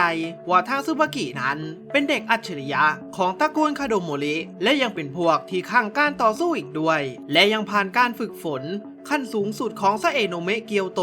อย่างการดวล10 ภาชนะภายในวัยเพียงแค่8 ขวบแล้วทันใดนั้นยายแก่ก็ได้สั่งให้ล่มกระดาษโจมตีใส่ซึบากิในทันทีแต่ทว่าตัวของเธอเนี่ยก็ยังรับการโจมตีไม่ได้ซึ่งนั่นก็เป็นแผนของยายแก่ที่ตัวของเขานั้นจะมุ่งตรงไปหาทางโบตันซึ่งล่มกระดาษที่ได้เห็นจังหวะเพอของซึบากินั้นตัวของเขาก็ได้ทำการโจมตีใส่ในทันทีแล้วจากนั้นภาพก็ได้ตัดไปที่ทางยายแก่ซึ่งในตอนนี้ตัวของแกเนี่ยก็ได้พร้อมที่จะจับตัวน้องโบตันไปแล้วซึ่งยายแกก็ยังได้บอกกับเฮียวมะว่าสีหน้าแบบนี้คงรับได้แล้วนะว่ายายเป็นศัตรูซึ่งเฮียวมะก็ได้ตอบไปว่าใช่และตัวของเขาเนี่ยก็ประหลาดใจมากพอแล้วว่าอย่างพวกแกก็เป็นได้แค่ทาสึคุโมะกามิน่าเบื่อที่อยากจะเอาบางอย่างที่ไม่ชัดเจนในตัวโบตันไปเป็นของตัวเองแล้วยายแกก็ยังได้บอกกับเฮียวมะว่าโบตันนั่นคือกุญแจอย่างไม่ต้องสงสัยและก็ยังได้บอกไปว่านั่นไม่ใช่ว่ามันไม่ชัดเจนหรอกและพวกยายก็ตัดสินใจไว้แล้วว่าจะเอาไปใช้ยังไงซึ่งเฮียวมะที่ได้ยินแบบนั้นก็ได้ถามกลับไปในทันทีว่าจะเอาโบตันเนี่ยไปทำอะไรกันแน่ซึ่งยายก็ได้บอกไปว่าโบตันมนุษย์บาเลบิโตะที่มีวิญญาณของที่ต่างโลกสิงสถิตอยู่และยืนอยู่ระหว่างโลกทั้งสองเราจะใช้นางาสกิโบตันเปิดประตูเชื่อมต่อโลกมนุษย์กับโลกวิญญาณทำแบบนั้นแล้วจะเกิดเป็นความโอลหม่านเมื่อโลกทั้งสองหลอมรวมกันมันก็จะเละตุ้มเป๊ะยังไงล่ะนั่นแหละคือเป้าหมายของเราซึ่งเฮียวมาที่ได้ฟังนั้นตัวของเขาก็ได้บอกไปว่าไม่เข้าใจนั่นมันก็เป็นเพียงแค่หายนะของคนที่อยู่บนโลกมนุษย์เท่านั้น เรื่องพันนั้นสิ่งที่พวกแกปรารถนางั้นหรอซึ่งยายแก่ตัวของเขาก็ได้ตอบปฏิเสธกับเฮียวมะไป1เรื่องซึ่งยายก็ได้อธิบายกับเฮียวมะให้ฟังว่าตัวของเขาเนี่ยไม่ได้เกลียดหรือแค้นเคืองมนุษย์แต่อย่างใดเพราะว่ามนุษย์นั้นเป็นสิ่งที่มีค่าสำหรับพวกเขาซึ่งนั่นก็คือการที่มนุษย์มาฟังดนตรีที่พวกเขาเล่นแต่ตราบใดที่ไม่มีมนุษย์มีแค่เสียงก็ไม่มีความหมายตราบใดที่ไม่มีคนฟังเพราะฉะนั้นแล้วเราจึงนึกขอบคุณคนเหล่านั้นอยู่เสมอซึ่งเฮียวมะที่ได้ฟังเรื่องเล่าจากยายก็ได้ถามไปว่าทำไมถึงยังทำแบบนั้นซึ่งยายก็ได้ตอบไปในทันทีว่ามันเป็นแรงกระตุ้นยังไงล่ะอยากเล่นให้ฟังมากกว่านี้อยากให้คนจดจำมากกว่านี้อยากเล่นบนเวทีใหญ่มากกว่านี้เราปรารถนาสิ่งเหล่านั้นเราก็จะมุ่งหน้าไปยังเส้นทางนั้นโดยไม่เลี้ยวมองสิ่งอื่นนั่นแหละสำนักดนตรีหลวงบนโลกที่ไม่เคยมีมาก่อนบนโลกที่มนุษย์และมาเลบิโตะและอะไรต่อมีอะไรผสมปนเปกันยายพยายามทำให้เสียงของยายไปถึงคนเหล่านั้นไม่มีอะไรร้อนแรงไปกว่าดีแล้วและนี่แหละคือความปรารถนาแล้วทันใดนั้นยายแก่เนี่ยก็ได้เริ่มเข้าโจมตีใส่เฮียวมะในทันทีแล้วจากนั้นภาพก็ได้ตัดไปที่คาโดโมริไทจูซึ่งในตอนนี้ทางด้านซึซึมิตัวของมันเนี่ยก็ได้ทะลุออกมาจากอาคารแล้วนะครับแล้วก็ได้พุ่งโจมตีใส่ไทจูในทันทีแต่ทว่าไทจูก็ได้ใช้ยันงูยักษ์โจมตีใส่ซึซึมิซึ่งซึซึมิเนี่ยก็ได้โจมตีสวนกลับและทำลายงูยักษ์ตัวนั้นไปได้จนทำเอาไทจูได้โดนแรงกระแทกของพลังจนกระเด็นไปติดกับต้นไม้ซึ่งซึซึมิที่ได้เห็นโอกาสนั้นตัวของมันเนี่ยก็ได้เดินเข้าไปเพื่อจะปิดชีพของคาโดโมริไทจูในทันทีแต่ทว่าผ้ายันที่ได้แตกกระจายอยู่ทั่วบริเวณนั้นมันก็ได้กลายร่างเป็นงูตัวเล็กและโจมตีใส่ซึซึมิในทันทีซึ่งซึซึมิตัวของมันเนี่ยก็ยังรับการโจมตีไว้ได้นะครับแล้วจากนั้นภาพก็ได้ย้อนกลับไปที่เฮียวมะอีกครั้งซึ่งในตอนนี้ตัวของเขาก็กำลังต่อสู้กับยายแก่อยู่ซึ่งเฮียวมะก็ดูเหมือนว่าจะพลาดท่าโดนยายแก่มัดแขนไว้ทั้งสองข้างและกำลังจะโจมตีใส่แต่ทว่าทางเฮียวมะก็ได้ปล่อยมือจับของตัวเองเนี่ยและใช้เท้าเกี่ยวโจมตีสวนกลับไปได้ซึ่งยายแก่ที่เห็นการกระทำนั้นตัวของเขาเนี่ยก็ได้ตกใจนะครับแล้วภาพก็ได้ย้ายไปทางร่มกระดาษหลังจากที่มันได้โจมตีซุปเปอร์กินั้นก็ดูเหมือนว่ามันจะไม่โดนนะครับซุปเปอร์กิเนี่ยได้ลบการโจมตีทันซึ่งเจ้าร่มกระดาษที่ได้เห็นแบบนั้นก็ได้ทำการโจมตีใส่ซุปเปอร์กิอีกครั้งซึ่งทางซุปเปอร์กิก็ดูเหมือนว่าเธอเนี่ยจะหลบการโจมตีได้เกือบทั้งหมดแต่ทว่าก็ยังพลาดโดนปลายร่มนั้นโจมตีเข้าไปที่ขาขวาซุปเปอร์กิก็ยังได้พูดขึ้นมาว่านั่นสิเนาะว่าแล้วว่าต้องมีต่อท่าทางน่าจะสนุกได้อีกนะซึ่งในขณะเดียวกันนั้นทางยายแก่ก็ได้เริ่มเข้าโจมตีใส่เฮียวมะได้ทันทีซึ่งเฮียวมะก็ได้เปิดใช้วิชาของเขาและพร้อมที่จะโจมตีสวนกลับแต่ทว่าก็ได้มีใครบางคนนั้นมาสั่งให้ยายแก่หยุดการโจมตีก่อนซึ่งเมื่อยายแก่ที่ได้ถอยทับกลับไปนั้นเฮียวมะก็ได้บอกกับซึบากิไปในทันทีว่าดูจากสถานการณ์แล้วมันจะแย่มากกว่าเดิมอีกนะซึ่งเสียงคนที่เรียกยายแก่ให้กลับไปนั้นนั่นก็คือซึซึมิที่มาพร้อมกับฟุคิเอะซึ่งพวกเขาทั้ง4คนนั้นก็ได้มาพร้อมหน้ากันแล้วซึบากิที่เห็นสถานการณ์ในตอนนี้ตัวของเธอเนี่ยก็ได้พูดขึ้นมาว่าในระหว่างที่พวกเขากำลังต่อสู้กันอยู่ที่นี่นั้นทางฟุคิเอะและซึซึมิก็คงได้ไปสู้กับซาเอะโนเมะคนอื่นและจัดการจนหมดแล้วถึงมารวมตัวกันอยู่ที่นี่และตอนนี้ก็เท่ากับว่าไม่มีพวกเราแล้วทันใดนั้นทางซึบุกิและเหี่ยวมะก็ได้บอกกับน้องโบตันไปว่าในตอนนี้ให้รีบหนีไปก่อนแล้วจะสร้างจังหวะให้หนีออกไปให้ได้และเมื่อเหี่ยวมะที่ได้เห็นฟุคิเอะเป้าคุยนั้นก็ได้ถามไปว่าจะโจมตีหรอซึ่งซึบุกิก็ได้ตอบไปว่ามันไม่ใช่ยายแก่เนี่ยก็ได้อธิบายให้ฟังไปว่านี่ก็เป็นแค่การโหมลงของดนตรีหลวงหรือก็คือการเปิดตัวยังไงล่ะแล้วทันใดนั้นก็ได้มีกลุ่มควันเนี่ยปรากฏอยู่ที่ด้านข้างของพวกเขาซึ่งไอ้ร่มกระดาษชุดสีชมพูเนี่ยก็ได้พูดขึ้นมาว่านายท่านออกจะสายไปแล้วแต่ฉันขอแนะนำตัวหน่อยนะคะพวกเราคือวาราสะมาราชิและเมื่อสิ้นสุดคำพูดของร่มกระดาษสีชมพูนั้นก็ได้ปรากฏทัสึคุโมะกามีร่มกระดาษอีก3ต้นออกมาซึ่งก็ได้แนะนำให้รู้จักว่าร่มกระดาษสีเขียวมีชื่อว่าโคงาราชิร่มสีส้มมีชื่อว่าฟุบุกิตัวร่มสีน้ำเงินก็มีชื่อว่าเทนจิสึซึ่งไอ้ร่มกระดาษชุดสีชมพูเนี่ยก็มีชื่อว่าชิงุเระหวังว่าหลังจากนี้จะจำกันได้นะคะซึ่งหลังจากที่ร่มกระดาษได้แนะนำตัวพวกมันให้รู้จักนั้นมันก็ยังได้บอกไปว่าจะเริ่มทำความสะอาดครั้งใหญ่เหล่าคนที่พยายามปกป้องภาชนะที่กักขังนายท่านเอาไว้เราจะทำลายมันทั้งหมดเองภาชนะอย่างนางาสกิโบตันจะได้ไม่เหลือความหวังแม้แต่นิดแล้วน้องโบตันที่ได้เห็นสถานการณ์ในตอนนี้ตัวของน้องเนี่ยก็รู้สึกกังวลเป็นอย่างมากเพราะว่าการเผชิญหน้าในครั้งนี้เฮียวมะเนี่ยจะต้องตายแน่แต่ทว่าทางด้านของเฮียวมะตัวของเขาเนี่ยก็ได้มีอารมณ์ฉุนเฉียวและโกรธเป็นอย่างมากซึ่งนั่นก็เป็นเพราะว่า1 ใน 4ร่มกระดาษนั้นมีร่มกระดาษตัวหนึ่ง ที่ได้สังหารพี่ชายและพี่สาวของเขาซึ่งในครั้งนี้เฮียวมะก็มั่นใจเป็นอย่างมากว่าจะต้องเป็น1 ใน 4ตัวนี้เพราะว่าพลังวิญญาณที่สัมผัสได้นั้นมันใกล้เคียงกันเป็นอย่างมากและทันใดนั้นก็ได้ทำให้เฮียวมะนึกถึงเรื่องเล่าในอดีตในตอนที่พี่ของเขาทั้ง2 คนได้ถูกสังหารตายต่อหน้าซึ่งเฮียวมะก็ยังได้คิดขึ้นในใจว่าในที่สุดก็เจอพวกมันแล้วแต่ทว่าทางเหี่ยวมาตัวของเขาเนี่ยก็ได้สงบสติอารมณ์ของตัวเองเอาไว้และได้นึกถึงคำสอนต่างๆของปู่ของเขาและสัญญาต่างๆที่ได้ให้กับทุกคนเอาไว้ว่าจะปกป้องโบตันให้ถึงที่สุดและเมื่อเหี่ยวมาที่ได้ควบคุมอารมณ์ตัวเองได้นั้นก็ได้ย้ำกับน้องโบตันไปว่าให้น้องเนี่ยหนีออกจากสถานที่แห่งนี้ซะไม่เป็นไรฉันจะทำตามคำสาบานที่ให้เอาไว้ซึ่งซึบากิที่ได้เห็นท่าทางของเหี่ยวมาแปลกไปนั้นตัวของเธอเนี่ยก็ได้ประหลาดใจออกมานิดหน่อยซึ่งนั่นก็เป็นเพราะแทนที่เหี่ยวมาได้เห็นศัตรูคู่อาฆาตที่อยู่ต่อหน้าและจะเกิดอารมณ์โกรธแต่ว่าตัวของเหี่ยวมาก็สงบสติอารมณ์เอาไว้ได้ซึ่งทางซึบากิเนี่ยก็รู้สึกฟินเป็นอย่างมากแล้วก็ยังได้บอกกับโบตันว่าให้ถอยไปก่อนเพราะว่าศัตรูจะมาแล้วทันใดนั้นทางพวกลมกระดาษเนี่ยก็ได้เริ่มทำการโจมตีใส่เหี่ยวมากับซึบากิในทันทีซึ่งไอ้ลมกระดาษสีเขียวนั้นตัวของมันก็ได้ทำให้ลมเนี่ยมุดเข้าไปใต้ดินนะครับซึ่งเหตุผลที่มันทำอย่างนั้นก็เป็นเพราะว่ามันเนี่ยได้ใช้ลมหลอบโจมตีเหี่ยวมากับซึบากิทางใต้ดินแล้วซึซึมิที่ได้เห็นโอกาสตัวของมันเนี่ยก็ได้ปล่อยพลังใส่ซึบากิในทันทีจนทำให้ซึบากินั้นได้กระเด็นถอยออกไปไกลแล้วในขณะเดียวกันทางด้านลมกระดาษโคงาราชิก็ได้โผล่ออกมาจากด้านหลังซึ่งซึบากิที่ได้เห็นแบบนั้นก็ได้รู้ในทันทีว่าที่พวกมันเอาลมออกมาจากดินนั้นก็เป็นเพราะว่าจะทำให้เกิดลมเหงาขึ้นและพวกมันเนี่ยจะได้เคลื่อนไหวกันอย่างอิสระและซึบากิตัวของเธอเนี่ยก็ได้โดนซัดเข้าไปที่หน้าแบบเต็มเลยนะครับส่วนทางด้านของเฮียวมะตัวของเขาก็ได้รับการโจมตีของยายแก่อยู่แต่ทว่าจู่ๆลมกระดาษสีส้มเนี่ยก็ได้โผล่ออกมาจากเงาและได้ทำการแทงเข้าไปที่เฮียวมะแต่ทว่าเฮียวมะเนี่ยก็ไม่สามารถรับการโจมตีไปได้นะครับจนทำให้แขนของเขาเนี่ยถึงกับเลือดออกซึ่งนั่นก็เป็นเพราะปลายลมของลมกระดาษสีส้มฟูบุกินั้นมันมีปลายหนามอยู่แล้วจากนั้นทางซึบากิและเหี่ยวมะทั้งคู่เนี่ยก็ได้โดนอัดกันจนน่วมเลยนะครับซึ่งสถานการณ์ในตอนนี้ที่น้องโบตันได้เห็นอยู่นั้น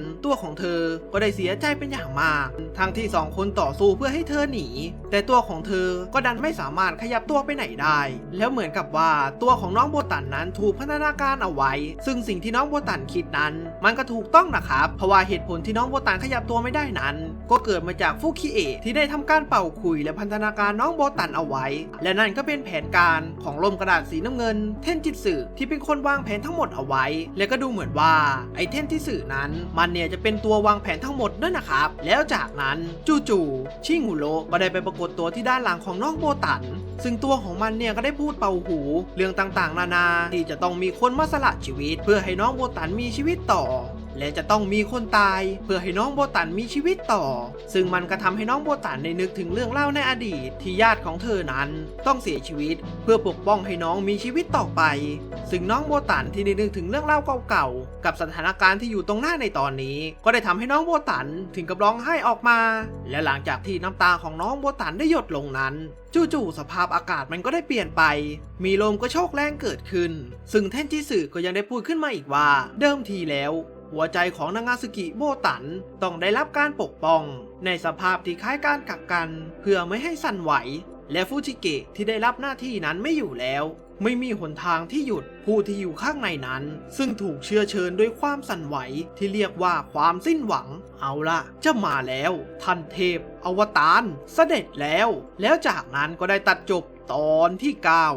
เปิดเรื่องมาในตอนที่ 10หลังจากที่น้องโบตันได้เกิดความสิ้นหวังขึ้นจนทำให้เทพอวตารหรือมาเลบิโตะที่อยู่ในตัวของน้องนั้นกำลังจะออกมานะครับซึ่งก็ดูเหมือนทางเครื่องออกเรือนหรือฮาโอริพวกเขาทั้ง5 คนเนี่ยจะสัมผัสได้ว่าในตอนนี้น้องโบตันเนี่ยกำลังตกอยู่ในอันตรายนะครับซึ่งในตอนนี้ทางด้านของน้องโบตันแววตาของเขานั้นก็ได้เปลี่ยนไปจากเดิมแล้วจากนั้นภาพก็ได้ตัดไปที่มัตสึและอุเมะซึ่งในตอนนี้พวกเขาเนี่ยก็ได้สติกลับคืนกันมาแล้วนะครับหลังจากที่โดนฟูคิเอะเนี่ยควบคุมเอาไว้ซึ่งอุเมะก็สงสัยเป็นอย่างมากว่าทำไมถึงเขาอยู่ณสถานที่แห่งนี้แล้วมันเกิดอะไรขึ้นซึ่งมัตสึก็ได้อธิบายไปว่าพวกเขาเนี่ย ได้โดนฟุกิเอะควบคุมให้ต่อสู้กับทาสึคุโมะกามิเล่ร่อนและไม่สามารถออกจากตรงนี้ไปได้ซึ่งในตอนนี้พวกเขาทั้งสองคนก็สัมผัสได้ว่ามีอะไรบางอย่างกำลังเกิดขึ้นกับนางาสึกิโบตันแต่ทว่าทันใดนั้นจู่ๆทางมัตสึและอุเมะก็ได้เห็นกับทาสึคุโมะกามิที่อยู่กับเขาเนี่ยคุกเข่าลงนะครับซึ่งทั้งสองคนที่ได้เห็นแบบนั้นก็ได้สงสัยเป็นอย่างมาก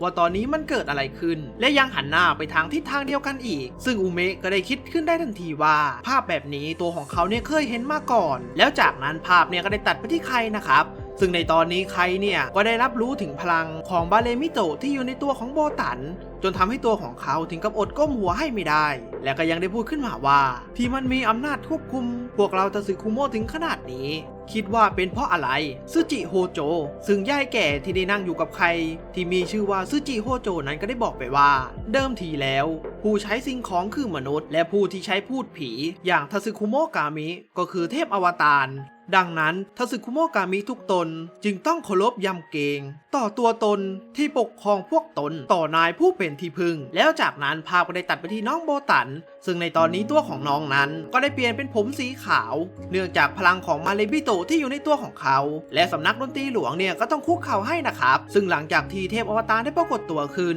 ทางยายแก่ก็ได้พูดขึ้นมาว่าตัวของเขาเนี่ยไม่สามารถขยับตัวได้แม้แต่เงยหน้ามองก็ยังทำไม่ได้เพราะว่าพลังของทาสึคุโมะกามิมันต่างจากเทพอวตารเป็นอย่างมากแล้วทันใดนั้นทางเทพอวตารก็ได้สั่งให้ซึซึมิยืนขึ้นและได้ถามไปว่าแผลที่แขนขวานั้นไปโดนอะไรมา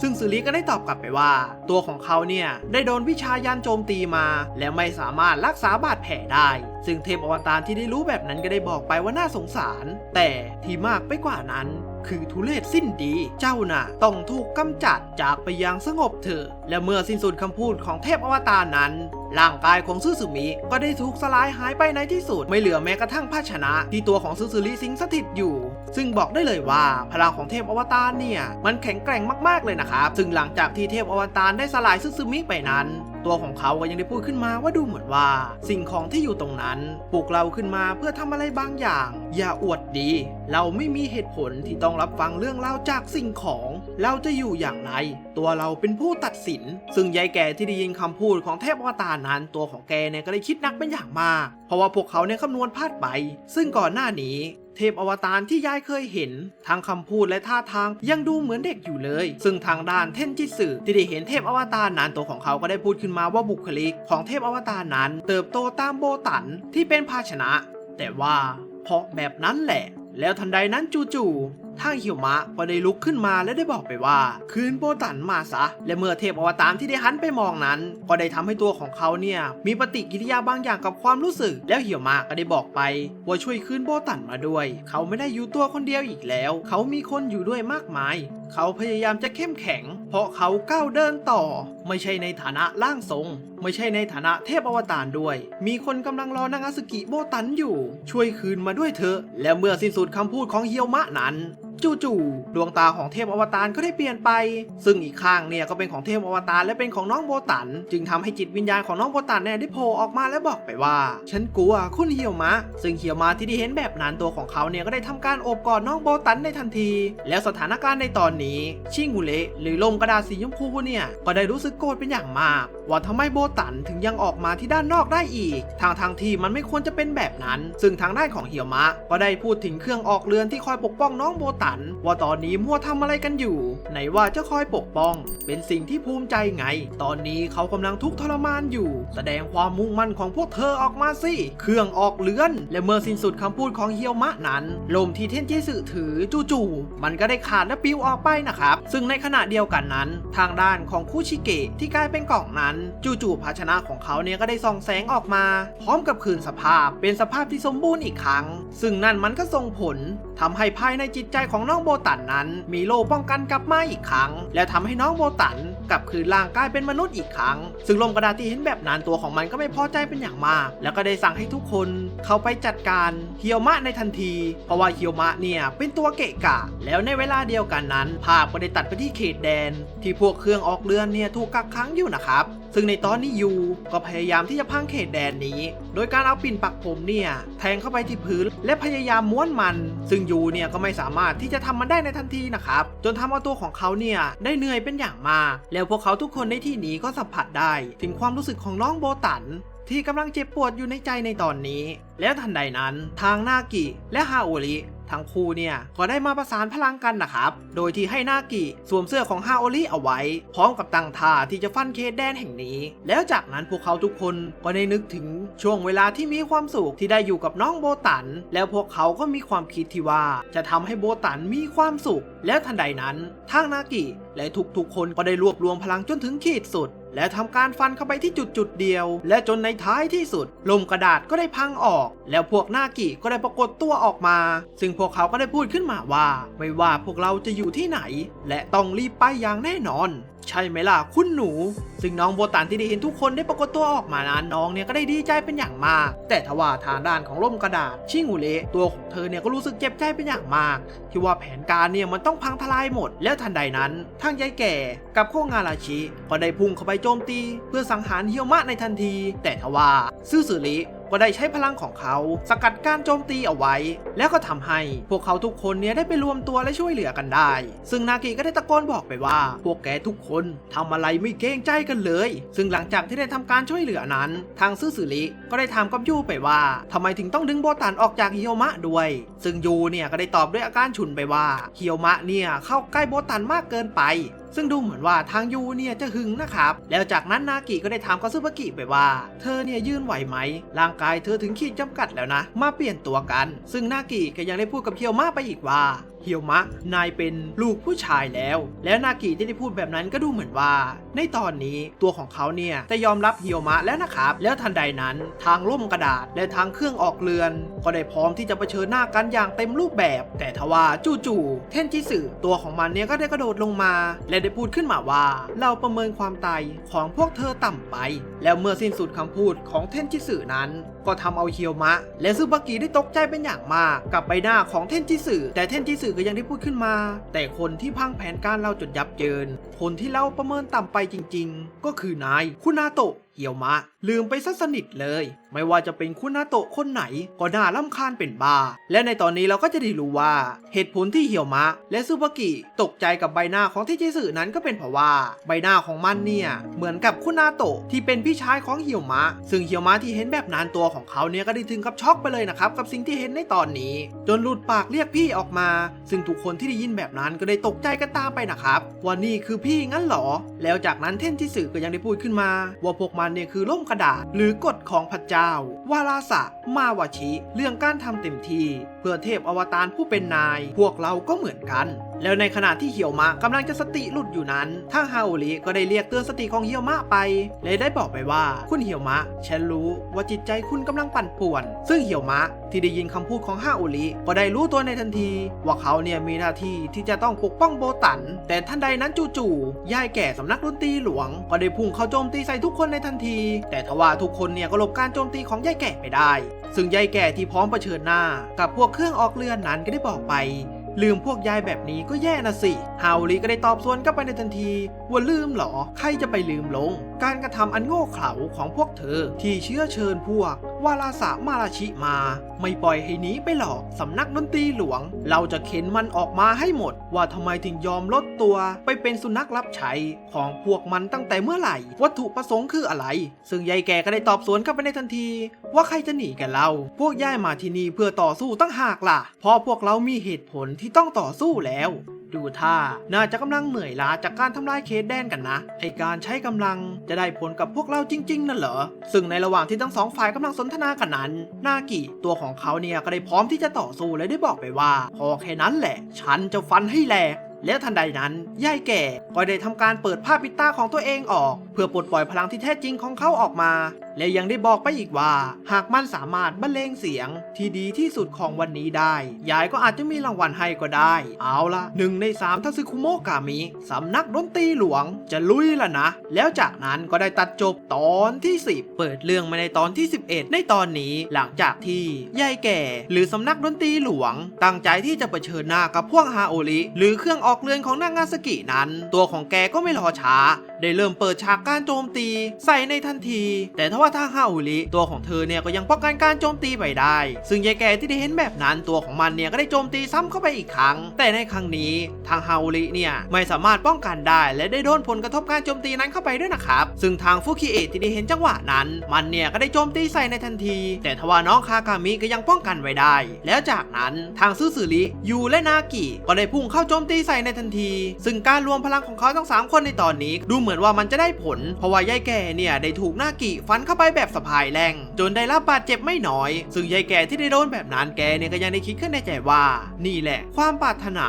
ในการต่อสู้สุดชีวิตที่ใฝ่หาซึ่งยายแก่ก็ยังได้บอกกับพวกนากิไปว่ามาเลยคอนเสิร์ตเพิ่งจะเริ่มเองนะแล้วจากนั้นทางนากิกับยายแก่ก็ได้เข้าปะทะกันอย่างรุนแรงซึ่งทางด้านของยูนั้นตัวของเธอเนี่ยก็ได้หลบการโจมตีของฟุคิเอะซึ่งทางฟุคิเอะนั้นก็ได้ยิงลำแสงของเขาใส่ซึสึมิจนทำให้ร่างกายของซึสึมิได้แตกสลายออกเป็นเสี่ยงๆแต่ทว่าทางด้านของนากินั้นตัวของเขาเนี่ยก็สามารถโจมตีใส่ยายแก่จนทำให้ตัวของมันเนี่ยถึงกับคุกเข่าลงได้แล้วทันใดนั้นนากิก็กำลังจะเข้าไปปิดฉากแต่ทว่าทางฟุคิเอะเนี่ยก็มาป้องกันเอาไว้ซึ่งยายแก่ที่ได้เข้าตาโจรนั้นตัวของเขาเนี่ยก็ได้เริ่มที่จะใช้ท่าไม่ตายในทันทีซึ่งตัวของยายแก่นั้นก็ได้ใช้เส้นผมจำนวนมากปักเข้าไปที่พื้นและทำการดีดในทันทีและการโจมตีของยายแก่นั้นเสียงเนี่ยมันก็ดังรุนแรงออกมากๆซึ่งเมื่อกี้ที่ได้เห็นแบบนั้นก็ได้บอกไปว่าการโจมตีของยายแก่นั้นคือคลื่นเสียงที่จะกลายเป็นแรงกดดันมหาศาลและพุ่งเข้าเล่นงาน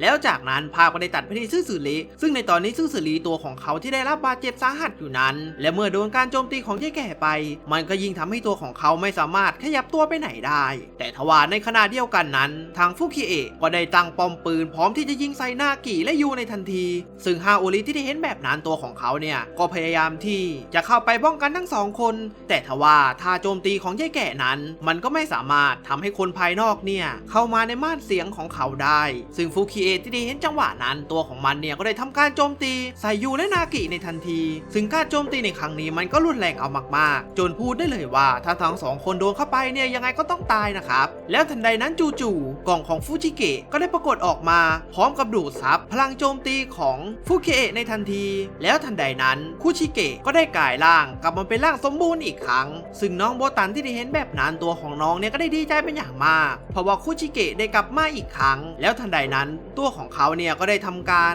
สลายม่านพลังของยายแก่ในทันทีแล้วทางนากิกับซึสึมิก็ได้พูดขึ้นมาว่ายังไงซะในตอนนี้เครื่องออกเรือนก็มาครบทีมกันแล้วซึ่งทางฮาโอริก็ได้ฝากให้คุชิเกะคอยปกป้องโบตันด้วยแล้วจากนั้นเครื่องออกเรือนทั้ง4คนก็ได้พร้อมใจร่วมพลังกันต่อสู้เพื่อที่จะจัดการกลุ่มสำนักดนตรีหลวงแล้วฮาโอริก็ได้พูดกับยายแก่ไปว่าพวกเราจะแข็งแกร่งขึ้นต่อเมื่อต้องสู้เพื่อปกป้องได้ยินว่าพูดแบบนั้นใช่ไหมซึบาบิกิเรื่องนั้นถูกแค่ครึ่งเดียวเพราะว่าศัตรูที่มาทำลายผู้เป็นนายเราจะโจมตีแล้วเอาชนะจงสัมผัสการต่อสู้เครื่องออกเรือนด้วยร่างกายของตัวเองซะและเมื่อฮาโอริได้พูดจบนั้นทางยายแก่กับฟุคิเอะทางคู่ก็ได้รู้สึกยินดีเป็นอย่างมากที่จะได้สู้แบบจริงจังกับเครื่องออกเรือนแบบครบทีมแล้วทันใดนั้นทั้ง2ฝ่ายเนี่ยก็ได้เริ่มต่อสู้กันอีกครั้งโดยทางยายแก่และฟุคิเอะได้เปิดฉากการโจมตีก่อนแต่ทว่าก็ยังได้มีฮาโอริรับการโจมตีและสลายพลังออกไปแต่ทว่าภายในพริบตานั้นยูและนากิก็ได้ทำการโจมตีใส่ยายแก่และฟุคิเอะจนร่างกายของพวกเขา2คนนั้นได้แตกสลายออกเป็นสิ่งเสี่ยงซึ่งเฮียมาที่ได้เห็นการต่อสู้นี้ตัวของเขาเนี่ยก็ได้รู้สึกตกใจเป็นอย่างมากว่ามันจบง่ายแบบนี้เลยเหรอแล้วทางฟุคิเอะที่ได้โดนโจมตีจะเหลือครึ่งเดียวนั้นก็ได้พูดขึ้นมาว่าเยี่ยมจริงๆที่ทำให้พวกเราจบชีวิตลงตรงนี้ขอบคุณจริงๆตอนที่เทพอวตารปรากฏตัวซึสึมิถูกทำลายไปต่อหน้าเราก็ทำอะไรไม่ได้แม้แต่จะดิ้นรนจนเผลอเปิดทางให้เขาแล้วทางยายแก่ก็ยังได้พูดขึ้นต่ออีกว่ามันถึงเวลาของพวกยายแล้วที่ไม่อาจทำตามความมุ่งมั่นของตัวเองได้ซึ่งยายแก่ที่ได้มองหน้าเฮียวมะนั้นก็ยังได้พูดขึ้นในใจอีกว่าตัวของแกเนี่ยชื่นชมเฮียวมะเป็นอย่างมากที่มีความมุ่งมั่นแม้จะตกอยู่ในสถานการณ์ที่ยากลำบากแต่ก็จะทำความตั้งใจของตัวเองจนถึงที่สุดและก็พยายามมากกว่าทุกคนที่อยู่ที่นี่แล้วทันใดนั้นก่อนที่ยายแก่จะสลายไปก็ได้บอกไปว่ารีบหน่อยจะดีกว่านะถ้าอยากได้รางวัลแล้วทันใดนั้น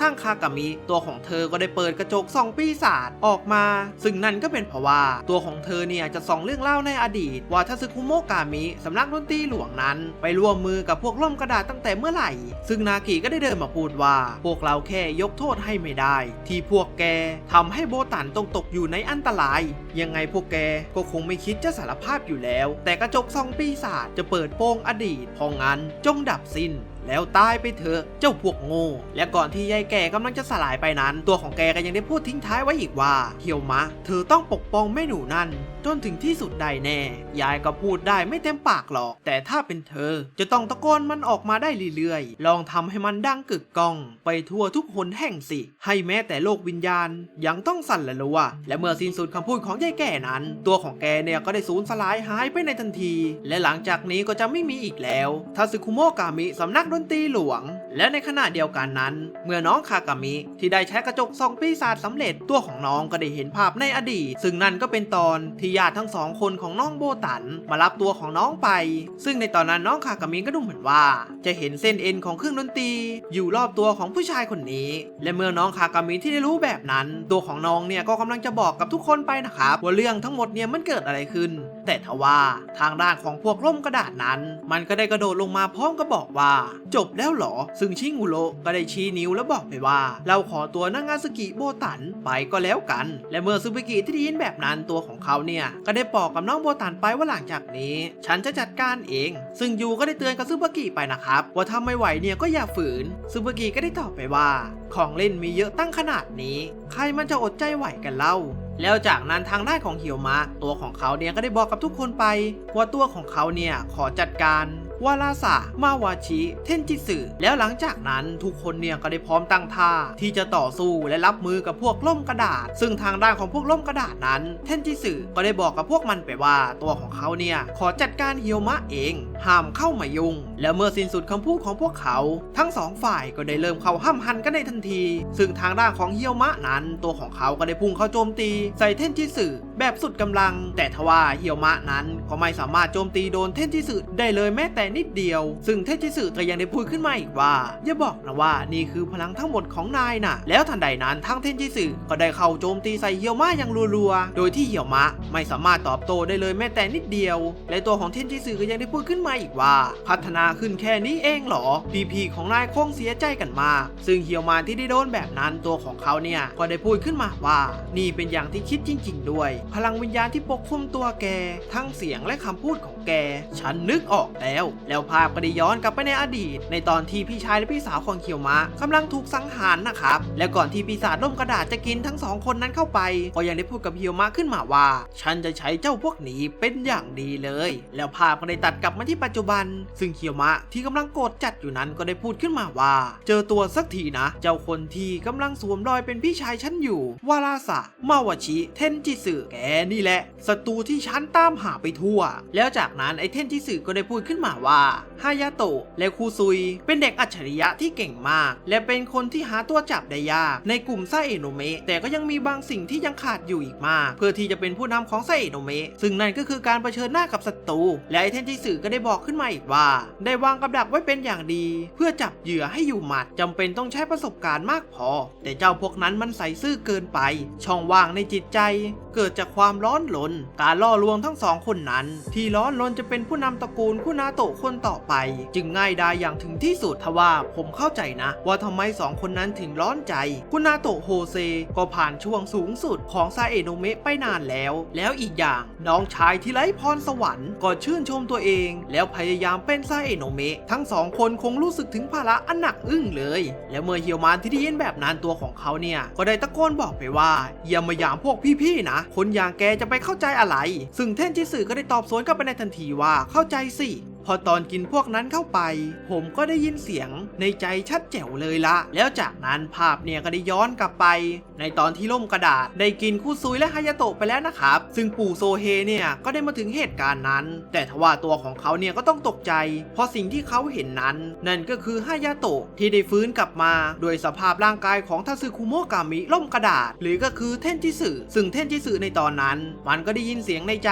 ของฮายาโตะซึ่งในขณะเดียวกันนั้นทั้งปู่โซเฮเนี่ยก็ได้พุ่งเข้าโจมตีใส่เทนจิสึในทันทีแต่ทว่าเสียงของฮายาโตะที่อยู่ในร่างกายเนี่ยก็ยังดังขึ้น ว่าตัวของเขาและคุซุยร้อนรนเป็นอย่างมากและอยากจะเป็นผู้นำแล้วสร้างรากฐานให้มั่นคงก่อนที่เหี่ยวมะจะกลายเป็นไซเอะโนะเมะที่สำคัญแล้วอยากให้ปู่ได้พักบ้างและเมื่อสิ้นสุดคำพูดนั้นตัวของเทนจิสึก็ได้ยิ้มออกมาอย่างโลกจิตและได้พูดขึ้นมาว่านี่นะหรือคือความคิดของมนุษย์น่าขำเหลือเกินแล้วจากนั้นภาพก็ได้ตัดมาที่ปัจจุบันซึ่งไอเทนจิสึก็ยังได้พูดขึ้นมาอีกว่าคนที่ไล่ให้ฮายาโตะและคุซุยไปพบกับความตายนั้นนั่นก็คือปู่ที่โรยลากับน้องชายที่ไม่ได้เรื่องและเมื่อเหี่ยวมาที่ได้ยินแบบนั้นตัวของเขาเนี่ยก็ได้รู้สึกโกรธเป็นอย่างมากแล้วก็ได้พุ่งเข้าไปโจมตีใส่เทนจิสึในทันทีแต่ทว่าตัวของมันก็ยังหลบการโจมตีไปได้และเทนจิสึก็ยังได้พูดขึ้นมาอีกว่ายังเหมือนเดิมเลยนะเหี่ยวมะเถนตรงจนอ่านง่ายไปหมดและเมื่อเหี่ยวมาที่ได้ยินคำพูดนั้นตัวของเขาเนี่ยก็ได้ตกใจถึงกับช็อกไปเลย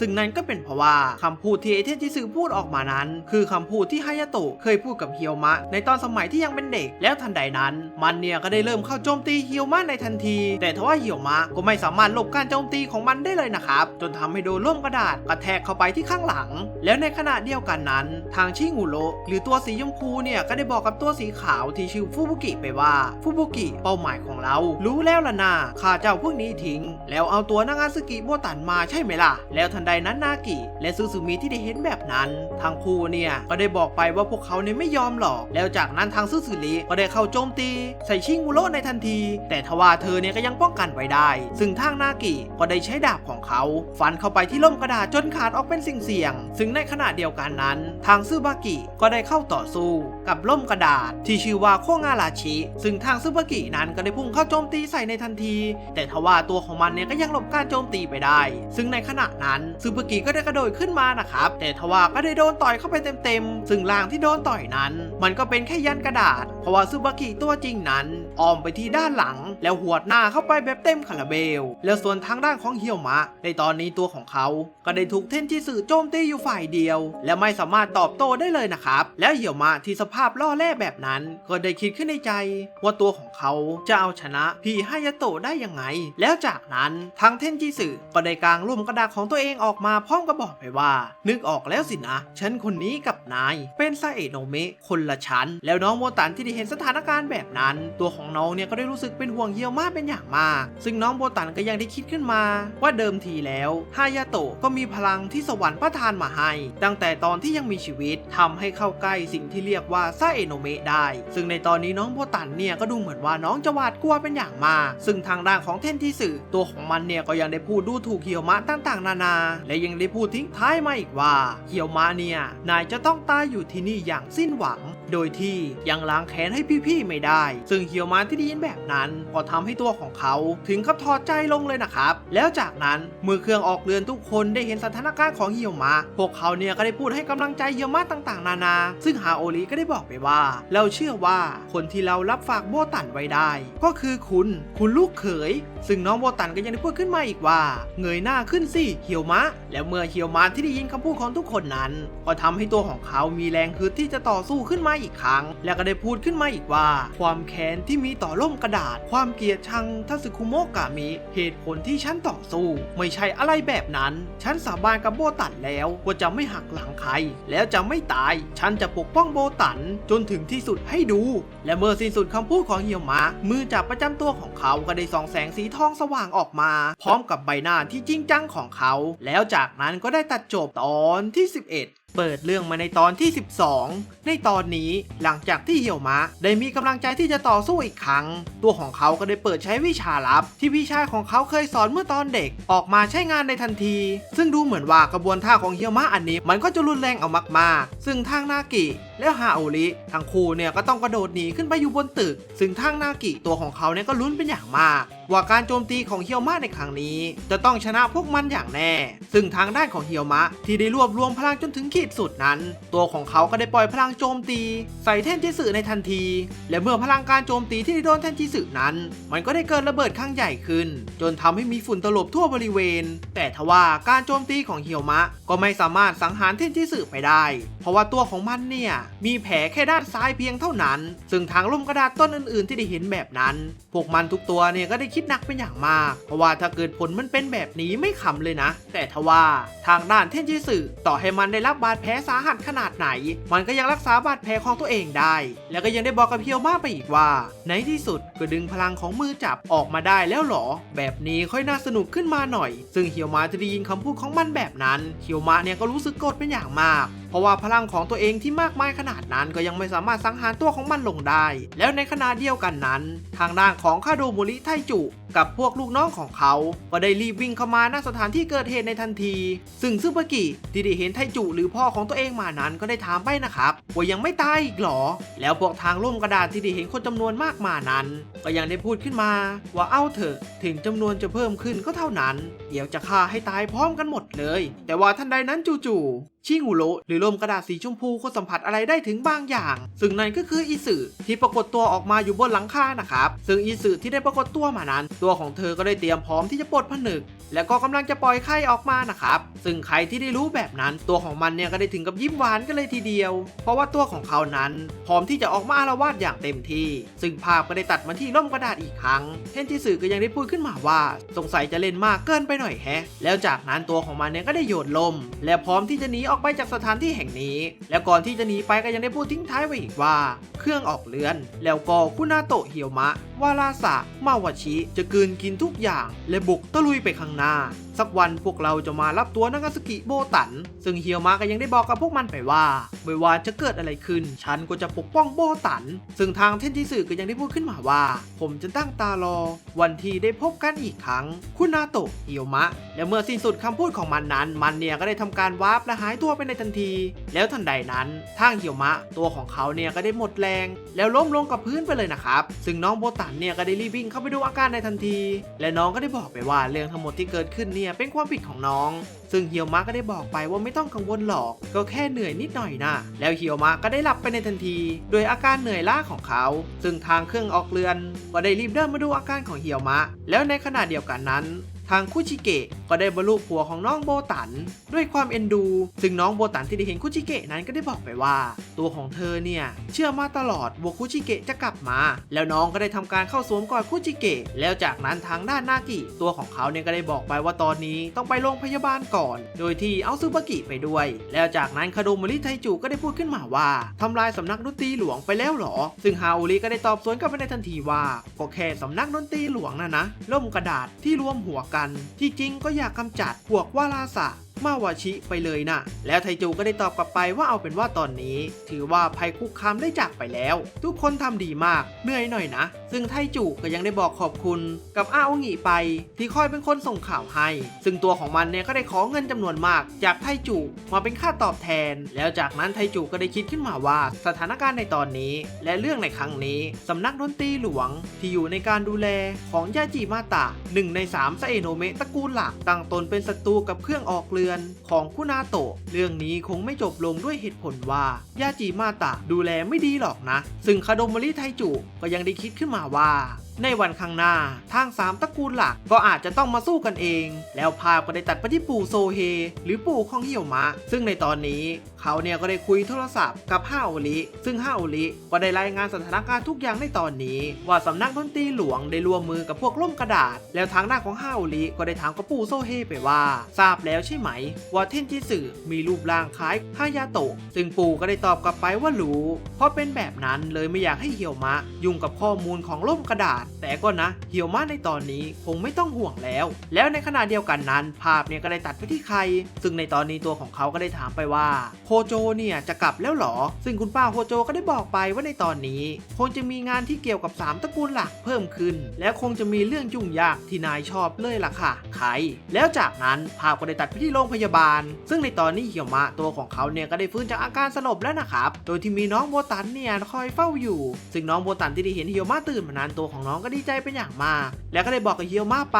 ว่าเขาเนี่ยหลับมาตั้ง2 วันเลยนะซึ่งเฮียวมะที่ได้รู้แบบนั้นตัวของเขาเนี่ยก็ได้ขยับตัวโชว์ไป1 ทีแล้วก็ได้ขอเสื้อผ้าจากน้องโบตันเพราะว่าร่างกายของเขาได้พักแค่นี้ก็หายแล้วซึ่งน้องก็ได้อาสาว่าจะไปหยิบเสื้อผ้าให้กับเฮียวมะเองแล้วจากนั้นทั้งคู่เนี่ยก็ได้พูดหยอกล้อหวานกันไป1 กลุ่มโดยที่ไม่รู้เลยว่าไอคนที่อยู่เตียงข้างๆเนี่ยคือคาโดโมริกับซึบากิที่นั่งอยู่ซึ่งทางไทจุก็ได้กระซิบกับซึบากิไปว่าอะไรกัน พวกเราต้องมานั่งดูอะไรกันแบบนี้เนี่ยแล้วเฮียวมาก็ได้ถามไปว่าคุณคาโดโมริเป็นอะไรหรออ๋อ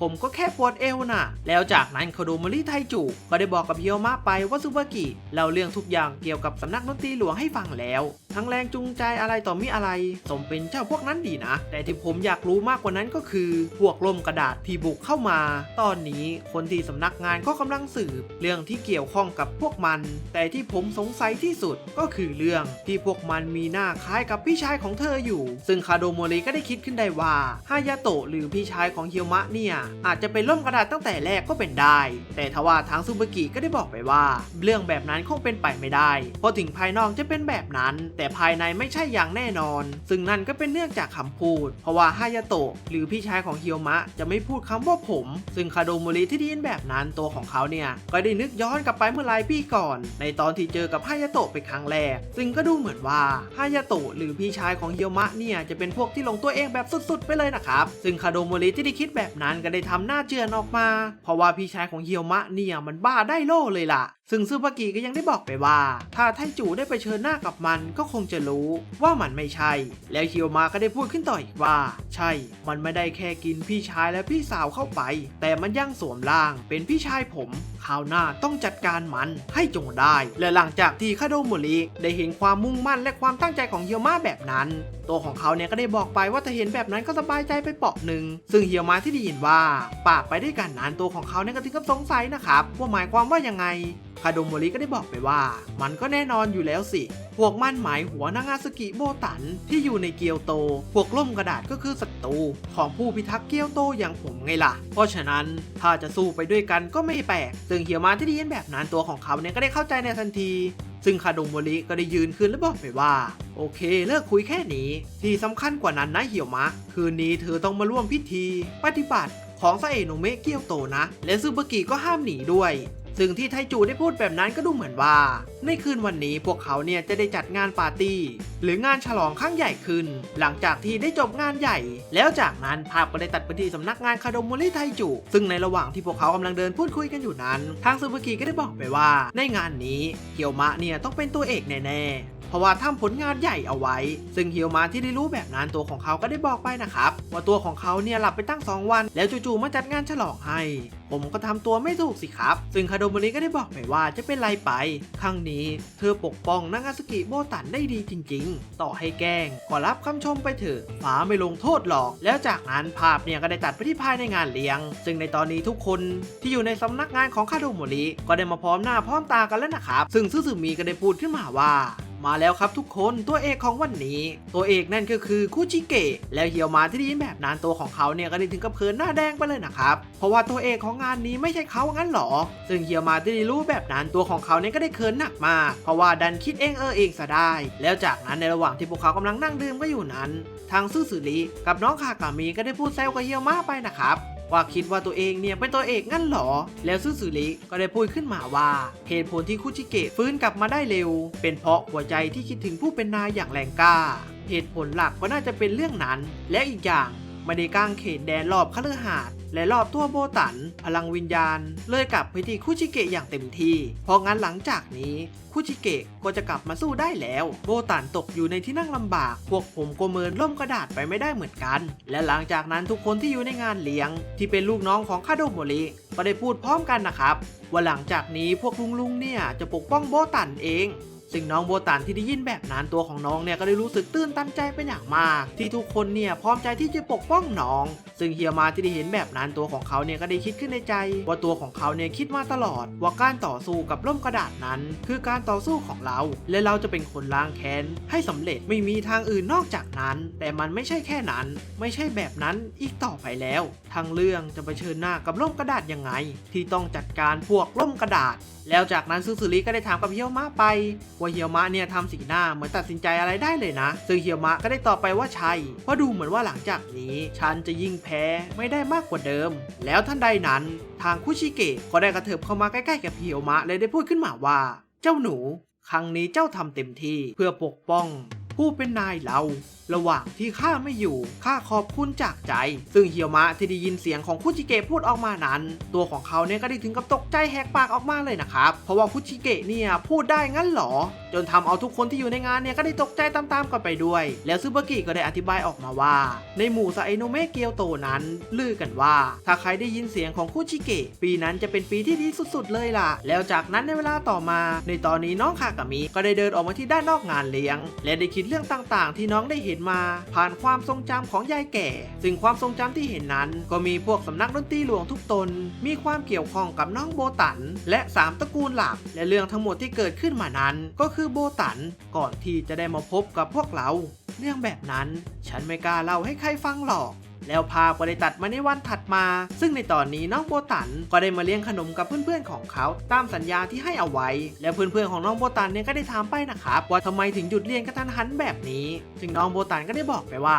เหตุผลนั้นก็เป็นเพราะว่าบ้านเนี่ยมันทรุดจนพังเลยต้องทำการซ่อมแซมก่อนซึ่งเพื่อนๆของน้องก็รู้นะครับว่าน้องโบตันเนี่ยกำลังโกหกอยู่และเพื่อนของน้องเนี่ยก็ได้แซวไปว่าจะบอกนะว่าไปเที่ยวกับเฮียวมะมาน่ะเป็นทริปเที่ยวก่อนแต่งงานหรือเปล่าซึ่งน้องโบตันที่ได้ยินแบบนั้นก็ได้รู้สึกเขินอายเป็นอย่างมากแล้วก็ได้ตอบปฏิเสธกลับไปแต่ทว่าถึงน้องจะตอบปฏิเสธกลับไปนั้นแต่หน้าของน้องเนี่ยก็แดงเป็นมะเขือเทศกันเลยนะครับแล้วจากนั้นในเวลาต่อมาในระหว่างที่พวกเขากำลังจะกลับบ้านกันนั้นฝนเนี่ยมันก็ดันตกลงมาซึ่งเพื่อนๆก็ได้บอกไปว่าไม่ได้เอาร่มมาหรอทางที่พยากรณ์อากาศก็เตือนแล้วนะและน้องโบตันก็ได้บอกไปว่าตัวของน้องเนี่ยซื้อร่มมาแล้วแต่คงจะลืมไว้แต่ท่านใดนั้นทางเหี่ยวมาก็ได้ปรากฏตัวออกมาซึ่งน้องโบตันก็ได้ถามกับเหี่ยวมาไปว่ามาทำอะไรที่นี่เหี่ยวมาก็ได้ตอบสวนกลับไปว่าข้ากามิบอกมาน่ะว่าให้ฉันมารับเพราะว่าโบตันลืมล่มและเมื่อเพื่อนๆของเขาที่เห็นแบบนั้นก็ได้แซวน้องโบตันไปนะครับแล้วก็ได้บอกกับเหี่ยวมาไปว่าขอฝากโบตันด้วยนะแล้วจากนั้นภาพก็ได้ตัดมาในเวลาต่อมา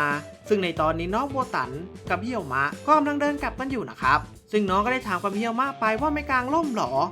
ไม่เป็นไรแต่เมื่อน้องโบตันที่ได้เห็นแบบนั้นตัวของน้องเนี่ยก็ได้เดินเอาร่มไปกางให้กับเฮียวมาในทันทีแต่เมื่อน้องที่กางร่มให้กับเฮียวมานั้นจู่ๆน้องก็ได้เขินออกมาและได้คิดขึ้นมาว่านี่มันร่มสื่อรักไม่ใช่หรอแล้วในระหว่างที่ทั้งสองคนกำลังเดินกลับด้วยกันนั้นจู่ๆพวกเขาเนี่ยก็ได้เห็นกับขบวนอะไรบางอย่างซึ่งขบวนที่ผ่านมานั้นนั่นก็คือขบวนงานแต่งงานของชาวญี่ปุ่นนะครับซึ่งน้องโบตันก็ได้บอกไปว่าชุดกิโมโนสีขาวนั้นสวยมากเลยเนาะเหี่ยวมาก็ได้พูดขึ้นมาว่าจริงด้วยท่าทางโบตันจะใส่ขึ้นนะและเมื่อน้องโบตันที่ได้ยินแบบนั้นตัวของน้องเนี่ยก็เขินหนักมากซึ่งเหี่ยวมาก็ได้บอกไปว่าตัวของเขาเนี่ยไม่ได้หมายความว่าอย่างอื่นแต่ทว่าเหี่ยวมาเนี่ยก็ได้พูดตะกุกตะกักพูดผิดๆทุกๆอยู่อย่างนั้นซึ่งสถานการณ์ที่เกิดขึ้นในตอนนี้ทางเครื่องออกเรือนทุกคนเนี่ยก็กำลังสังเกตสถานการณ์อยู่ซึ่งพวกเขาทุกคนเนี่ยก็คิดหนักเป็นอย่างมากว่าทั้งสองคนเนี่ยยังไร้เดียงสากันอยู่เลยแล้วเมื่อไหร่จะได้รักกันสักทีล่ะซึ่งนากิก็ยังได้พูดขึ้นมาว่าแต่เท่าที่เห็นก็แค่รอให้ใครเริ่มก่อนเท่านั้นเองนะซึ่งฮาโอริก็ได้ตอบไปว่านั่นสิสายสัมพันธ์ที่พวกเราทัสึคุโมะกามิผูกและถักทอเข้าด้วยกันมาทำให้ความสัมพันธ์อันดีนี้ประสบผลสำเร็จด้วยกันเถอะแล้วภาพก็ได้ตัดไปที่เฮียวมากับน้องโบตันอีกครั้งซึ่งในตอนนี้ฝนเนี่ยก็ได้หยุดตกแล้วนะครับซึ่งน้องโบตันก็ได้บอกกับเฮียวมาไปว่าถ้าบอกว่าฉันน่าจะใส่ขึ้นงั้นเราไปดูใกล้ๆกันไหมแล้วเฮียวมะกับน้องโบตันทั้งสองคนเนี่ยก็ได้วิ่งเข้าไปดูในงานพิธีแต่งงานแล้วจากนั้นก็ได้ตัดจบตอนที่12เอาล่ะครับเป็นยังไงกันบ้างสำหรับอนิเมะเรื่องนี้ถ้าทุกคนชอบเนี่ยก็อย่าลืมกดไลค์กดซับเพื่อเป็นกำลังใจให้กับพวกเราทีมงานผู้กล้าสายสปอยกันด้วยนะครับและดูเหมือนว่าอนิเมะเรื่องนี้อาจจะมีซีซั่นต่อไปด้วยถ้ามายังไงเนี่ยเดี๋ยว SM จะจัดให้ทันทีสำหรับวันนี้ SM ก็ต้องขอตัวลาไปก่อนแล้วไว้เจอกันในคลิปหน้าบ๊ายบายจ้าก่อนที่จะปิดคลิปวิดีโอนี้ถ้าคุณผู้ชมถูกใจหรือว่าชอบคลิปวิดีโอนี้อย่าลืมกดไลค์กดติดตามกันนะครับแล้วไว้เจอกันใหม่นะ